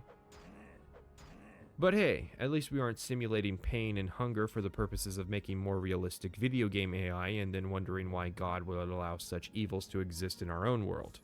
Let's steer this philosophical nightmare back and discuss vampirism. There are 3 vampire clans on Vardenfell, and all vampires on the island belong to one of those 3 bloodlines. Thus, which bloodline infects you determines which type you will become. This is your standard RPG triangle fare of warriors, thieves, and mages, and the clans are exclusive per playthrough since once you get cured, you can't go back to being a vampire. Don't worry though, unlike the Great Houses, there isn't a wealth of content for you to choose from. Each clan, should you try to join them, will shun you, and will only give you 2 quests with which to ingratiate yourself into their ranks. I joined Clan Quora, which suited my warrior playstyle best. It should be noted that my joining required meta-knowledge of the game. While all vampires belong to a bloodline, which bloodline is not relayed to the player. So if you're trying to play while using the wiki as little as possible, it's going to be a gamble if you decide to keep your porphyric hemophilia which clan you'll actually end up being aligned with. Vampirism is a significant change to playstyle. Travel changes completely now that Siltstrider caravaneers and boat captains refuse to speak with you. I suddenly found myself using the propylons to get around and complete my goals while I was a vampire. This can be a problem again for the person playing without a wiki since, as I've stated before, the propylon indexes are fairly obscure and difficult to find. I doubt players without access to the wiki or the master index plugin could find all of them. That's because many of them are hidden in plain sight, in the shop you pass by every time you go from the Caldera Mages Guild to Creeper, for example. Would anybody even think to carefully inspect the tent of the wise woman of the Ursulaku tribe to find the index for the stronghold closest to 2 of the vampire bases? Is this a failure in the system, or is this meant to heighten the difficulty for vampires without making it tedious? I suspect a certain degree of meta-knowledge is expected for vampires in Morrowind because it's meant to cater to players who have already mastered the game to some extent. If you're playing this game just because you're a vampire enthusiast, don't. This is an area where Bethesda marginally improved. if only by merit of not just having vampirism be an afterthought they were obligated to include because Daggerfall also had vampires. Where Bethesda succeeded with Morrowind's vampires was in turning the player into a superhuman monster. The player will see a significant improvement to strength, speed, fatigue management, and a handful of combat and magicka skills. Immunity to paralysis and common disease, a resistance to normal weapons such as iron and steel, and the ability to absorb health. There are downsides, such as losing the ability to regenerate health when resting, a weakness to fire attacks, and taking damage from the sun. Oh yeah, and almost everyone on Vardenfell will refuse to talk to you. Even if you managed to talk to people, you'd be unable to do quests or use services. Now, while I would understand a massive personality penalty, these limitations mean that vampirism is not a meaningful choice for the player. You'll never sit there and go, man, if I become a vampire then I can finally beat this quest. Which is kind of the point, it's both the curse and a boon of Molag Bal. It's nature changing based on how you interpret it. Sometimes it happens to people against their will. Being powerless as a vampire dominates you and turns you either into cattle or sires you into a vampire. And sometimes people choose it thinking they can control the temptations that come with it. The choice aspect simply isn't there for Morrowind, which is a shame. That said, it is still mechanically interesting. It's the perfect challenge if you decide to eschew city life and just crawl Morrowind's dungeons. So how are the quests? Let's summarize. You'll get one quest to kill someone who's wronged the clan, and one quest to fetch an item that may involve killing someone. While the vampire quests might not be worth going into detail, they are somewhat interesting due to the challenges created by having to relearn how to travel. This is some ingrained knowledge we're talking about here. The most interesting of the vampire quests is ironically a cure for vampirism. It starts with getting advised to track down the book Vampires of Vardenfell 2. Curiously, despite its rarity, the book is available in a number of familiar locations. Moea from the Mages Guild, or Durnaran from Halau in Telvanni, Voss from the Thieves Guild. It seems the player is intentionally meant to encounter the book at least in some playthroughs so they know where to find it. The book details a small piece of Tamrielic lore regarding vampire hunters and ends with a paragraph telling of a buoyant armiger who had been cured of vampirism. While Galler Rarathi wrote a more detailed account of this, copies of which are found in the hidden archives of Clan Byrne, the Sixth House, and the Tribunal Temple, Vampires of Vardenfell 2 actually says enough to figure out the cure. This involves going to the shrine at Balur and requesting Molag Bal cure you. So, you do not enjoy the blood hunger, little leech. Do you miss the warmth of the sun?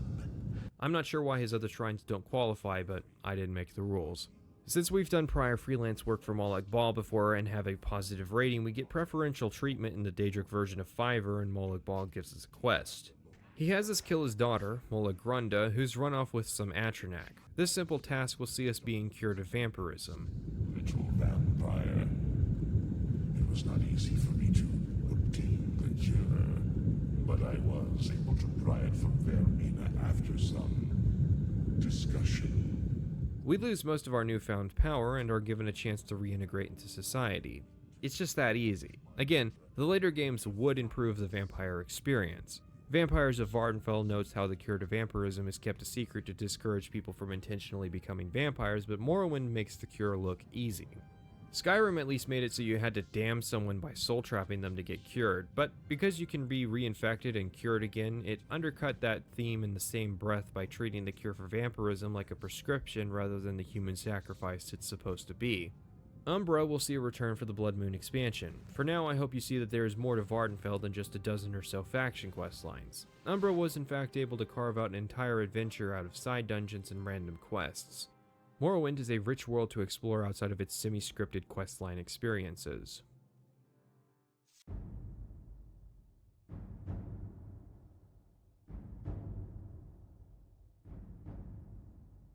We are finally shaking the yoke of these black bars and terrible resolutions. I'm using OpenMW instead of playing the base PC copy, partially because the base game is in 4x3. It's a stylized part of the game though, right?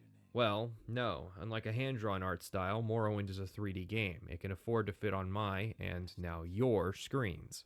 So what do we get for playing on PC? Cheats. That I didn't need or ever use. I've had a few quests bug out over the years, like a playthrough where my Telvanni stronghold never actually appeared, or common longer-term playthrough issues like Siltstrider guides falling off their platforms, but I've honestly had a pretty stable time playing Morrowind for this series. Now, I suspect this is in part because of the fact that I avoided playing a single character for everything. So because none of my characters got more than 20 hours in game, there wasn't enough time for any game-breaking bugs to happen. Because remember, I was not playing on an exactly stable port of the game until now. I was playing on what should have been its buggiest incarnation.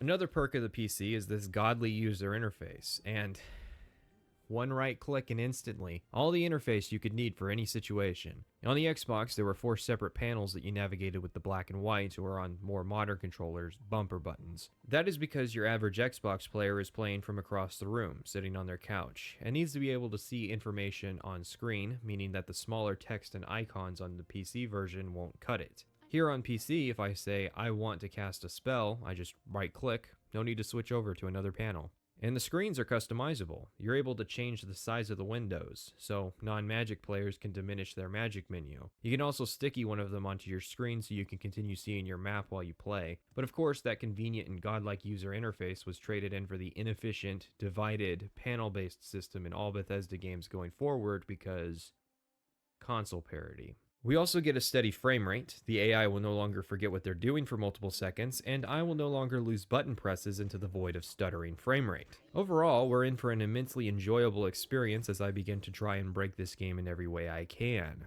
I'll be brief, because if you know anything about Morrowind, you know about the alchemy snowball. In effect, the effectiveness of any created alchemy potion is determined by a few factors, one of those factors being intelligence. Some merchants in Morrowind restock in ingredients immediately after ending dialogue with them, and some of those ingredients fortify your intelligence. So, grabbing a free set of Master's Alchemy equipment sitting unsupervised in the Caldera Mages Guild, we go to work. The early game will look like this. I repeatedly buy 10 alchemy ingredients until I have a few hundred or so, spam the create potion button, sell the byproducts, and profit. Once I have a decent chunk of cash, I go and buy hundreds of ash yams and netch leather, which is used to fortify intelligence. Fortify intelligence increases the effectiveness of potions created, and the value of potions are determined based on their effect values, meaning that I'm grinding these useless drain personality potions out, and their value is gradually increasing, decreasing the intervals between when I rest and allow Nalcaria to restock her cash supply.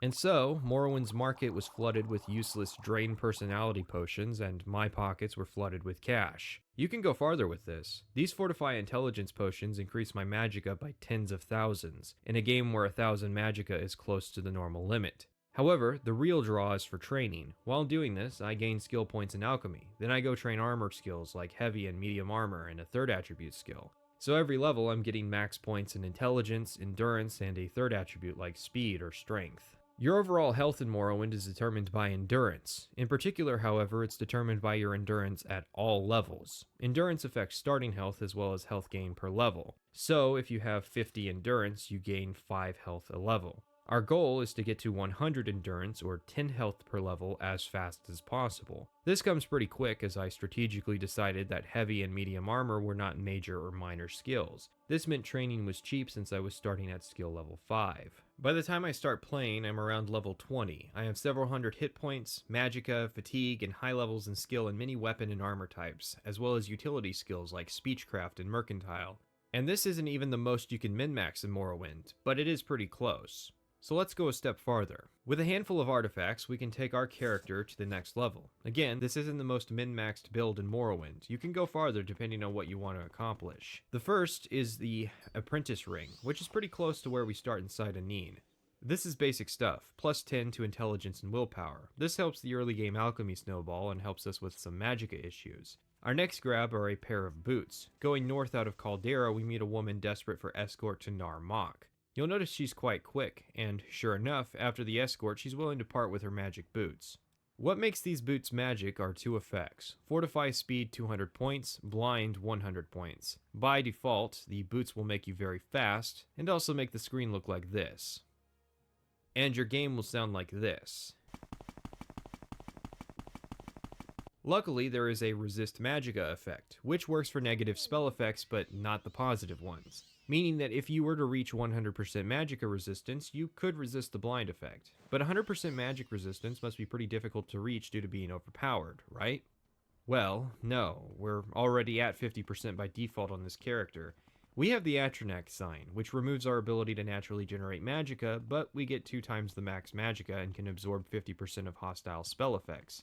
In addition, we are a Breton, which comes with an additive 0.5 times to our magicka and 50% magicka resistance. Long story short, we can resist half of the effect by default, dimming our screen to 50%. In addition, if we can cast a 1 second 50-point resist magicka effect, then put on the boots, we fully resist the blind for the rest of the game, and it's a cheap spell effect, because the game never updates to check if the resist magicka effect still nullifies the blind effect.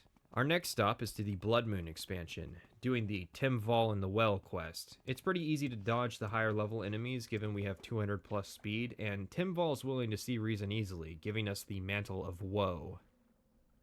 The Mantle of Woe has a great many effects. It fortifies magicka 5 times, which is additive to our 2.5 times. It also fortifies Conjuration 50 points. In exchange, we have a 20-point weakness to normal weapons, 100 points Drain Personality, setting it to 0, and Sun Damage 20 points, which turns us into a vampire. But, we don't need to wear the robe all the time, which means we can get in fights and access our near 1200 points of magicka, then take it off the rest of the time. One more artifact. The Necromancer's Amulet, which you get from Archmage Trebonius Arturius, resists normal weapons 25%, fortifies intelligence 25 points, more magicka, restores health 1 point on self, and absorbs spells 25% on self. So now we have regenerating health, 75% spell absorption, and a partial normal weapons resistance.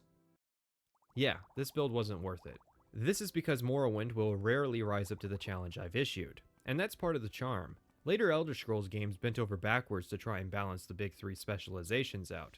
Morrowind was unapologetic and allowed wizards to really shine. The more creative and more able to take advantage of the game's systems you are, the more you're allowed to get out of the game, and it's great. So let's get started with this main quest.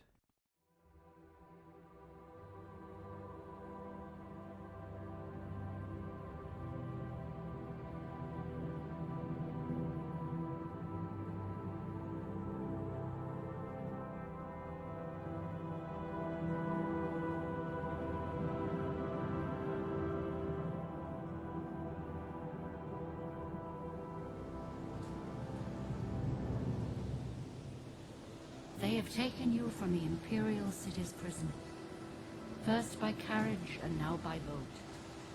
To the east, to Morrowind. Fear not, for I am watchful. You have been chosen. 1 month after our arrival, we returned to Caius, who had given us 200 gold to start our work. We're now a member of the Blades, a secret intelligence agency working in service of the Emperor. Our first few tasks seem inane, but from the very first quest we're going to be introducing concepts and ideas that are important throughout. Caius will insist you acquire some experience, and I think this is going to reinforce it. Our first 2 quests will involve going to the local guilds for some information, you know, just in case you haven't joined them yet. It's no coincidence that, as most new players will commonly pick fighter characters, our first task is to meet Hasfat Antibolus over in the Fighters Guild, and ask him about the Nerevarine and 6th House cults. We've dealt a bit with the 6th House cult before, but the Nerevarine cult is a new one. I promised that that name wouldn't come back up, and I lied. Unfortunately, Hasfat doesn't have much info on them, but he can tell us about the 6th House, in exchange for a small favor. He wants us to get our hands on a Dwemer puzzle box, located in a nearby ruin of Arkanthand. This is a great first quest. In order to find the ruin, you have to pay attention to the directions given. That said, it's also a safe quest. If you get in over your head, you're right next to a Legion fort with all the necessary amenities. Meet Snowy Granius, or as I call him, the Bridge Wizard. He's a gear check. If you try to play Morrowind the same way you would play Skyrim, Granius is your rude awakening, and Caius warned you. On the surface, he's little more than a wizard bandit. He's only level 3, he knows some basic destruction spells and can summon a skeleton. But because he is, ostensibly, the main quest's first mandatory combat encounter, he's garnered a reputation. Obviously, he's no match for the monster I've created, but he deserves recognition because if Morrowind had those Dark Souls bloodstains, they'd be right about here. Before we enter the ruin proper, we have to figure out how to open the door. I could be wrong, but I think Hasfat has a throwaway line about it. This crank here opens the door. Arkanthand is an alright little first dungeon. It's basically 2 dungeons, the first a bandit area, the second a more traditional Dwemer ruin. Our objective, and indeed the only reason you're sent here, is actually right by the door, tucked away in an area not immediately drawn to the eye. You could explore this entire dungeon, reaching the end, a large vertical area, and not find the puzzle box, only to realize it was by the door the whole time. This is owing to the fact that dungeons in Morrowind are non-linear, but that isn't even entirely true. Some dungeons in Morrowind are non-linear, and some dungeons in Morrowind are a single hallway leading into a room. Dungeons in Morrowind are realistic by the standards of the universe, because in what world would the leader of a group of bandits put his living space as far as possible from the door? And in the real world, some people were buried in a mausoleum, and some people were buried in the pyramids. Once we return the box to Antibolus, he gives us some notes on the 6th house, and recommends we speak with Sharn Gramuzgob. You can read the notes at any time, as we'll be getting them back later. Indeed, Caius' next orders are to speak with Sharn Gramuzgob, a local alleged necromancer working out of the Mages Guild. Again, this is Bethesda subtly pushing the player towards a faction if they haven't already joined. She'll tell us what she knows about the Nerevarine cult, in exchange for a small favor. She wants us to visit an ancestral tomb, grab the skull of one Helival Andrano, and bring it to her. Read into this. She wants us to defile a local tomb, steal the skull of a native, and give it to an all but confirmed necromancer. Yeah, get used to that feeling. She does give us some tools to handle the undead in the tomb, which is a nice introduction to the concept of creatures who are immune to normal weapons like iron and steel, as they aren't going to be going away. I don't have as much to say about this quest as the other one. It's more of the same, go to place, grab a thing. The tomb is much smaller of a dungeon, easier to get to, and more linear. I guess there is something to be said for making absolutely certain players are prepared for the coming escalation in difficulty. We get some notes on the Nerevarine cult, and report back to Caius. Caius, as an academic, wants us to corroborate our findings from the last 2 missions, with a big and complicated mission to collect intel in the big city, Vivec.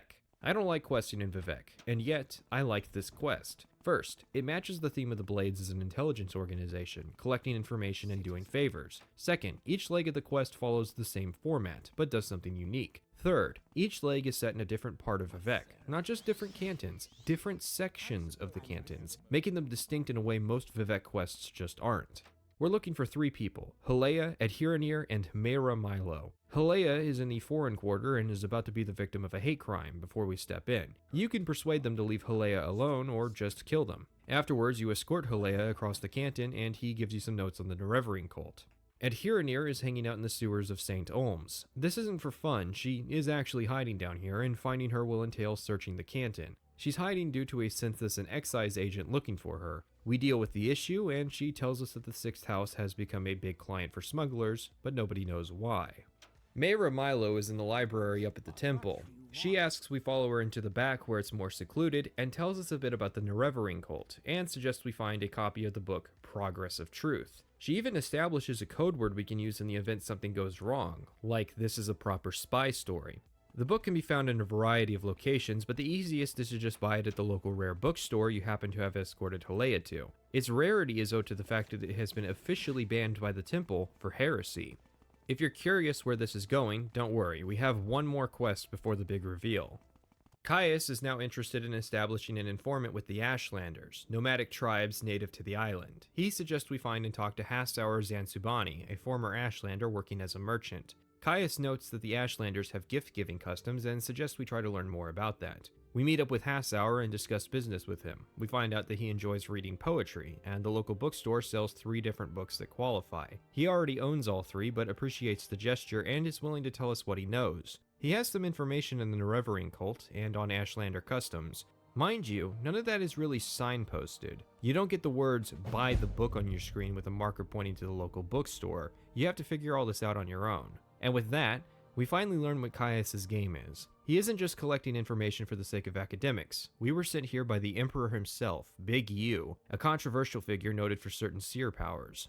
We were released from Cyrodiil City Prison because we had met certain conditions of the Nerevarine prophecy, a prophecy that foreshadowed the reincarnation of Saint Nerevar. Caius admits skepticism at these claims, but as time has gone on and we have gathered information, he is somewhat less skeptical. However, Caius makes an important distinction that separates this game from other Chosen One style narratives. The Emperor isn't just sending us over because we are the Chosen One, but because there is a need to stop the 6th house. The temple is failing, the tribunal is growing weaker, and Vvardenfell is under quarantine for a disease that could threaten the rest of the continent. Whether we are actually the Nerevarine or not is ultimately irrelevant. The Emperor is just hoping we can solve the situation, and as an added contingency should we fail, His legions are entrenched in strategic positions across the island to take over. We are not the only person capable of stopping this crisis. We just happen to be the cheapest at 87 gold.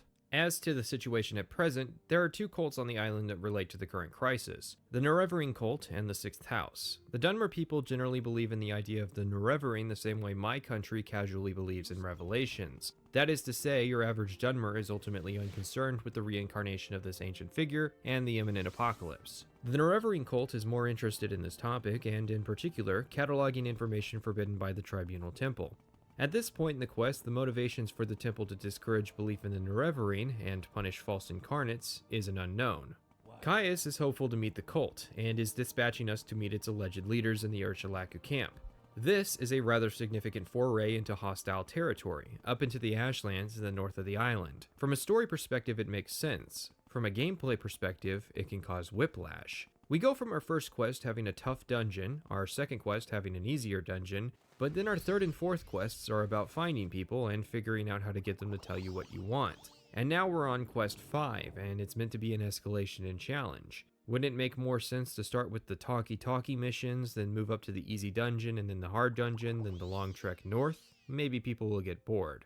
All that said, the Ursulaku camp is one of my favorite quest lines in a Bethesda game. You have to figure out how to work your way into this society, but rather than having victory assured by presence, you have to do so using knowledge of said society. Knowledge that is not told directly to you by the quest giver, but gathered in a prior quest. This is just one of many reasons players who try to play on autopilot don't like Morrowind, because it isn't as simple as walking up to the wise woman and declaring yourself the chosen one. You are the stranger, and no one here has any cause to believe in you until you prove yourself. To earn your way up, you have to take into consideration what you learned about thoughtful gifts, but it isn't as rigid in formula. Other means of convincing people, such as persuasion or charm spells, are still just as valid a means of convincing the residents to arrange a meeting. It's a direct interplay of mechanics and storytelling without any kind of arbitrary restrictions. We're first directed to Zabamund, the second to Sul-Matul. He needs to be convinced, and there are a variety of options. You can try to intimidate him, which is dependent on your level. You can try to boast of your deeds, dependent on your reputation. You can offer a tribute, or should you be practiced in speechcraft, you can speak of what you've learned on your way here. This is one of the few moments where the writer, Ken Rolston, demonstrated an understanding of just what the text-based dialogue system was capable of in terms of skill checks. Unfortunately, it was underutilized, and ironically, it was Douglas Goodall who criticized Bethesda for not using skill checks and choices in Morrowind, despite himself never actually using them either. But I gotta cut him a break because he wrote enough material to fill 2.5 hours of video. Zabamund, once convinced, sends you to meet with Sul-Matul. He says in order for him to adopt us into the tribe as a clan friend, we need to pass an initiation rite and recover his father's bow at the Ursulaku Burial Caverns. It's interesting to consider how the ancestral tombs are advanced versions of this tribal burial cavern concept. It's the little details that make this game great. The caverns are a fairly complex dungeon, but you'll eventually find the ghost of Sol Sinopol, who on his defeat drops his bow. This makes us clan friend, and Sul-Matul permits us to speak with the wise woman, Nabani Mesa.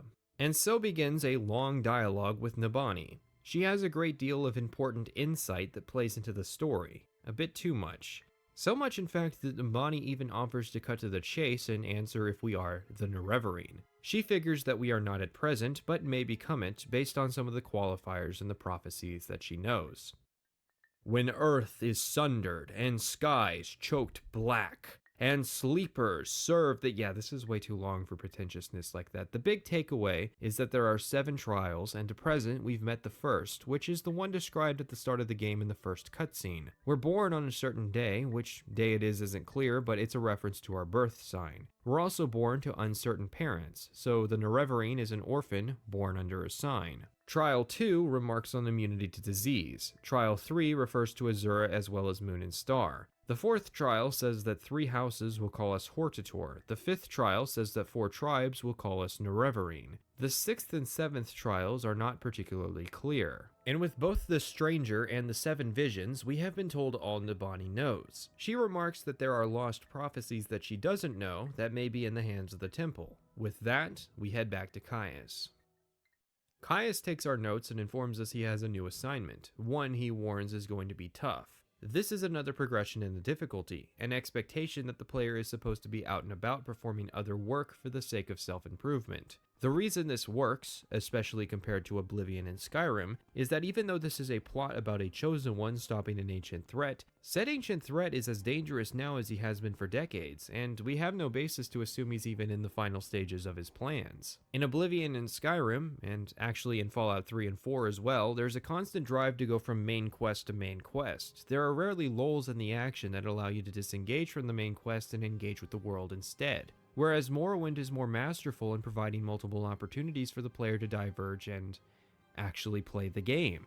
So to give an example, in Oblivion you watch the Emperor die in the tutorial, giving you specific directions to go to Wayne Priory. At Wayne Priory you're given explicit directions to hurry to Kvatch to save Martin. Once you escort Martin to Cloud Ruler Temple, you're given further urgent orders to investigate the Mythic Dawn before they summon Satan and the Four Horns of the Apocalypse sound. I can detail similar lines in each subsequent Bethesda game: the urgency of finding your father in Fallout 3, the urgency of dealing with the dragons in Skyrim, the urgency of finding your son in Fallout 4. Urgency removes agency in an open world game, and it's the mistake that is often made by writers not realizing the storytelling opportunities presented by the interactive medium. Instead, they want to write engaging movie plots that build tension, which means that the world is neglected in the process. You cannot play a character that doesn't have these urgent issues in the back of their mind without undergoing some form of mental gymnastics. But I understand a desire to generate tension in a storyline, and Morrowind begins its dramatic rise with this quest. From here on, it becomes much more difficult to ignore the pressing threat of the Sixth House, which is not a bad thing. What I'm arguing for is simply early stepping off points in the story. Of course, our broken character is more than ready for the situation. According to Caius, a Legion patrol found a Sixth House base, so we need to locate it, take it out, and see what we can learn. We go to meet with Ray Sepulia at Buckmoth, and she tells us that the base is near Narmak. The original party was entirely wiped out, with a single survivor shambling back to the base afflicted with Corpus, barely eking out the cavern's location at Lunaby. Asking the locals in Narmak, we managed to find the cave, and it's a nice place.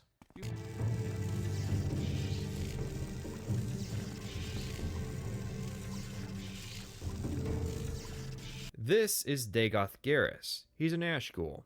Garrus tells us that we should go to Red Mountain and meet Dagathur with open arms, and that the Sixth House will continue to be at war with us until then. Then he attacks us. He's a tough cookie, a fitting challenge to the rising escalation, but with his dying breath he curses us with Corpus, an infectious, incurable disease that will gradually deform us into a zombie. Caius figured this would happen, and refers us to Dr. Fear, the principal researcher of Corpus on the island. There's a missed opportunity to have fast travel services refuse to serve you, diegetically reinforcing the seriousness of this infection with a mechanical inconvenience. Divith Fear is interesting. He lives in a remote area with his 4 clone daughters and contributes to society by caring for the victims of and trying to cure Corpus disease. But, well, he hasn't cured it yet. What are the odds of him curing it in time to save us? I mean, it'd be a bit contrived. Go down to the Corpusarium, meet the last living dwarf, ask any questions you want, take some levitation potions up to Divith, get a potion poured down your throat, and while not getting cured, the negative effects are removed, rendering us immune to disease. Okay, there's a lot going on. Divith Fear is an ancient Dunmer wizard, hence his skepticism of the seriousness of events. He lived to see the fall of the Dwemer, the rise of the Tribunal, and the change from Resdayn to Morrowind. He's seen his share of wars, occupations, and the occasional Daedric crisis. We also meet Yagrum Begarn, who claims to be the last living dwarf. He says that while he was out in Oblivion at the time of the disappearance and spent a great deal of time looking for his people, to no avail. Eventually, he was afflicted with Corpus and found in the full thrall of the disease by Divith Fear, who restored him to some partial sanity.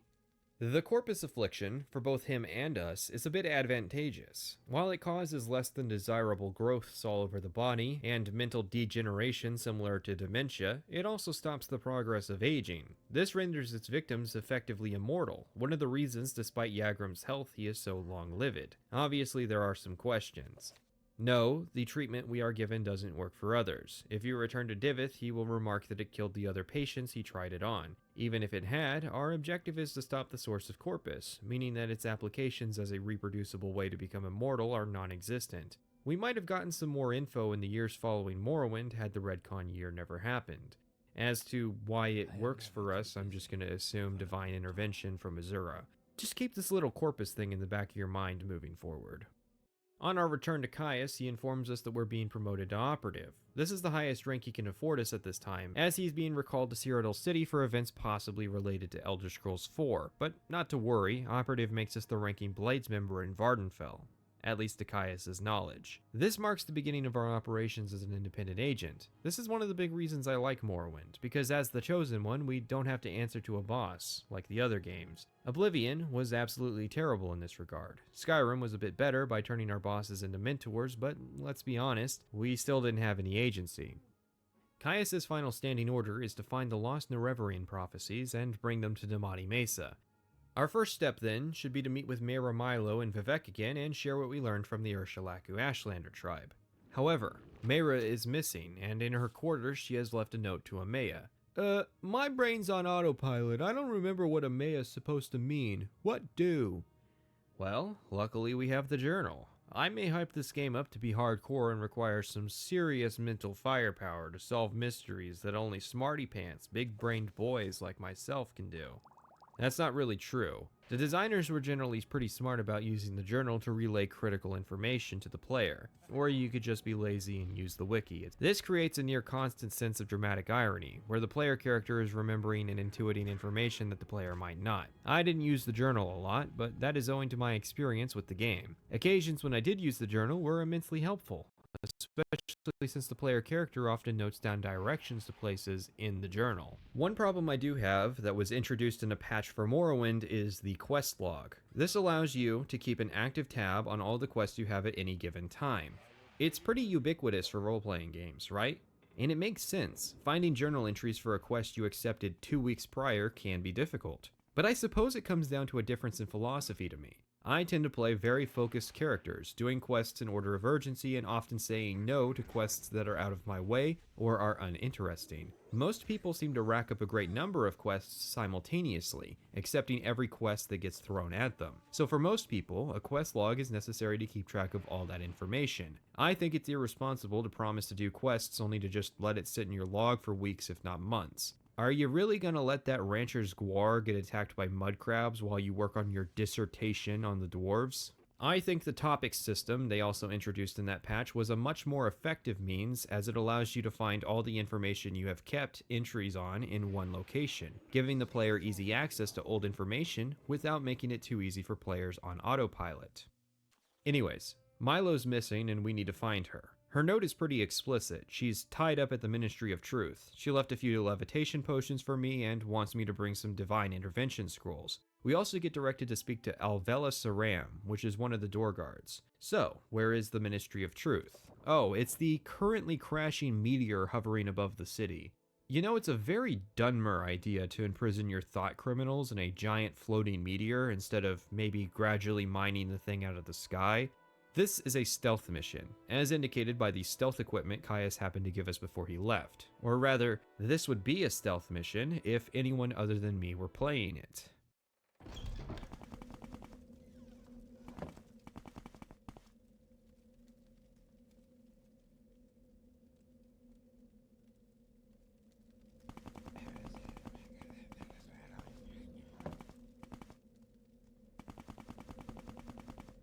What do you want?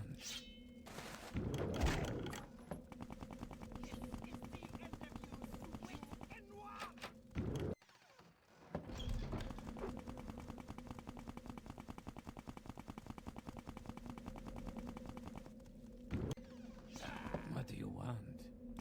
Die, Fetcher!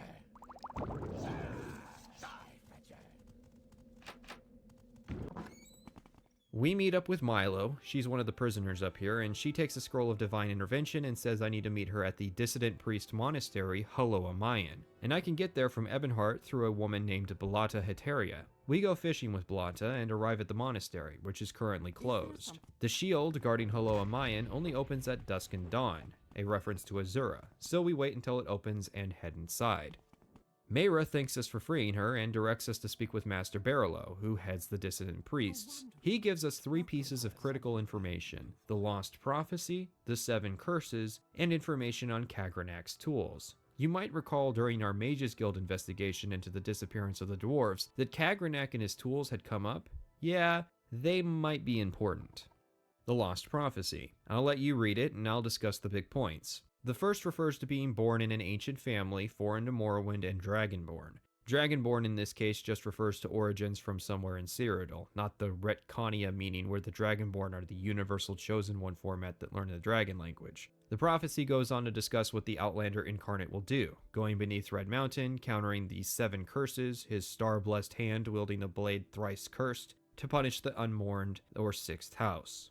So, what are the 7 curses? The note we're given lists them as follows: the curse of fire, of ash, of flesh, of ghosts, of seed, of despair, and the curse of dreams. Fire and ash, it is a volcano island. Flesh is Corpus, which we've beaten. Ghosts, seed, and despair likely to refer to curses yet afflicted, and the curse of dreams refers to dreams our character as well as other people named dreamers have been afflicted with. One example being Elvil Vidron from the Temple questline, who mistakenly believed himself to be the Nerevarine. One thing I could not mention in the Tribunal Temple section was that being the Nerevarine is a potential solution to that particular quest, as you can prove that he is not Nerevar incarnate. However, this particular solution is rather confusing as it's a very short window where you would actually be able to complete the quest in this manner. Another dreamer is Varver Serethi from the Redoran questline, whom was corrupted by an ash statue into killing his friend. There are also a host of named NPCs in the world who exist as normal civilians who will gradually become dreamers as you do the main quest. What about the blade cursed thrice? This is in reference to one of Kagranak's tools, Keening. He had 3 tools, Wraithguard, Keening, and Sunder. Keening is probable as the blade as it kills any who wield it without Wraithguard. We gain some additional juicy details. According to the dissident priests, the dwarves disappeared at the same time as the Battle of Red Mountain for entirely unrelated reasons. At this time, Nerevar and Dagath-ur went into the mountain, finding the tools as well as the heart of Lorcan, one of the Aedra who was punished for creating mortality. Nerevar had tasked Dagath with protecting the tools and went to speak with his counselors, whose name may be familiar: Vivek, Amalexia, and Sotha Sil, or the Tribunal. When the Tribunal, led by Nerevar, went to Red Mountain, Dagath had apparently gone mad and refused to hand over the tools. He was driven off, and the tools were recovered. Each swore to never use the tools, but following Nerevar's timely and convenient death, the Tribunal went to Lorcan's heart and used the tools to gain divine power. Dagath eventually returned, himself also having divine power, and took control of the heart, Keening, Sunder, and the Red Mountain, and ever since then has fought a shadow war with the Tribunal Temple. Dagath-ur is unable to quickly win as he does not possess Wraithguard, and the Temple are unable to win as they can't access the heart. The Temple thus censors the dissident priests, the Nerevarine cult, and the false incarnates, as there is some measure of shame felt for their inability to properly control the situation. However, the dissident priests are not against the Temple. They recognize the real enemy as still being Dagath-ur. So, with these 3 pieces of information, we go to Nambani Mesa.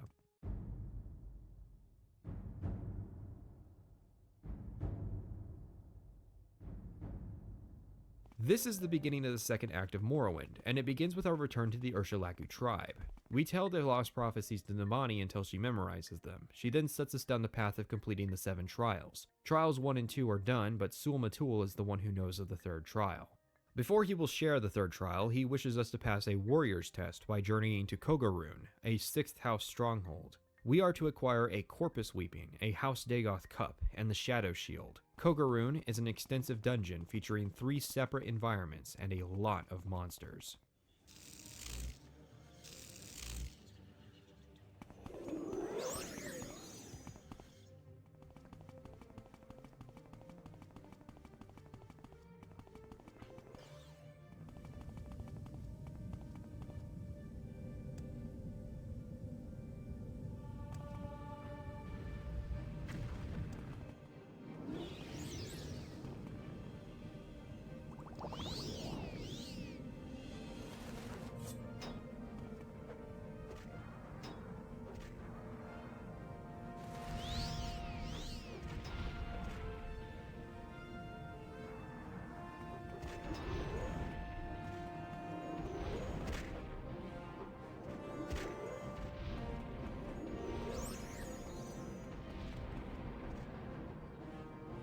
Kogarun is a logical progression of difficulty from Ilunaby, being longer, more populous, and far from resupply. I suspect many will have given up on Morrowind long before now.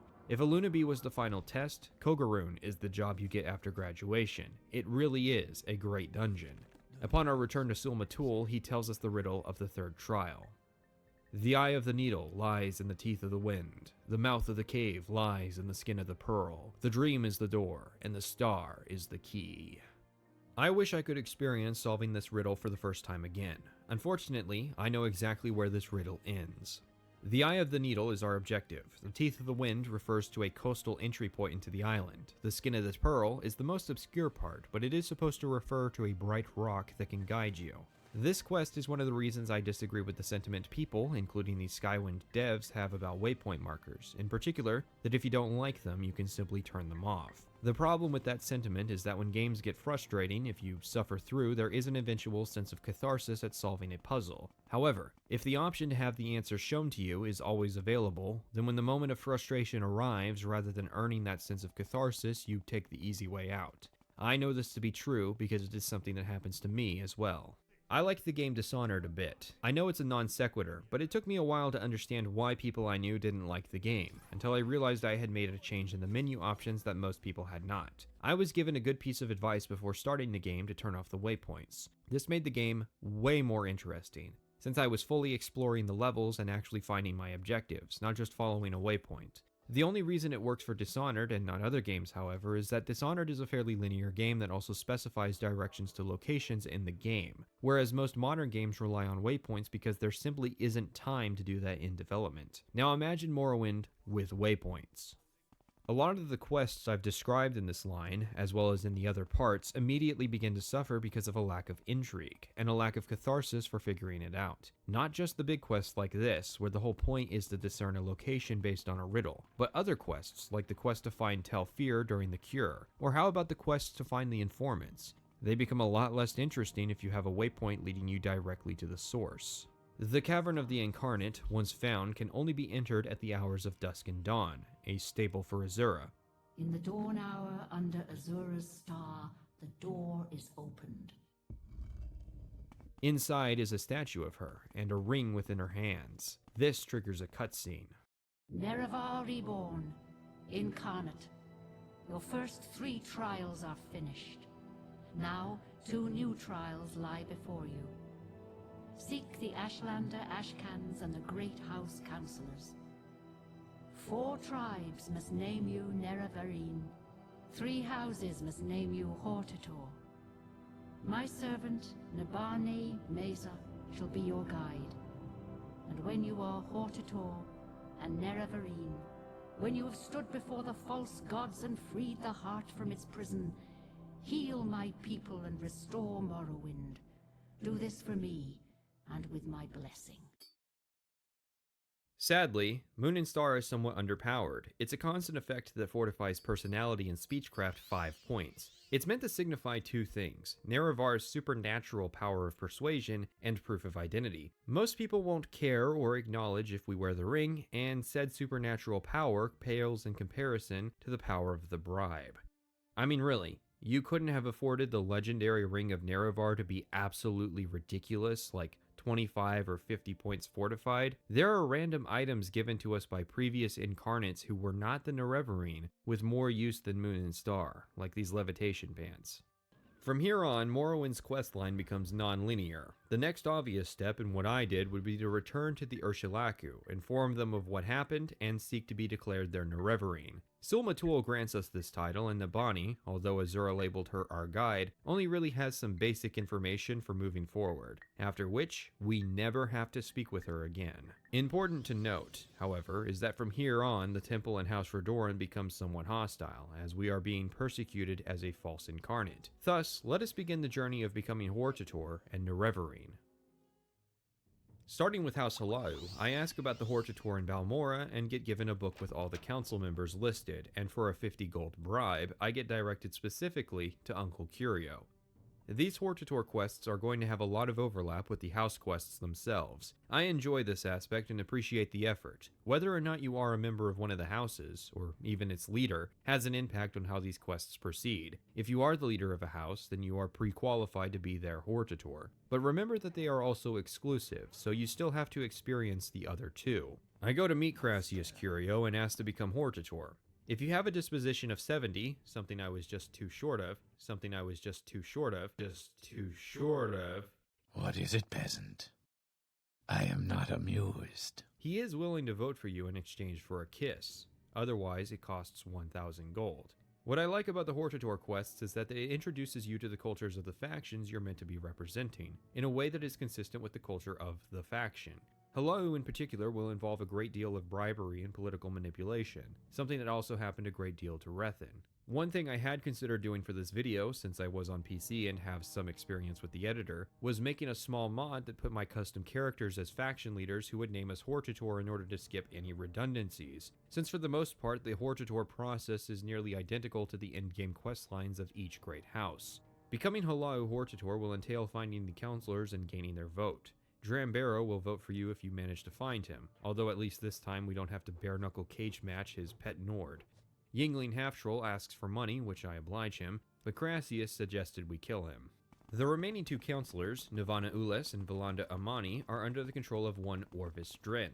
This part of the quest will be new material since my conversation with Dren goes a bit differently than Rethin's conversation did. I tell him I want to become Hortator to defeat Dagoth-Ur, and he attacks me, saying the Tribunal betrayed the Dunmer when they signed the armistice with the Empire, and that Dagoth-Ur had already made him a better offer. You can actually convince Orvis to peacefully support you, but considering Orvis Dren is responsible for a lot of suffering on Vardenfell, and he doesn't recognize that Tiber Septim was as powerful as the Tribunal when they signed the armistice, my decision was easy. There is no escape. Die. After which, Ulas and Amani are receptive to the idea of supporting us, and with that, Crassius names us Hortator. Something I'll note is that each of these Hortator and Nerevarine quests gives a unique magical item, like the Halau Belt of the Hortator that gives a constant 20-point magicka bonus, but a lot of them aren't really notable and I did not use them. Our next stop was to House Redoran in Aldrune. I know it's kind of late to ask, but is the correct spelling with an apostrophe or a dash? In order to become Redoran Hortator, we need to figure out if any of the counselors can get our foot in the door. Most will be hostile to the idea, but through process of elimination, you'll eventually meet Athen Serethi, who will say that all but one council member will support us, Bolvin Venom. But first, he wants us to rescue his son, Varver Serethi, from Venom Manor. This is similar to the Redoran version of events, except I was a lot more violent than Jibindaris was.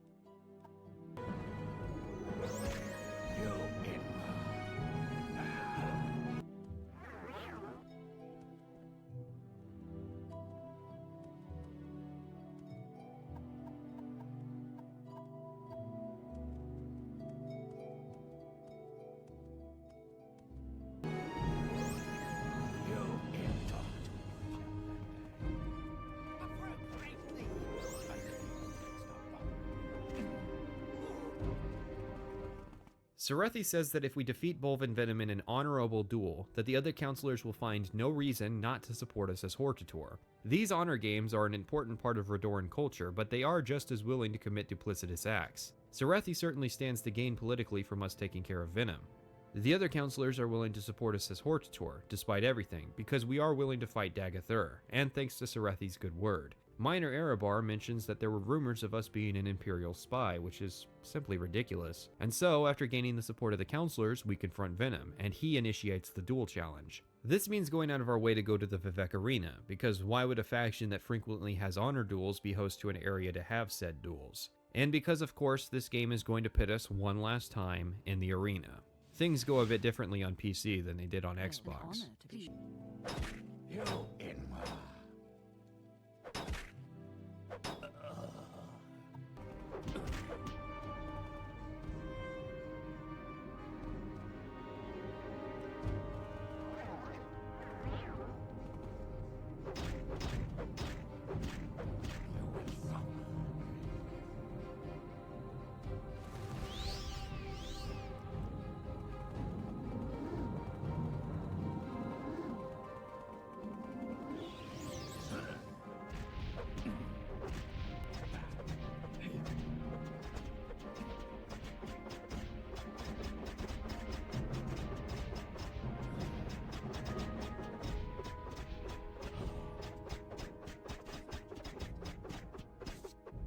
Anyways, Serethi now confirms us as Hortator and gives us a sealed package. The note basically says that while we are committing high acts of heresy, the temple holds that if we are acting in the best interest of Vardenfell and are able to become Hortator and Nerevarine, then I can present myself to Archcanon Serioni for a private meeting.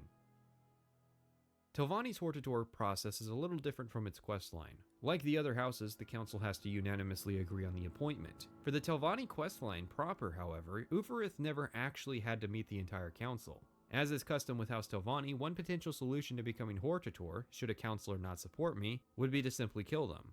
I believe you can do this in any order, but Master Arion is the only unconditional vote, and he's willing to explain the other councilors for you.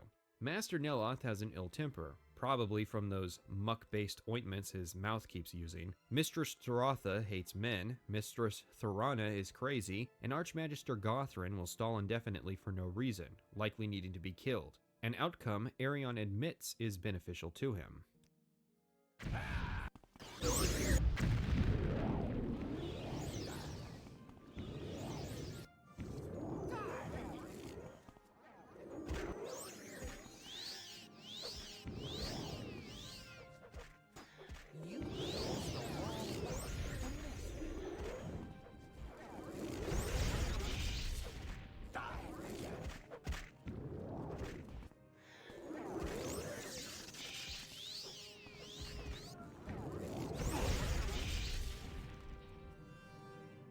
I've already said this before, but each counselor lives atop a tower that can only be accessed with a levitation effect, so even without doing the Telvanni quests, you have to engage in this quirk of Telvanni society. Neloth is receptive to us being Hortator in exchange for a 1,000 gold bribe and also us going away. Thorana confirms us as Hortator provided we perform a party trick for her. Drotha, even after a few thousand gold in bribes, isn't too receptive on account of our masculinity. Now you die! And with that, Arion gives us the useless Robe of the Hortator, a simple questline, but fully reflective of Telvanni culture. Now we're starting on the 3 remaining tribes that must name us Nerevarine for the trials to be complete. We start with the Ahomessa tribe, who live in the Grazelands near the coast. One of the tribesmen recommends I speak to one of the Gulakans. They pass me up to the Wise Woman. Apparently, the Ahomessa have no Ashcan, so she speaks for the tribe. She is willing to name us Nerevarine. However, the Ahomessa are in need of a safe place. Whenever the Ahomessa have been threatened, she says they would go to Alt Daedroth. It's worth noting that this is a low-key admission that the Ahomessa are Daedra worshippers, but now a full-time Shigarath cult have taken up residence in the shrine. I am to go to Alt Daedroth and make it safe. What defines safe can actually vary. In another Elder Scrolls game, safe would be the complete and utter annihilation of the current population. Alt Daedroth, much like in the Temple questline, is currently in a state of war between a group of Ordinators and some Shigarath worshippers. I love when the game intersects questlines like this. It just as easily could have picked another unused Daedric ruin to set this quest. You want another one? Well, one of the later Mages Guild quests has you setting up a meeting with this same Ahomessa Wise Woman. Here I run into and have to talk with Ordinators who want me dead. What makes this quest interesting is that I can speak with the leader of the Shigarath cult, and he can be convinced, or coerced, into allowing the Ahomessa to use Alt Daedroth as a refuge. In fact, all these Shigarath worshippers are named NPCs, unlike other games that would simply name them cultists or bandits or what have you. It was post-Morrowind and Tribunal that Bethesda went back to using generic names for enemy NPCs. So begins the process of us demonstrating the safety of Alt Daedroth. Now the ruin is across the water from the tribe, but luckily the Wise Woman can water walk. Funnily enough, she's also a spell creator, and since I know Fortify attribute, I cook up a little Fortify speed spell to make this go by quicker. This proceeds to immediately backfire when she gets distracted by an underwater enemy she can never reach and goes sprinting off into the sunset at high speeds. Welcome you, my sweet assistant friend, to this later destiny. Won't you come and prepare? Never a bar, friend or traitor, come and look upon the heart. I wait for you, help the sages on your neck, sweetheart. What a grand innocence. You get the pulse under. So naive. Shame on you, Moon and Star. I'm Vagar, and I'm a dog. There's no escape. So come to me and bring Rhaegar through fire and war where we last met.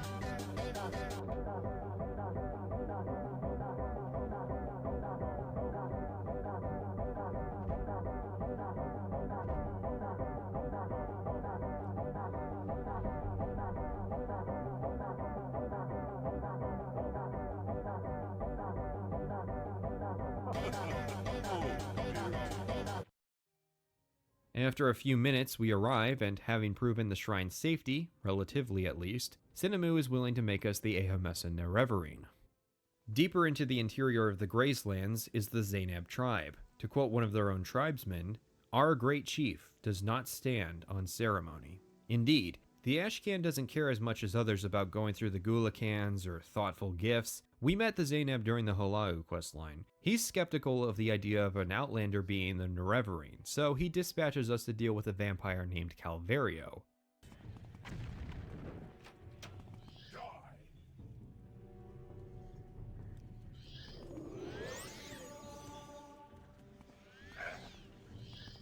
And that's that.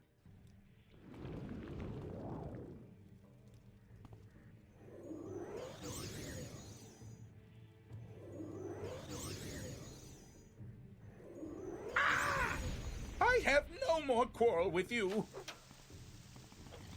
Open NW, way more stable than vanilla. Anyways, Kashad is thrilled we killed Calvario, and sensing the opportunity to take advantage of an unwitting hero, something I'm surprised didn't happen more often, gives us his most ridiculous request to mind. He wants us to find him a high-born Telvanni bride, a pretty one with big hips, and bring her back for marriage. He suggests I go to the Telvanni lords, well, the ones left anyways, and inform them of the significant political opportunity of marrying off one of their daughters. He wants us to consider the many daughters offered and choose for him the finest, and suggests we consult the wise woman to learn of his tastes. Sonemu, the wise woman, is realistic. No Telvanni lord is going to marry their daughter off to an Ashlander, Ashcan or otherwise. I don't think any of the Telvanni lords are even specified to have children. Instead, and I want you to listen until I say otherwise, instead, we are to go to her friend Seville Amain, a slave mistress at Tel Arun, buy a slave, dress her up as a member of high society, and bring her back to the camp and present her to Kashad as a highborn Telvanni bride, because he won't know the difference. Alright, you can pause the video and leave your comments now. Of the more morally dubious things we've done in this questline, I'd say this is about as worse as it gets. And it's kind of unnecessary. Of the Nerevarine quests, this tribe is the longest, most intricate, and pointless. You already had the Calvario quest, just make that one more complex. I guess the point is that in order to save the day, we have to engage in a little local culture slavery. Anyways, the slave in question doesn't really seem to mind the situation. We get her some nice clothes and Telvanni bug musk, which fortifies personality, and escort her back to the village. She's happy to have nice clothes, and she is technically going to be set free, even if that is into a life of rearing children. Kashad's impressed, and names us Nerevarine for our work. I think this is what Goodall was complaining about when it came to Rolston's writing being more grounded in historical parallelism. Generally speaking, Merrick societies have different conceptions of personal relationships and reproduction, on account of their longer lifespans. The Dunmer are the type of culture that would focus on trying to produce higher quality children, rather than a higher quantity like the races of men do. This is also the game's only instance of a non-beast race being enslaved, which is technically canonical. The Telvanni were supposed to keep slaves of all races, even the Dunmer, but Rolston was the one exploring that idea with this quest and the John Hawker character, while Goodall seemed to maintain the idea that only the beast races were being enslaved. Of the four tribes, the Arabinisum are the least plussed about the Nerevarine. One of the tribespeople suggests we skip talking to the Ashcan and Gulakans and go straight to the Wise Woman, as the Khans see the prophecies as foolish superstition. The Wise Woman says as such. The Ashcan, Ulith Paul, hates Outlanders, and she says that he is a bad leader. She says that while he is the Ashcan, the Arabinisum will love war and hate Outlanders. So, in order to change things, we need to kill the leadership of the tribe and install Han Amu, one of the more peaceful Gulakans, as Ashcan. I go to Ulith Paul, who makes the mistake of attacking me when I mention the Nerevarine prophecies. And so, I'm forced to kill the leadership of the tribe. Then, the wise woman has me go to Han Amu, who accepts the artifacts I collected from the other Khans and becomes Ashcan, and he names us Nerevarine of the Arabinisum. What I find funny is the bleed over of gameplay elements into the story. We give him an axe that boosts his strength, an amulet that boosts his willpower, and a robe that boosts his intelligence, and then, boom, he's stronger, bolder, and smarter. That said, this is also the most undercooked of the Nerevarine quests. Its simplicity, I suspect, can be owed to the remoteness of the camp, and the general undercookedness nature of the region the camp is in. The only real crossover with the tribe is the Legion quest, where they let a missionary get kidnapped by the Mabragash.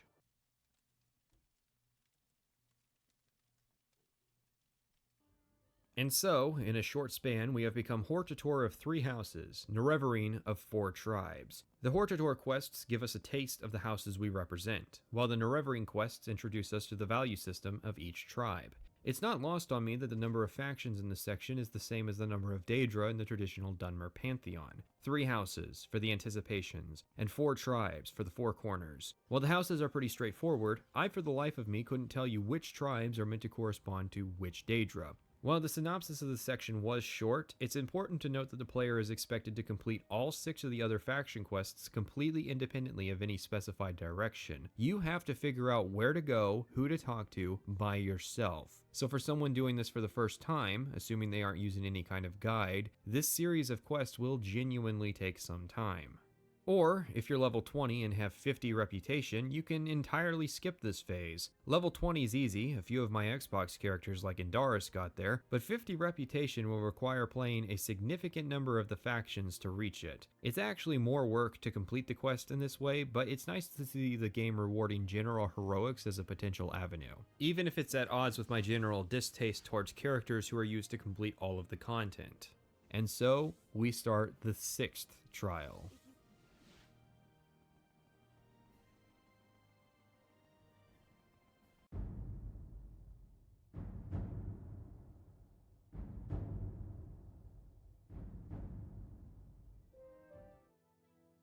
Kicking off the beginning of the 3rd act of Morrowind, we start by heeding the message of the Archcanon and meeting with Dancel and Dolus, who informs us of a method to sneak into the private quarters of the Archcanon Tholer Sarioni.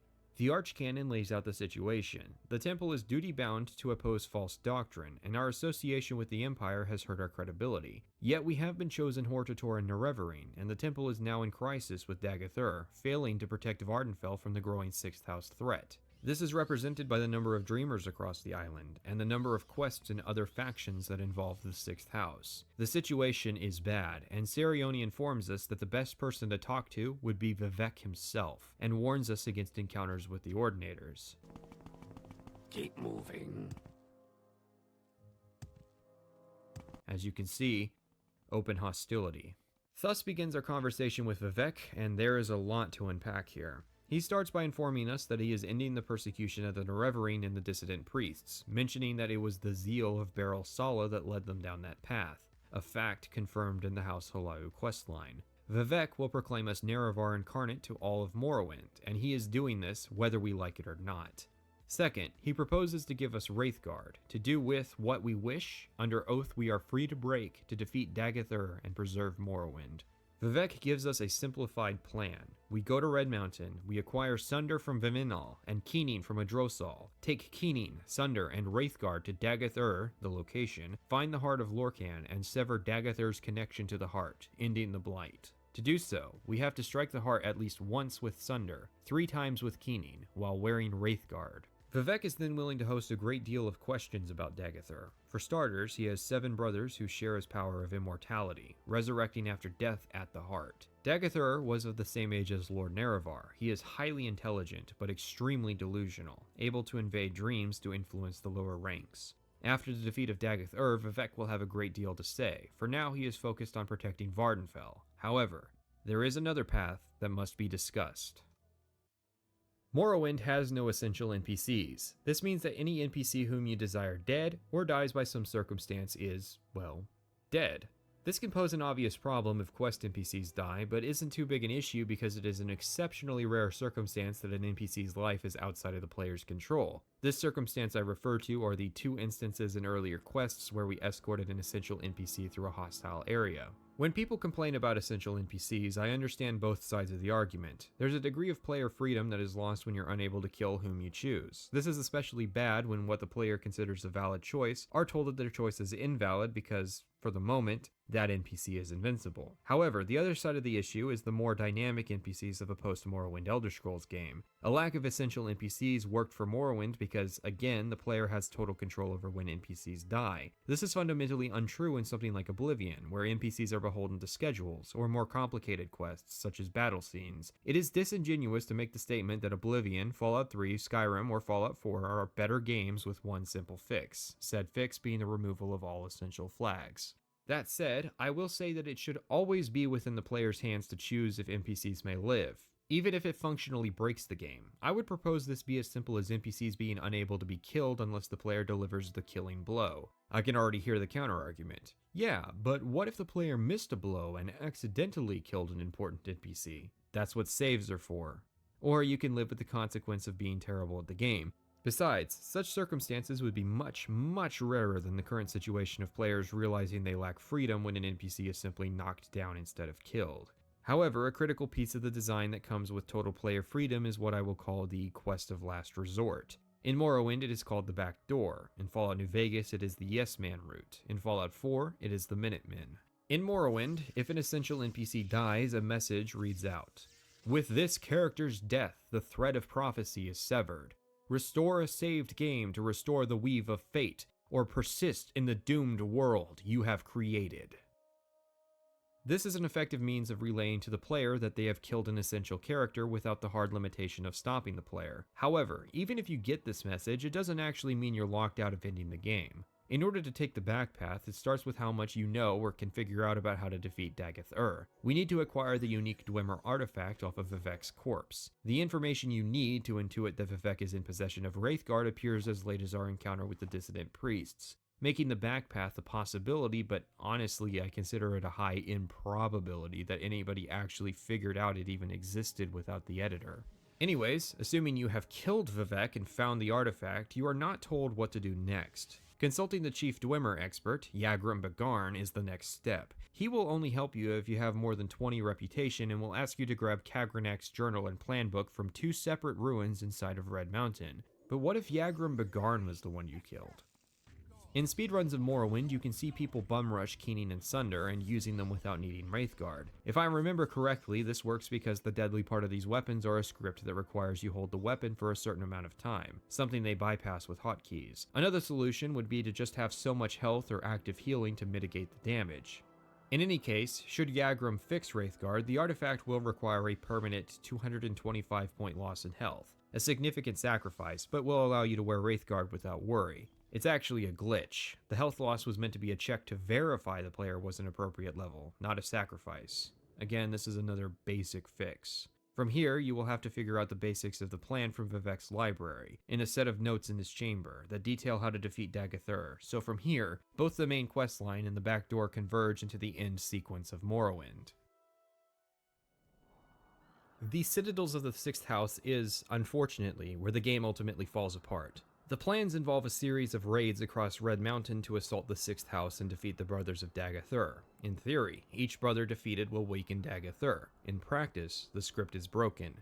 Because Dagath-ur has not been loaded into the game yet, scripts cannot modify his stats. According to the unofficial Elder Scrolls pages, you can visit him first, then kill his brothers. But there are some obvious thematic and priority issues with doing that. Part of the speculation surrounding this game was the theory that the Sixth House was going to be joinable. This is alluded to in the questline when we meet Dagoth Garrus. If this was the case, it was cut very, very early in development. I suspect originally we were to have met with Dagath-ur and made a decision regarding our allegiance at some point before now in the main questline. However, because this never happens, Dagath-ur is never loaded and the script doesn't work. This leaves little reason to visit the Ash Vampires beyond the artifacts they carry. While they are somewhat varied in power, none of these artifacts are so interesting that I'm tempted to drop everything to go get them. The original spirit of the quest, as was written in the dialogue, was going to be a true war with the Sixth House, involving a series of excursions into Red Mountain and complex battles with Ash Vampires. Instead, it is as simple as peeking our heads inside 2 dungeons, then walking straight up to Dagath-ur.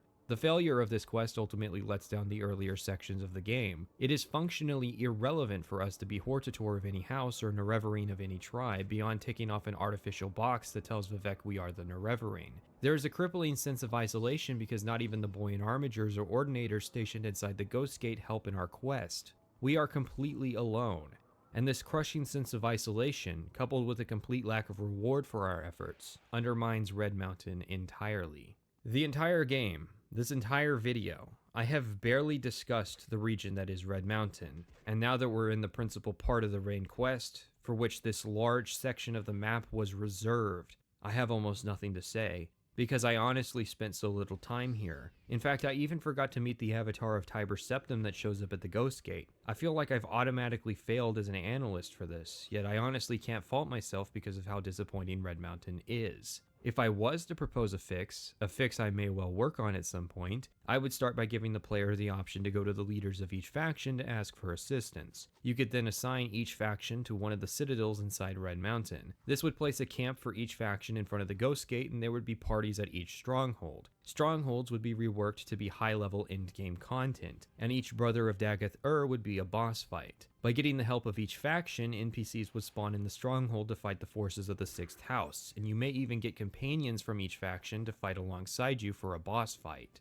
Killing each brother would also be essential to battle Dagoth, as I would buff him to be absurdly difficult to kill while his brothers still live. I would also rework their artifacts to be more useful. With these changes, becoming the wartime leader of each faction actually has a functional use. These are just ideas, so if any Morrowind fans have made it this far, please propose some ideas for me down in the comment section. And so, we go to the mouth of the volcano to confront Dagoth. Come, Nerevar, friend or traitor, come. Come and look upon the hearth and a Kulakan. And bring Wraithguard. I have come to the Heart Chamber. I wait for you there, where we last met countless ages ago. Come to me through fire and war.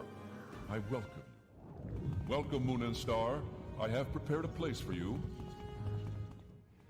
Come, bring Wraithguard to the Heart Chamber. Together let us free the cursed false gods. Welcome, Nerevar. Together we shall speak for the law and the land, and shall drive the mongrel dogs of the Empire from Morrowind. Is this how you honor the 6th house and the tribe unmourned? Come to me openly, and not by stealth. Welcome, Moon and Star, to this place where destiny is made. Dagoth is a location in addition to a god. Dagoth, the dungeon, is a sad dungeon, functionally being a straight line from the entrance to the man himself. After Arkanthand, Alunaby, the Urshulaku Burial Cavern, and Kogarun, it's fairly disappointing. But remember that lever from Arkanthand? This is what it was preparing you for, an entire dungeon to teach the player to use a lever to open a door. Given this is our only chance to converse and the magnitude of the situation, Dagoth has been given probably the broadest and longest conversation in the game, in which a great many topics come up. He asks if we are truly Nerevar reborn. How you answer is up to you, and the spectrum of options is represented, from true belief that we are the Nerevarine to skepticism of the entire notion. He then asks for our intentions with the Heart of Lorkhan. And finally, he asks that, if he had offered to let us join him, would we have surrendered Kagranak's tools? After which, we're free to ask our questions of him. His plans for the Heart, the 6th House, and the Dunmer. He justifies his actions as a sovereign entity. He shares that he has little knowledge of what truly happened to the Dwemer, and his use of the giant robot in the next room. Once the conversation is over, Dagoth acknowledges us as the challenger, and offers us the first blow.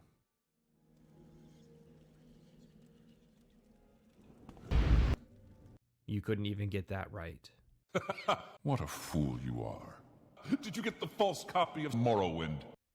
Dagoth is on the level of some medium-tier NPCs from Fallout New Vegas. It's hard for me to be so blunt about something I like, but it is true. It isn't until you get to Dagoth, with varied conversation response options and having responses to your responses, that the missing potential of the text-based dialogue system is fully realized. There is absolutely no reason that NPCs couldn't have had more dialogue options and responses baked into the game, because it is easier to write out dialogue in a text box than it is to voice act it. It is worth stressing that the topics in the dialogue menu are meant to indicate when the player asks something. While you can ask a lot of questions, it is sadly true that the Nerevarine, like the hero of Kvatch and the Dovahkiin, are another in a lineage of protagonists who are spoken to, rather than using an active voice. And so, Dagoth is defeated. If it seems strange for me to not comment on the boss fight, it's because there isn't really one. We still have to deal with the Heart. Dagoth opens up his console and types in TGM in this section, so we need to focus on getting to the Heart and, I guess, destroy it.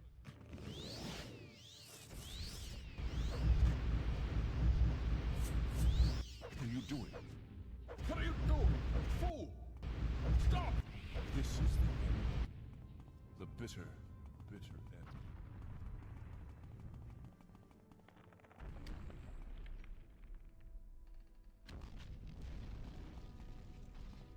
Then Azura comes, pats us on the head while downplaying the fact that this was effectively a long-term revenge scheme on the Tribunal for killing her mortal husbando. She gives us the Ring of Azura, with a constant Night Eye and Restore Fatigue effect, which is an actual reward, and so, the main quest of Morrowind is complete. You no longer bear the burden of prophecy. You have achieved your destiny. You are free. The doomed Duima's folly, Lord Dagoth's temptation, the Tribunal's seduction, the God's heart freed, the prophecy fulfilled. All fate sealed and sins redeemed. If you have pity, mourn the lost, but let the weeping cease. The blight is gone, and the sun's golden honey gilds the land. Hail, Savior, Hortator, and Nerevarine. Your people look to you for protection.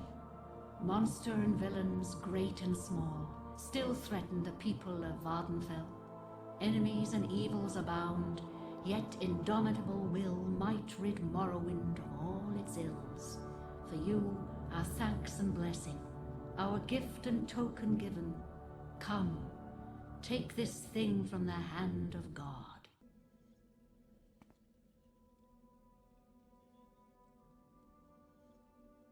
The Blight is gone, the Sixth House defeated, the Sleepers awoken, and the people of Vvardenfell are thankful to us for saving them from Dagoth Ur. And like most games of this formula, nothing to do now that you have won.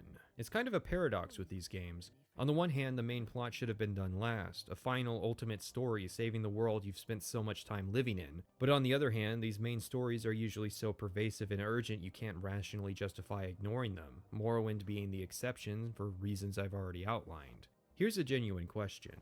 Would you prefer the start of a game that did everything right but blundered feet before the finale, or a game that barely stumbles its way in the beginning but competently wraps up its ending? I say this because I firmly believe if Morrowind had truly delivered in its third act, if it had justified rallying the people of Morrowind by showing them fighting alongside you against the Sixth House, if it had scaled up its difficulty to require becoming godlike in power, and in its finale it drew into question everything you have been fighting for, then I would have no hesitation in calling Morrowind the greatest game of all time. One of the mysteries of the game is the truth behind what really happened to Nerevar. The Ashlanders say that he was betrayed alongside Dagoth Ur by the Tribunal, so that they may seize power from the heart. Vivek says that Nerevar had died naturally, and Dagoth Ur says that Nerevar had betrayed him. This is a solid exploration of the idea of unreliable narrators, and it seems that Dagoth wants to go other routes. He challenges the morality of working for the Empire against what he believes are the best interests of the Dunmer people. But at the end of the day, Dagoth Ur and the Sixth House are so patently evil, there is little justifiable reason why anyone would want to go and side with him. It's clear that even in the event that Dagoth Ur had originally been a good man, who had been betrayed all those years ago, today he is insane and his desires are unconscionable. The intrigue of the main quest and the questionable actions from grave robbing to slave trading do not pay off in a reasonable or satisfying manner, and that is in part because despite the memes, and despite the dissertations written on the topic, at the end of the day we have to work with what we have, and what we have is underwhelming. The saddest part, however, is that Bethesda, secure in their success, have never taken the opportunity to deliver on the vision behind this quest. Rallying the people of the land, undertaking ancient prophecies, and making deals with people to affect the outcome of a war. Not a final battle that decides the fate of the world, an actual war. Ironically, the closest this has come to being realized was in Fallout New Vegas, and that wasn't even a Bethesda game.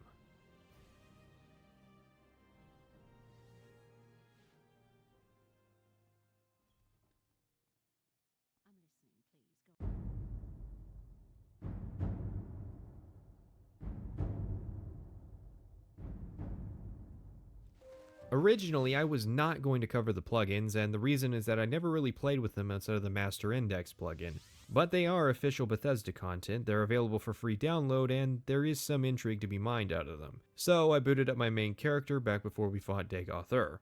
Two of them, Layfem and Adamantium, just add new armor sets for sale on Vvardenfell. Adamantium armor is from Tribunal, while Layfem is original. Adamantium was meant to alleviate the lack of an in-game medium armor set in Morrowind. I mean, Indoral armor is there, but Ordinators are scripted to get mad if you wear it, even after being proven to be the reincarnation of the guy it was named after by one of their gods. Both Tribunal and Bloodmoon would try to make up for this problem before the idea of medium armor was ultimately abandoned come Oblivion.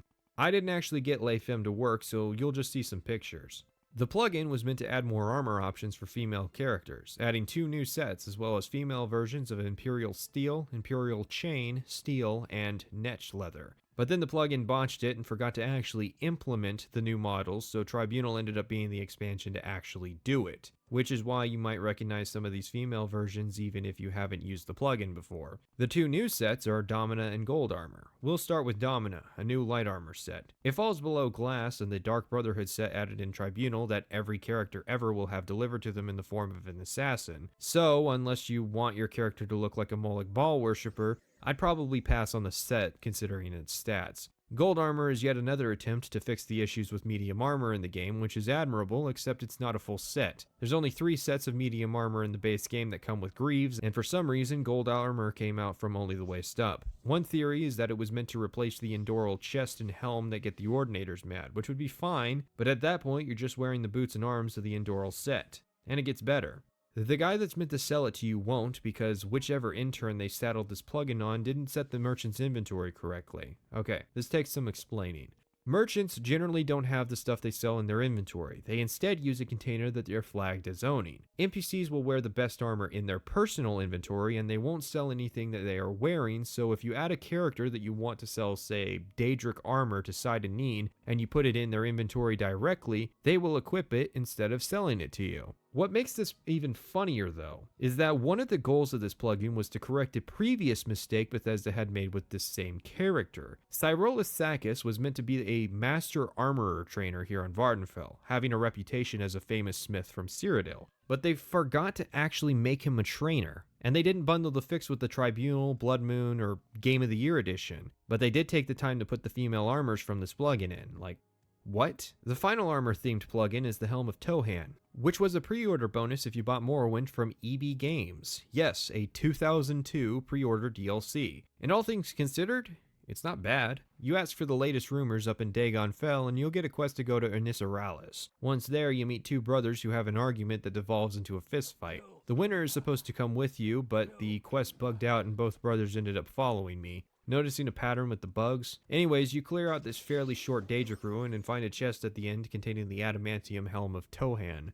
The only point of this quest is to give you the key to this 100-point lock. As far as the helm goes, it's a standard adamantium helm whose sole notable property is its high enchant value, higher than even the Daedric faces, meaning that you can make it one of the most powerful artifacts with the right enchantment. The Entertainers plugin adds the ability to make a small amount of cash from providing entertainment to the patrons of the 8 plates in Balmora, which is the same bar where Indaris killed that Halau noble. Considering the most you get paid is 100 gold and it's dependent on your skills and items, it's a neat concept, but it's not really a standout. Bitter Coast Sounds adds a bunch of sound files to the Bitter Coast.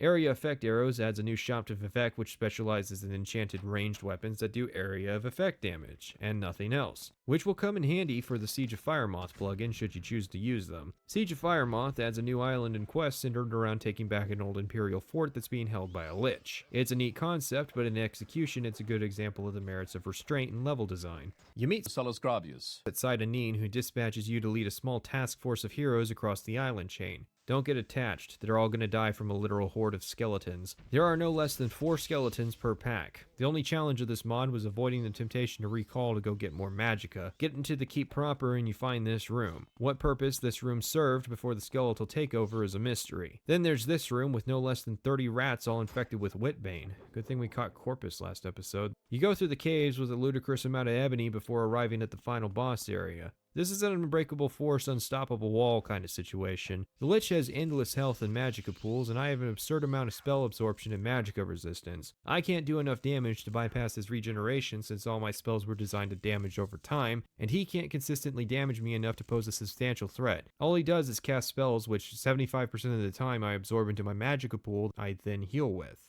Alright, let me break this down. Generally, Morrowind's level design was structured around a small number of enemies who posed a large amount of threat to the player. This was to work around Morrowind's mechanics. Stealth-focused characters are going to be even more useless here than ever before. Spellcasters will run out of magicka fast, and warrior characters will get body blocked by sheer numbers. There's no items in the environment to help the player. No potions, no scrolls, no tools. Firemoth is only difficult on account of the fact that it's radically different in design from the rest of the game. And it's more of a tedious kind of difficulty where I just started dodging and running around all the enemies instead of fighting them. The end reward of this plugin is the Ward of Akavir, which isn't even a new item. It's just a dragon scale shield with a constant fortify 25 point effect. This whole plugin is a waste of time. No, wait, better.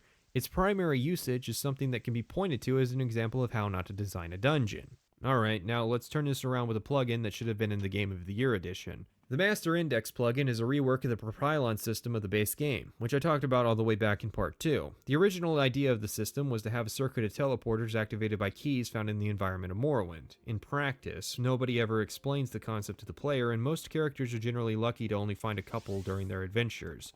The Master Index plugin fixes this by adding a quest that will have you finding every index and creating a Master Propylon index that can be used to teleport to every Propylon chamber. It's a nice and simple questline. Fulms Morel in the Caldera Mages Guild will dispatch you directly to each index's location. He's a little clairvoyant, and the quest could stand to have a little more instances of the player actually having to figure out their locations. My other gripe is that once you turn in an index, it's gone, even after completing the master index. So the old function of teleporting chamber to chamber will be replaced with teleporting to Caldera, which can be a problem for the criminally inclined. This rounds out all the official Bethesda content not included in the physical Game of the Year edition. So let's get into the proper expansion content with Tribunal.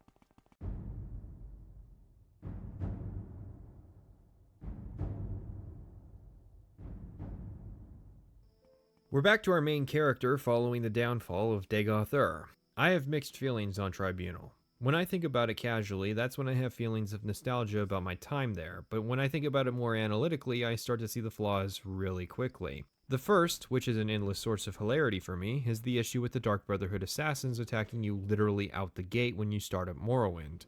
This is actually fixed somewhat on the Xbox Game of the Year edition, where the events will only happen after level 6, but on the PC copy, to this day, it remains unpatched. But we do finally get to answer as to why the assassins are coming after us. It starts with us reporting the attack to the guards, who gives us some vague directions to some guy in Ebonheart. Apelles Mattius is the man, and he points to the mainland being the likely suspects, though he doesn't mention that the local Dark Brotherhood chapter happened to get wiped out recently. Anyways, we use a teleporter guide person who can transport us to Mournhold on the mainland, and you can get teleported back at no cost. It's a bit of a cheap workaround to get us to the city, but I'll let it slide. The first striking thing about the city is the architecture. It's quite different, and I attribute it to the changes in color palette, from adobe browns to brighter teal greens and maroon reds. You'll also notice that the city is open-air interior cells, something that isn't present in the base game but would become a staple of cities in subsequent Elder Scrolls games. Is Tribunal an expansion or an extension? I think it's a good question. I would say Blood Moon is undeniably an expansion, while some of the plugins like the Master Index or Fort Firemoth are DLC. It would only be a few years later that Bethesda would be trying to sell horse armor and have 13 different pieces of DLC for sale in Oblivion, but is Morrowind just behind the magical distinction? I certainly remember the days when this content was made available physically. I actually had an original base game on PC, and I remember seeing copies of Tribunal and Blood Moon being sold in stores. My current copy is a slightly older Game of the Year edition, but yes, my Zoomer friends, there was an internet before 2007, and yes, the content was downloadable. I don't think Tribunal has a lot of the connotations other DLC carry, even by Bethesda standards. We'll see, though. The entire DLC takes place in the city of Mournhold, city of light, city of magic. Yeah, that. Anyways, the city is divided into smaller districts, the main areas being God's Reach, the Great Bazaar, and the Temple Courtyard. Most of the NPCs have new, unique dialogue. In fact, a lot of people have voice acting relevant to their situations. Vec, that's strange. I suppose it's possible that my master knew this man, but being an Ashlander and my master being of the House of Telvanni, well, if you'll pardon me for being flippant, Sergio, I don't think they would be friends. That said, a lot of people also really only play one part in one quest, barring some of the major players in the city. I didn't really do a whole lot of side questing in Tribunal, so I'll be focusing on the main Tribunal content. And yes, I am aware of the High Luck Wood Elf quest. Our main focus for now will be looking for the Dark Brotherhood, and that leads us into the sewers. One of the immediately apparent problems with Tribunal is that if a quest requires or involves combat in any fashion and it can't justifiably happen on the surface, then it gets relegated to the sewers, and I'll be honest, the sewers are just awful. A detail about Tribunal is, rather than being scaled to Vardenfell, it's designed to be played by people who have beaten the main quest of Morrowind. This has the hilarious knock-on effect of making the people of Mournhold appear to be much stronger than the people of Vardenfell. So, not only are the common enemies on average as tough as some of the bosses in the previous part or even heads of factions from Vardenfell, they're also in a confusing mess of an area. The sewers are dark and enclosed, their layout is not intuitive, often the structured parts break off into repetitive cave networks. It is very easy to get lost, and if something involved the sewers, I would just consult the wiki. Once you do find the Dark Brotherhood hideout and fight through the assassins, you'll encounter Dandrus Volus. Dandrus Volus is higher level and has more health than Dagoth Ur. Let that sink in for a moment. This is an example of vertical progression, where rather than providing more content for the player to explore laterally, it is providing a higher level of challenge for players to go through. It makes a degree of sense considering Tribunal is meant to be played after Morrowind, sure, but it, dare I say this, justifies the scaling system of the later games. Azura, forgive me. Nonetheless, enemies becoming tougher isn't actually a problem. Enemies becoming tougher in conjunction with an ugly area that isn't fun to explore or fight in and is difficult to learn or map out is a massive problem. Anyways, we're done flying blind now as we have found a contract that's marked with the letter H. Guards will direct us to Tyanius Delician, who will admit that it was the new king, Halau Helseth, who ordered the hit. And he doesn't really care. The Tribunal questline is a bit confusing. I would say it provides options, but in reality, 6 of the quests can be skipped just by going to another quest giver early. We investigate rumors surrounding the new king, investigate the temple, investigate the guards, investigate the dead king's widow, investigate some journalists, then meet the Queen Baronzia, who suggests we go up to the temple and meet Fedrus Holir. I went through these quests quickly because, and I'll be blunt here, there's not much substance to them. And I actually completed all of them in under half an hour. They don't make much sense to do, considering Delician will blow you off for asking about the Dark Brotherhood attacks. In any case, thus begins the real questline of Tribunal, up at the temple. Fedrus Holir wants us to track down a goblin army being prepared by the king and wants us to kill 2 war chiefs and their Altmer trainers. This involves going down into the sewer. Our next task involves escorting a temple priest so that he may cleanse a shrine in the sewer. Now we need to track down a powerful Lich Barrelzar who has taken up residence in the sewers. Seriously, I'm tired of this joke, but we really are tasked 3 times back to back with going deep into the sewers. The first involving a convoluted maze, the second an escort quest, and the third another ludicrous lich fight. After a period of 24 hours, the main plaza is attacked by strange mechanical creatures. We go to aid the Ordinators and Royal Guards in defending the city, after which the Royal Guards direct us to Delician and the Ordinators direct us to Holir. Both ask us to investigate a hole that has opened in the plaza, inside which is a Dwemer ruin where the new Fabricant enemies are battling the Dwemer occupants. This is where a choice is presented to the player, but not really. The issue is in whether you chose to speak to an Ordinator or a Royal Guard. I happened to speak to an Ordinator and was directed to Holir. If I had spoken to a Royal Guard and gone to Delician, our next 2 quests would have been different. This is an awkward attempt to introduce branching quest lines done very, very poorly. It is not a conscious decision of the player which path they want to take, but a chance the player is unaware of based on the costume the guard they're speaking to is wearing. I really hope that Bethesda didn't shy away from writing branching quest lines because of this. Going to the temple has us meeting Amalexia, one of the Tribunal gods whom wishes to squash a new cult, the End of Times. No, you guys are 2 centuries early. Its leader reveals a path to enlightenment, which angers Amalexia, so she has us use a Dwemer weather machine deep within the newly revealed ruin to create ash storms in the city. Now the Dwemer dungeon is big and pretty alright, but it's a bit of an obvious logical leap for people to assume freak weather must be a subsequent punishment for a minority of people forming a suicide cult. Doubt is forming about Amalexia, however. People in the temple are scared of her, and one of her hands has become frustrated and is wandering God's reach. We have to fight him, and he is a tough fight because he introduces the rarely used concept of NPCs utilizing health potions. And Amalexia rewards us with a choice of 3 pretty decent abilities. Amalexia, now believing us to be Nerevar incarnate, tells us of 2 blades, Hope's Fire and True Flame. Both blades were a gift from the king of the dwarves, Dumak, whom Nerevar had allied with against the Nords. Hope's Fire was her blade, and True Flame was the blade of Nerevar. It was lost at the Battle of Red Mountain, but she has found a piece of it. She suggests we rebuild the sword. One piece is at the Museum of Artifacts and can only be acquired if we donate 2 artifacts to the museum. The other piece, we're told, is in possession of Karod, one of the King's Guard. We duel Karod. He's tough but fun. Then Helseth asks me to work for the temple to gather information about them. Yeah, this branching questline really worked out, huh? If you're confused, the game seems to think we've just arrived from the courtyard section and is telling us to do the quests that lead to this point where we get the quest to duel Karod. With both pieces found, we find a craftsman. This is a famous city, so one Yagak Grogluk, a master smith, lives in town and he can fix the blade, but he wants to also restore the enchantment. We dive into the ruin, meeting the ghost of Radek Stungenthumbs, a Dwemer who asks us to get some pyroil tar for the blade. We find some tar off a Dremora lord deep in the ruin, which was a fun little dungeon. With the tar and blade, we have reforged True Flame, and Almalexia congratulates us. Almalexia then tells us of Sotha Sil, whom she claims has gone mad, is behind the attack, and has become a danger to all of Morrowind. True Flame is capable of killing Sotha, and it's up to us to stop him. We're transported to the Clockwork City, stuck here until we escape, and so begins. The Clockwork City, unlike the labyrinthine sewers or repetitive Dwemer ruins, is actually an interesting dungeon, and a suitable and logical progression in difficulty for a character who, reasonably, will have completed the main quest. This includes the monstrous Imperfect, a giant mech boss fight.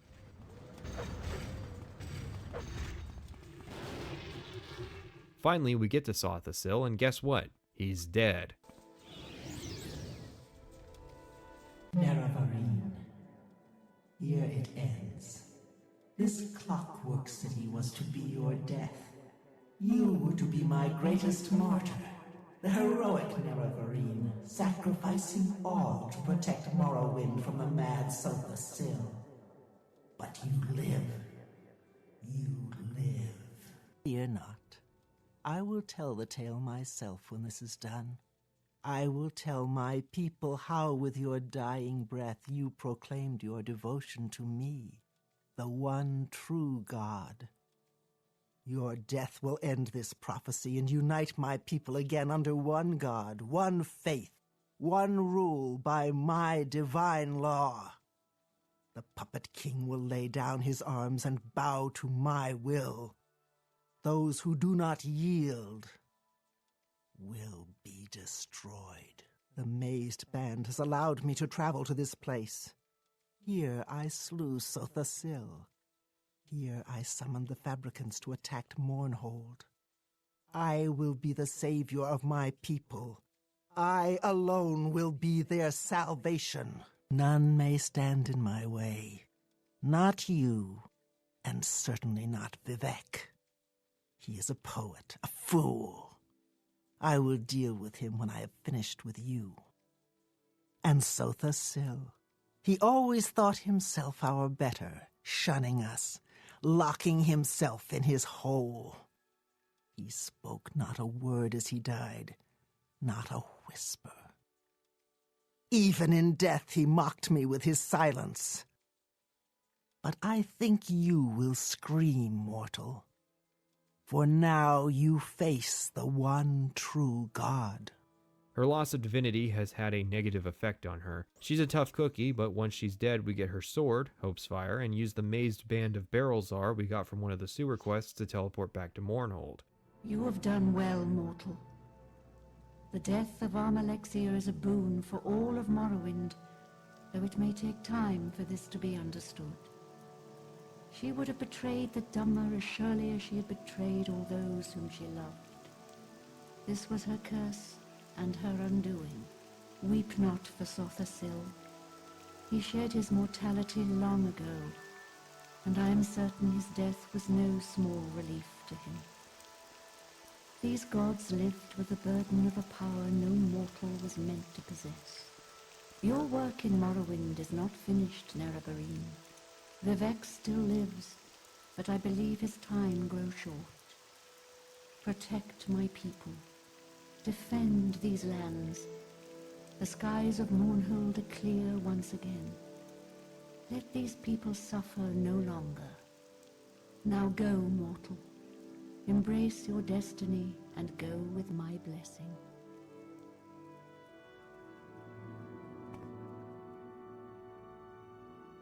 Helseth will give us a full set of this Royal Guard armor for doing the job, and thus ends Tribunal. I posed a question near the start of this about whether Tribunal is an expansion or an extension. Tribunal is solidly an extension, and there's nothing wrong with that, while Blood Moon is an expansion, and we'll get to that. Tribunal is unique among Bethesda DLC as they generally aren't sequels to the main story. Almalexia was the wife of Nerevar after all, so her absence from the base game was somewhat strange, especially considering she tends to be the one that personally handles matters of war in modern Dunmer culture. Part 6 ended on a sour note due to the final quest at Red Mountain. That was purposefully taken out of context of what would happen in Tribunal. Tribunal is a continuation of Morrowind, providing a somewhat satisfying gameplay and even story conclusion that Dagothur in the 6th house was lacking. However, Tribunal is also reliant on you having played Morrowind's main quest to work. Play either in a vacuum, and they don't function. You can wave away Almalexia calling you the Nerevarine as part of her being mad if you haven't done the main quest, but then it's hard to really care or understand Almalexia's motivations if you don't know about the mystery behind what really happened to Nerevar and why she's diminished in power. Without Tribunal, Morrowind just ends. You never get a resolution for two of the Tribunal gods, and you don't really have any activities to complete as Nerevarine. Part of the reason I think most who enjoy Morrowind don't have an issue with its finale is that for the most part, Tribunal is the real finale of Morrowind's main quest. Even with that context, however, Tribunal has some fatal flaws. Being limited to the interior of the city means that the area doesn't have a lot of options for places to send the player, hence the many quests that involve going down into the sewers. I think another missed opportunity would have been continuations for various factions from the base game. For instance, how interesting would it be to see some extra quests from Redoran and Halau related to the recent succession of King Helseth? Or some Telvanni quests where they are the political underdogs. The Imperial Legion and Cult could have had some representation, and there would have been some obvious opportunities for the Tribunal Temple, or a return of characters who left at the end of their quest lines like Jim Stacy and Inu Halau. Or how about some new factions, like an opportunity to learn more about House Dress and House Endoral. House Dress, as Daedra worshippers, would have been a perfect opportunity to explore what would become the reformed tribunal of post-Morrowind, that being Boethia, Mephala, and Azura. I would have preferred getting to explore their culture rather than the Helseth stuff. He's mostly just here so his mom can pay lip service to Daggerfall anyways, and while that's fine, his presence is just annoying, because he makes at least 3 attempts on the Nerevarine's life and we're just supposed to be cool with it. I get that the idea was that he was being proactive and taking out any potential political threats. Tribunal, however, also doesn't really work without Morrowind. I mean, literally, yes, but for example, you could theoretically just teleport up to Solstheim and start playing Blood Moon. It'd be challenging at the start, but it's possible and it makes sense. Tribunal's linked to Morrowind in such a way that it can't stand on its own despite its best attempts. I think what beautifully ties Tribunal together is that after slaying Almalexia, every NPC in the game is given a topic about her and you can inform them about her death, and even you killing them. And those NPCs, regardless of their beliefs on the matter, will take offense at that. Yes, even Nabani Mesa, an Azura worshipper who denounces the false Tribunal, takes offense at the notion of us having killed them.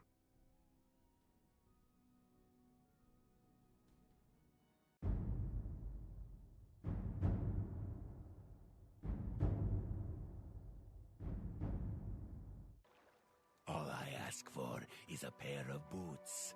How hard could it be? After playing Morrowind for so long, coming to a more recognizable land of forests with wolves and bears feels alien. And unlike Tribunal, this is an open landmass. Solstheim itself is actually pretty small, the entire island being about the size of one of Morrowind's biomes. Even without the excessive speed I have, it does not take long to traverse the island. Yet it feels like a wild wasteland. There are only 3 places of refuge. In between all that is a lot of wildlife that is going to try to kill you.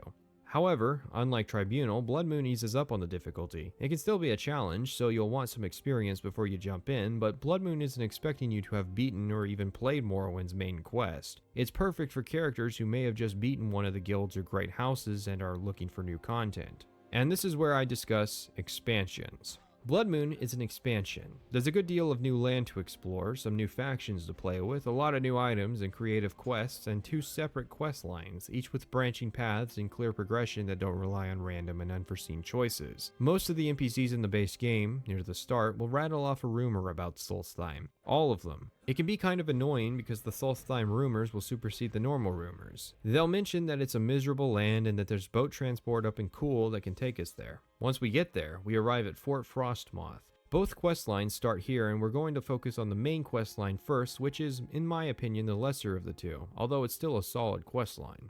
In this line, we meet with Captain Curious, who wants us to uncover the cause of the low morale in his troops lately. Asking the guards, it becomes apparent there's some sort of ban on liquor at the fort, and offering drinks reveals that the issue is that the captain ordered the fort become dry. Curious says it wasn't his decision, the alcohol just stopped coming in. He suspects the priest, who denies having anything to do with it, blaming the captain. Going to the priest's office reveals that he's been stashing alcohol for what he claims to be the benefit of the troops. I tell the captain the truth, and he congratulates us. Next, Curious is worried that some weapons are being smuggled out and sold back on Vardenfell. We have a choice of working with 2 of his men on the matter, and so I work with Sena Lucius. He's sort of a proto-companion that would pop up in the later games. Anyways, Lucius is useful for the investigation as he makes it easier to solve the case, but he sucks in a fight. We meet with the smith, Zeno Faustus, and he says he overheard soldiers talking about a weapon stash in a nearby cavern. Sure enough, there's some legionaries in the cave who are hostile to us. After a lot of attempts of trying to keep Lucius alive, we get to the smuggler's leader, Gualterius Spurius.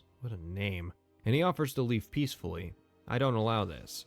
However, on our return to the fort, we find it has been attacked. Curious is missing, and whichever proto-companion we don't choose asks us to go to the Skull tribe on the north side of the island and ask if they know anything about the attackers. The Skull are to the Nords what the Ashlanders are to the Dunmer. This makes them a fairly distinct entity. I meet their leader, Tharstan Heartfang. Like the Ashlanders, he has issues with the Imperials, believing them to be corrupting the land. He sends us to Korst Windeye for more information. Korst gives us a copy of the story of Avar Stonesinger, and a map of the locations of the various stones around the island. In order to ingratiate myself into Skull culture, I need to complete the rituals, which involves traveling almost the entire island. This is obviously very similar to the Pilgrimages of the Seven Graces, a quest where I'm guided around the island of Vardenfell and introduced to the custom of the Dunmer people. What I don't understand is why Bethesda doesn't emulate this style of quest more often. I have mentioned the quests in the Forgotten Vale in the Dawnguard extension for Skyrim. The quest cleansing the stones from Dragonborn, however, is a perfect example of Bethesda not understanding why this kind of quest worked for Blood Moon. In cleansing the stones, you go to each of these same stones, except instead of learning about the culture of the Skull, you just shout at them and move on. The Skull test of loyalty starts with the ritual of water. We touch the stone and emulate the events as they occurred for Avar, following a black horker through a great deal of water until we arrive at an underwater cave deep below the surface. We find the waters of life bottled up and bring it back to the Waterstone.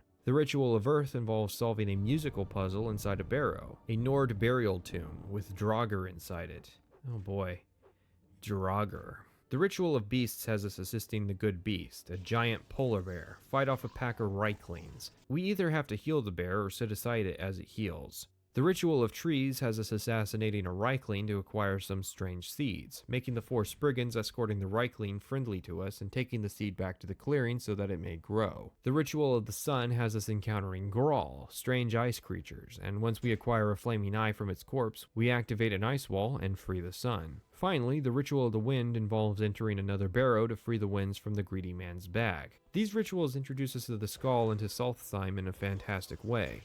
I cannot understate that. While the quests sound simple, and they are, there are 2 elements to all of them that make them work. The first is that you have to look at the map in your inventory rather than simply having the stones marked on your regular map. This makes the quest immediately different since it relies on you cross-referencing the general layout of Solstheim with a hand-drawn approximation of the stone's locations. The second is that you need to read the story of Avar Stonesinger in order to fully understand your objectives. Rather than following the directions of a guide character, or intuiting the directions from a waypoint marker, the point of the exercise is to emulate the actions of Avar by actually reading the story. And this contrasts nicely with the 7 Graces, as well as the quests that introduce us to each Ashlander tribe. In the 7 Graces, there are enslaved Daedra begrudgingly playing the parts you're meant to emulate over and over, For the Skull, however, it's much more naive and innocent, like the Skull culture, and its circumstances align well enough that you can emulate the story perfectly. You also meet many of the new enemies along the way, see many dungeons and side quests that you can do, and generally become more savvy to the layout of the island. It feels like completing the ritual is genuinely earning our way into the tribe in ways that the Ashlander Nerevarine quests did not. We don't just learn the customs of the tribe and do them some small favor. Obliging these people and performing their rituals shows a level of dedication the other people who have come to this island have not. Which leads nicely into our next quest. Tharstan wants us to prove our wisdom by investigating a crime. Rigmor Halfhand claims that Ingar Icemane has stolen furs from his home. You know how much I love investigations. Asking around, Ingar appears to not have any good motives. The Skal live in a communal lifestyle, and if he needed furs, the tribe would have provided. Risi, Ingar's wife, states Ingar's innocence and claims that somebody may have framed Ingar to disgrace him, possibly Rigmor. Rigmor says he doesn't know why Ingar would steal his furs, although you will find a note in the Icemane home indicating a short affair between Risi and Rigmor. Tharstan, armed with this information, allows us to choose. We can either exile Rigmor or send him to the wolves. These are Nords, so obviously wolves are the correct option.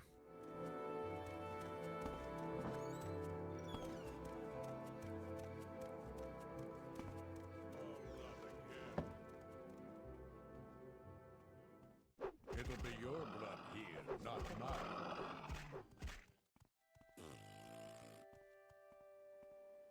Tharstan now asks we prove our strength, and we meet with Korst near the lake. The lake being on fire, Tharstan believes a Draugr Lord is causing this phenomenon, while Korst believes it's a sign of the Blood Moon prophecy. You no longer bear the burden of prophecy.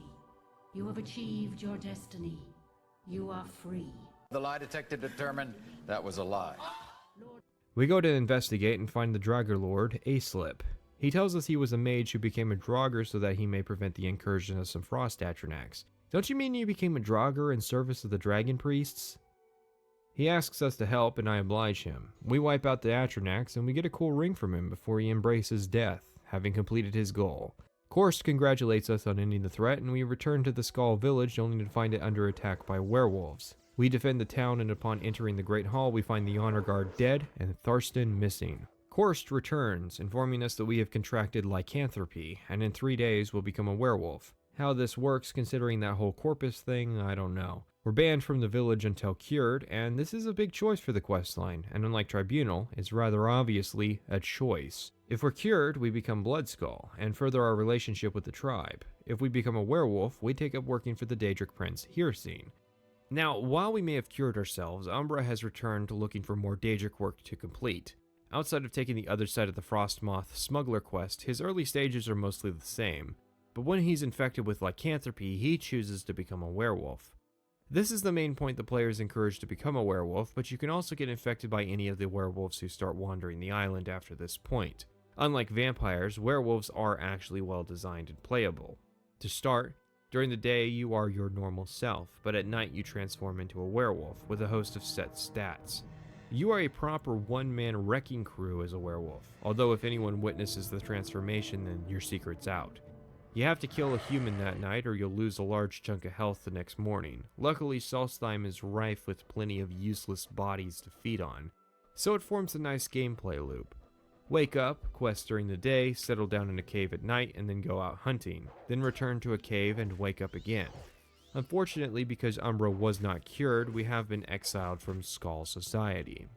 Originally, I didn't have much to say about the first branching quest, as I had played the Skal perspective. From their side, the quest is just to go into a tomb and fight a bunch of werewolves to retrieve a totem.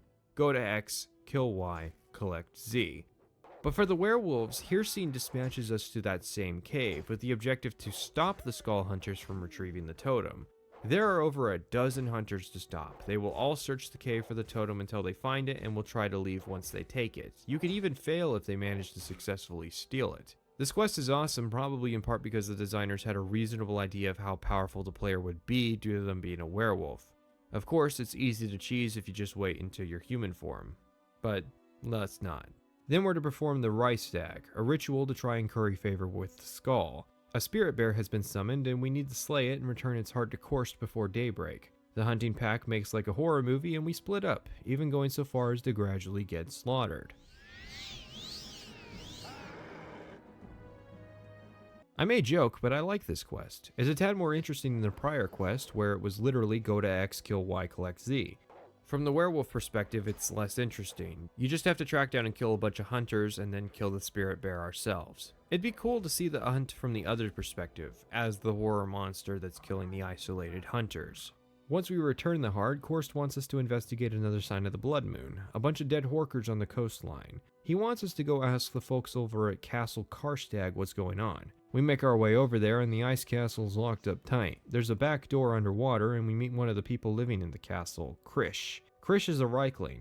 Reichlings are the true incarnation of the Aldmeri people. This message has been censored by the Thalmor. The master of the castle went missing and another Reichling, Dulk, took over. Krish tried to get a bunch of Grawl to work with him, but they isolated him to the back of the cave. We start by taking out the Grawl in the basement, then go up to the banquet hall. We meet Dulk, who affirms that Karstag is missing. Korst is worried about the situation on the island and gives us a weapon he says will be useful for fighting Grawl, not realizing Castle Karstag was the final time I was going to ever fight them. For Umbra, Hircine sends us to go clear out a bunch of rebels at Castle Karstag. There's not really a good reason for why he cares, unless the implication is that Karstag was a Hircine worshipper before he was a missing person. Anyways, we meet with Dulk, who asks we will wipe out Krish and all the Grawl in the basement. You don't get as clear an explanation for what's going on from the werewolf perspective, probably because the writers assumed most players would align with the Skull first. Korst tells us of the Blood Moon prophecy, the signs of which have struck the land. The first is fire from the Eye of Glass, the second is the Tide of Woe, and the third is the Blood Moon. These signs indicate the coming of the hunter, Hircine, and his hounds, and this event happens once an era. The next time we sleep, we're awoken to a bunch of broken werewolves. This begins a long finale. This area has no escape, no resupply. There is no escape. No recall or intervention can work in this place? Yeah, that. Worse, the area is filled with powerful werewolves. According to the UESP, there are 31 werewolves inside the labyrinth, all of them level 70 with 700 health. Contrast this with Dagothar's immortal incarnation at level 35 with 300 health.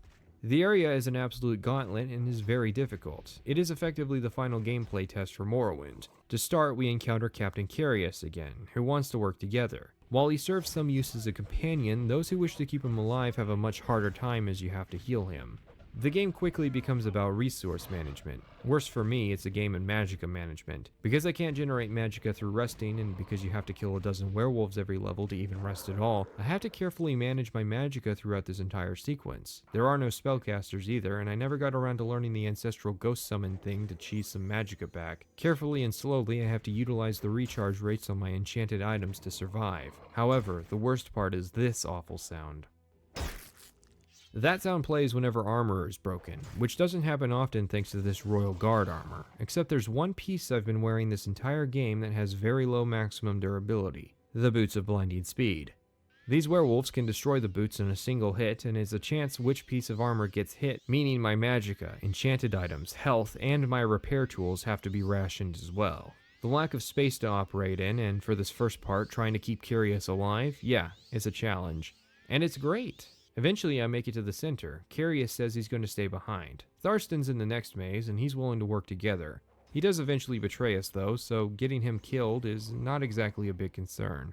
The big issue of the maze is the cramped space makes movement very difficult. For werewolves, this area is even more difficult. Your stats are set rather than augmented by your affliction, so even though we are high level, we're far too weak to handle the hunt in our werewolf form. But, as a werewolf, we are exceptionally fast and jump really high, so we can actually just bypass all the werewolves since Umbra doesn't really care about keeping Carius alive. Otherwise, you'll have to wait until you turn human again to even stand a chance of fighting your way through the area. So while werewolves get a slightly more disappointing outing in the final quest, their earlier quests are a lot more fun. Luckily, the next area opens up. Karstag's here. He doesn't have much to say to us, just attacks us on sight. Once he's down, Hircine shows up. So, you are the one. You have escaped my hounds and beaten back the other challengers.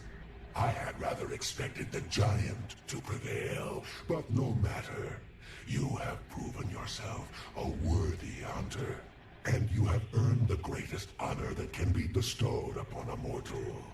You are to be my prey. I ask you though, what is it that makes a hunter great? Is it his strength, the speed with which he strikes? Or is it his guile, the ability to outwit his prey? Answer me, mortal, and decide your fate. So you have chosen, and so shall be your fate. To face me in all my glory would be less than sporting. So you shall face but one of my aspects, the one you have chosen. We have little time. The blood moon sinks low in the sky. Prepare yourself, mortal, for now you are the hunted.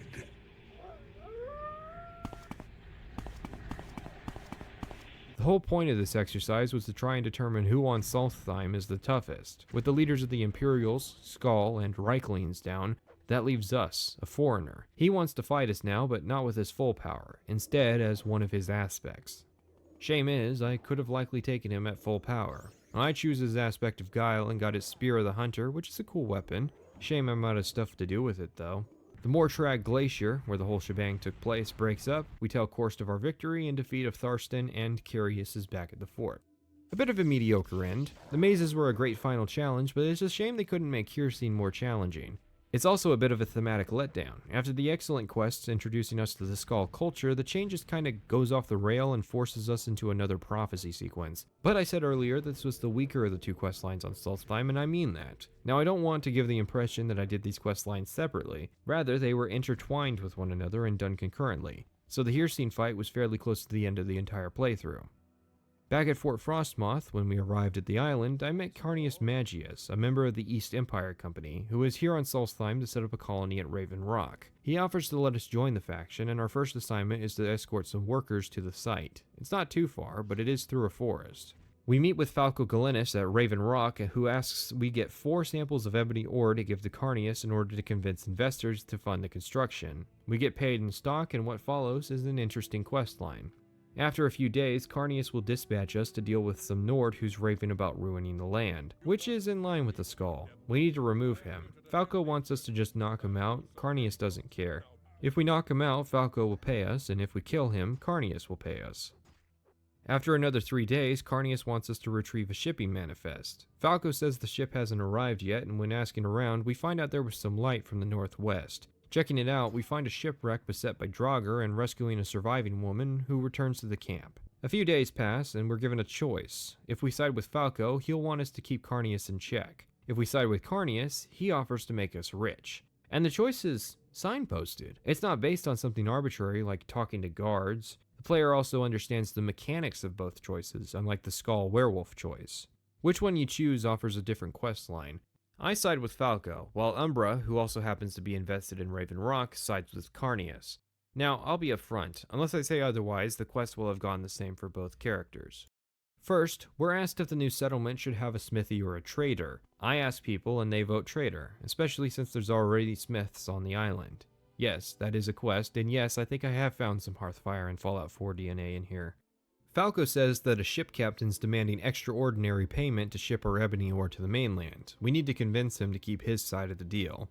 Barrow here mentions his fellow ship captain Elbaroth, apparently unaware that Elbaroth crashed upshore and had his ship attacked by Draugr. Speaking with the village bicycle I rescued from said ship, she gives me Elbaroth's saber. I confront Barrow with the saber, Barrow's shook by my intimidation, and he backs down. He seems like the type to double-cross us mid-shipment, but that's the company's problem. Someone's stealing ore from the mine, oh no. The most interesting part of this quest is that said thief, after being caught, ends up committing suicide in their cell after our conversation with Carnius.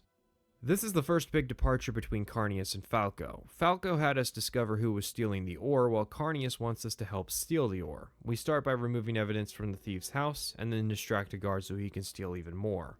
After a few days... Wait, let's talk about that.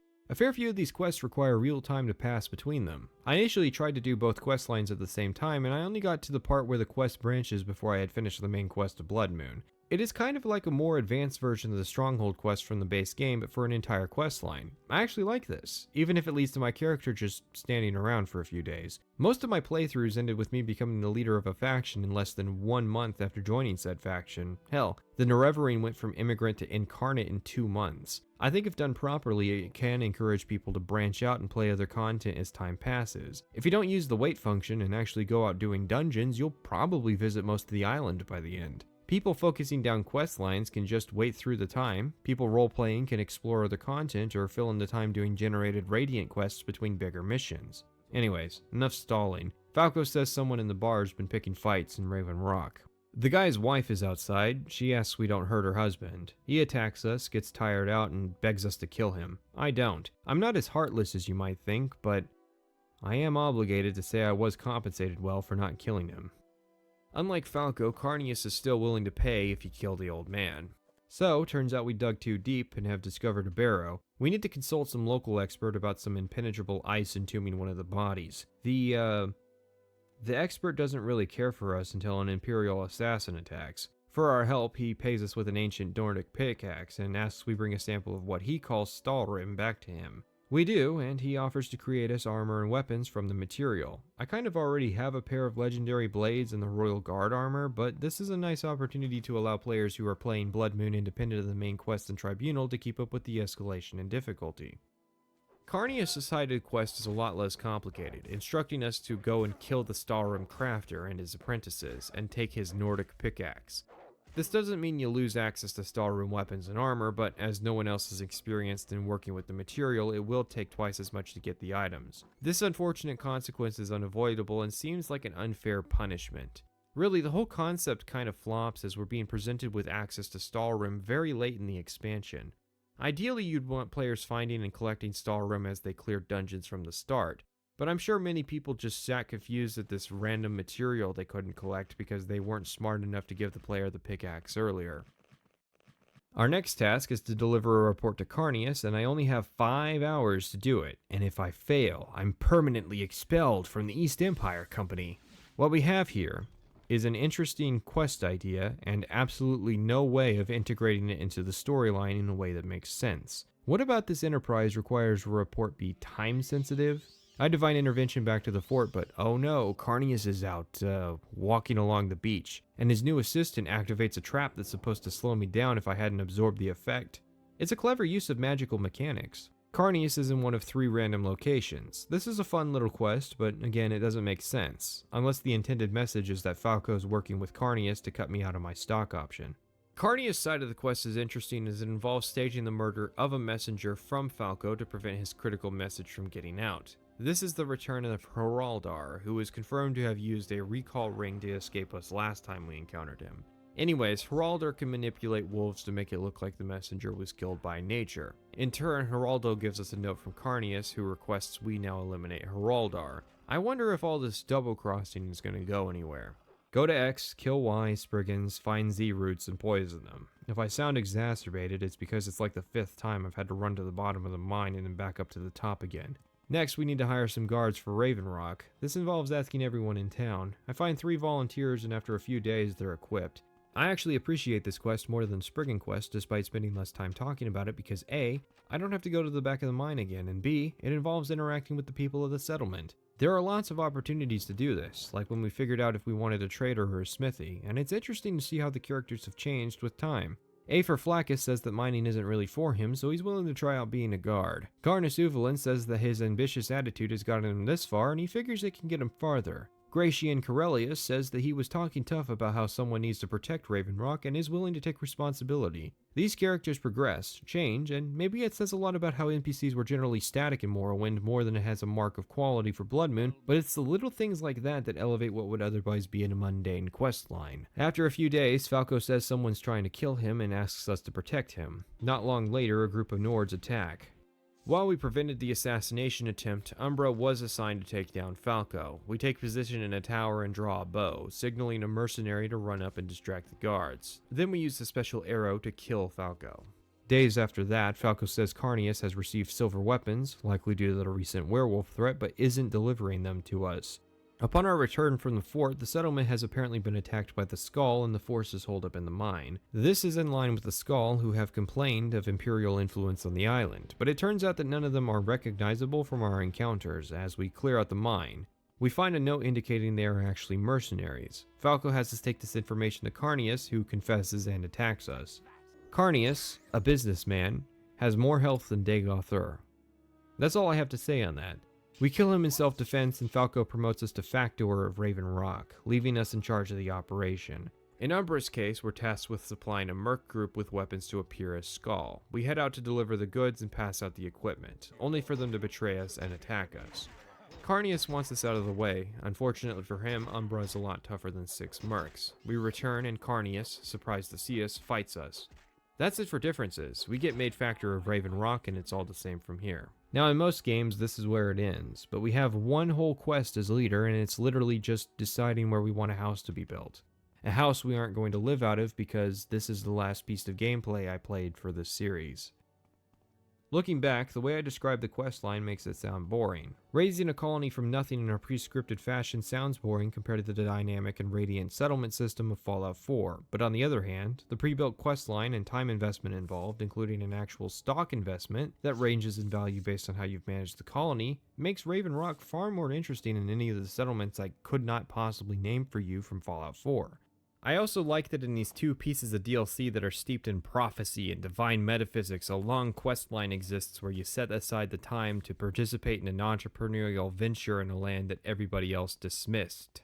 I suspect the same way I found the Royal Palace quests and Tribunal more interesting than the Temple quests is indicative of the sort of person I am. It also says something about the main quest of Morrowind. The primary quest lines of Tribunal and Blood Moon pertain very little to the remainder of the content in their expansion.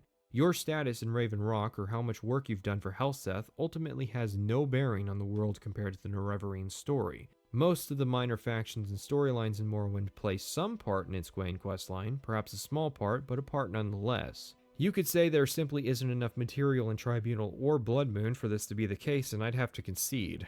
Bethesda was more concerned on being a launch title for the 7th console generation than going all out on post-launch Morrowind content. For instance, there is an entire faction of raiders living in Solstheim that I didn't mention, and I know some people might have an issue with me not mentioning some of the more notable quests from Blood Moon, such as the Thirsk Mead Hall. Some of this content was the work of one Emil Pagliarulo, who got his start at Bethesda with this expansion working on side quests that include a reference to Timmy and the Well, Beowulf, and Cocaine Santa. Still, we're nearing the end of the conclusion of this series here, so I have to give some credit. Like Tribunal, Blood Moon features a great deal of unique voice acting. The ambition of having multiple paths, even if those multiple paths are centered around the same scripted events just in reverse, is still impressive. And so ends part oh shit, I forgot about the werewolves. Right. Werewolves get an additional quest for being cured of their disease. It starts with a rumor located near the dock at Fort Frostmoth, a common travel point on the island, so you're guaranteed to run into it. The note simply mentions that witches have come to Solstheim and have been spotted at the altar of Thrond. Sure enough, they have. A raven speaks with you offering to help cure your lycanthropy, which you can refuse. She'll set you on the right path, and even if you kill her, she'll drop a note detailing the ritual. First, we need to get a flower which grows atop the highest peak on the island. Then we find some ripened belladonna berries. Finally, we have to sacrifice an innocent Nord and take out her heart, cast a spell, and put the heart back in. The Nord will transform into a werewolf that, when killed, marks the end of our curse. From then on, the player's only option to be a werewolf will be Hircine's ring, which we recovered from Tharstan. However, because werewolves are weaker than high-level players, this is ultimately a novelty for role players and really not much else.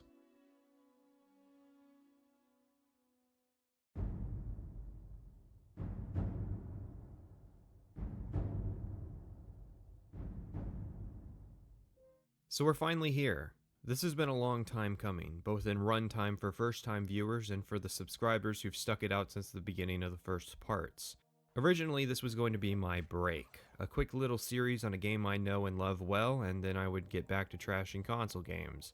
I didn't anticipate how much of a time investment this project would become. What's funny is that at points it started to sound like I didn't like the game. That's because it's a lot easier to write negativity than positivity, and negativity sells. That's the sad fact of what I do. Is Morrowind patrician tier? Well, yeah. I mean, what have we been doing if it wasn't? If Bethesda had made a true sequel to Morrowind, improving on the formula instead of stripping components away to broaden appeal, then I probably wouldn't think so.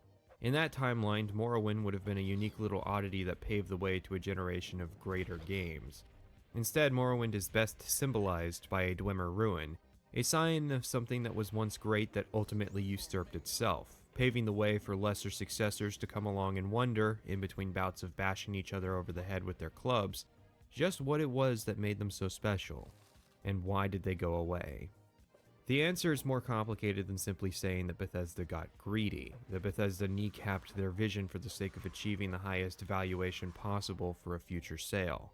When you hear Todd Howard talk about Morrowind, it means something special to him. That's because Bethesda came very close to the edge when making the game. Howard is a driven person, his persistence is what got him a job at Bethesda, his desire to improve the system made him a leader. He stole Julian LeFay's series and transformed it into one of the most recognizable gaming franchises. And he probably did it because he didn't want the employees under him to ever have to deal with what Bethesda of the late 90s and early aughts had to deal with. In a sense, a compromised vision is preferable to sustained crunch periods and the looming threat of failure leading to unemployment. I spent over a year working 70 to 100 hours a week, gained about 50 pounds, and had turned into an obnoxious vitamin D deficient zombie. My health and sanity were failing. I became someone I didn't like. Douglas Goodall. We've been through, again, a lot of people here have done it for a long time, so we've been through every type of crunch you can imagine, and long ago, some ones that were very, very difficult for a lot of us, you know, personally, and your time and your health and things like that. So let's take this section by section. Morrowind's combat is clunky and awkward, but really, only in the beginning. It relays a true sense of progression to go from struggling to fight wildlife to one-shotting powerful foes on the hardest difficulty. But from an action perspective, it leaves a lot to be desired. This isn't a problem of mechanics, it's a problem of tuning. Tune the formula to make hits just a little more frequent. Each percentage more frequency is 10 critics who wouldn't have noticed the system in the first place. Morrowind's stealth is similarly badly tuned. Pickpocket's impossible, stealth difficult, and the one thing that worked about it, real-time lockpicking, was replaced with a minigame. Morrowind's magic system is amazing, as long as you're prepared to spend a lot of money training to unlock its full potential. Yet another problem that a variable in an equation being properly tuned might fix. Not having the time and resources to finish tuning the game is the source of all its faults. Are the vampires and abolitionists underwhelming? Well, there's not enough time to finish the content. Not enough options in the dialogue? Well, the writer had too much other work to finish before he could flesh that out. Is Red Mountain a mess? That's a cost-benefit analysis. How many players are even going to get that far? Better to nail the lead-in and have players interested in buying Oblivion than nail the conclusion and be a dead company. It's honestly amazing given the circumstances that we got a game as intricately woven as Morrowind. Every single questline has intersections and connections to other questlines, at least at the surface level. I've given plenty of examples in this video. Even the mechanics are woven together. Strength and endurance may be the hallmarks of a warrior, but then agility is important to hit stuff, and willpower helps with stamina management, and personality is important once you get back to town. And then suddenly players are growing and developing themselves in ways they didn't originally anticipate because maybe they want to get better with a new weapon, or use a new mechanic they originally thought they wouldn't like. I really don't have to explain this because it's the series' central mechanical conceit, the concept that your character isn't being ramrodded into a preset class, but rather developing in a freeform way. The game also presents a unique aesthetic. There's a reason my profile picture has always been a Morrowind character, even in abstract version. Something about the early 3D low polygon style of characters. It's not a beautiful aesthetic, it's rustic, reflecting the rough world of Vardenfell. It's why I'm always bothered to see people using mods that turn characters into dolls. Actually, no, that's a pretty good metaphor for standing down the edges of Morrowind. Vardenfell has some pretty striking scenery as well. Mushroom trees are the obvious go-to. It would have been nice to see more lava in the open world, since everywhere it shows up looks really nice, but they couldn't really do angled liquid surfaces yet, so no flowing lava foyadas.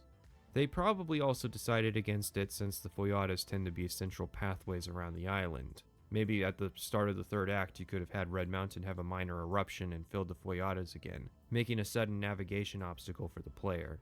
Speaking of things Bethesda couldn't do yet, model levels of detail. Now, of any game, Morrowind was the game to do view distance fog, since most regions have a decent excuse for low visibility, like foggy shorelines and ashy wastelands.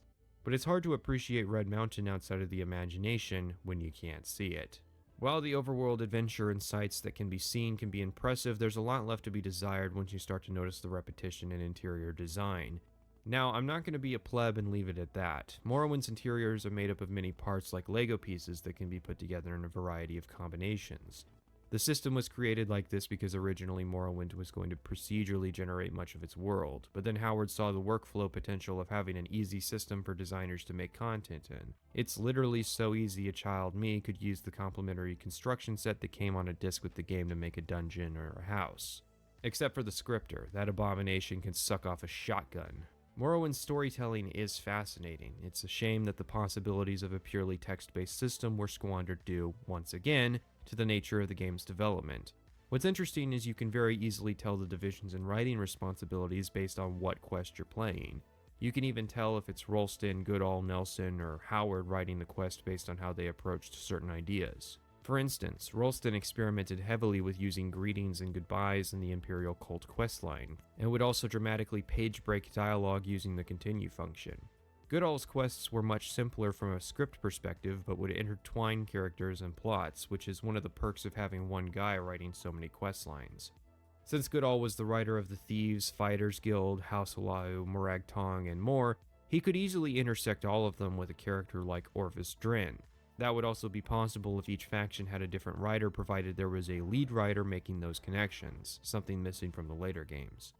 That's why later factions felt like independent puzzle pieces rather than a connected pattern of storylines. Todd Howard was responsible for finishing the Imperial Legion. It suffers the most from that faction distinction problem, as the Imperial forts feel like isolated sections of the world. There is the odd crossover where you can tell Goodall made the quest, like the one to investigate the Ebony Smuggler from the House Olahu questline.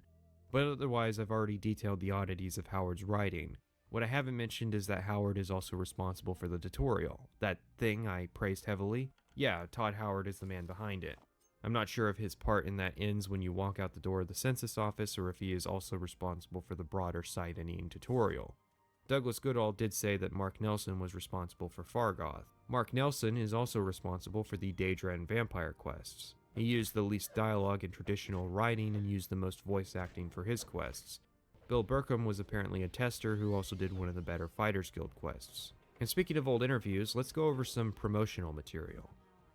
One of the reasons Mike the Liar jokes about multiplayer is the inordinate number of times Bethesda got asked if Morrowind was going to be multiplayer. When discussing guilds, Rolston says the Dark Brotherhood was going to be joinable, when actually quite the opposite ended up being the case. Actually, Rolston talks a pretty big game in this interview, despite the fact that the 10 to 15 promised factions hadn't even been written yet, given that their writer started at Bethesda 6 months after the interview. He also details a group of quests called the Grand Council Resolution Quests, which sound like an awesome idea and are nowhere to be seen in the finished product. The area and even the NPCs for such an idea are all present in Ebonheart, but it never got made, likely because it was far too ambitious for what they were capable of. In another interview, he states that they are going to reveal the origin story of vampires, which wasn't true. Now, in fairness, Bethesda at the time were trying to sell the game to both gamers and purse holders, so it's not really that unreasonable for them to sell a big game. Howard also spends a lot of time explaining how combat was going to work, which is all present in the game. The chop/thrust system is in the game, and the reason I didn't talk about it is that it's completely and utterly irrelevant due to one factor they apparently didn't anticipate: that there was going to be an objectively best category for each weapon. There was even an option patched in to just use the best option for every swing. What's funny is that this isn't a bad idea. It works for Mordhau. They just decided it wasn't worth developing and dropped it. There's also this picture which floated around every promotional article. Let's just take a second to admire this. First, Magicka is called spell points, and it has a green bar while fatigue is blue. Player name is in the game at all times, naturally. Top right says the spell name as well as showing the icon. At least you can tell that's a picture of a guy walking on water. Bottom left says the cell name and has an auto map which isn't accurate to the area and actually gets reused in other screenshots. Bottom right is the inventory, which besides some quality passes is actually pretty much the same as in the release version. And the dialogue window. They certainly didn't advertise how much reading there was going to be. Services and persuasion are actually tabs in the release version, they're just more subdued. Shulky Ashin Bobby is an NPC in the release version, and they are indeed a merchant in Nisus, although they didn't keep their gender. I'm not sure what building this is, it doesn't look like anything in the game. I mean, barring the actual merchant is a street vendor, this interior is way more complex than the Adobe structures in the base game. Very interesting. Overall, while the interviews are interesting and provided some insight on the development process, Howard and Rolston tended to keep their cards close to their chest when asked questions. They did expose on occasion that they were promising ahead of their development, but I wouldn't say there were outright lies and deceptions in Morrowind's marketing. Is Vivec visually much more complex in the promotional material? Yeah, and I've already explained why the original vision of Vivec wouldn't have worked back then. Morrowind even had a 6-month delay. It was originally supposed to be released in the winter of 2001, but got delayed to May of 2002, with Tribunal coming in November of 2002 and Blood Moon in June of 2003, and finally the Xbox Game of the Year edition in October of 2003. Tribunal and Blood Moon are interesting creatures in their own right. They represent a Bethesda still following the schema of Morrowind but having learned lessons from the original game. They also feature some experimentation for ideas that would become part of the core design of Oblivion, but for reasons I'll explain when you're older, they learned the wrong lessons. So we've reached the end of this video. There's only one thing left to do. Near the start of the game, we found some scrolls called Icarian Flight that will throw you across the map. I figure it's fitting we step off the dock we helped to build and leap off into the horizon for a new adventure.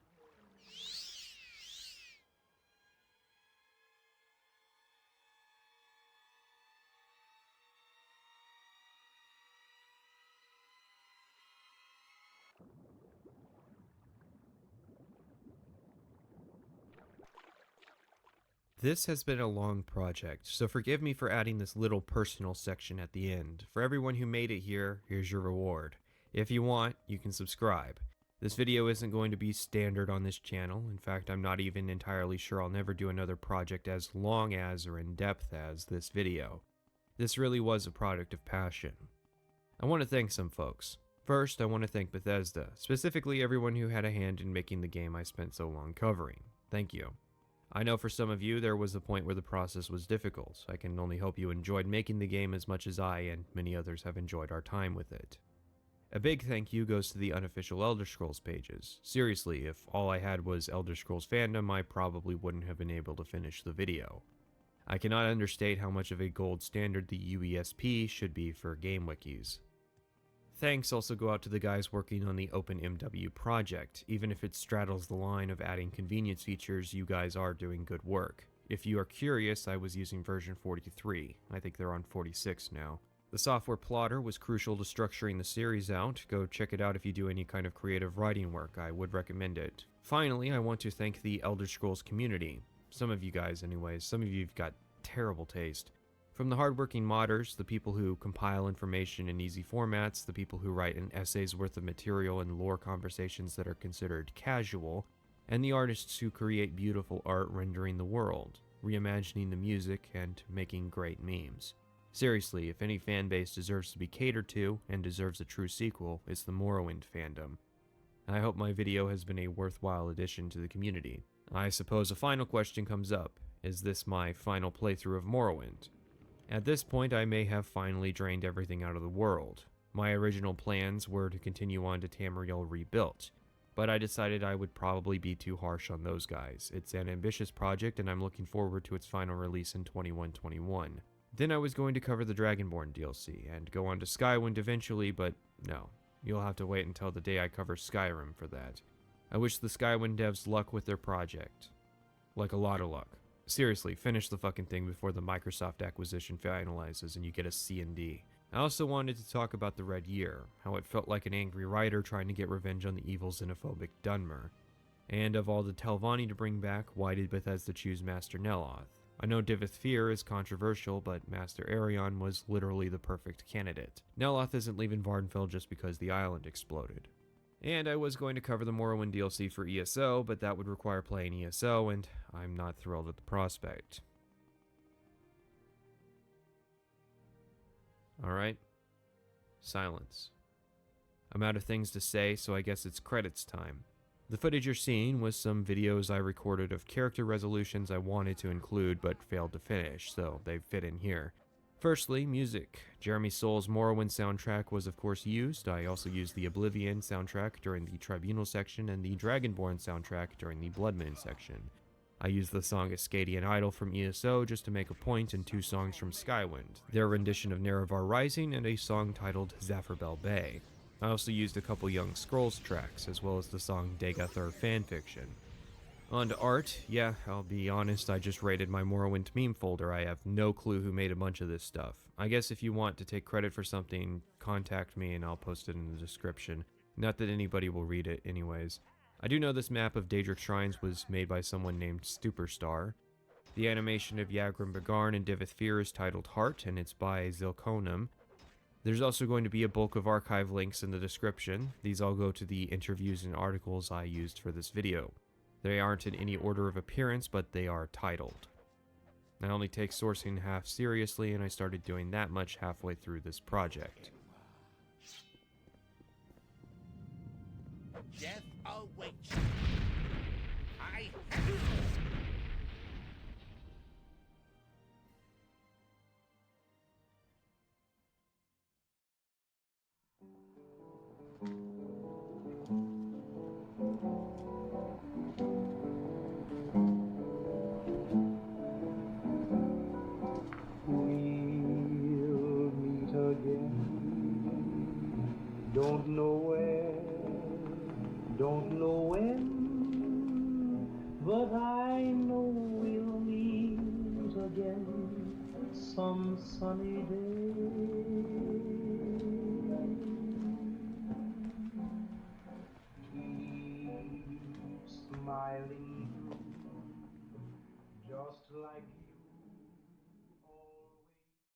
10 years ago, I made my first YouTube video, a long-form retrospective on the Fallout franchise, and it was not very good. It was good enough, though, that 10 years later I'm still doing game retrospectives on YouTube.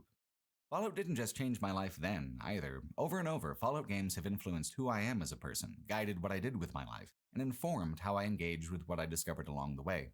Which sounds like a lot to credit a game series with, but a person can't control the media that shapes them. When the right piece of media hits a person at the right time, it can become a part of them for the rest of their lives. Released in 1997 by Interplay and the first game developed by legendary developer Black Isle, Fallout was a deliberate anomaly among a landscape of role-playing games that all skewed towards traditional sci-fi or traditional fantasy. Fallout stood out from everything even remotely like it in the video game landscape. It was sci-fi, yes, but in the form of a post-apocalyptic adventure that takes its aesthetic from the ironic contrasts of the civil defense era in American pop culture, ranging from the late 1940s to the early 1960s. That's the fascinating thing about it. There actually was such an attitude and such an art style, historically, as the one that the Fallout universe so gleefully satirizes and portrays. In 1982, Kevin Rafferty, Pierce Rafferty, and Jane Loder created a documentary of sorts called The Atomic Cafe. It compiles newsreels, army training videos, declassified testing footage, songs, television programs, and more to create a portrait of what the bomb meant to the duck and cover generation. It has no narration as a documentary, but it has a wicked sense of ironic contrast and dark humor, especially in its juxtaposition of image and music. 15 years before Fallout was released, the Atomic Cafe invented the entire mood on which the franchise would be built. The Atomic Cafe is one of Fallout's parents. The other is a 1988 computer game called Wasteland, also developed by Interplay and led by Brian Fargo. It can be argued that a Fallout retrospective should start there with Wasteland, but the thing about Wasteland is that it had not yet seized on the mid-century aesthetic that defines Fallout. Wasteland received sequels in 2014 and 2020 by In Exile Entertainment, essentially codifying them as a separate franchise with a distinct mood. In Exile is actually Wasteland lead developer Brian Fargo's company, which he founded like he founded Interplay after he was forced to let Interplay go in the early 2000s. In the eyes of the law, Wasteland and Fallout are distinct, separate intellectual property because, from an artistic lens, they're that way too. Demonstrably different ideas with demonstrably different executions. Fallout could not have happened without Wasteland, but what makes Fallout unique is the setting, a setting built not just off of the idea of nuclear apocalypse, but the darkly naive popular culture that surrounded the bomb's introduction into daily American life back in the 40s, 50s, and 60s. In the original version of this video, I played the introductory video to Fallout in its entirety because it does such an incredible job of setting the scene. I'd like to do that again, but instead of alone, I'm going to preface it with some of the original material that the Atomic Cafe discovered and then stitched together into montage to simulate a kind of nuclear war from that era's perspective. To see one introduction is good, but to see both the historical source and two artistic reinterpretations in actual sequence illustrates better than anything else what puts the Fallout franchise on such a unique creative footing. Why, Lucy, your eyes are filled with tears. My heart is filled with gladness. Oh, look, the orchestra's getting ready. Dance with me, George.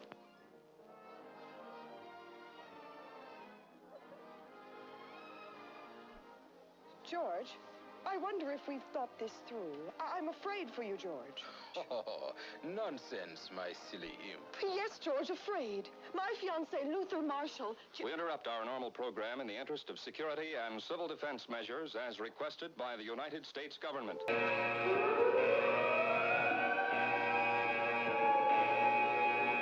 This is an official civil defense broadcast. Enemy aircraft are over Canada and headed this way. Normal broadcasting has been discontinued until after this emergency has passed.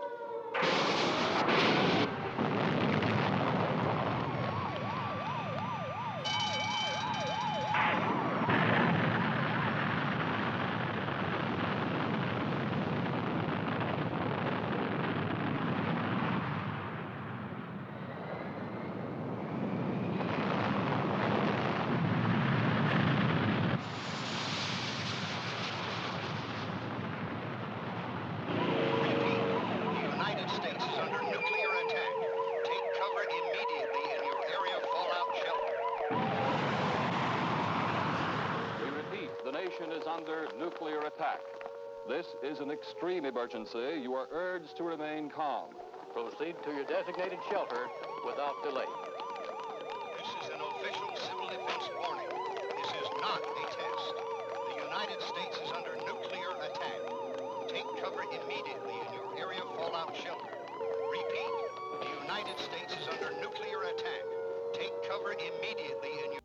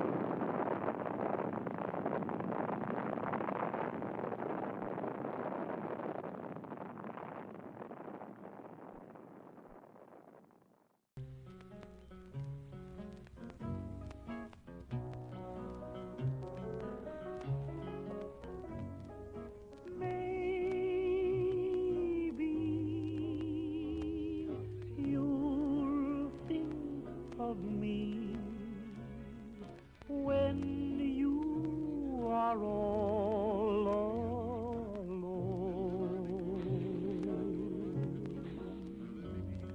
Maybe the one who is waiting for you will prove untrue. Then what will you do? Maybe you'll sit and sigh, wishing that I were near. Then maybe, maybe, maybe, maybe.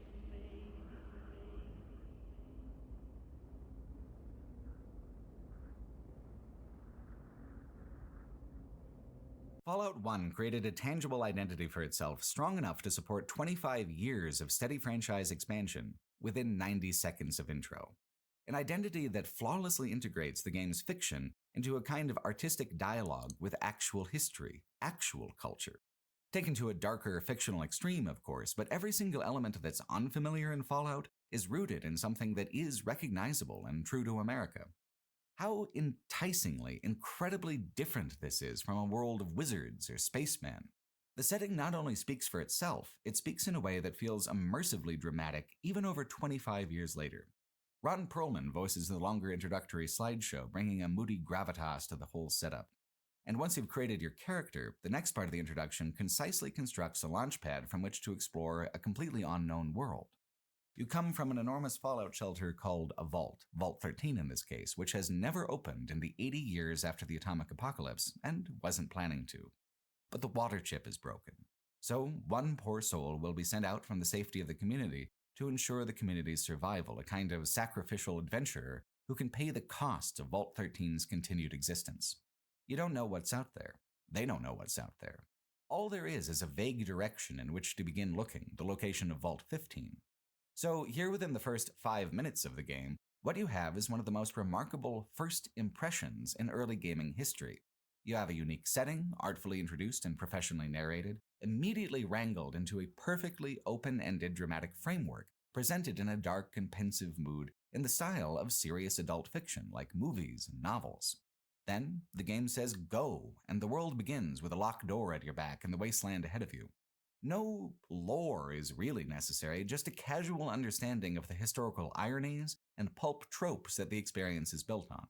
Fallout 1 is a brilliantly compact experience. It is simultaneously the shortest of the main titles and the most focused. Every single detail of Fallout 1 is largely interconnected, and the world it creates over its runtime is uncommonly vivid on account of it.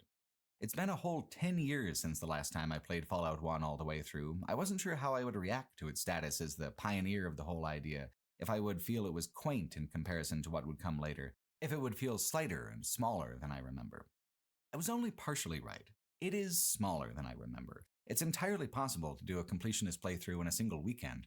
However, it's also much more densely layered and complex than I remembered.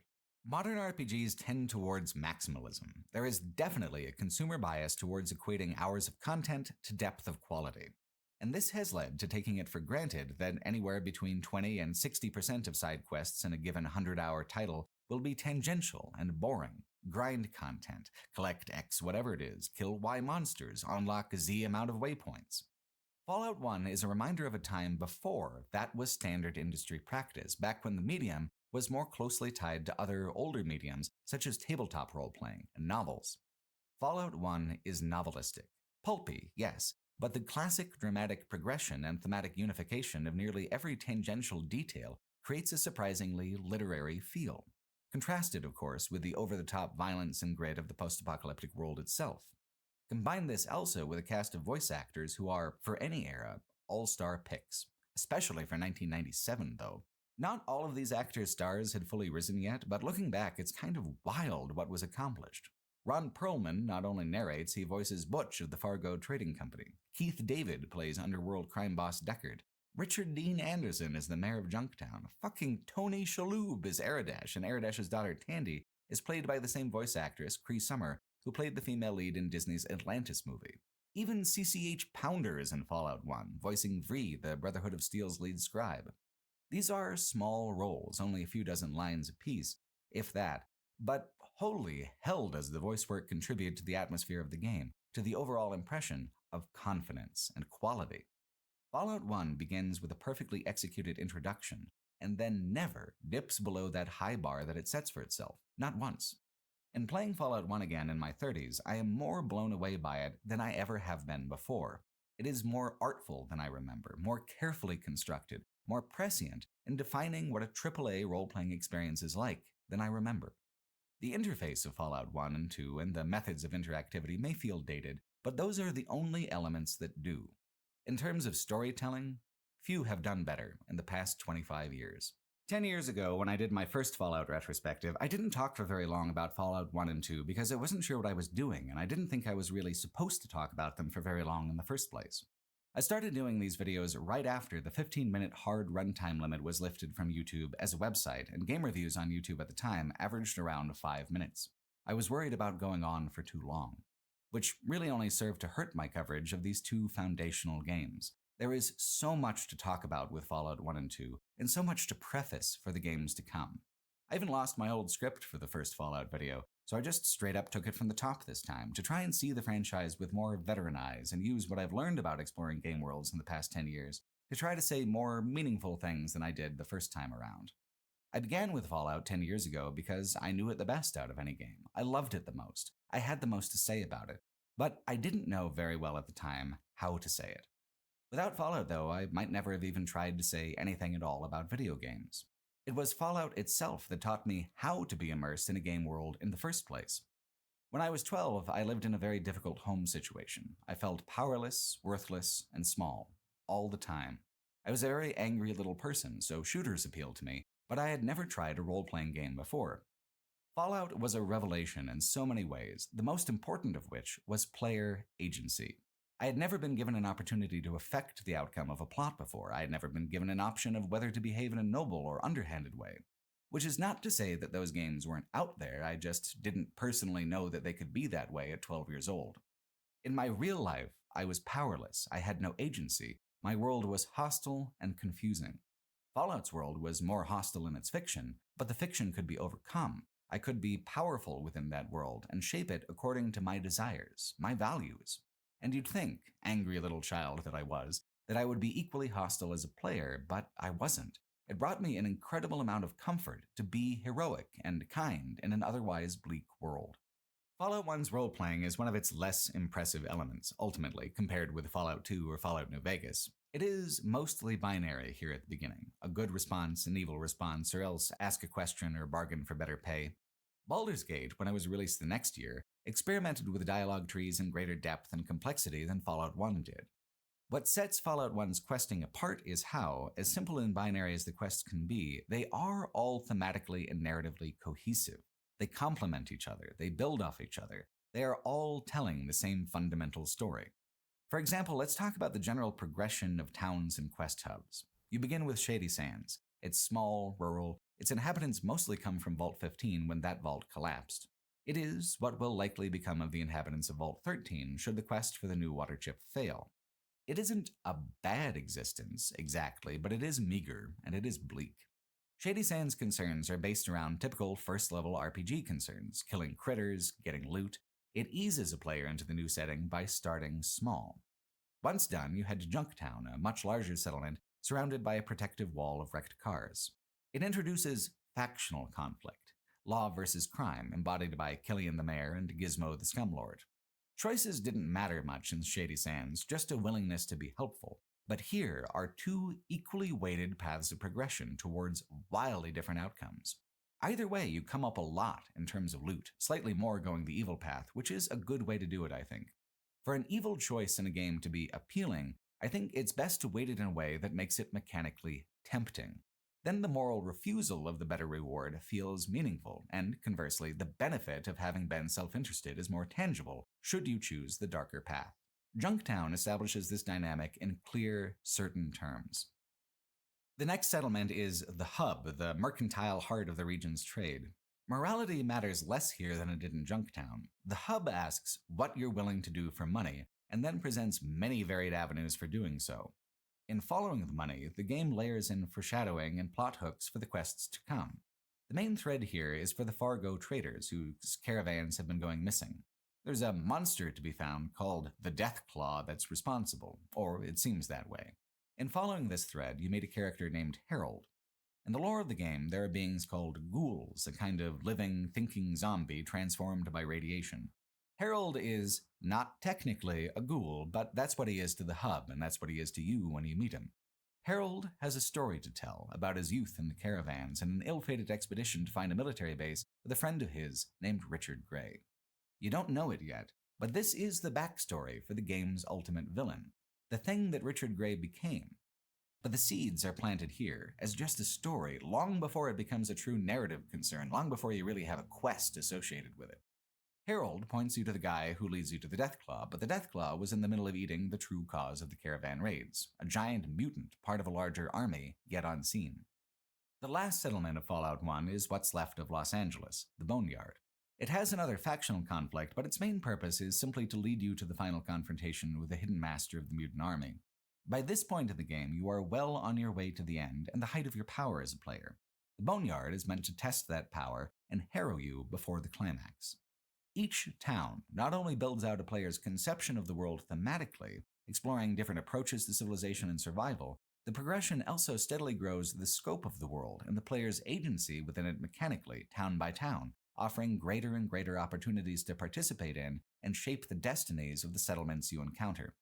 As a first role-playing game for someone to play, it's essentially perfect. It teaches itself to a player as it goes along, much more deliberately than most modern open-world games, which typically have a tutorial region and then give up on the idea of curating a player's progression beyond the main questline. Fallout 1 is similar in some ways. It is more linear in the beginning and much more open in the middle, but there is no checklisting whatsoever. Most towns only have between 4 and 10 quests total. It allows for chaos, but the quests reference and refer to each other so frequently that it feels narratively cohesive in whatever order the quests are played in. At 12, what impressed me was simply the ability to make these kinds of choices at all. At 34, what's impressed me is the deliberate care and cohesion with which the entire game's script is written. It's the shortest of the main Fallout games, sure. It's also the only one without a single tangential piece. It is such an enviably tight design that there is still much that can be learned from Fallout 1, even 25 years later. Besides nuclear war, the one constant in every single Fallout game is the existence of the Brotherhood of Steel. But the way they're portrayed in the first two games is pretty distinct from the way the Brotherhood is used later. It's easy to see, though, why the Brotherhood of Steel became so iconic for the Fallout franchise as a whole. They're a kind of neo-medievalist order of knights and scribes, knights who wield the ancient technology of war, and scribes who pass it down from generation to generation. There's a very classic post-nuclear novel called A Canticle for Leibowitz that focuses on an abbey of monks trying to preserve what they can of the vague scraps that are left of civilization, so they pass on things like St. Leibowitz's sacred shopping list as illuminated manuscripts. It feels like an influence on the Brotherhood of Steel, a creative precursor like the Atomic Cafe was. Within the lore, the Brotherhood came to be as a direct reaction to the horrors of the American war machine on the eve of nuclear war. That October of 2077, an officer at a military research facility discovered that the government had authorized human experimentation on the Pan-Immunity Virus Project, meant to be the final advantage in biological warfare. It was a failure, and so research transferred to the Forced Evolutionary Virus, which caused such rampant mutations that there was a potential to create a kind of super soldier. When the officer, a man named Maxon, discovered that this was going on, he tried to go public by breaking the US chain of command and effectively seceding from the United States. But the bombs dropped the very next day, and so he and the families of the guards made a long exodus to the Lost Hills bunker, where your character finds them 80 years later under the guidance of Maxon's grandson, himself now an old man. This organization was born from a revulsion with unethical research, progress without limits. And so the Brotherhood seeks to control and limit progress across the wasteland by hoarding all advanced technology and keeping it, as they perceive it, safely under their control. They are inherently isolationist, deliberately indifferent to progress as it's traditionally defined. They preserve, respect, and borderline worship technology, but it's a relationship in which the divine is something to be feared. Technology killed the world. It is something to be chained and brought to heel like a dangerous animal. It's this kind of amoral introversion that makes the Brotherhood so interesting in the first couple games, and that gets kind of muddled in later titles.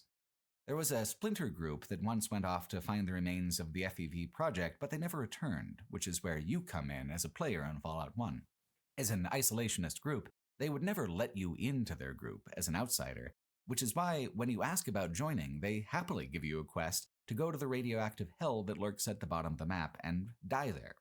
It's said that there was something down south of Los Angeles towards San Diego that was so secretive and so important that the Chinese military saturated the entire region with dozens of nuclear strikes, poisoning the land, worse than just about anywhere else. One of those bombs was a direct strike, breaching the top-secret bunker, and it's your quest to descend into the heart of that nuclear crater and bring back proof of the Brotherhood's lost patrol.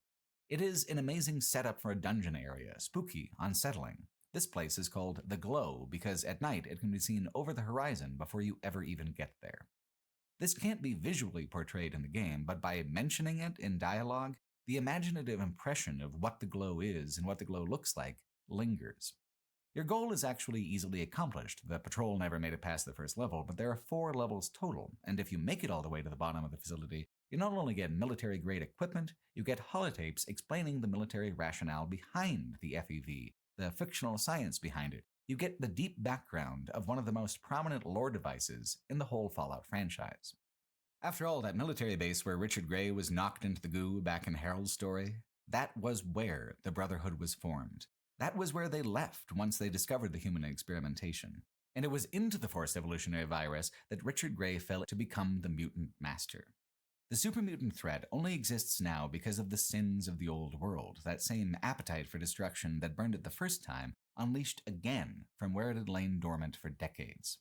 In later games, the conflict between the Brotherhood of Steel and the super-mutants is so simplified that it's essentially knights versus orcs, a fantasy trope. But in the first game, the Brotherhood and the super-mutants actually have their origins intertwined, and their reasons for being are more complexly opposed to each other.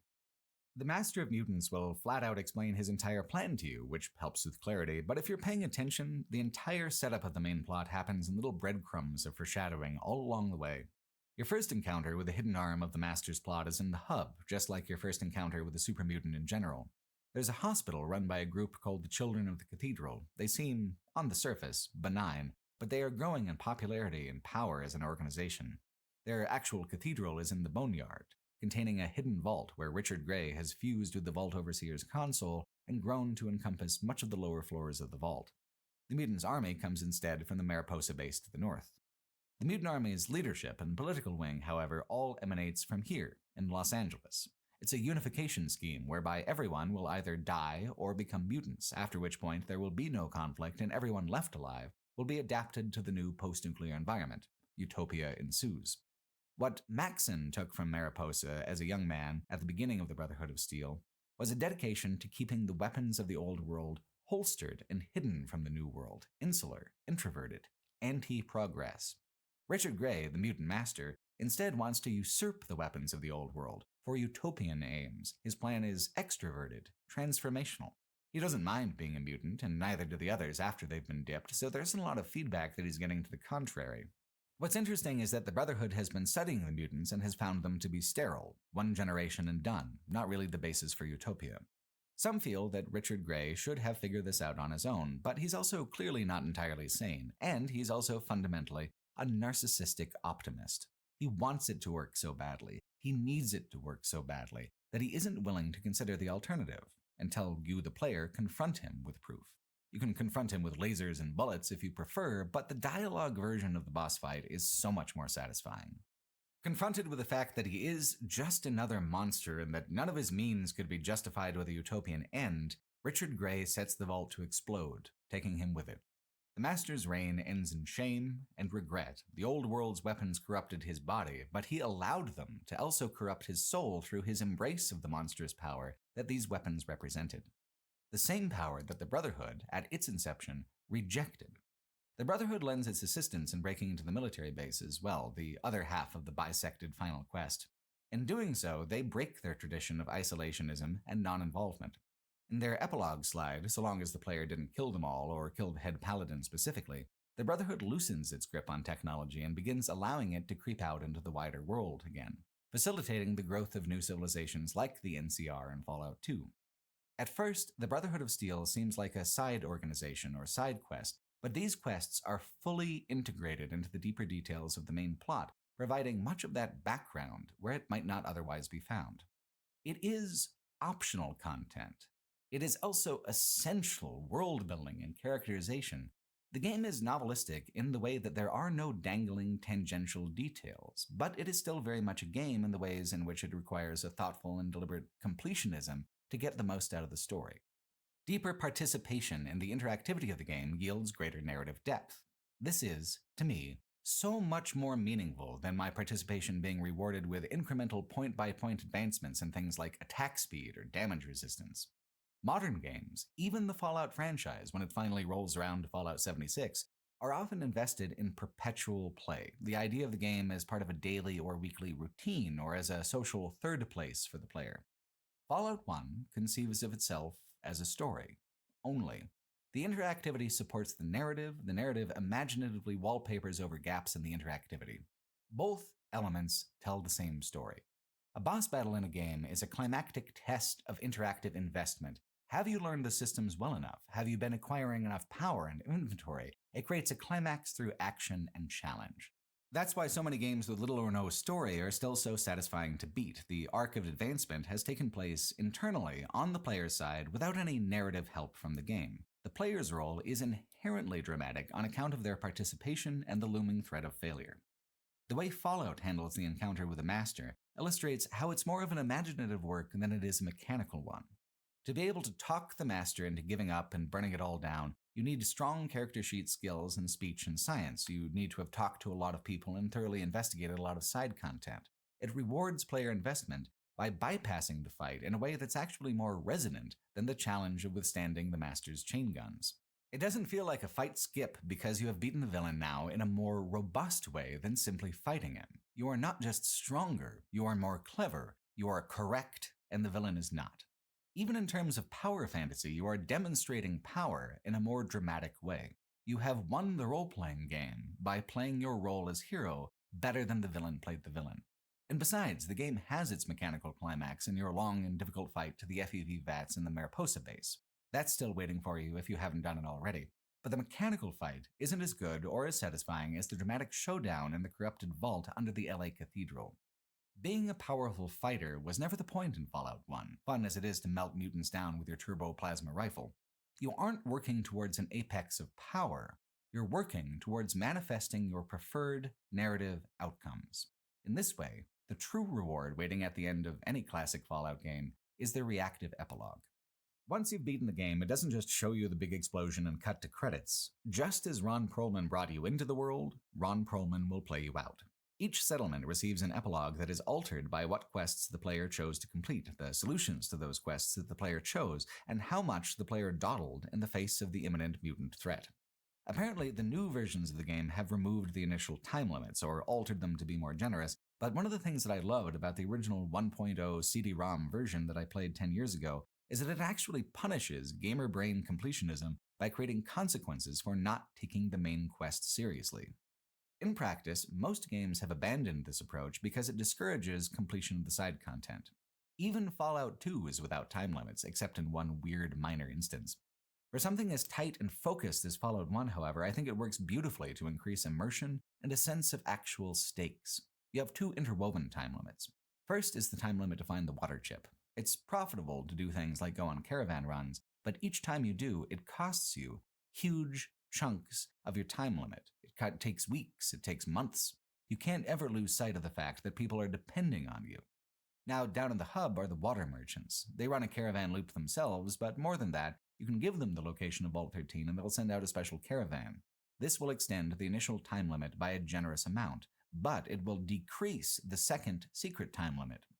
If you allow enough months to go by, the mutant army will conquer the settlements of the wasteland and kill everyone in them. Their epilogue slides will change to reflect this genocide. Vault 13 is no different. If you never reveal its location, it is the last thing to be found by the mutant army. If you send out the water merchant caravan, it is found weeks earlier, one of the first things to be found by the mutant army. There are other ways to trigger this bad ending, too. You can actually agree to submit to being dipped in the vats and agree with the master's plan. And I bet you'd make a fine mutant, but the game ends it there. To get the best endings requires attentive, immersive investment in the world. Take the concerns seriously, don't compromise or power game out of them. Take the hub. You can make a ton of cash and experience by doing essentially every quest in town, including the ones where you turn on the crime lord and take him down with a sheriff after doing all the crime lord's dirty work for all those rewards. In the intended narrative, the hub fails and disperses if you complete even one of Deckard's dirty jobs. You have to keep your nose clean and avoid those obviously evil quests, even though gaming logic dictates that a person should acquire every possible reward and advantage from a given area.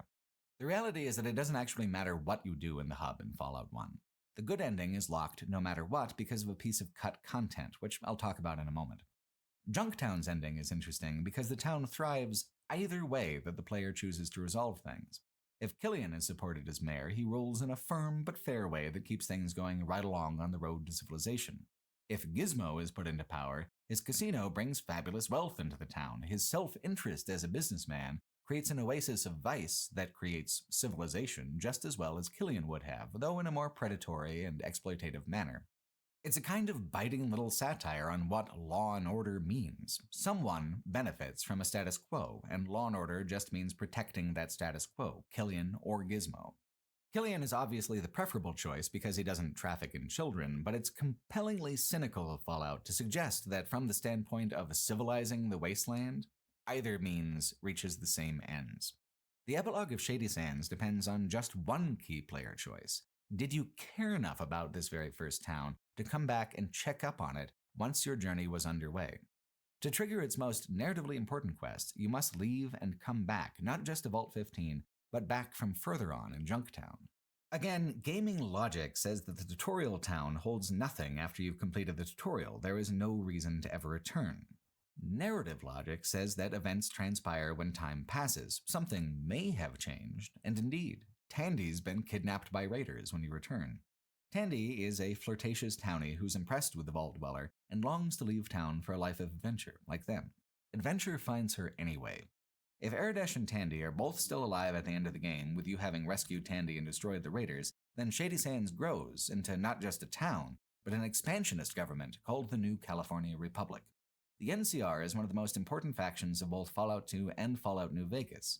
But if the player doesn't display a shred of curiosity or compassion for the tiny rural settlement of Shady Sands in Fallout 1 and doesn't come back to check on them, then that future never happens. If Tandy dies, Aradesh grieves and never becomes a strong enough leader to make the NCR happen. If Aradesh dies, Tandy can't unite the town, though she does well enough as mayor on her own. If they both die or the Vault Dweller never returns, raiders just burn the town down. Making the NCR canon in future games is clever and rewarding, not just in how the NCR is constructed in the lore, but also because the fact that the NCR exists at all is a reference to the player's initial investment and involvement in these foundational stories. It creates a wonderful resonance. Not all the endings are so cleverly arranged, though. Fallout 1 isn't quite a perfect game, even if it gives a perfect first impression. Some endings are broken or non-existent or don't well reflect the bulk of your activity in a given location. The Boneyard's the worst offender. It doesn't really receive an ending slide, except for one related to an organization called the Followers of the Apocalypse, whose ending slide is also broken. The town's quests feel kind of half-formed in general. There's a corrupt group called the Regulators who are holding the town quietly hostage under the thumb of their rule. Then there's the Blades, who aren't actually much of a gang, just a bunch of ruffians and refugees who have taken up inside an old razor blade factory. Support the Blades, kill some Deathclaws, take back the town, never gets more complicated than that. To write out the complexities and intricacies of the Regulators and the Blades would barely fill one side of a napkin. There's no way to create more nuance by player involvement either. For example, the mayor doesn't know that the Regulators killed his son. You can tell him, but the Regulators will kill him automatically if you do so, and you'll start the fight alone. If you don't tell him, they will also kill the mayor automatically at the start of the big group fight. You can't take back the town and then tell the mayor the truth. You can't save the mayor at all either way. Nothing is ever reflected in an epilogue anyway, robbing it further of any weight that might come from imagining how things in the Boneyard may have improved after the big firefight. The Followers of the Apocalypse are actually a very interesting faction themselves. Contrary to their name, they're an altruistic organization. Their founder came from down by the globe before the settlement disbanded in the face of how irradiated the land is. Her parents were killed on the long journey north. The Followers of the Apocalypse don't seek to recreate the apocalypse or to worship it. Instead, they follow it. They come after. They remember the cruelty of the war and dedicate themselves to achieving kindness instead. There was supposed to be a subplot where the children of the cathedral have a spy among the followers. This plotline was removed, but the positive ending for the followers was tied to completing that quest, rendering it permanently failed in the retail version of the game. New Vegas retcons this and assumes the good ending, which no one had ever really seen, where the followers assume control of Los Angeles following the Master's death. New Vegas also assumes the good ending of the hub, even though this is also broken behind a piece of cut content involving, of all things, Bob's iguana on a stick, wherein you would turn Bob over to the authorities as part of an effort to clean up the town. My favorite location from the first game, the Necropolis, is also a letdown in this regard. A city of ghouls, irradiated and ruined in every way, there's an amazing atmosphere and apprehension to the Necropolis, but the quests are limited and simple. The one thing that changes the ending is whether you repair their water pump before taking their water chip, either leaving them to die of thirst or allowing them to flourish. There's a whole other conflict in town that goes unaddressed between an unhinged aggressive ghoul named Set and the supermutants, which is interesting, but Set never receives more than a few lines of dialogue in one single quest to kill the mutants, which you were likely going to do anyway. I've always wanted more from the Necropolis than it actually is. My imagination turns it into something grander than is actually represented in the game. Of course, that's also the dynamic that makes Fallout 1 such a classic. It suggests much more of the world than it ever actively portrays. Suggestion creates a huge proportion of the immersive feel of the whole game. The size of the world map, even where there isn't any content. The passage of time as you move across the world map, further cementing the illusion of size. All the many NPCs with no active dialogue, growing crops or living in buildings, further creating an illusion of activity and life and daily routine. The epilogue slides are, themselves, an act of imaginative suggestion. They both reward the player's participation, but portray the towns as something larger than the player, beyond their full control, nudged by the player's action in one direction or another, but then continuing in that direction all on their own. Imaginatively, the world of Fallout 1 is so much larger than the actual programmed game. This imaginative foundation is what the later franchise is built on. Not the guns, or the merchandise, or the mutants which would echo down through all the subsequent games' iconography. The strength of the foundation of Fallout is the imaginative possibilities of an infinite wild wasteland where the player is just one lone actor on a massive, windswept global stage. Before we move on, though, it's worth reflecting on exactly how much of every other future game was prefaced and established here in the first, those guns and mutants and merchandise. While the core stats established by the game's mechanical systems persist from title to title, everything about how those stats function has changed by the modern era. Fallout 1, 2, and Tactics all use the same core character progression system, and it seems wildly complicated and punitive at first glance. Stats have a huge influence on what you can do in the game. Insufficient strength, insufficient intelligence, or insufficient perception can completely lock you out of some quests and dialogue checks. You get some optional traits which can shake up and intensify your strengths and weaknesses, like giving you a boost to attack speed at the expense of being able to make targeted attacks, or more stats at the expense of perks coming every 4 levels instead of every 3. And then you have the massive, massive skill tree. Some skills are not important to the plot, like gambling, which can be just used to get free money after a certain threshold. And some skills, like science and repair, can completely change the way that you're able to complete certain quests and open up new possibilities within the narrative. Stats influence skills, and intelligence influences how many skill points you receive per level. Endurance determines how many hit points you receive. There really is a significant advantage and disadvantage to every choice you make during character creation or leveling up, which is intimidating at first. But so long as you keep a template in mind and don't average yourself out too much, any build ends up being pretty valid in advancing through the game. The main difference between these early games and the Bethesda-era ones is the idea of having to choose. In Fallout 3 and New Vegas, eventually you become powerful in every category. The only choice is what to prioritize first. In Fallout 1, 2, and Tactics, you need to identify the things you won't be and commit to being disadvantaged in those areas. For my own character in Fallout 1 and 2, I wanted to complete as many quests as possible, which meant needing tons of intelligence and charisma. So to get those points, I disadvantaged myself in luck and endurance. I wouldn't get any of the fun special encounters, I would rarely get critical hits. I would only get 4 extra hit points per level, a dangerously slow rate of advancement. But I could sure talk a mile a minute, which is frankly more valuable to the experience of Fallout than being able to tank a hit. My character could, through the expanded player dialogue, better contextualize this world for me, the player. Missing the special encounters was a blow, however, because it's hard to understand the direction that Fallout 2 will take without them. Fallout 1 has a lot of jokes in it. It's cynical and sarcastic much of the time, but the cynicism is mostly handled in-universe, within the fiction. It doesn't lean on referential humor, except in the special encounters. Random encounters are a staple of any tabletop-influenced RPG, and Fallout has plenty of those too. The world map is actually surprisingly complex in certain ways. There are maps for wide-open desert, canyons, and also ruined urban zones. If you stop at what looks like ruins on the world map, a ruin will greet you in the random encounter. You can encounter friendly things like merchants or town patrols. If you choose to behave villainously way out here in the middle of nowhere, well, a lot of money to be made that way. Though it does, of course, hurt your moral karma counter. Special encounters are different. These are mostly all referential joke encounters with a kind of wry and dry irony to them. Like there's a delusional owner of a car dealership who will never sell his wrecked autos. The reference in this encounter comes in the form of a Red Ryder BB gun, a reference to the classic nostalgic movie A Christmas Story. The limited edition rifle is actually very powerful and gets, naturally, a massive critical bonus to shooting someone's eyes out. Here is Godzilla's footprint, with a corpse in the middle holding a rare stealth boy. The joke, of course, being that if the corpse hadn't been invisible, they probably wouldn't have gotten stepped on. Here's Doctor Who's TARDIS. Not his scene, apparently. He's out of here. And here, of course, is the most frustratingly controversial special encounter, the flying saucer.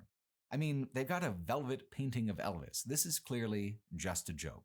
And yet this, along with some follow-up references in Fallout 2, have led to aliens and flying saucers being integrated into the setting on a much larger scale, up to the point of being an hours-long DLC in Fallout 3 where you're abducted and must escape from an alien flotilla.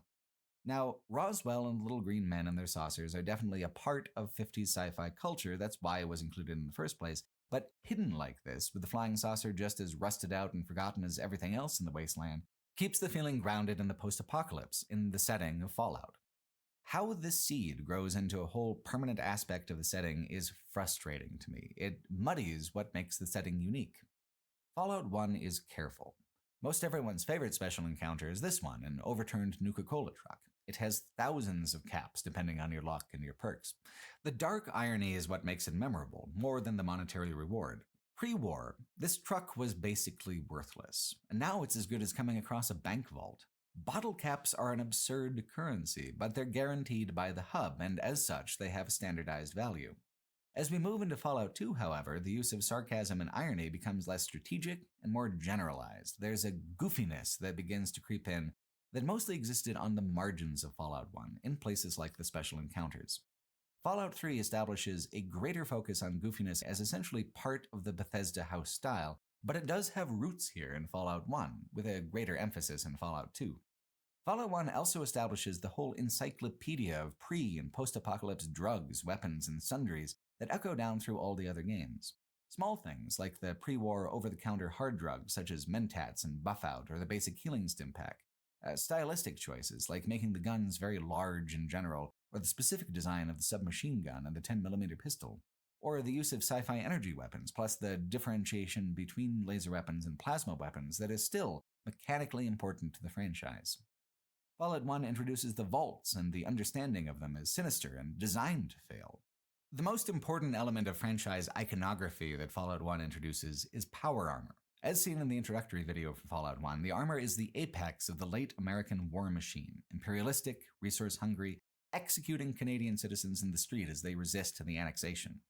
The power armor has got a decidedly imperious, cruel look to it. This is an essential tension in the Fallout universe, the contrast between the tempting, tainted power of the past and the more mysterious and difficult possibilities of the future. The Brotherhood controls access to power armor because their order is descended from a US Army unit. They began with power armor. By the time we get to Fallout 76, however, Power armor is such a symbol of player power and badassery that Bethesda sells power armor skins in the in-game shop for over $10 a pop of cash currency. Hard cash, real-world cash. By the time you get to Fallout 76, power armor has lost all of its symbolic tension. But here in the beginning, they relate back to what Ron Perlman says in every mainline Fallout game. War never changes. War is always about naked predatory conquest. The techno-medieval look of the armor just underlines that war is no more noble today than it was in the Dark Ages, nor in the new Dark Age of the post-apocalypse. It is part of Fallout's commitment to sinister ironies, a commitment that extends all the way up to the very end. In the main campaign, when you revisit the Vault, there are signs of tension. A faction of dwellers want to leave like you have. But that's not what the Overseer wants. Vault 13, as later revealed in Fallout 2, is a control vault meant to remain hidden and isolated from the world more or less permanently. The water chip situation was a result of a pre-war shipping error. So once the mutants have been defeated, the water chip situation solved, the last problem for Vault 13 is you. The Wasteland has changed you, and you will change the Vault in turn. At the very opening narration, you're told that life in the Vault is about to change. This was never what the Overseer wanted, and so, as the Overseer says, you're a hero, and you have to leave. Exiled, your character strides away into the Wasteland. It's a knockout ending because it doesn't revolve around player empowerment. Instead, it resolves the themes that the game set up at the very beginning in a dark and devastating way. It was this way from the moment the door was locked behind you. All game long, you have seen that power protects the status quo, and that you are uniquely suited to tip the scales of power and disrupt that stability of any status quo of any town that you're in. This makes you impossible to welcome back into the Vault. You bring the Wasteland with you wherever you go now, and so to the Wasteland you must return, alone, unwanted, into the same winds that whip through the shattered skyscraper in the game's iconic opening cinematic as the television faded and the quiet settled in. Fallout 2 has a reputation for being more crass and less serious than its predecessor, and that is plenty true in many ways, but Fallout 2 is a considerably more complex role-playing game than the first Fallout, and does arguably more to establish a definition of what the classic Fallout experience is than Fallout 1 did. Fallout 2 radically expands the scope of what's possible in the universe from both a thematic standpoint and in terms of the game world's reactivity to player choice. It has more failings than Fallout 1, but that goes largely hand in hand with the scope of its ambition. It is a completely different design philosophy from the confidently compact original game. Fallout 2 has always been one of my all-time favorites, and I'm still amazed by it this time around. But I'm also a little too old now to really appreciate some of its more sophomoric writing choices. From the beginning, Fallout has always worn its pulp influences on its sleeve. Fallout 1 presented an artwork on its installation screen that showed it as a comic book to attractive vault dwellers in skin-tight outfits against a horde of ghouls. Fallout 2 leans into the pulp of its chosen genre far more than Fallout 1 did. In the wake of the really great post-apocalyptic titles of the 70s and 80s like the Mad Max trilogy or Logan's Run, came an absolute flood of bizarre, low-budget knockoffs, like the Roger Corman 1978 epic Death Sport and Paul Bartel's 1975 Death Race 2000, or 1983's Warriors of the Wasteland, or 1987's Creepazoids, or even some good ones like 1990's Hardware. They're all very cheap and often extremely horny in a pulpy way, the best example being the absolutely bizarre cult classic Cherry 2000, a 1987 movie wherein a man goes on a quest into a post-nuclear wasteland to find a replacement for his beloved sex robot, who he took into the shower one too many times. Along the way, he learns self-confidence and decides to pursue a real relationship with a real girl, as played by Melanie Griffiths as a hard-boiled mercenary. Cherry 2000 is fucking ridiculous from start to finish, a cornball train wreck of cheese and sleaze. What differentiated the Fallout setting from this wave of post-nuclear media was its commitment to the Source era, a distinctly 1950s apocalypse, along with a dose of atomic age sci-fi and another stranger undercurrent of Gothic architecture and sensibilities, as seen in the faces that adorn old buildings like Art Deco gargoyles. Fallout 1 was very committed to that particular artistic vision, and it made Fallout extremely distinct, not just from the post-apocalyptic media that preceded it, but any other post-apocalyptic game even remotely like it, such as Wasteland. Fallout 2's biggest artistic failing is that it seems to largely ignore the franchise's need to create its own identity this way. Instead, in addition to all the referential humor, it adopts a referential attitude. Fallout 2 seems to see itself more in nostalgic parallel with the 70s and 80s wave of post-nuclear schlock adventure than it does with the 50s and 60s duck and cover era, which, again, is baked into the construction of Fallout 1 as well, with bars like the Scum Pit and stuff like Death Claws and Super Mutants, or the fact that you can recruit a canine companion called Dogmeat if you're wearing a Mad Max-style leather jacket. The ratio of 80s post-nuclear reference to 50s post-nuclear reference just begins to tip more towards genre material from the 80s than source material to the 50s when it comes to Fallout 2. The tone shift between 1 and 2 is demonstrable and constant, but it's only occasionally a bad thing. Fallout 2 being so different from Fallout 1 works in its favor more often than not, because in addition to presenting a generational shift in source material and inspiration, it presents a generational change in the composition of the Wasteland's inhabitants and concerns. It is now 160 years after the nuclear war. What settlements there are have advanced beyond the concerns of simple scavenging and survival. This is an age of small fiefdoms and republics, perched on the verge of dominance or irrelevance. It is less a wasteland and more a frontier. For all its pulp and gritty posturing, Fallout 2 is principally a game of politics, and that's the legacy it leaves moving forward into the later titles of the franchise. It takes a while to warm up to that, though. The whole feel of Fallout 2 is significantly different in the early game than its predecessor, more difficult, more deadly. Fallout 1 eased a player in, built up gradually, focused more on quests than combat at first. Fallout 2's tutorial is one of the most equally boring and deadly tutorials of nearly any role-playing game. The setup is interesting enough. 80 years ago, when the Vault Dweller was exiled, other members of Vault 13 followed them into exile, and they roamed north until reaching Oregon, just past the California border. The whole story is told in the game's manual, written as a memoir of the Vault Dweller as they become elder and are asked by younger generations to record what they remember. It's interesting in how it retells the first game and makes certain choices canon, even if the game contradicts itself later on in some instances. What's more meaningful is that in the absence of the Vault and the passing of those that remember the Vault, the few relics of Vault 13 that remain have taken on religious significance. Your home, Arroyo, is dying, and the tribe needs a miracle. Miracles, of course, were a dime a dozen in the old world. Why pray to a god when you can simply go out and track down a Vault-Tec standard issue Garden of Eden creation kit? The size of a briefcase, this scientific miracle is essentially civilization in a can. Like the Holy 13 did 80 years ago, the community must offer up a hero to the wasteland to go out and retrieve their salvation from the rusty lockers and shelves of the old gone-away world. If you prove yourself worthy, that is, in the Temple of Trials.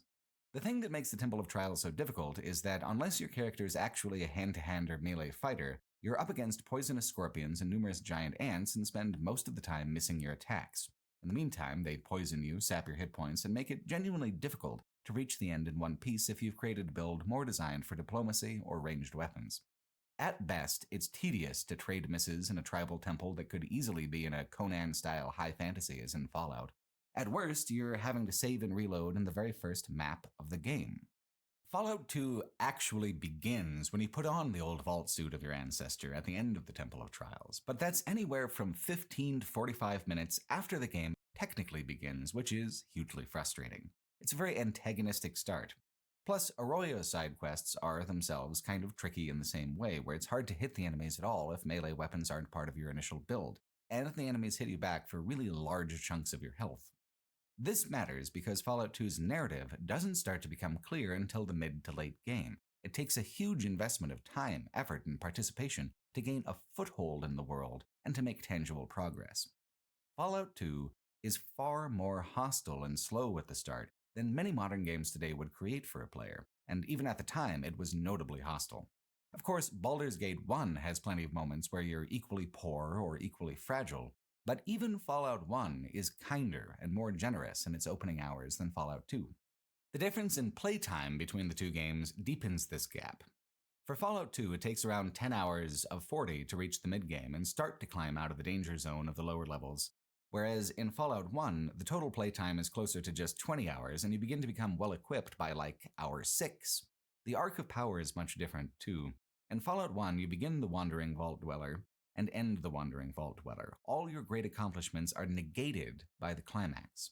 Fallout 2 is different. You begin a rural nobody, one of the few of your tribe to ever venture even the town of Klamath Falls, and you end as either the hero or the villain of an entire coastline spanning from the southern Oregon outback down to Reno and northern Nevada, all the way to the bottom of the map where you find Vaults 13, 15, and the nation that Shady Sands has grown into in the past 80 years. The top of the old map is the bottom of this one. It creates a nice sense of cyclical action, passing time, the past creating a dramatic climax for the present. You're following in the footsteps of what came before, but that past is just one small part of the newer, larger wasteland. This is a new story in which the player is afforded even more authorial power over the fates of its characters than the last time. Supposing, that is, that the player can survive the early game long enough to get there.